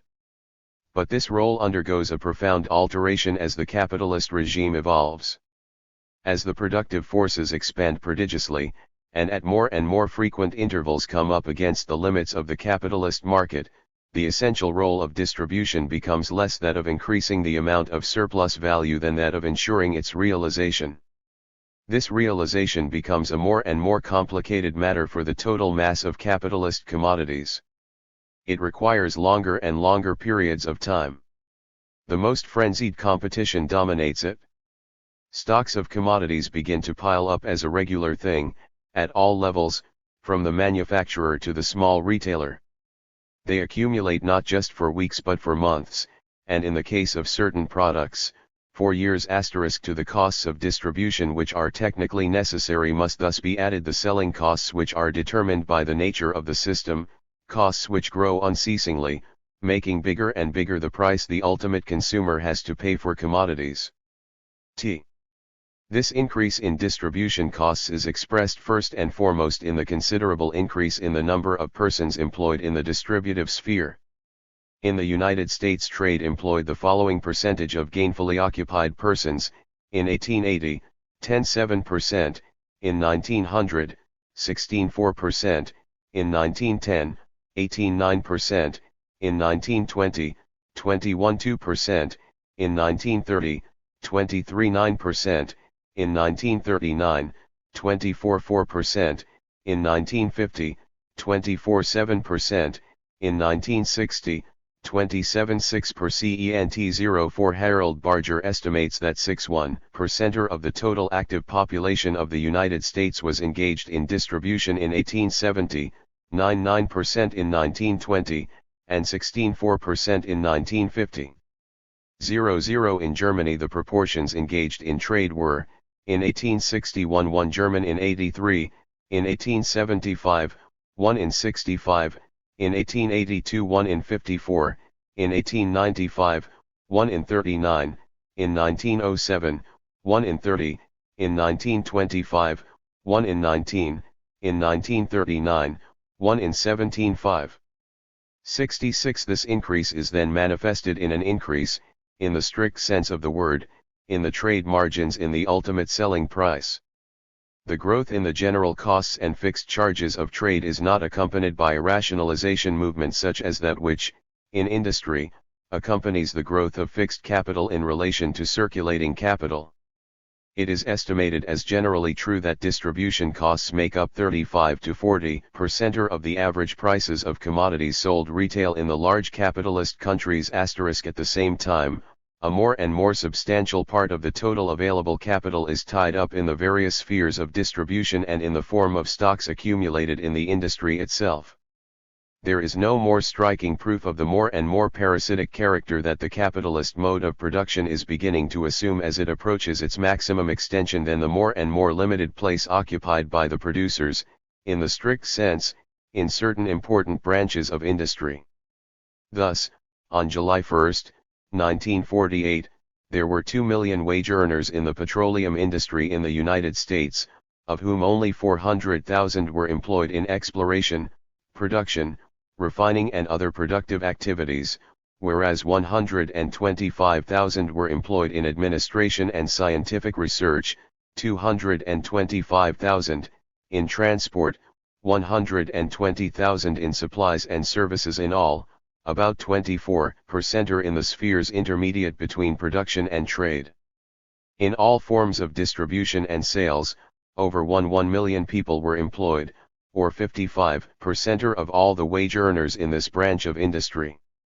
68 Similarly, in the motor car industry, in the same year, there were 978,000 wage earners in the production sphere, as against 15 million in the sale and distribution of cars. The shift of capital into the struggle not for producing but for realizing surplus value becomes a real obsession when capitalism has reached maturity and is entering its declining phase. The American citizen lives in a state of siege from dawn till bedtime, writes the magazine Fortune. Nearly everything he sees, hears, touches, tastes and smells is an attempt to sell him something. To break through his protective shell, the advertisers must continually shock, tease, tickle or irritate him, or wear him down by the drip drip drip or Chinese water torture method of endless repetition. 70 And a mission from the Belgian Department for Increasing Productivity, made up entirely of executives of capitalist firms, which visited the United States in 1953, summed up admirably the absurd blind alley of present-day capitalism. Production is becoming easier and easier, and perhaps gives cause for alarm. By this very ease, it tends to run ahead of effective consumption.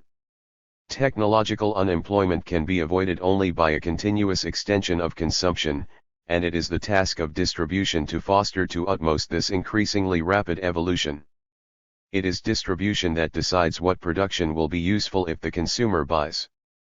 Why produce if you cannot sell? It is the last 3 feet of the course followed by the product on its way to the consumer that decides the success or the failure of the entire production-consumption cycle. The great danger at present threatening the economy in several sectors is overproduction. As regards both agricultural and industrial products, the capacity for production is much bigger than needed. The wheels of production nowadays turn at such a rate that the slightest hesitation to buy on the part of the consumer may make the entire economic edifice shake. 71 specialists in new techniques, from market study to public relations, including experts in advertising, marketing, and motivational research, accordingly strive to avoid or forestall these hesitations. In 1955 more than $9 billion were assigned to advertising expenses. This conditioning of the consumer, which makes ridiculous the apology for capitalism as a system which guarantees the freedom of the consumer, leads to an extreme form of human alienation, the large-scale employment of means of persuasion which mobilize the unconscious, instinctive forces in men so as to cause them to buy, to choose and to act independently of their own will and their own consciousness. In The Hidden Persuaders, Vance Packard has drawn a frightening picture of this conditioning of the masses. He quotes a specialist who declares frankly in the Public Relations Journal, "One of the fundamental considerations involved here is the right to manipulate human personality. 12. We thus find the contradictions of capitalism pushed to the point of absurdity.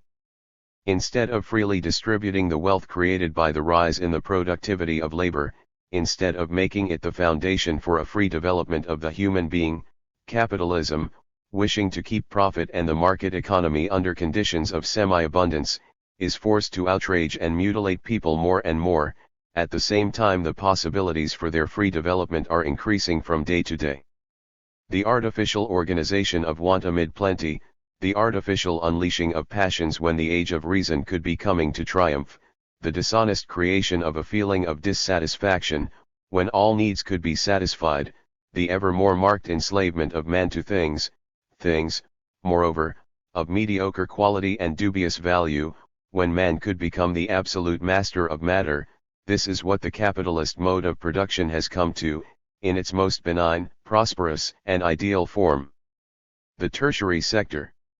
Taking up a remark by Sir William Petty, dating from before the Industrial Revolution, the economist Colin Clark has developed a theory according to which the tertiary sector, trade, transport, public services, public administration, insurance, banking, the professions, etc., is more productive than the secondary, meaning industrial production. According to this theory, the larger the proportion of the active population that is engaged in the tertiary sector, the higher is the national income. 73. Far from merely serving to realize surplus value, and expressing the increasing difficulties of realizing it, the rise in the tertiary sector marks an important economic advance by mankind.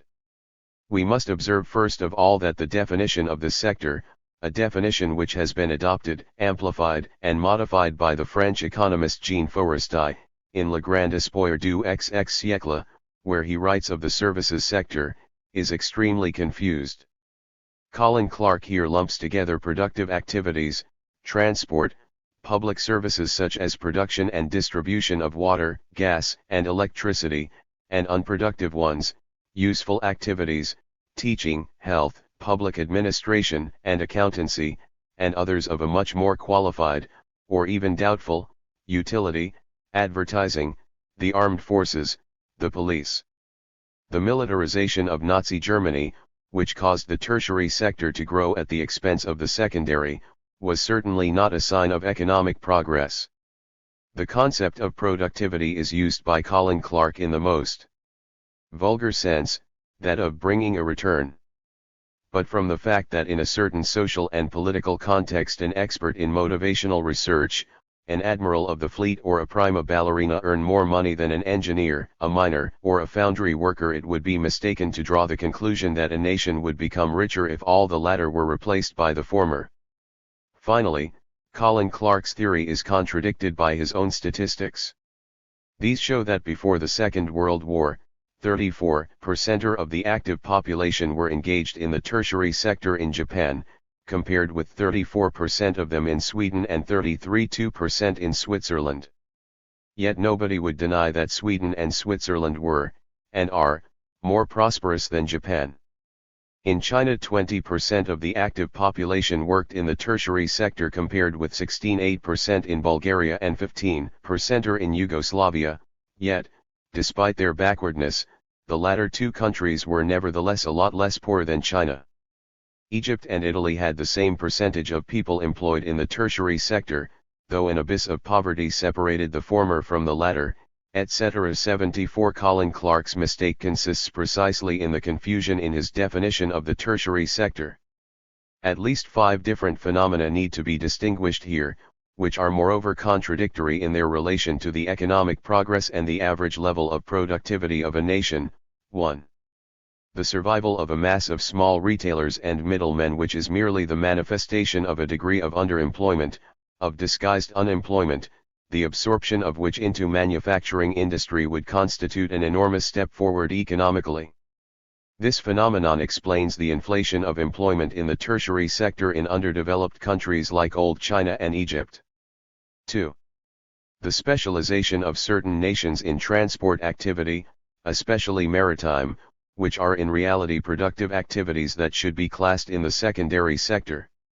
This phenomenon explains the inflation of employment in the tertiary sector in countries like Norway, and to some extent Japan. 3.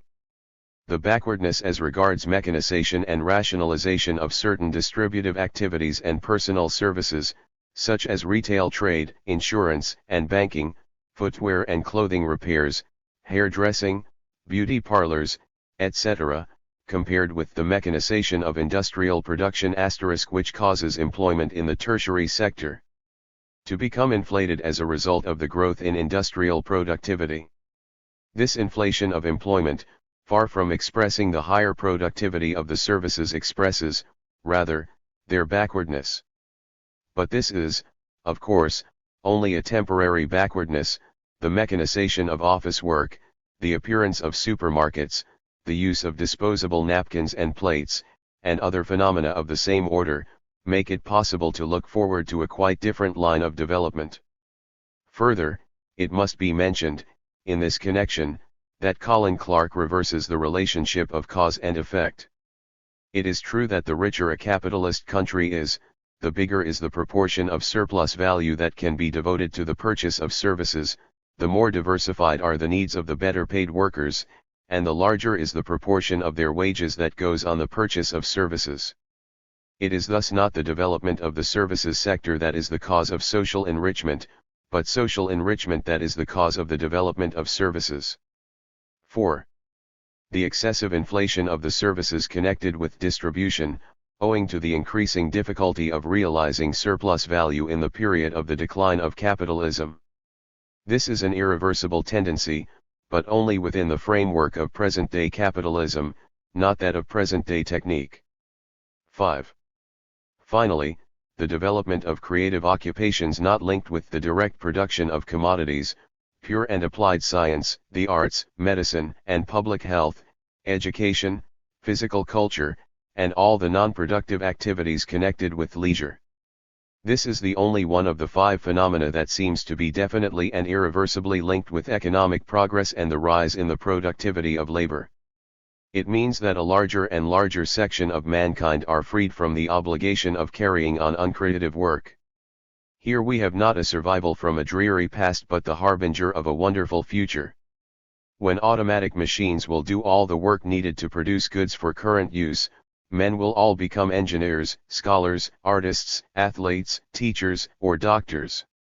In this sense, but in this sense only, the future is indeed with the tertiary sector.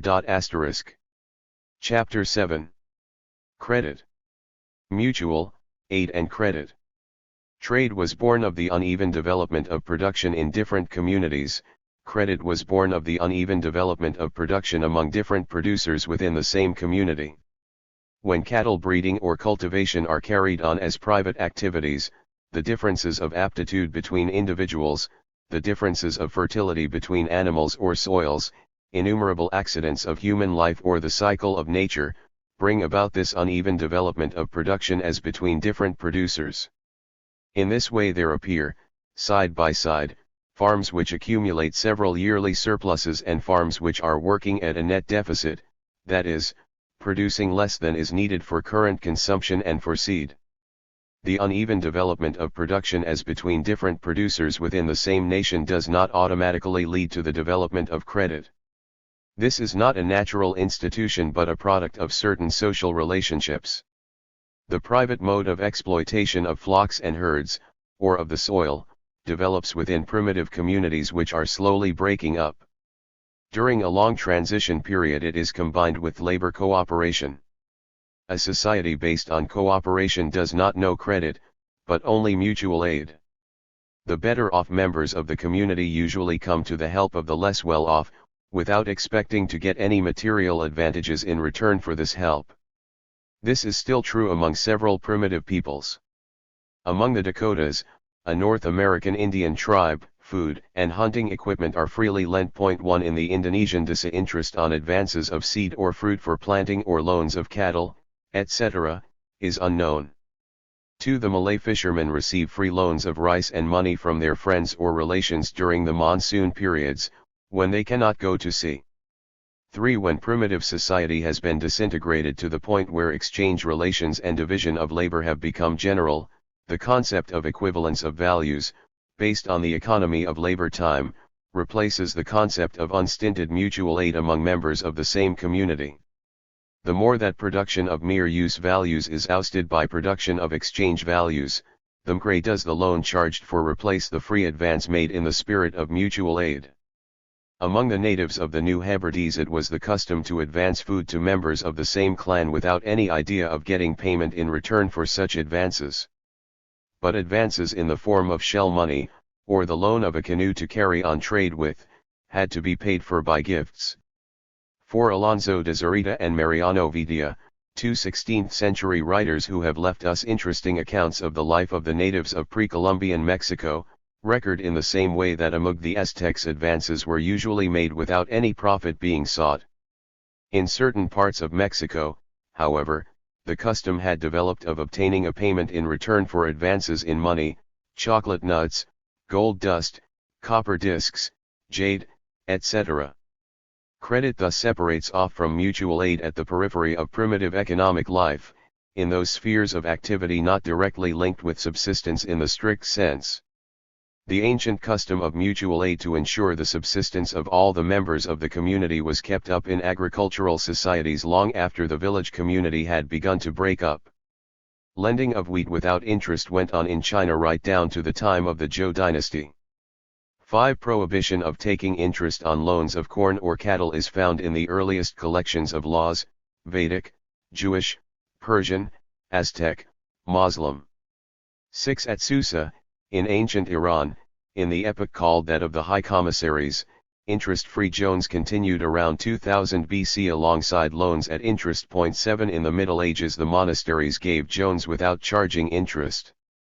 8 Even in the fully developed society of petty commodity production in Babylonia, which we know from the Code of Hammurabi, free loans, mutual aid, for the poor, the sick, peasants hit by harvest failure, are common alongside business loans at interest. 9. Today still, in many indigenous communities, in Latin America, there is a strong tradition of mutual help among independent small landholders and tenants in the granting of small loans without interest. 10 Bauer and Yami note, similarly, that mutual aid is widespread wherever the large family system still flourishes, as in India. 11 The separation of credit from mutual aid thus takes place in the sphere of relations with foreigners sooner than in that of relations within a community. In the Old Testament and in the Quran, this distinction is clearly expressed. The principle of collective payment of taxes by a village, which has survived in all societies where the village community and petty commodity production exist together, represents a special form of mutual aid, preserving the poorest peasants from complete ruin. 12. The origin of banking. The development of petty commodity production causes the circulation of commodities to be accompanied by circulation of money. 212. And the development of a money economy in the pores of a society based on the production of use values only. This explains the grip secured by usury on the producers at this stage of social development. but in a money economy money is not merely the instrument of exchange, it also becomes an object of exchange. The trade in money separates off from trade in the narrow sense just as the latter previously separated off from the crafts. At the beginning of money economy, the precious metals were rare and their circulation was limited. They constituted primarily a reserve and security fund for society, and they were hoarded rather than put into circulation. Now, in those disorderly epochs, keeping one's treasure at home meant an excessive risk, especially of confiscation, robbery, or destruction. So the custom grew up of entrusting them to the most respected institution of the time, namely, the temples. Had not the precious metals, like all objects regarded as precious, had originally a magico-ritual function, which made temples the obvious depositories for important hoards.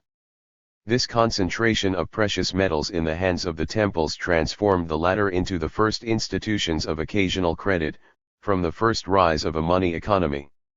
This happened in Mesopotamia, from the first great temple bank of Uruk, 3400 to 3200 BC, to the age of Hammurabi, 2000 BC, when the average rate of interest was fixed by the Temple of Samas. 13 In ancient Iran the temples were the first money lenders, 14 and this was still true in the days of the Sassanids. 15 In Israel, the temple remained, right to the time of its destruction the chief place for storing movable wealth. 10 In ancient Greece, the temples of Olympia, Delphi, Delos, Miletus, Ephesus, Kos, all the temples of Sicily, functioned as store places for money and as banks. 11 This position remained the same in the Hellenistic epoch. 18 In Rome the Pantheon was the center of banking. In the Byzantine Empire the monasteries were, from the 5th century onward, the chief owners of hoards. It took the iconoclasm of the 8th century to bring these hoards into circulation as money. And something similar happened in China, under the Tang dynasty. The Buddhist temple banks increasingly monopolized both the stock of monetizable metals and credit operations. The state attacked them, secularized several thousands of temples and monasteries, and had all statues made of precious metal melted down in 843. 20 In Japan the religious establishments were the only places of safety during the Middle Ages, a period marked by civil disturbances. People carried on business under the protection of shrines and temples. Some entrusted their precious documents and treasures to these sacred places in order to protect them from the destruction and pillage of warfare. Shrines and temples also acted as financial organs and made loans, organized cooperative credit facilities known by the names of Mujin and Tsunomoshi, and utilized bills of exchange. 22. In the period of the Lower Empire, the Buddhist temples were the only banks in the eastern part of Central Asia, where natural economy still prevailed. 23 Finally, in the early Middle Ages in Europe the monasteries likewise appeared as the only credit institutions giving loans a mortgage. 24 At the beginning of the 12th century the religious order of the Templars became the first international bank of deposit, clearing, and mortgage credit. 25 When large-scale trade op-ed, the precious metals began circulating to a greater extent. Now, as we have seen, large-scale trade was, at the start, above all international trade. This trade thus presupposed the simultaneous appearance of a large number of minted coins of different origins and amounts, which had to be exchanged one for another in accordance with their true value. This inevitably led to the appearance of a new technique with money itself as object, the technique of the money changers. Offering in their turn reliable guarantees to the owners of precious metals who wanted to deposit them somewhere safe, these money changers and traders in precious metals thus became the first lay guardians of hoards, and then the first professional bankers. The word bank comes from Italian banco, the table on which the money changers carried out all their operations. Similarly, in ancient Greece, the word for a banker, trapezits, comes from trapesia, a money changer's table. In the ancient world the money changers were the first professional bankers. 26 This was so in India, too, 27 and in China, where the diversity of coins was not the result of international trade but of the diversity of regional currencies. 28. The money changers became real bankers in Japan in the age of the Tokugawas. 29. In the Islamic Empire of the Abbasids, the introduction of a gold standard alongside a silver standard made the money changers, or Yabad, economically indispensable persons. Soon they were fulfilling all the functions of bankers. 3 degrees Kulischer 31 lists the chaotic conditions which determined the appearance of the money changers in the Middle Ages and favored their transformation into bankers. In the 13th and 14th centuries there were circulating in France, alongside coins of royal origin, or struck by the great vassals, also Arab, Sicilian, Byzantine and Florentine coins, in southern France, Milanese libri and Venetian ducats, in Champagne Spanish reals, Burgundian and English nobili and crowns from the Low Countries. People everywhere accepted coins minted at Lillebec and Cologne, English sterling and French tournois. The grossi and ducats of Venice and the furini of Florence were the most widespread coins. The origin of the medieval banks has been thus described by R. de River. The Genos money changers specialized first in exchange by hand, but they soon extended their field of action by accepting deposits repayable on demand, carrying out settlements of accounts by transfer in accordance with their clients' instructions, and, finally, advancing loans to their clients on current account. The tables or offices of the money changers thus gradually became banks of deposit and clearing. In Genoa the evolution was complete before the end of the 12th century. 32 The famous Bank of Amsterdam, founded in 1609, owed its formation likewise to the monetary confusion prevailing in those days in the young Republic of the United Provinces. A credit in pre-capitalist society. The first banking operations, money changing by hand, Res 1 VMG, and guarding hoards, and giving loans on security of land, mortgage loans, were not operations in the money trade in the strict sense. Indeed, in the age of the depositum regular, the deposit to be looked after and returned on the mere demand of the depositor, the trustee, far from paying interest to his client, claimed a fee for his services as guardian of the wealth deposited with him. For this was still the case with the Bank of Amsterdam in the 17th century. These operations involved essentially classes of society which were outside the production and circulation of commodities, or only on their periphery. With the development of a money economy, these classes became the classic victims of usury, either large-scale or petty. In the Middle Ages the big international commercial and banking societies practiced the loan on security at the expense of kings and princes, while the more modest Lombards looked after the feudal small fry and the commoners. 36 This was, basically, a form of consumers' credit.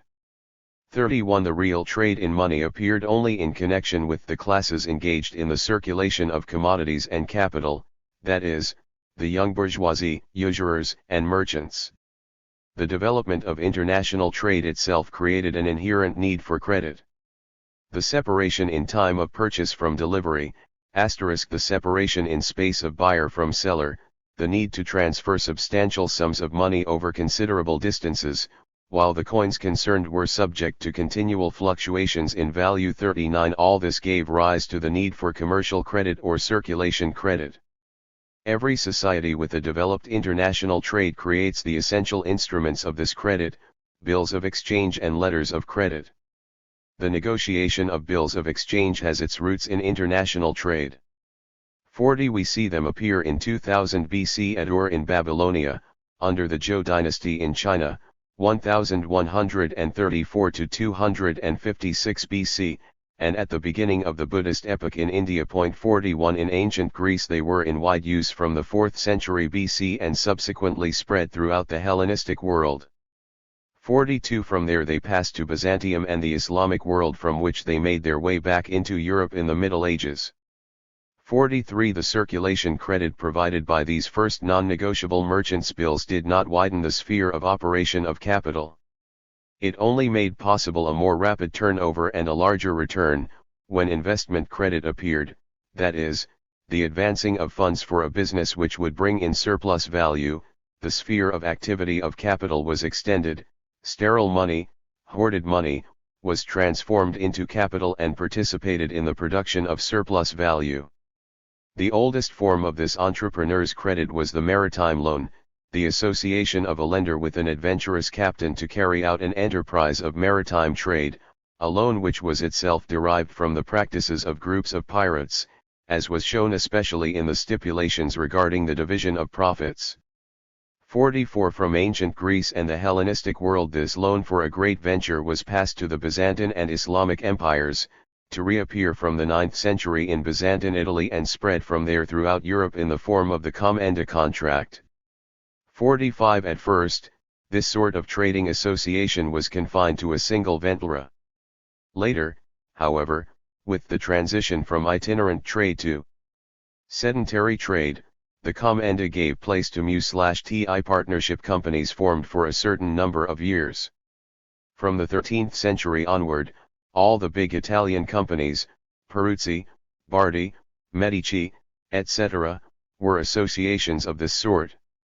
The Bardi, for instance, were working in 1331 with a capital made up of 58 shares, belonging to 11 partners. 46 Finally, when international trade became regular and lost its adventurous character, at least in a certain sphere, it attracted a large share of idle capital. This was deposited with the big merchant banking concerns as depositum irregulare, the merchants being authorized to operate with it as they chose, the money not being repayable at short notice, and fixed interest being paid on it by the merchants, as a share of the merchants' profit they realized. 47 The bankers thus became, with petty commodity production, middlemen between the suppliers of money capital and the demand for it. 48 Now, at this time, it was not private individuals but the state, kings, princes, communes, etc., that mainly had need of money. The public debt thus developed parallel with circulation credit and investment credit, taking precedence over them. The oldest known example of public credit is that recorded by the pseudo-Aristotle in the second book of the Economics. The Ionian colony of Clazomene, in Asia Minor, lent leaders of mercenaries the means of settling their men's arrears of pay, and covered this loan by a forced loan from its rich citizens, who were obliged to accept iron money in exchange for their gold and silver coins. The annals of Hanchao record that in 154 BC a Chinese usurer named Wu Yanqi had lent 1,000 catties of gold, about 530 pounds or a little under 1 million gold francs, to the government to enable it to wage war against the rebellion of the Seven Kingdoms. He was paid 1,000% interest, or I million gold francs. 49 Public credit soon assumed its classical form by being provided with the future revenues of the state as security. In most societies based on petty commodity production, operations of public credit remained rare and risky, and normally ended in the bankruptcy of the lenders. But from the 16th century onward, negotiable bonds based on the public debt * effected a revolution in the history of credit and made it possible to extend considerably the field of operation of capital, by transforming into capital masses of non-capitalized money.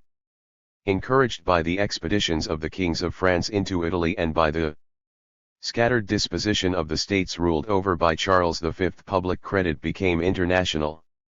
Credit, after being a mere means of settling accounts, became a value in itself, a negotiable and transmissible object of exchange. 51 On the Antwerp Stock Exchange, the obligations of the King of Castile. The letters of credit of the government of the Low Countries and of the kings of England and Portugal, bonds issued by the great cities of Europe, all were fully negotiable. During the currency upheavals and the disorder of public finances during the 16th century, all the old banking houses failed. From this circumstance arose the modern public banks, which combine the guarantee of the security of deposits which is indispensable for the bourgeois public with the promise to the state that it will be the chief, if not the only beneficiary of these deposits. The Bank of the Rialto of Venice, founded in 1587, corresponded above all to the first purpose. The Bank of Amsterdam, founded in 1609, added to it the need to regulate the circulation of money. The Bank of Hamburg, founded in 1619, united with these functions that of lending to the state. The same applied to the Bank of Sweden, founded in 1656, whereas for the Bank of England, founded in 1696, it was the last mentioned function that became predominant. 52 The remarkable development of international trade after the commercial revolution of the 16th century led to a fresh extension of commercial credit. Following the example of the public debt bonds, merchants' bills became negotiable in their term from the 16th century onward, following the practice of endorsement and discounting. 53 At the same time, the development of the colonial joint stock companies widened the sphere of activity of investment credit.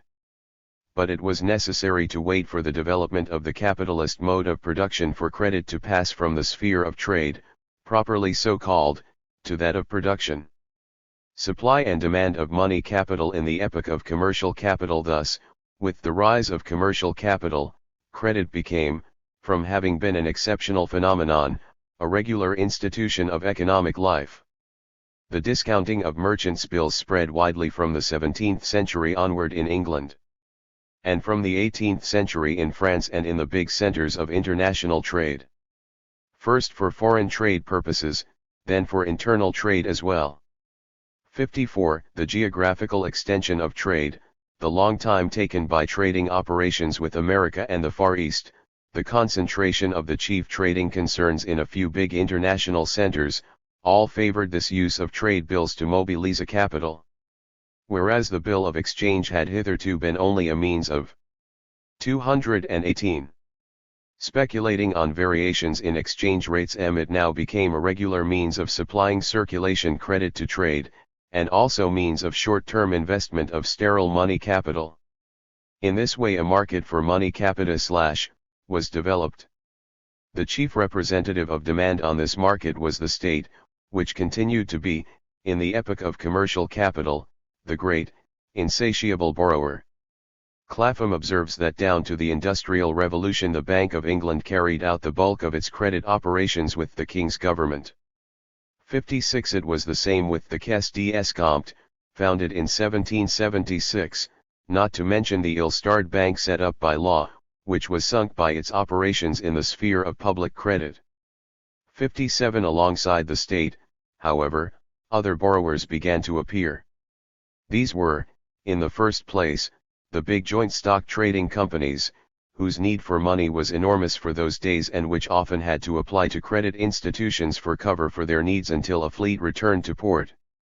Thus, the Dutch East India Company borrowed money from the Bank of Amsterdam, while, along with the state, the English East India Company was the chief debtor of the Bank of England throughout the 18th century. 58 Next came holders of public bonds, rentiers, nobles, traders, and bankers, and the bills of merchants who, needing ready money, discounted this paper. At first the discounting of public bonds predominated, but in the closing decades of the 18th century the discounting of private bills began to be more important. Finally, as in the epoch of petty commodity production, there was demand for money consumers' credit on the part of the nobility and the high officials of the state, and this was met by loans on security, the latter taking the form of precious metals, jewelry, deeds, etc. The supply of money capital came from persons holding liquid capital, principally the large landowners, together with traders who accumulated more money than they could invest in their own businesses. The bankers on the continent were engaged exclusively in exchange and deposit operations in the 17th century and the first part of the 18th century, and gave no credit. In England, however, from the 17th century onward there appeared the trader who occasionally advanced money to his customers. With the growth in the circulation of money, the enrichment of society, the parallel development of this demand and the supply of money capital, local private banks began to be formed, about the middle of the 18th century, in England first of all, with the function of acting as middlemen between those who were looking for capital and those who were looking for opportunities of transforming into capital their reserves of ready money. These local banks, which normally developed from prosperous trading houses, accepted deposits, issued banknotes and discounted trade bills. This was the birth of the modern banking system. 59 The Industrial Revolution rapidly expanded this initial network of banks. Whereas in 1750 there were only a dozen local banks, the number had risen to over 200 by the end of the century, even to 350, according to some writers. G0** The organic way in which these banks developed in the midst of the mode of production of that time is indicated by the example of the House of Gurney, at Norwich, as described in a circular sent by this house itself to bankers on October 5, 1838. The collecting of yarns from manufacturers of the east of England and holding them in stock to supply those who are employed in weaving was a very lucrative business, and we deliberately question whether the Gurneys did not at one time derive from it an annual income greater than is obtained by any bank in the island of Great Britain. In the course of dealing with the worst spinners for their yarn, this family began to supply them with cash to pay the wages of labor and enable them to carry on their operations in business. Out of these circumstances arose the great banking operations of this family. 62. This rapid development is explained above all by the uneven development of the different regions of England. The banks in the regions that remained agricultural usually had deposits for which they sought a field of investment, whereas the banks in the industrial areas were under pressure to furnish credit and were constantly looking for funds.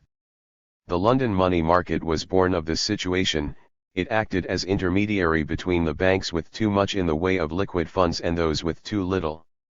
Supply and demand of money capital in the epoch of industrial capitalism. With the Industrial Revolution, however, the market for money capital was greatly enlarged and changed. Alongside supply and demand coming from the pre-capitalist strata of society, landowners, traders, craftsmen, civil servants, rentiers, etc., appeared supply and demand arising from the mechanism of capitalist production itself. Money capital is the starting point and the finishing point of the rotation of capital. But it does not appear only at the beginning and the end of this process of rotation. Constantly, during the production process itself, money capital is eliminated from the process and turned into money which is unproductive from the capitalist's point of view. And, also constantly, a demand for additional money capital arises from the entrepreneurs, to enable them to achieve the investment of their own capital in the most profitable way. The money capital needed to renew the fixed capital of an enterprise is not accumulated until several years and several rotation cycles of circulating capital have passed.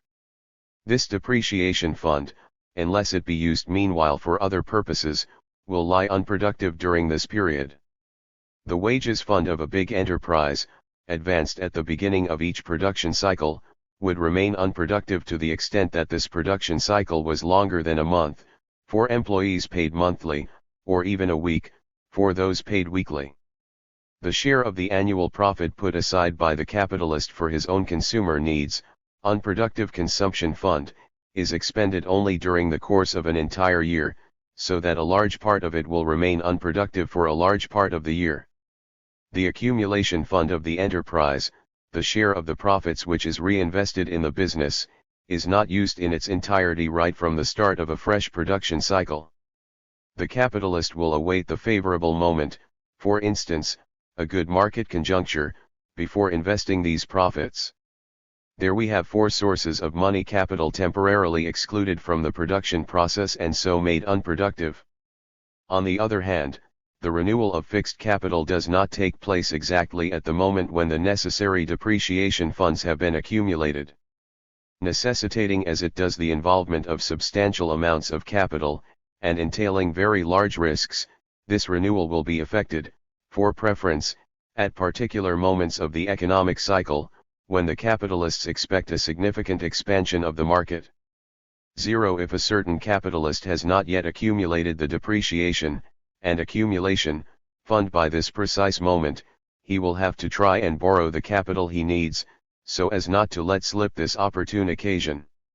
The capitalist who has at his disposal a technical invention which would enable him to expand his market at the expense of his competitors is in a similar situation if he lacks the capital needed to exploit this invention. 65. At certain moments of the economic cycle, the industrialist knows that any increase of production whatsoever can be absorbed by the market. That is the moment when he needs to get his capital together. and invest his profits. If he has not yet realized his profits, he will have to borrow so as to be able to invest them in advance. Finally, the recovery of production, after the close of a production cycle, should in theory begin as soon as the circulation cycle of commodities has concluded. But, as we have seen, the amount and annual rate of profit depend on the number of annual production cycles, and so on the industrialist's capacity to resume production before his circulating capital, invested in commodities which have been produced but not yet sold, has come back to him. For this purpose, too, he will seek to borrow additional money capital, which he will be able to repay as soon as he has received the money from the sale of his goods. The function of credit institutions under capitalism is to fulfill the same role of intermediary between those who hold unproductive sums of money and those who are looking for opportunities to increase their own capital with the aid of borrowed capital. The pre-capitalist relationship between bank capital and the other forms of capital is thus reversed. In the capitalist mode of production, bank capital begins as a subordinate servant of industrial capital. But whereas the separation of the modern capitalist trader from the capitalist industrialist is only a question of functional division of labor, the separation of the capitalist banker from the capitalist industrialist or trader is inevitable from the very first appearance of the capitalist mode of production. Contrary to the industrialist and the trader, the banker has in fact to play a social role directly. He is useful to the capitalist mode of production only to the extent that he can overcome the fragmentation of social capital into a multitude of individual properties. It is in this function of mobilizer and centralizer of social capital that his whole importance to society consists. This function goes beyond the class limits of the bourgeoisie in the strict sense and embraces the centralization of the funds saved by landowners, rich and middle peasants, craftsmen, civil servants, technicians, and even skilled workers in prosperous periods. By about 1875 the organization by which all free British capital was sucked into the London money market was functioning almost perfectly. Compared with other national organizations, or lacks of organization, it had been highly efficient even 20 years earlier. In the interval, Scottish and provincial branch banking had drawn in almost the last of those rustic hoards which country folk had kept in their desks and cupboards, and a smooth open channel had been cut, down which the northern surpluses flowed south.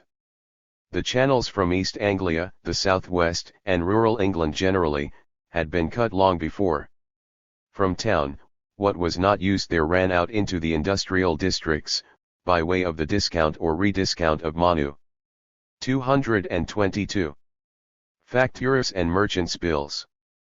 These were the greatest days of the London bill brokers, the Lombard Street houses.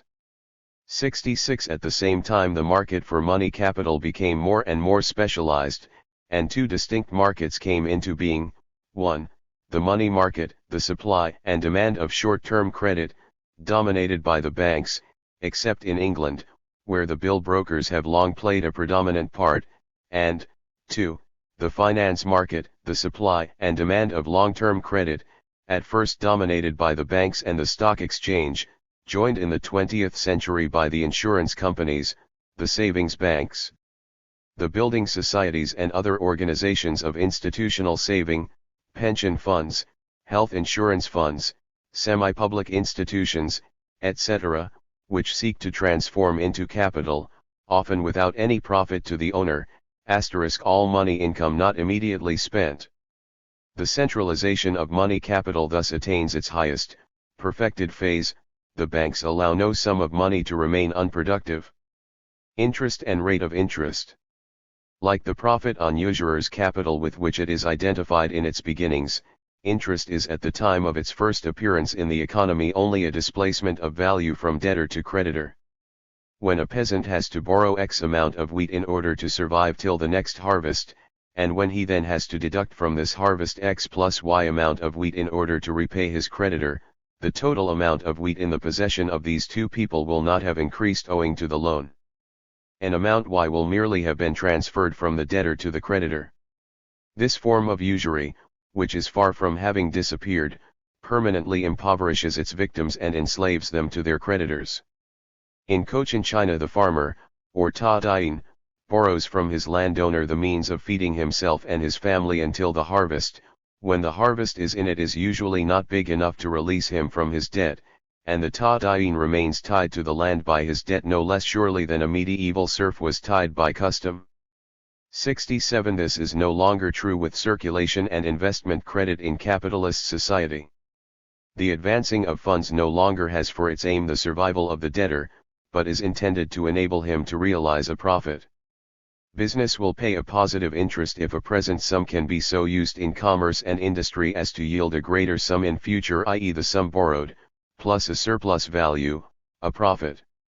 68. It is a well-recognized principle, that in the last analysis the money rate of interest depends upon the supply of and demand for real capital. That the rate of interest is regulated by the profits from the employment of capital itself. 69. Circulation credit is intended to realize in advance the value of commodities already produced. Investment credit has for its purpose to increase the capital of an enterprise. In both cases the amount of surplus value increases, either by reduction in the rotation time or by growth in the amount of capital. The interest is thus nothing but a fraction of the extra surplus value obtained through the borrowing of capital. It is lower than the profit * because if it were equal to the latter there would normally be no advantage in borrowing, since the capital borrowed is expected itself to bring in the average profit. The creditor is satisfied, because before he lent his capital it was lying idle and bringing no return. And the debtor is also satisfied because, though he has to surrender interest to the creditor, he still makes more than if he had borrowed nothing. The interest paid by a capitalist entrepreneur for the borrowing of capital is a fraction of the total surplus value produced by his workers, a fraction surrendered by the entrepreneur because the loan has enabled him to increase this total surplus value by an amount greater than the interest due. But with the generalization of the capitalist mode of production, every entrepreneur is on the lookout for additional capital. At the same time, the socially centralizing function of the banks enables every sum of money to be transformed into additional money capital. Thus, by the working of supply and demand in relation to money capital, the average rate of interest is constituted, the normal return on every sum of money which is not lying idle. This, needless to say, has nothing to do with the intrinsic qualities of the money, but represents the outcome of definite relations of production, which enable the sum of money to be capitalized, so that it may appropriate a fraction of the surplus value produced by the totality of workers in the given society. From this basis the habit spreads in bourgeois society of regarding all income as the income on an imaginary capital, capitalized at the average rate of interest. With the growth of capitalist mentality an obviously useful habit has developed, the beginnings of which are in Germany, for instance, observable since the 14th century, of expressing any returns, except returns to personal services, as a percentage of a capital value. 71. This habit has led bourgeois economists to the idea of similarly separating, in the case of a capitalist entrepreneur who operates with his own capital only, the interest on his capital and the entrepreneur's profit, called a sort of rent by some writers, such as Marshall, which is left when this interest is deducted from the total profit. This is obviously an ideological operation, that is, a fictitious one, since any entrepreneur expects to obtain on his capital not the average rate of interest but the average rate of profit. This practice is all the more useful for bourgeois economists in that it enables them to dodge the problem of profit, that is, of exploitation, and replace in their systems all theory of profit by a simple theory of interest. The credit organizations do not fulfill their function, as intermediaries between those who have money capital to offer and those who want it, out of pure altruism. They, too, operate with a capital of their own which must bring in the average rate of profit. Their profit appears in the form of bankers' profit, which consists mainly in the difference between the rate of interest paid by these institutions for money entrusted to them on deposit and the rate of interest they exact from those to whom they grant credit. To this must be added other income derived from, e.g. commission and brokerage for making investments, carrying out exchange transactions, etc. As credit institutions, the banks especially, pay interest, even though very little, on every sum of money deposited with them, even for a few days, current accounts, it is to their advantage to lend out in their turn all the money at their disposal, so that these transactions may end in a profitable balance for them. Thus there appears on the money market, alongside circulation credit in the strict sense, day-to-day credit, call money. It began in England in 1830, when, on the eve of the quarterly payments of interest on government stock, large sums of money accumulated in the Treasury's accounts in the Bank of England, which caused a shortage of money on the money market.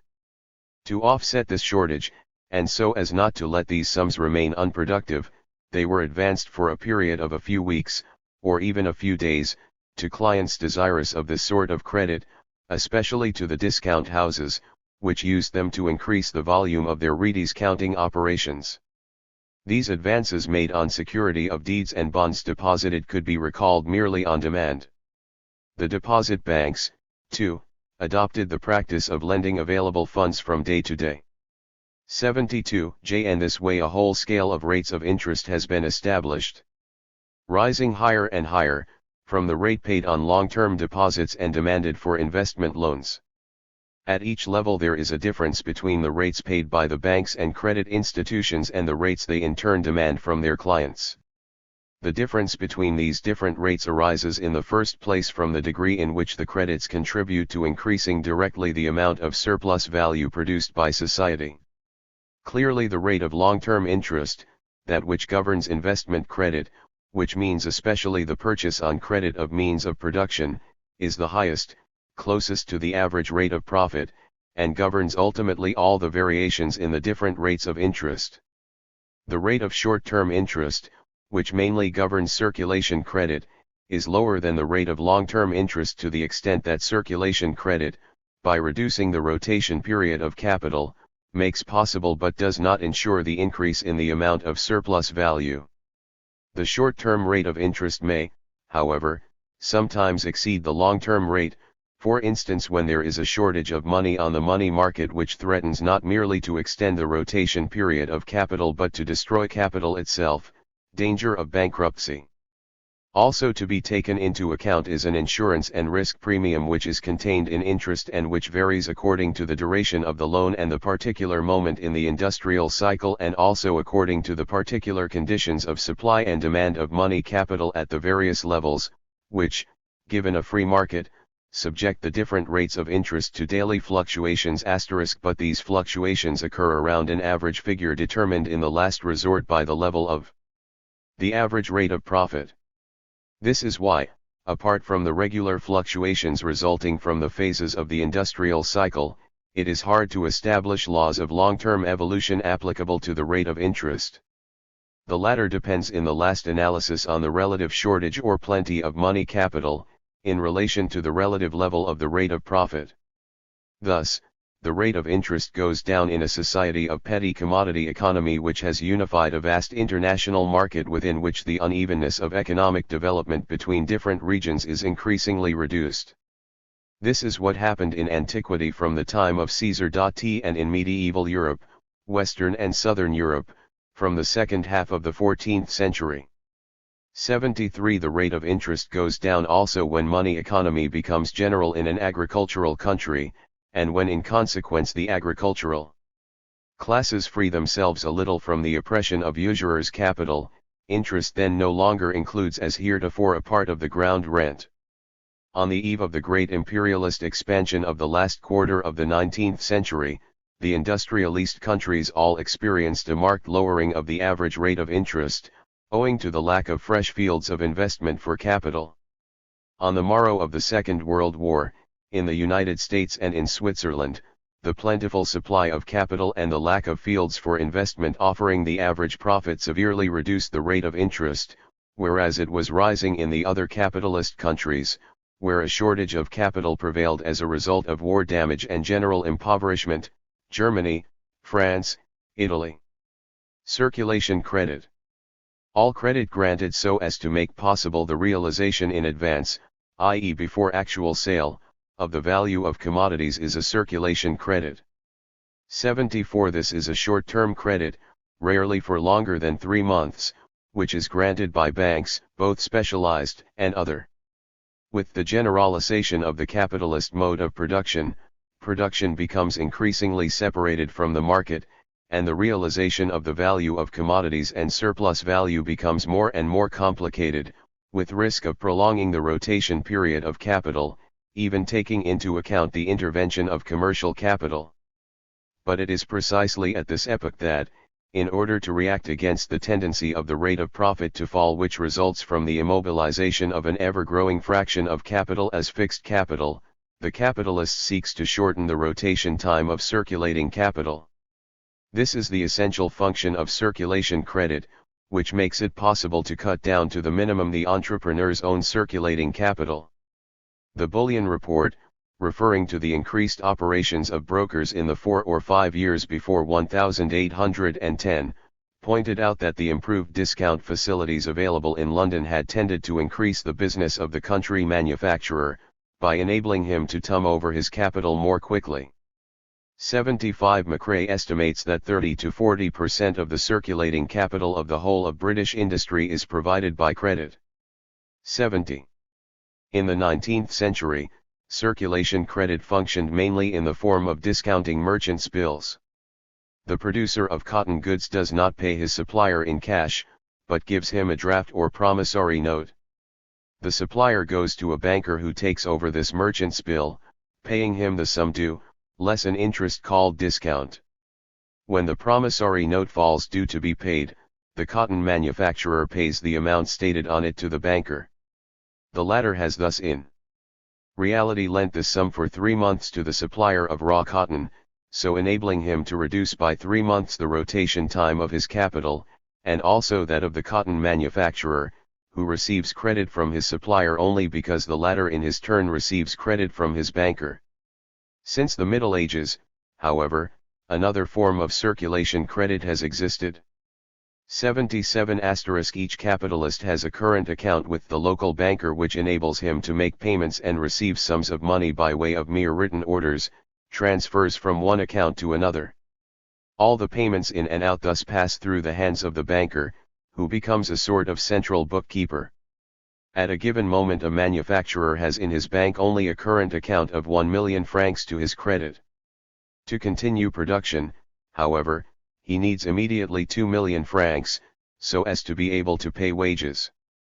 The banker knows that, a few weeks later, the manufacturer will make large payments in of money arising from the sale of his commodities. He therefore allows him to draw out of his account more money than he possesses, to have an overdraft. In fact, he advances him 1 million francs. Naturally, the manufacturer will pay interest for such an advance on current account, normally not less than 5% or except when very large firms are involved. From the last quarter of the 19th century, the advance on current account has more and more taken the place of the discounting of merchants' bills as the main form of circulation credit. 79 The concentration of capital leads to the formation of enterprises so big that they possess sufficient credit with their banks to obtain by way of advances on current account all the short-term credit they need. Small enterprises, however, are more and more embarrassed by the need to settle the discounted merchant's bill at a fixed date, and fear the discredit attached to the non-payment, protesting, of drafts when this becomes known. Finally, the integration of big enterprises with their suppliers of raw material and their selling organizations in trusts, financial groups, etc., abolishes the classical partnerships that made use of merchants' bills. 80 Thus, in Great Britain, the volume of ordinary merchants' bills discounted fell from £250 million in 1913 to £100 million in 1937, whereas advances on current account to industry reached £850 million in L 929 and £1 billion in 1938. 81 Nevertheless, since the Great Crisis of 1929, especially in the United States, advances on current account to large-scale industry have begun to decline in their turn, owing to the accumulation of huge reserves of ready money by monopoly capital. The relative decline of the industries especially dependent on bank credit, the extension of cash payments in retail trade, and the development of specialized credit institutions. It is above all the small and medium entrepreneurs who are responsible for the bulk of requests for advances on current account. 82. Along with this, in the last few years there has been a growth in the amount of discounting in some European countries, such as Switzerland, France, and Belgium, as a result of an attractive policy of rediscounting on the part of the currency authorities, who expect to be able to influence more directly the fluctuations in the volume of money if circulation credit takes the form of discounting rather than of credit on current account. 83. Investment credit and the finance market.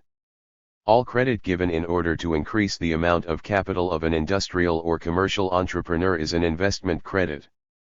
It is a long-term credit involving comparatively substantial sums, and is given, from the creditor's point of view, with the purpose of bringing in a lasting income.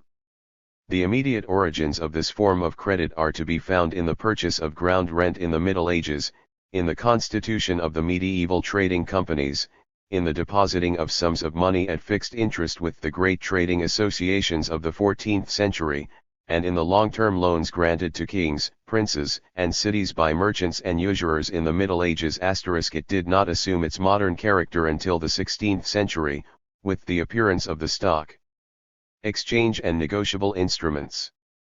From then onwards there was a social class which sought to dedicate its wealth, its capital, to investment in long-term credit operations, so as to increase this capital by the product of these investments. These people furnished the supply of capital on the embryonic finance market. The demand for capital was provided above all by the state, and then, to an ever-increasing extent, by the joint stock companies. The predominance of government stock on the finance markets of Western Europe continued throughout the whole epoch of commercial capital, that is, in the majority of countries, down to the beginning or even the middle of the 19th century. The public debt quickly took on the form of fixed income stock payable from the future receipts of the state. Private stock was and remained above all variable income stock, the actual return depending on the yearly, or half-yearly, etc., profits of the companies issuing the stock.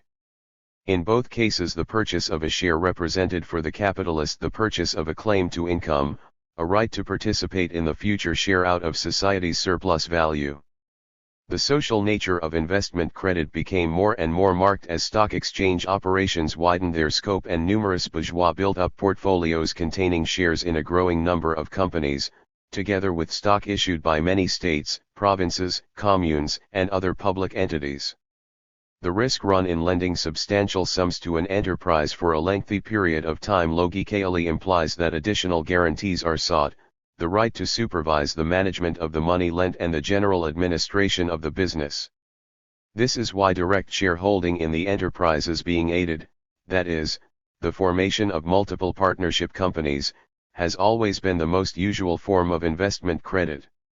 The old companies of the ancient world, of China, of the Middle Ages, of the Arab and Byzantine civilizations, and so on, were all companies of unlimited liability. The partners were liable for the company's debts to the full extent of their possessions, whether these were invested in the company or not. This brought about the rapid collapse of all the medieval banks which granted investment credit. J.N. Venice, of the 103 banks set up in the 14th century, 96 went bankrupt. The development of the capitalist mode of production ended by depersonalizing credit, a process which reached its stage of perfection in the joint stock company and limited liability company of modern times. The purchase of shares and debentures in a business has become the normal way of giving investment credit. Though the joint stock company began to appear in the 16th century, it was not until the 19th century that it finally became dominant. Two shattering bankruptcies which occurred at the opening of the 18th century, that of the South Sea Company in Britain and that of the Mississippi Company in France, had developed in the bourgeoisie a holy terror of the risk implicit in this form of credit. 85 Actually, the manufacturing epoch was not yet propitious to such an extension of credit as the later rise of industrial capitalism demanded. Thus, the investment credit given to private businesses increased, between the 16th century and the end of the 18th. While in stock companies developed but slowly, the deposit banks, remembering the lessons of the end of the Middle Ages. 86. Turned away from investment operations, which, moreover, were forbidden them if they were chartered as Reemlich banks. The banks confined their long-term operations to the state and a few rare privileged customers. 230. Only when the British merchant bankers and the continental haute banque establishments appeared, towards the end of the 18th century, did bankers begin afresh to interest themselves in private business, commercial and industrial. In 1822 the Société Générale de Belgique was the first business bank in the true sense, which, by at first granting short-term advances to industrial enterprises, soon found itself suffering from excessive tying up of capital and was thus led to acquire shares and to take the initiative in founding joint stock companies. 87. The example of the Société Générale was followed in France, but the resounding downfall of the Pereira brothers' Credit Mobilier set back the expansion of business banking in most European countries until after 1872. 88. Several countries then saw the rise of mixed banks, that is, banks which accept deposits and which also give investment credit.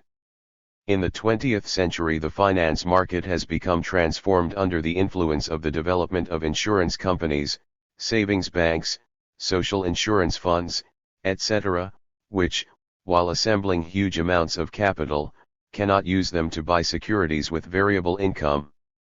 Several countries have passed laws defining these limitations or even extending them to the deposit banks.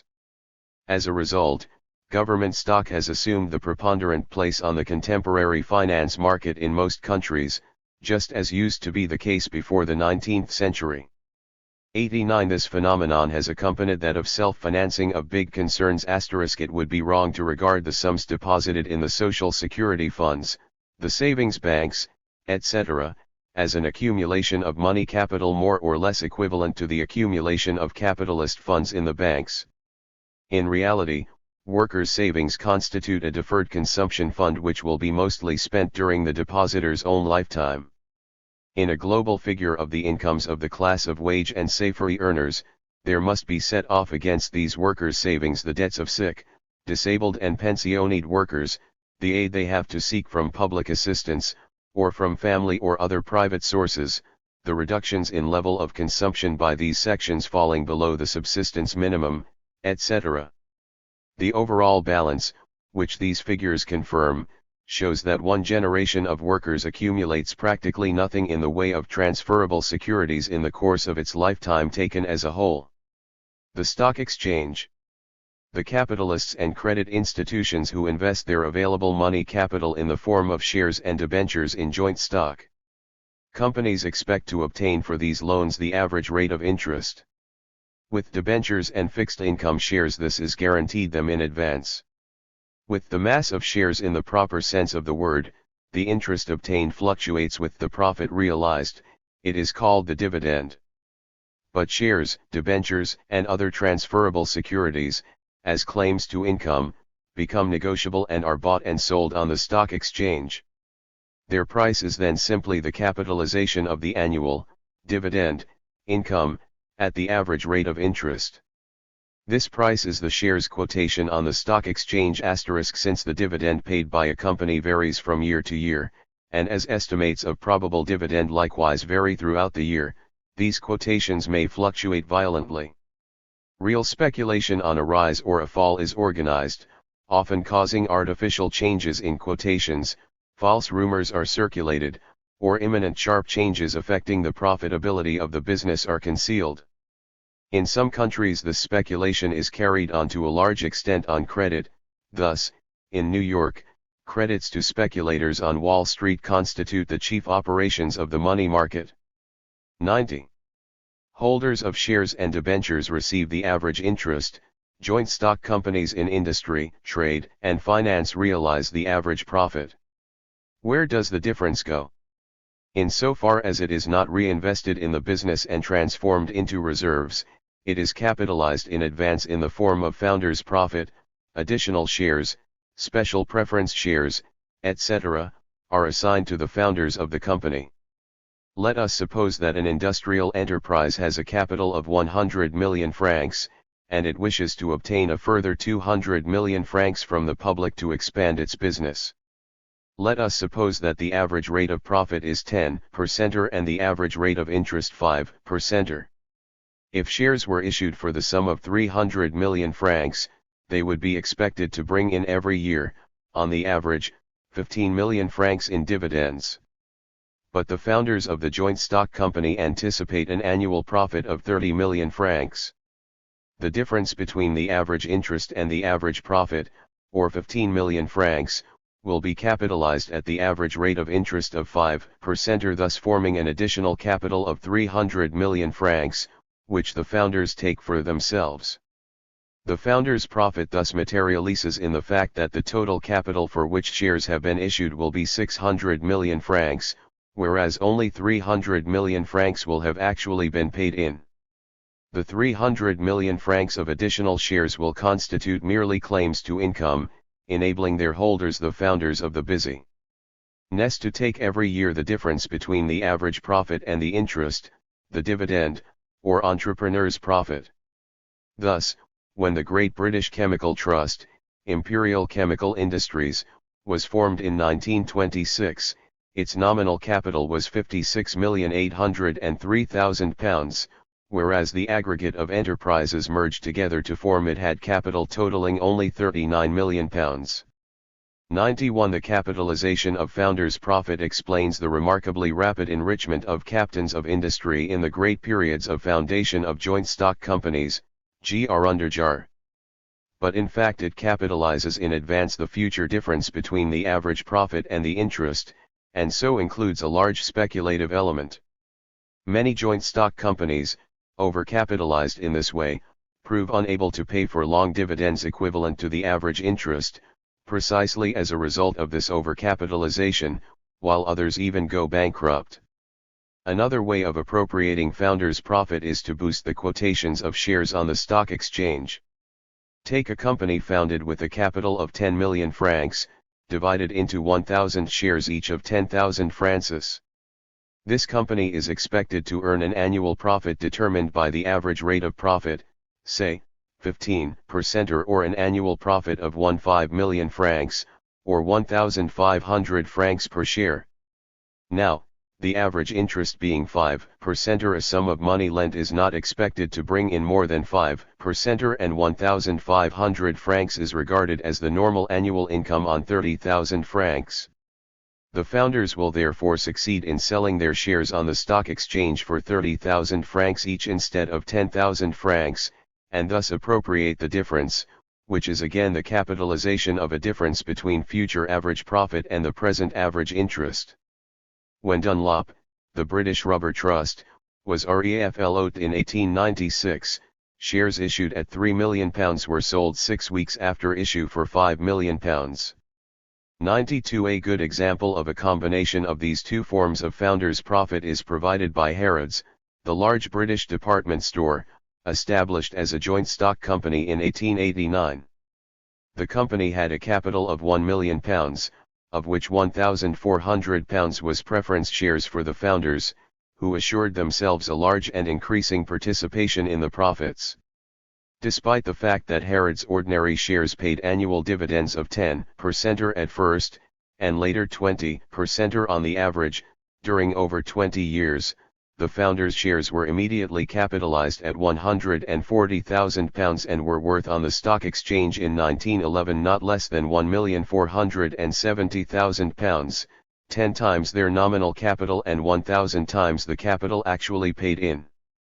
93. While shares and debentures continue their independent circulation on the stock exchange, among brokers, the real values they represent may have long since disappeared. The warships built with capital borrowed by a government may long since have gone to the bottom of the sea, just as the machines bought with the money raised by the sale of shares may have been transformed into so much old iron. The divorce between real capital and the mass of negotiable claims, already marked as a result of the overcapitalization of many joint stock companies, thenceforth becomes complete. The mass of claims no longer represents anything but a fictitious capital which, under the appearance of a fraction of the total capital of society, hides its true nature, that of a mere claim to income, which confers a right to participate in the share out of society's surplus value. Joint stock companies and the evolution of capitalism. For a long time some people have wanted to see in the development of joint stock companies a proof that capital, far from becoming concentrated, is democratizing itself. Are there not millions of shareholders in some countries, for instance, in the United States? Is it not possible for any skilled worker to use his savings to buy shares in big industrial companies? This notion is based on a twofold confusion. First, not everybody is a capitalist who claims an income from the sharing out of society's surplus value. If that were so, every disabled ex-serviceman would be a capitalist. Only those shareholders who, thanks to the income on their capital, can live without selling their labor power, and live at a standard which corresponds at least to that of a small industrialist, can be classed in this category. Investigations carried out by the Brookings Institute in the USA in 1952 showed that out of more than 30 million American workers only 2% held shares. Out of a total of 6.5 million shareholders, 4.5 million held fewer than 100 shares each and received from them an annual income of less than $200, or less than the monthly wage of an average worker. It would therefore be absurd to regard them as being capitalists. Consequently, though the joint stock companies appear formally as institutions which diffuse ownership of the means of production, in reality they constitute an important stage in the concentration of capital. It is a mere legal fiction to regard a small shareholder as being co-proprietor of a giant trust like General Motors, for instance. In return for this title he has in practice handed over his savings to the big industrialists and bankers to do what they like with them. The joint stock company is therefore rather a disguised form of expropriation of small savers, not for the benefit of a nameless force but for that of the big capitalists, who thus succeed in getting control of a mass of capital which greatly exceeds their own property. In effect, when an individual invests capital in the large corporation, he grants to the corporate management all power to use that capital to create, produce, and develop, and he abandons all control over the product. He keeps a modified right to receive a portion of the profits, usually in the form of money, and a highly enhanced right to sell his participation for cash. He is an almost completely inactive recipient. 94. It is interesting to note that the decision of a British court has confirmed this view. Lord Evershed declared in 1949, shareholders are not, in the eye of the law, part owners of the undertaking.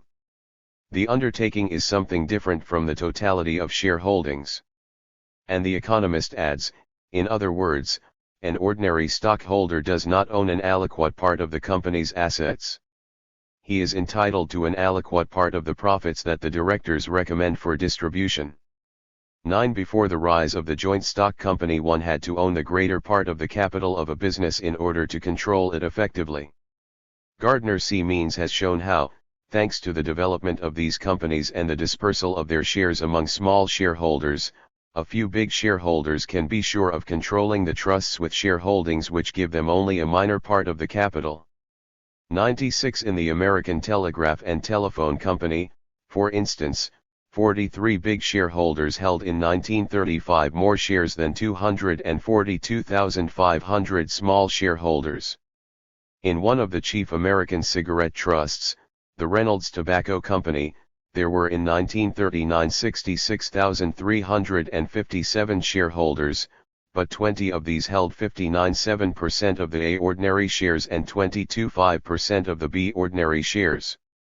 97. The British Bowwaters Trust had 42,866 shareholders on June 1, 1959, but the 26,000 smallest shareholders held altogether £28 million ordinary shares, compared with £43 million in the hands of 151 big shareholders, 63 of whom held £34 million worth.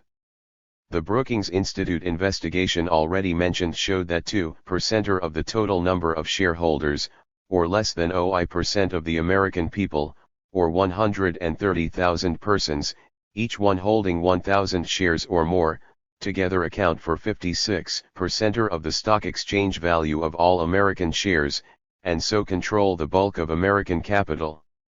Professor Sargant Florence has examined in detail the distribution of shares among the small and large shareholders of the chief joint stock companies of Britain and the U.S.A. The result is significant.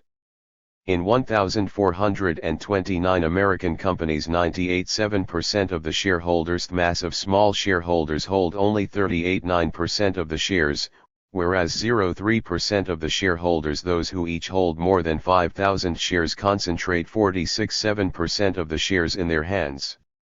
If we take only the big companies with a capital exceeding $100 million, these percentages remain practically the same. These figures relate to the situation in the years 1935-37. In Britain, in the case of the 30 largest companies, 96.4% of the shareholders, the small ones, hold 40% of the shares, while 0.5% of the shareholders, the big ones, hold 35.9% of the shares. Of the 126 largest joint stock companies in the USA, the 20 principal shareholders hold over half the shares in one quarter, from 30 to 50% in another quarter, and from 20 to 30% in a fifth.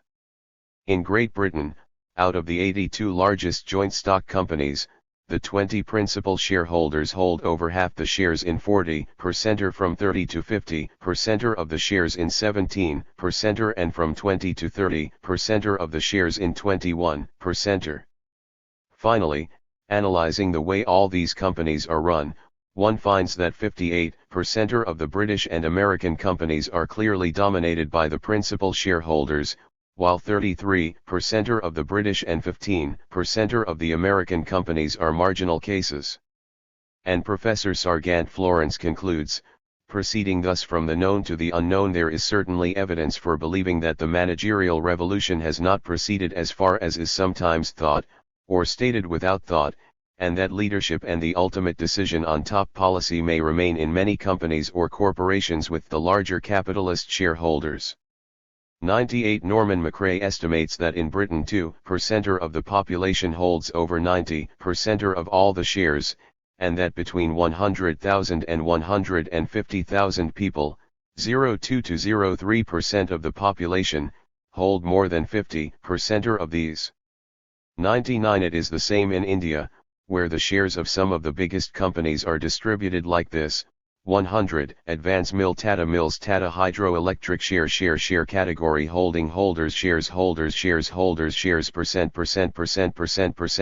from 1 to 25 shares 93 640 079 014 182 024 2 over 150 shares 0936 to 52 to 464 022 48 33 In each case, a small number of large shareholders hold as many shares as or more shares than the great mass of small shareholders and thereby control the joint stock companies.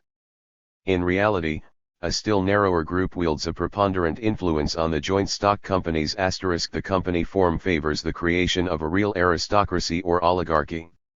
It gives rise to professional administrators whose role consists exclusively of undertaking the administration of the big capitalist companies. By multiplying the links which connect them with numerous companies, they form among themselves a sort of personal dynasty. An entire system of interlocking relationships comes into being, to which a great variety of names are given: communities of interest, interdirectorates. This dual fact of personal freedom from responsibility and possession of administrative authority favors the making of alliances and agreements, i.e. monopoly. 101 The generalization of joint stock companies, limited liability companies, corporations, etc., constitutes an impo stage in the de facto socialization of credit and of the economy as a whole. When the bank lends an industrialist the money that a small rentier has deposited with it, the industrialist remains the owner of most of the capital with which he operates. With the formation of joint stock companies, we see a more and more marked separation of the entrepreneur from the rentier owner. The entrepreneur's capital becomes a means of control over capital many times larger than his own. Consumers' credit, circulation credit and investment credit essentially remain within the circle of the bourgeoisie, big and small. But the capitalist epoch also sees the reappearance of consumers' credit, whether provided by way of usury or otherwise. Falling into debt in the shops where they have to buy goods of primary necessity, the workers, office workers, unemployed, and déclassé people may soon find themselves chained for life to a pitiless creditor who seizes a large part of their meager incomes as interest on a debt which they will never be able to shake off. This form of usury is particularly hateful when it is practiced by shops which belong to the very enterprise to which the worker sells his labor power. With the mass production of what are called consumer durables, cookers, sewing machines, refrigerators, washing machines, radios and television sets, motorcycles and cars, etc., there appeared, around 1915, another modem form of consumers' credit. 102 Usually, the wages of workers and office workers, even skilled ones, are inadequate for them to buy such goods for cash. The payment of a fraction of their weekly or monthly wage enables them, however, to acquire the goods as their own property, after a certain time.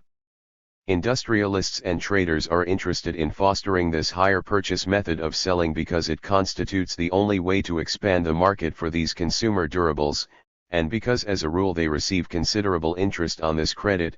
Difference between the cash price and the hire purchase price, also the traders' overheads, storage and handling, are substantially reduced, since the purchasers take responsibility for these charges. But even apart from the exploitation which is implicit return to the company of articles on which an installment has not been paid, the excessive development of the hire purchase system is a factor of instability in the capitalist system, especially towards the end of the boom and on the eve of the slump in each economic cycle. 103 The close link between this modern consumer's credit and the mass production of consumer durables is clear from the fact that, almost non-existent before 1914, these credits developed in the USA after the First World War: $3 billion in 1929, $25 billion in 1952, and in Great Britain, West Germany, Belgium, Sweden, France, etc., after the Second World War, at the very moment when the motor car, motorcycle, refrigerator and TV industries were expanding in these countries. 104. Credit and the contradictions of capitalism. Credit has thus deeply marked the history and development of capital. It has mightily extended the field of operations of capital, by making possible the capitalization of every available reserve of money. It has facilitated, accelerated, generalized the circulation of commodities. It has stimulated capitalist production, competition, the concentration of capital, in short, all the developmental tendencies of capitalism. Credit appears as an instrument no less indispensable to the capitalist mode of production than trade, making possible a substantial reaction against the tendency of the average rate of profit to fall. Credit has likewise transformed the bourgeois class itself. The separation of interest from profit, of a class of rentiers from the mass of the bourgeoisie, marks at the same time both the logical culmination of capitalist development and the first definite sign of its decay. Here, indeed, is a fraction of the bourgeoisie who live merely on their ownership of capital, and who, by doing this, are placed completely outside the production process, without any direct contact with the machines or the workers.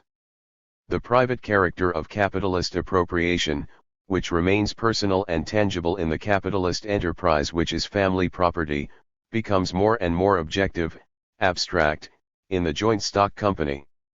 The rule of capital assumes its most general and anonymous form. Apparently it is no longer men of flesh and blood who embody exploitation, but companies, synonyms of objective, blind economic forces. Like trade, credit makes possible a considerable reduction in the rotation time of capital, an ever greater mobility of circulating capital, in contrast to the tying up of a growing share of capital in gigantic fixed installations. It thus mitigates for the immediate future the contradictions resulting from the evolution of capitalism. At the same time, however, it intensifies these contradictions in the long run. At the beginning of industrial capitalism, Each capitalist was able to check very quickly whether the labor time expended to produce his commodities was socially necessary labor time or not. It was enough to go to the marketplace and there look for buyers of these goods at their price of production.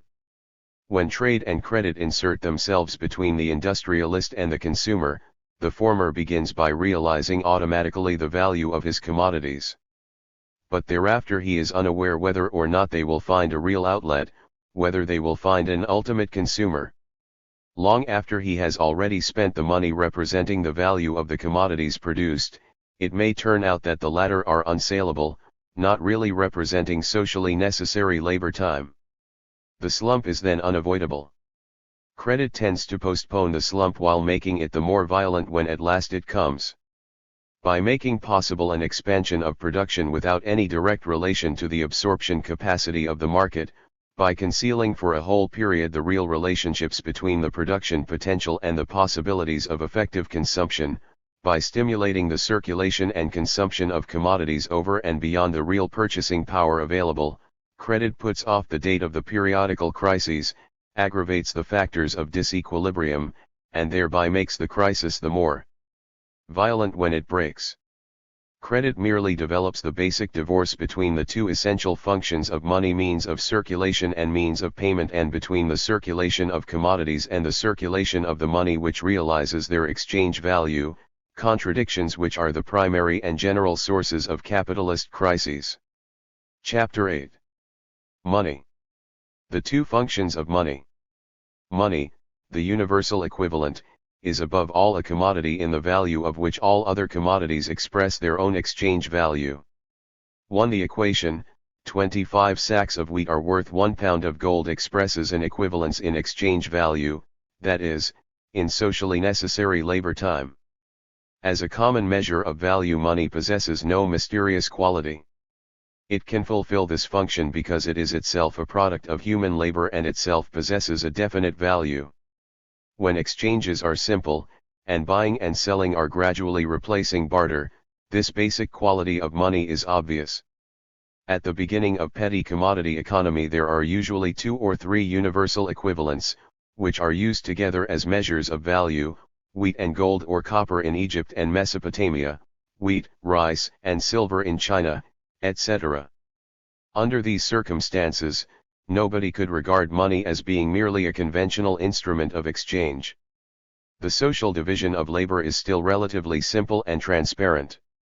When 25 sacks of wheat, 5 cows, and a pound of silver are exchanged, the respective labor of the cultivator, the cattle breeder, and the miner appear reduced to a common measure, a common fraction of the total labor time available to the given society based on accounting in labor time.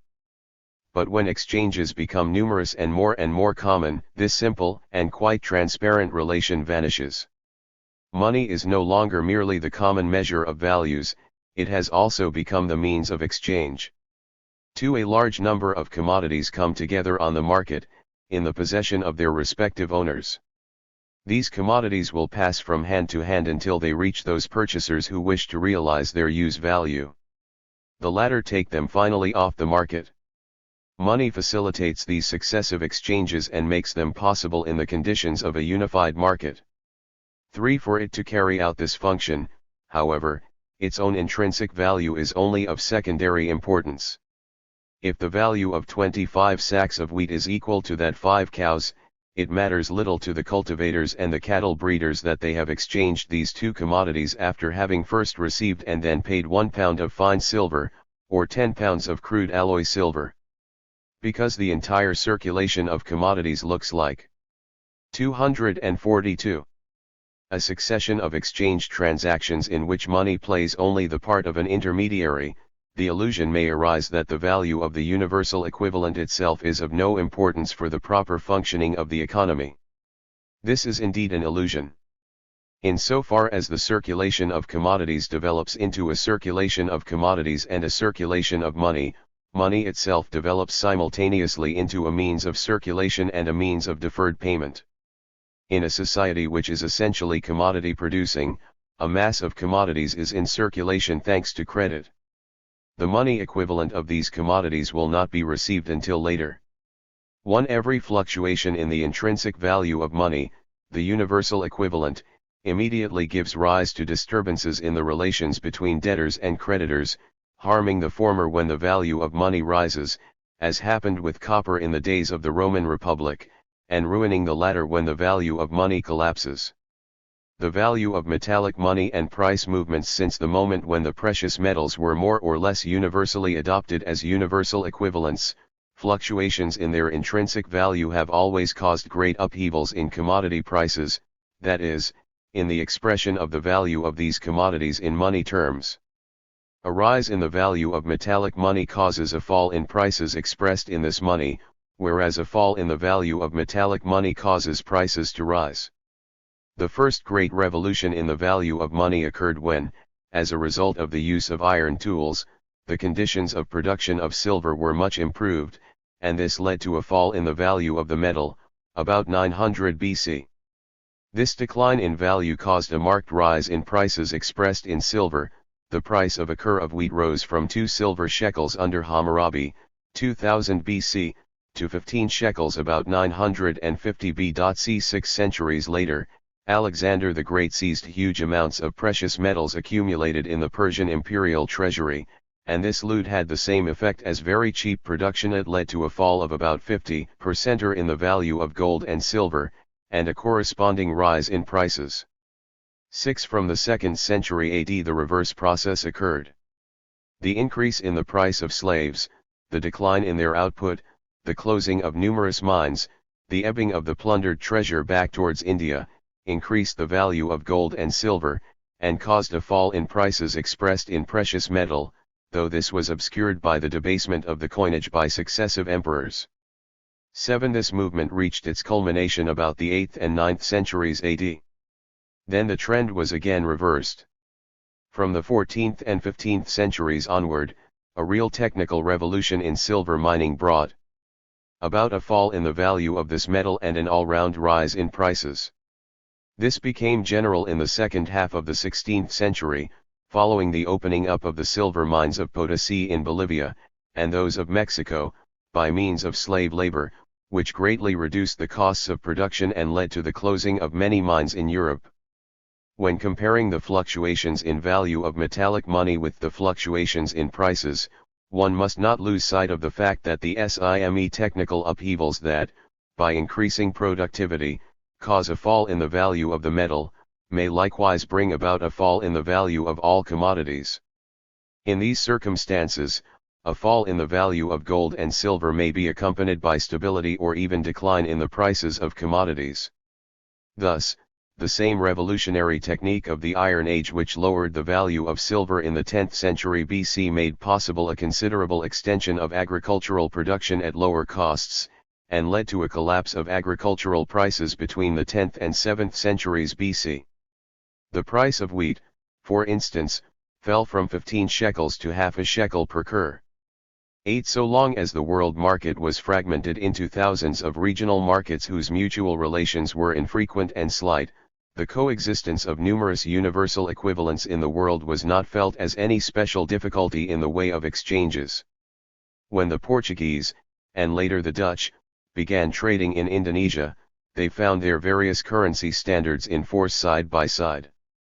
Gold and silver money has been able to coexist with shell money in aboriginal communities.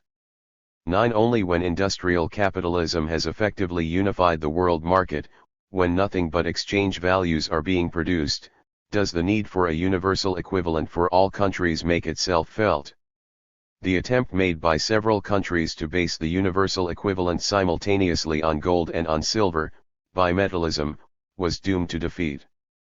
These two metals having each their own exchange value, which is subject to many variations in the capitalist epoch, constant disturbances were inevitable in the expression of the price of one metal in terms of the other and in the expression of the prices of commodities in either of them. 1 degree Finally, towards the end of the 19th century, nearly all countries were obliged to come round to accepting the gold standard. Gold became the universal measure of gold for all countries. Resistance was prevalent. CD, however, in the Far East, where, from the 16th century, silver had been used as the universal equivalent, first in China and later in India and Japan.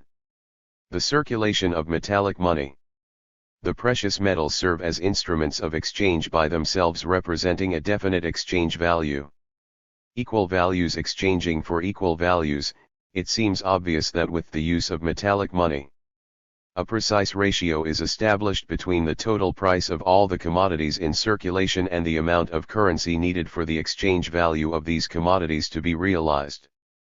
To determine this ratio, account has to be taken of the fact that one unit of currency can effect several successive exchanges. A peasant has brought a coin to market in order to buy some cloth. With the same coin the cloth merchant buys a supply of flour from the miller. The miller in his turn buys some wheat from a peasant, still using the same coin.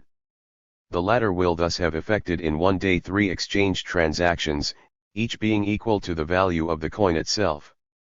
If we represent by v this velocity of circulation of the currency, the number of exchange transactions carried out by one coin in a certain period of time, by q the number of commodities in circulation, and by p the average index of prices, we get the following formula which defines the amount of currency in circulation: M15 equals QXP11. The total amount of currency in circulation, multiplied by the velocity of circulation of the currency, must be equal to the total amount of commodities in circulation multiplied by the average index of prices.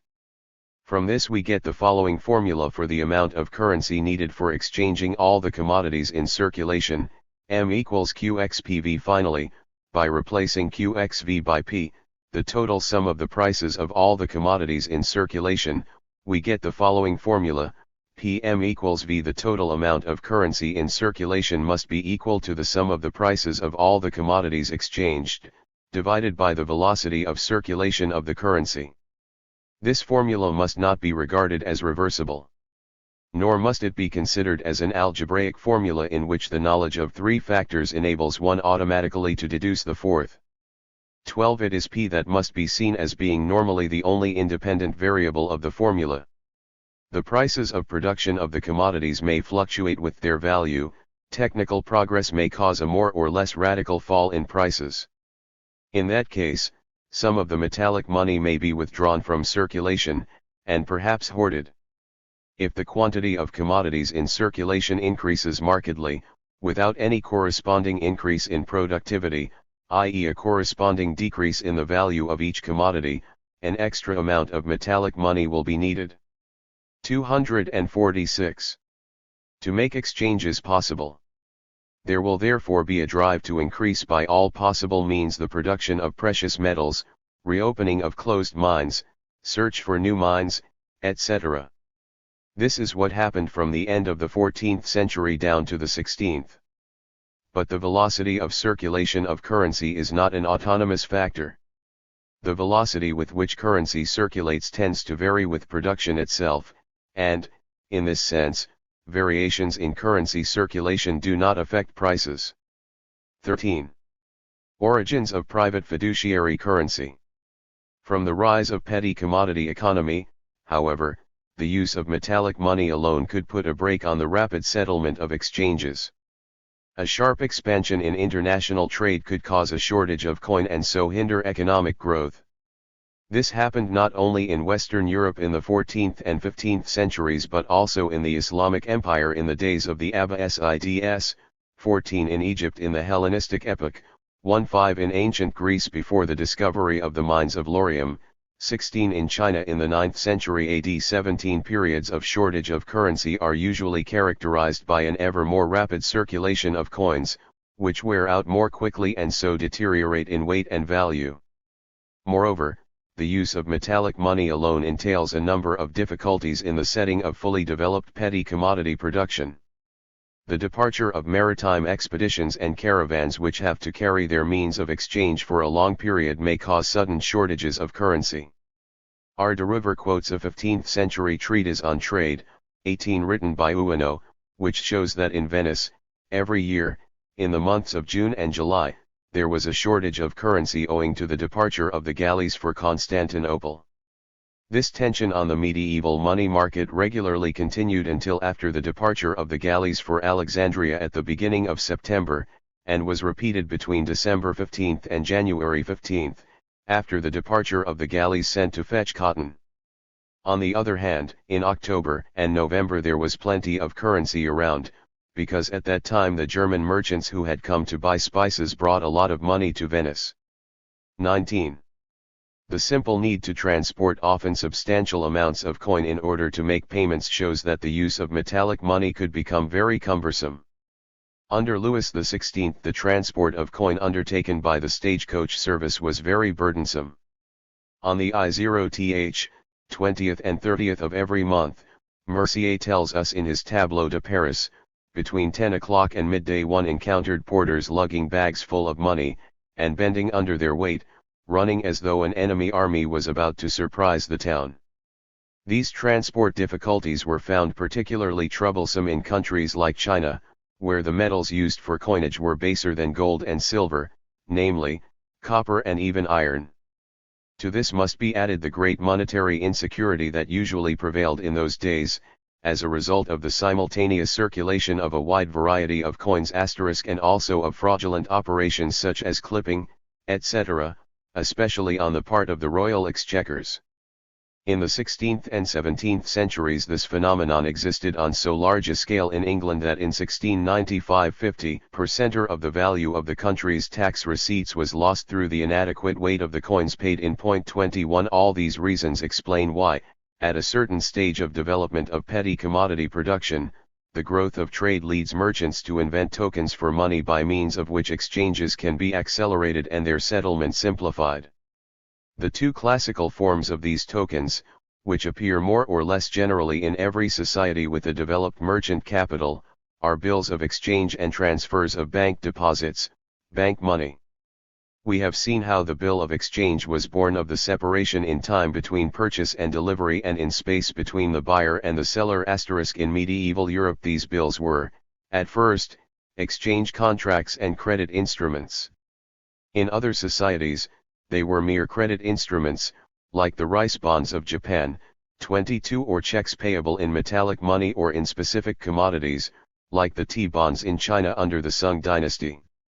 23 What is characteristic of these documents, leaving aside the part they play as credit instruments, is that when their use has become general it is possible for them to serve as tokens for money. All that is needed is that they be capable of circulating, that is, be accepted by persons other than those named on the given document. In Western Europe this circulation was ensured through the practice of endorsement of bills of exchange which became widespread there in the 16th century. 24 At the beginning of the 19th century, in Scotland and Lancashire, bills of exchange still circulated as means of exchange, each being covered with many signatures. 25 The technique of transfers of bank deposits by writing was more extensively used to make up for the inadequacy of metallic money, at least in Western Europe from the Middle Ages onward. The majority of merchants opened accounts with the big merchant banker houses. When they bought goods they instructed their banker to enter in his books the sum to be paid, on the debit side of their account and on the credit side of their supplier's account. Similarly, when they sold products, they had entered on the credit side of their account the sum due to them, while the same sum was entered on the debit side of their customers.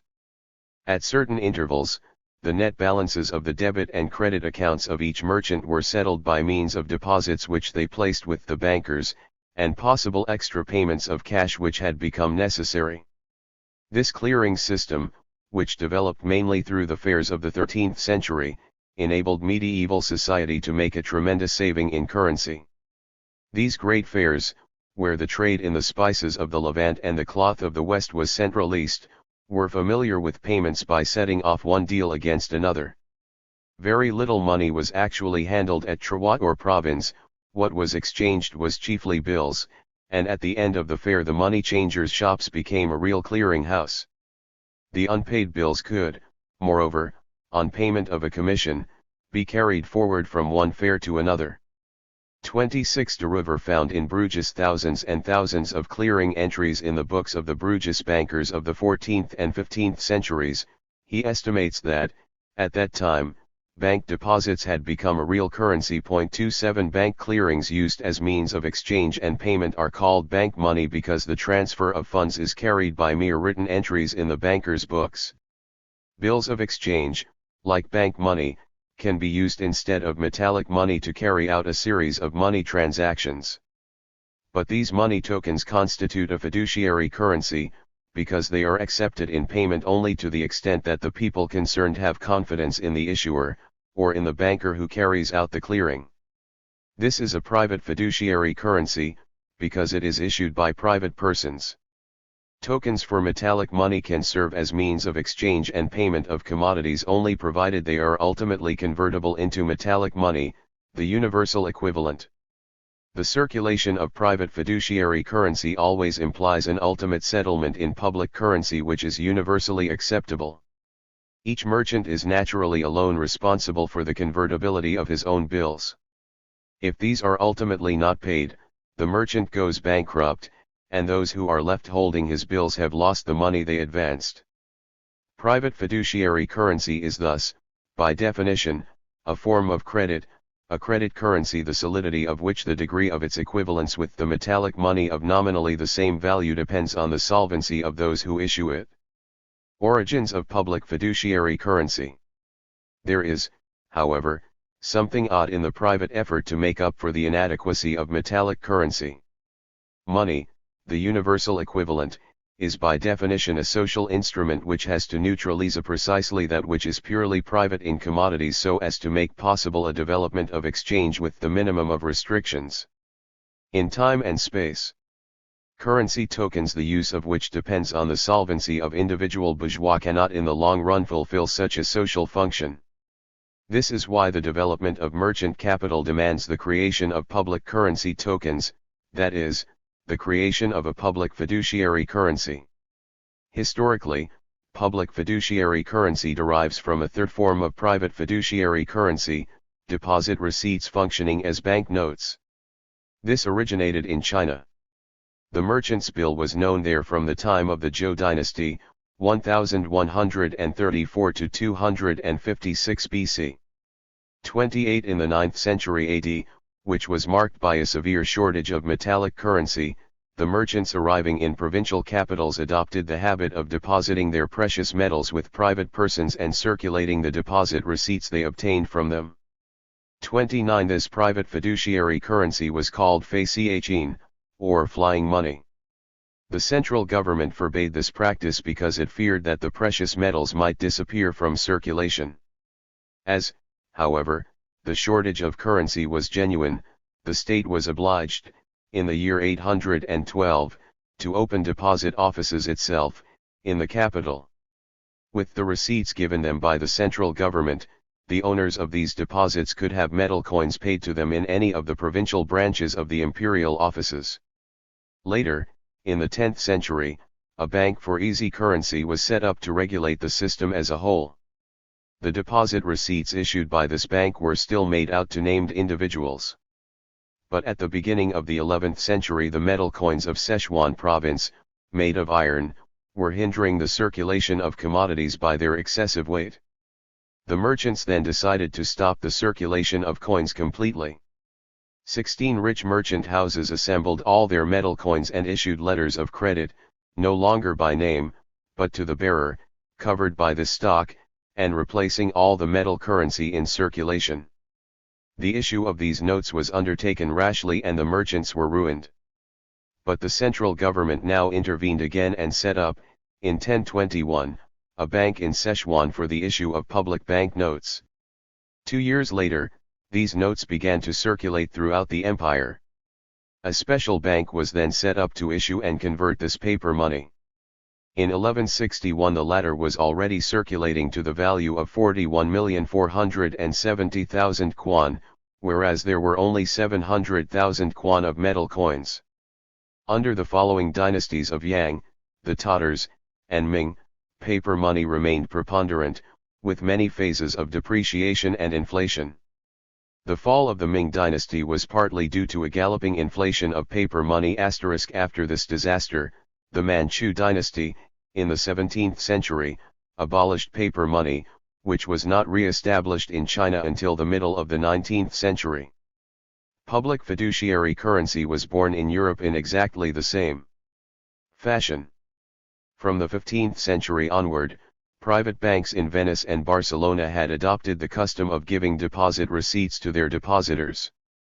When they crashed, towards the end of the 16th century, the Banco di Riagetto, later the Bank of Venice, both public institutions, issued deposit certificates to bearer, which circulated as paper money, but which soon became depreciated.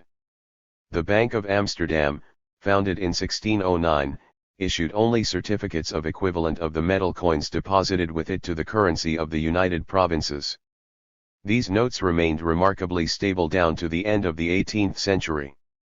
The first issues of banknotes in the strict sense were made by the Bank of Sweden in 1661. 30. Creation of public fiduciary currency. First source, discounting. It was in Britain that public fiduciary currency, the banknote, received its classical form. In this country, too, it originated from private fiduciary currency, the goldsmith notes. The English merchants at first deposited their jewels and private hoards with the king. But in 1640, Charles I, struggling with ever more serious financial difficulties, confiscated their wealth. Thereafter the merchants adopted the custom of depositing their riches with goldsmiths who, in exchange, issued deposit receipts called goldsmith notes, and then, when the goldsmiths began calling themselves bankers, bankers' notes. 31. At first, these notes were issued for the total amount of the deposit. If the depositor withdrew part of this deposit, the note was given an additional inscription recording this withdrawal. Later, the bills were drawn up in fixed sums, and a depositor received a number of notes, the total value of which was equal to that of his deposit. Private bankers in Scotland, and the Bank of England, founded in 1697, issued notes which likewise went through these two successive stages. 32. Now, from a certain moment onward, the Scottish bankers and the goldsmiths began lending to third parties the stock of metal currency which did not belong to them. In exchange for these loans they were given acknowledgments of debt. From that time, the fiduciary currency circulating among the public was covered not only by a stock of metal coins but also by acknowledgments of debt from third parties, one of these covering another. When the Bank of England was founded, in 1697, it issued notes covered by its stock of metal coins and by a state debt owed to it. 33. Experience taught the bankers that banknotes covered by third parties' acknowledgments of debt can be issued up to a definite limit, for example, 3 or 4 times the value of the stock of metal currency, because the public never all try at once to convert their banknotes into metal coins. Slowly, during the course of the 18th century, the Bank of England established a procedure by which the issue of banknotes was regulated both by the stock of metal currency in its possession, and by the discounting, first, of government bonds only, and later also of merchants' bills. 34. The discounting, and later above all the rediscounting, of merchants' bills, was during the 19th century the chief source of the creation of banknotes, of public fiduciary currency, not only in Britain but in all the capitalist countries. When the bank of issue discounts, or rediscounts, a merchant's bill, it pays the owner of the bill, or his bank, the face value less the interest. It thus puts into circulation banknotes for a value equal to this amount. When the time comes for the bill to be paid, it receives this sum back, the same amount in banknotes is withdrawn from circulation. The fluctuations in the volume of its collection of bills will thus determine the amount of paper money in circulation. As the volume of merchants' bills presented for discounting increases in periods of good conjuncture and declines in periods of crisis and depression, the issue of paper money covered by the discounted bills constitute a very flexible currency instrument, which makes it possible to adapt the stock of currency to the economy's need of means of exchange. 35. Creation of public fiduciary currency. Second source, advances on current account, overdrafts. So long as the discounting of merchants' bills was the chief form of circulation credit, the bulk of the fiduciary currency in circulation originated from the discounting and rediscounting transactions of the central banks of issue. But from the moment that advances on current account, overdrafts, replaced discounting as the main form of short-term credit from the end of the 19th century in Britain, at the beginning of the 20th century in the rest of the capitalist world, it was the circulation of bank deposits, of bank money, that became the principal element in currency circulation. The capitalists do not in fact keep more than a small part of their circulating capital in the form of ready money. Most of it is deposited in the banks. The bankers function as their cashiers, paying out the amounts they owe and taking in the sums paid to them. All these payments are effected by checks or by clearing, and are thus completed without cash playing any part, through mere comparison of entries. One might suppose that this bank money originates from payments in of cash by the depositors, but this is only partly true. A large share of bank deposits do not originate from payments in actually made by the bank's clients but from advances on current account, overdrafts, granted by the bank to capitalists. These are the loans that make deposits. The bulk of the deposits arise out of the action of the banks themselves, for by granting loans, allowing money to be drawn on overdraft, or purchasing securities, a bank creates a credit in its books which is equivalent to a deposit. 39. The bank deposits thus created, or at least the current accounts, really represent currency, since they can be used for any transaction of purchase or payment within the country. They represent a fiduciary currency, because in the last resort their circulation depends on the good management and solvency of the banks, and not on the intrinsic value of the universal equivalent. And they represent a public fiduciary currency, because in all the advanced countries all the important deposit banks are linked to the central bank of issue by a special system which ensures that the bank money is covered by the bank notes of the central bank. The credits given by the banks to the capitalists, and which are at the origin of many current accounts, are intended for use. The banks create deposits so that these may circulate. If a bank, by granting a loan on current account to Mr. X, increases his deposit from 4 to 6 million francs, Mr. X will use these 6 millions to pay a debt to Mr. Y or buy goods from Mr. Z. These other capitalists also have bank accounts. If their accounts are with the same bank, all these transactions will take place by comparison of entries and will not require any transfer of bank notes.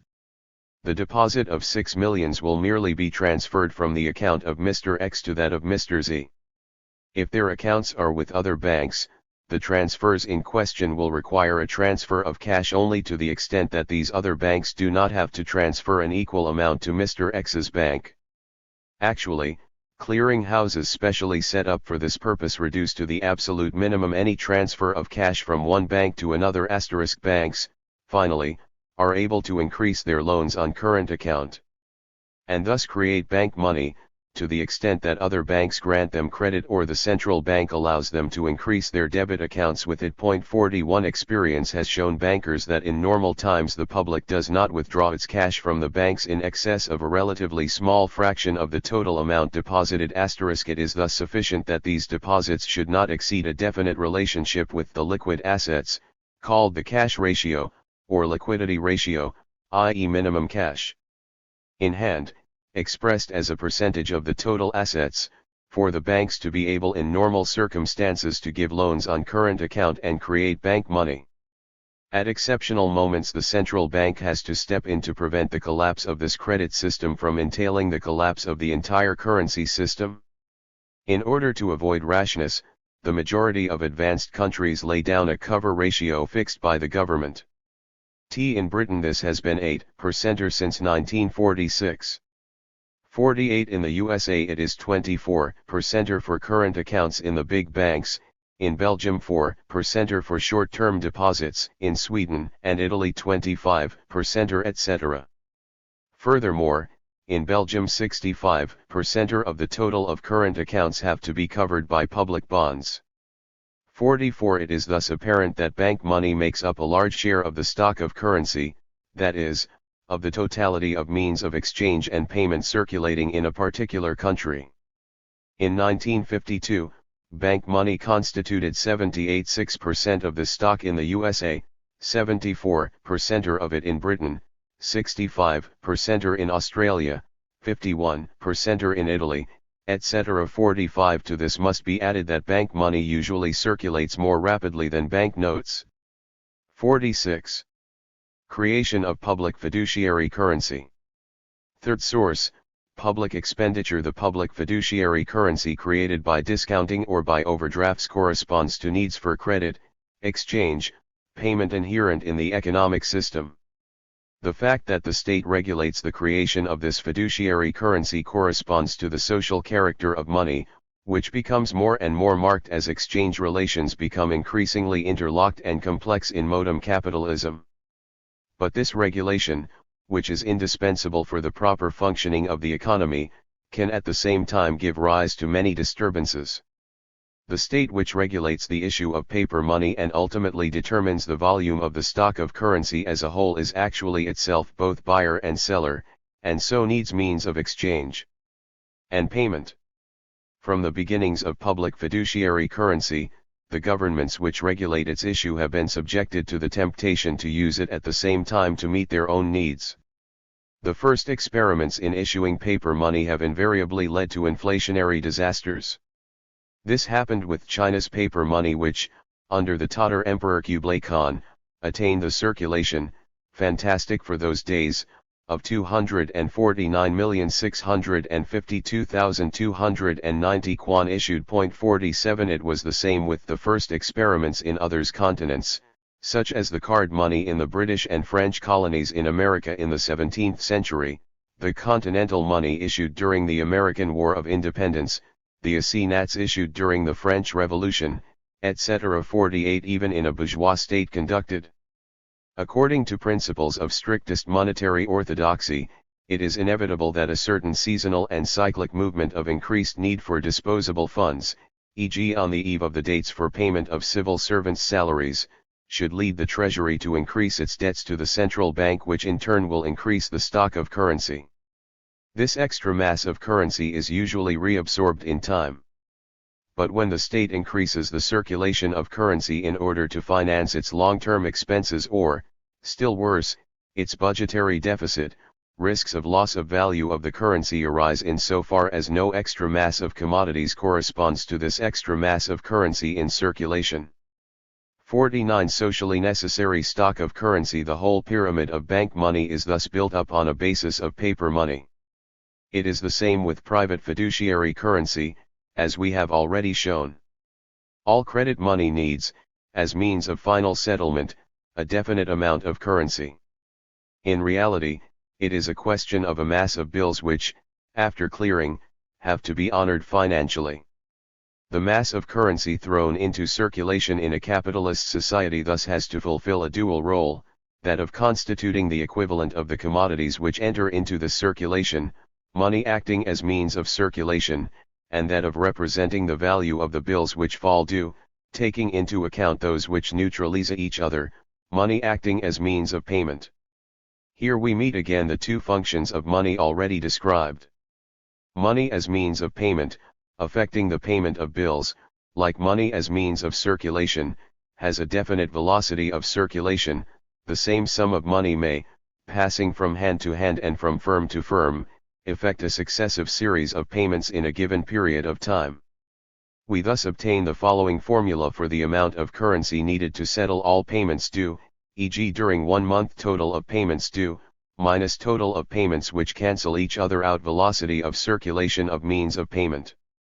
By adding the stock of currency needed for the circulation of commodities and the stock needed for the payment of bills, one can determine the total stock of currency which is essential for the proper functioning of the capitalist economy. It must be remembered that the same banknote may be used successively to purchase a commodity, and then to enable the seller of this commodity to pay a bill. The stock of currency needed by the economy for a certain period of time must therefore be equal to the sum of the prices of the commodities in circulation. The velocity of circulation of money as means of circulation. The sum of payments due, minus the sum of mutually cancelling payments. The velocity of circulation of money as means of payment, the sum functioning successively as means of circulation and means of payment. It follows directly from this formula that the stock of currency necessary for the proper working of the economy is a very elastic quantity, which varies uninterruptedly during the course of a month. On the eve and at the moment of the first day of each month, for instance, very much more currency, as means of payment, is needed than 8 days later. The stock of currency necessary likewise fluctuates in accordance with the ups and downs of the conjuncture. It also follows that a currency instrument of a very flexible kind is needed in order that it may be rapidly adapted to the constantly changing needs of the economy. In the 19th century, a series of credit crises were caused in Britain by the fact that the Bank of England was obliged by the Peel Act to keep within a rigid maximum in its issuing of bank notes. This act had to be suspended on each occasion. In the 20th century, bank money has proved a currency instrument even more flexible than paper money.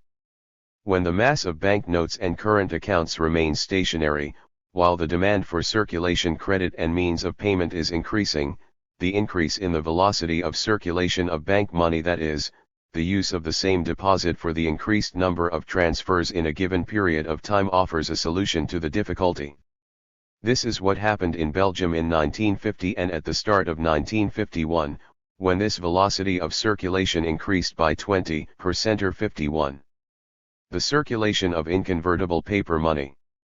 Bank money is based on public paper money. So long as the latter is convertible and remains based on the stock of metal currency in the bank of issue, the use of token currency does not present any prob. 256. Lems regarding the nature of currency.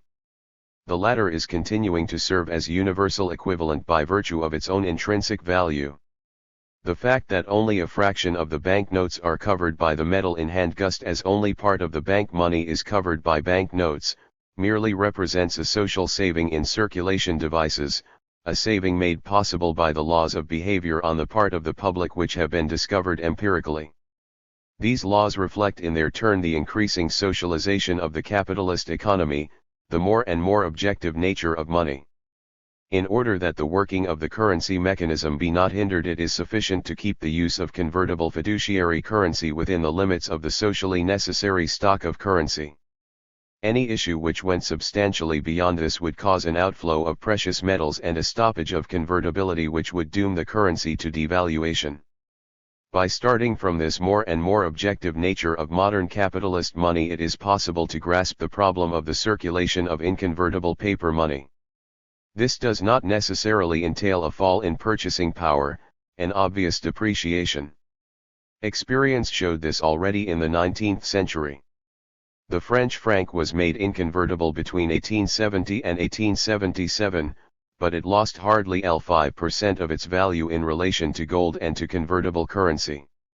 In fact, it is enough to restrict severely the issue of inconvertible paper money, and the creation of bank money, to the currency stock which is socially necessary, in order to avoid in the main any manifestation of fall in the value of money. All the currency thrown into circulation being absorbed by current economic transactions, exchanges and payments, an inconvertible paper currency of this kind circulates representing only the same amount as a convertible paper currency would have represented in its place, and within the limits of the national market no disturbance can occur. Some writers have seen in this phenomenon proof that money has never been a commodity with its own value, but has always had a rate determined by the public authorities. 52. However, 19th century experience, especially in countries with bimetallic currency, showed that currency fluctuations were caused by fluctuations in the intrinsic value of gold and silver. After the great gold discoveries in California and Australia in the 1850s, silver was an expensive metal and hard to keep in circulation. Soon, however, an abrupt reversal took place. From 1842 on, metallurgical processes were discovered which improved the recovery of silver from lead ones. These were widely used after what are now the Rocky Mountain states were taken over by the United States from Mexico in 1848 and 1853. A flood of silver cheapened the metal in relation to gold, and silver was progressively demonetized. 53. In reality, the transition from the money based on the gold, or silver, standard of the 19th century to partly inconvertible money after the First World War corresponded to two quite different phenomena. On the one hand, a real currency depreciation caused by the huge expenditure on arms and war, together with the burden of a constantly growing public debt. This currency depreciation even hit the USA, the country possessing a big share of all the world's gold reserves, since in purchasing power a dollar in 1958 was worth less than 50 cents before the war of 1939.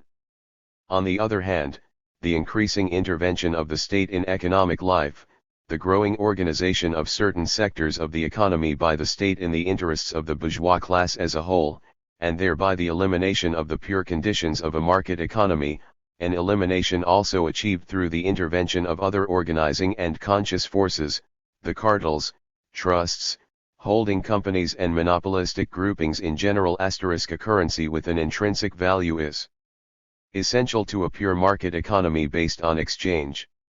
The more elements of economic organization are introduced into the economy, the more completely can an abstract currency, a money of account, be substituted for this currency of intrinsic value. 54. But the elements of organization that capitalism introduces into the economy during its period of decline are disparate and contradictory. They abolish the anarchy and automatic working of the market at one level, only to reproduce them at higher level. In the days of currencies based on the gold standard, many of the payments made, not only on the national market but also on the international market, were carried out without the use of precious metals. In the days of inconvertible or only partly convertible national currencies, international settlements are more complicated. Gold, or currency convertible into gold, is insisted on more than before for payments on the international market. Consequently, even under the regime of inconvertible paper money, the precious metals, commodities with intrinsic value, remain ultimately the only universal equivalent on the world market. A managed world currency, the only one which would finally sever the instrument of circulation from its metallic base, cannot be created in a capitalist economy. It can result only from a worldwide planning of the economy, the outcome of the worldwide victory of socialism. This is why modern currencies are not in reality completely severed from a metallic base, even when the law lays down that no quantity of gold may be obtained in exchange for a banknote, become paper money. Through foreign trade and the movement of international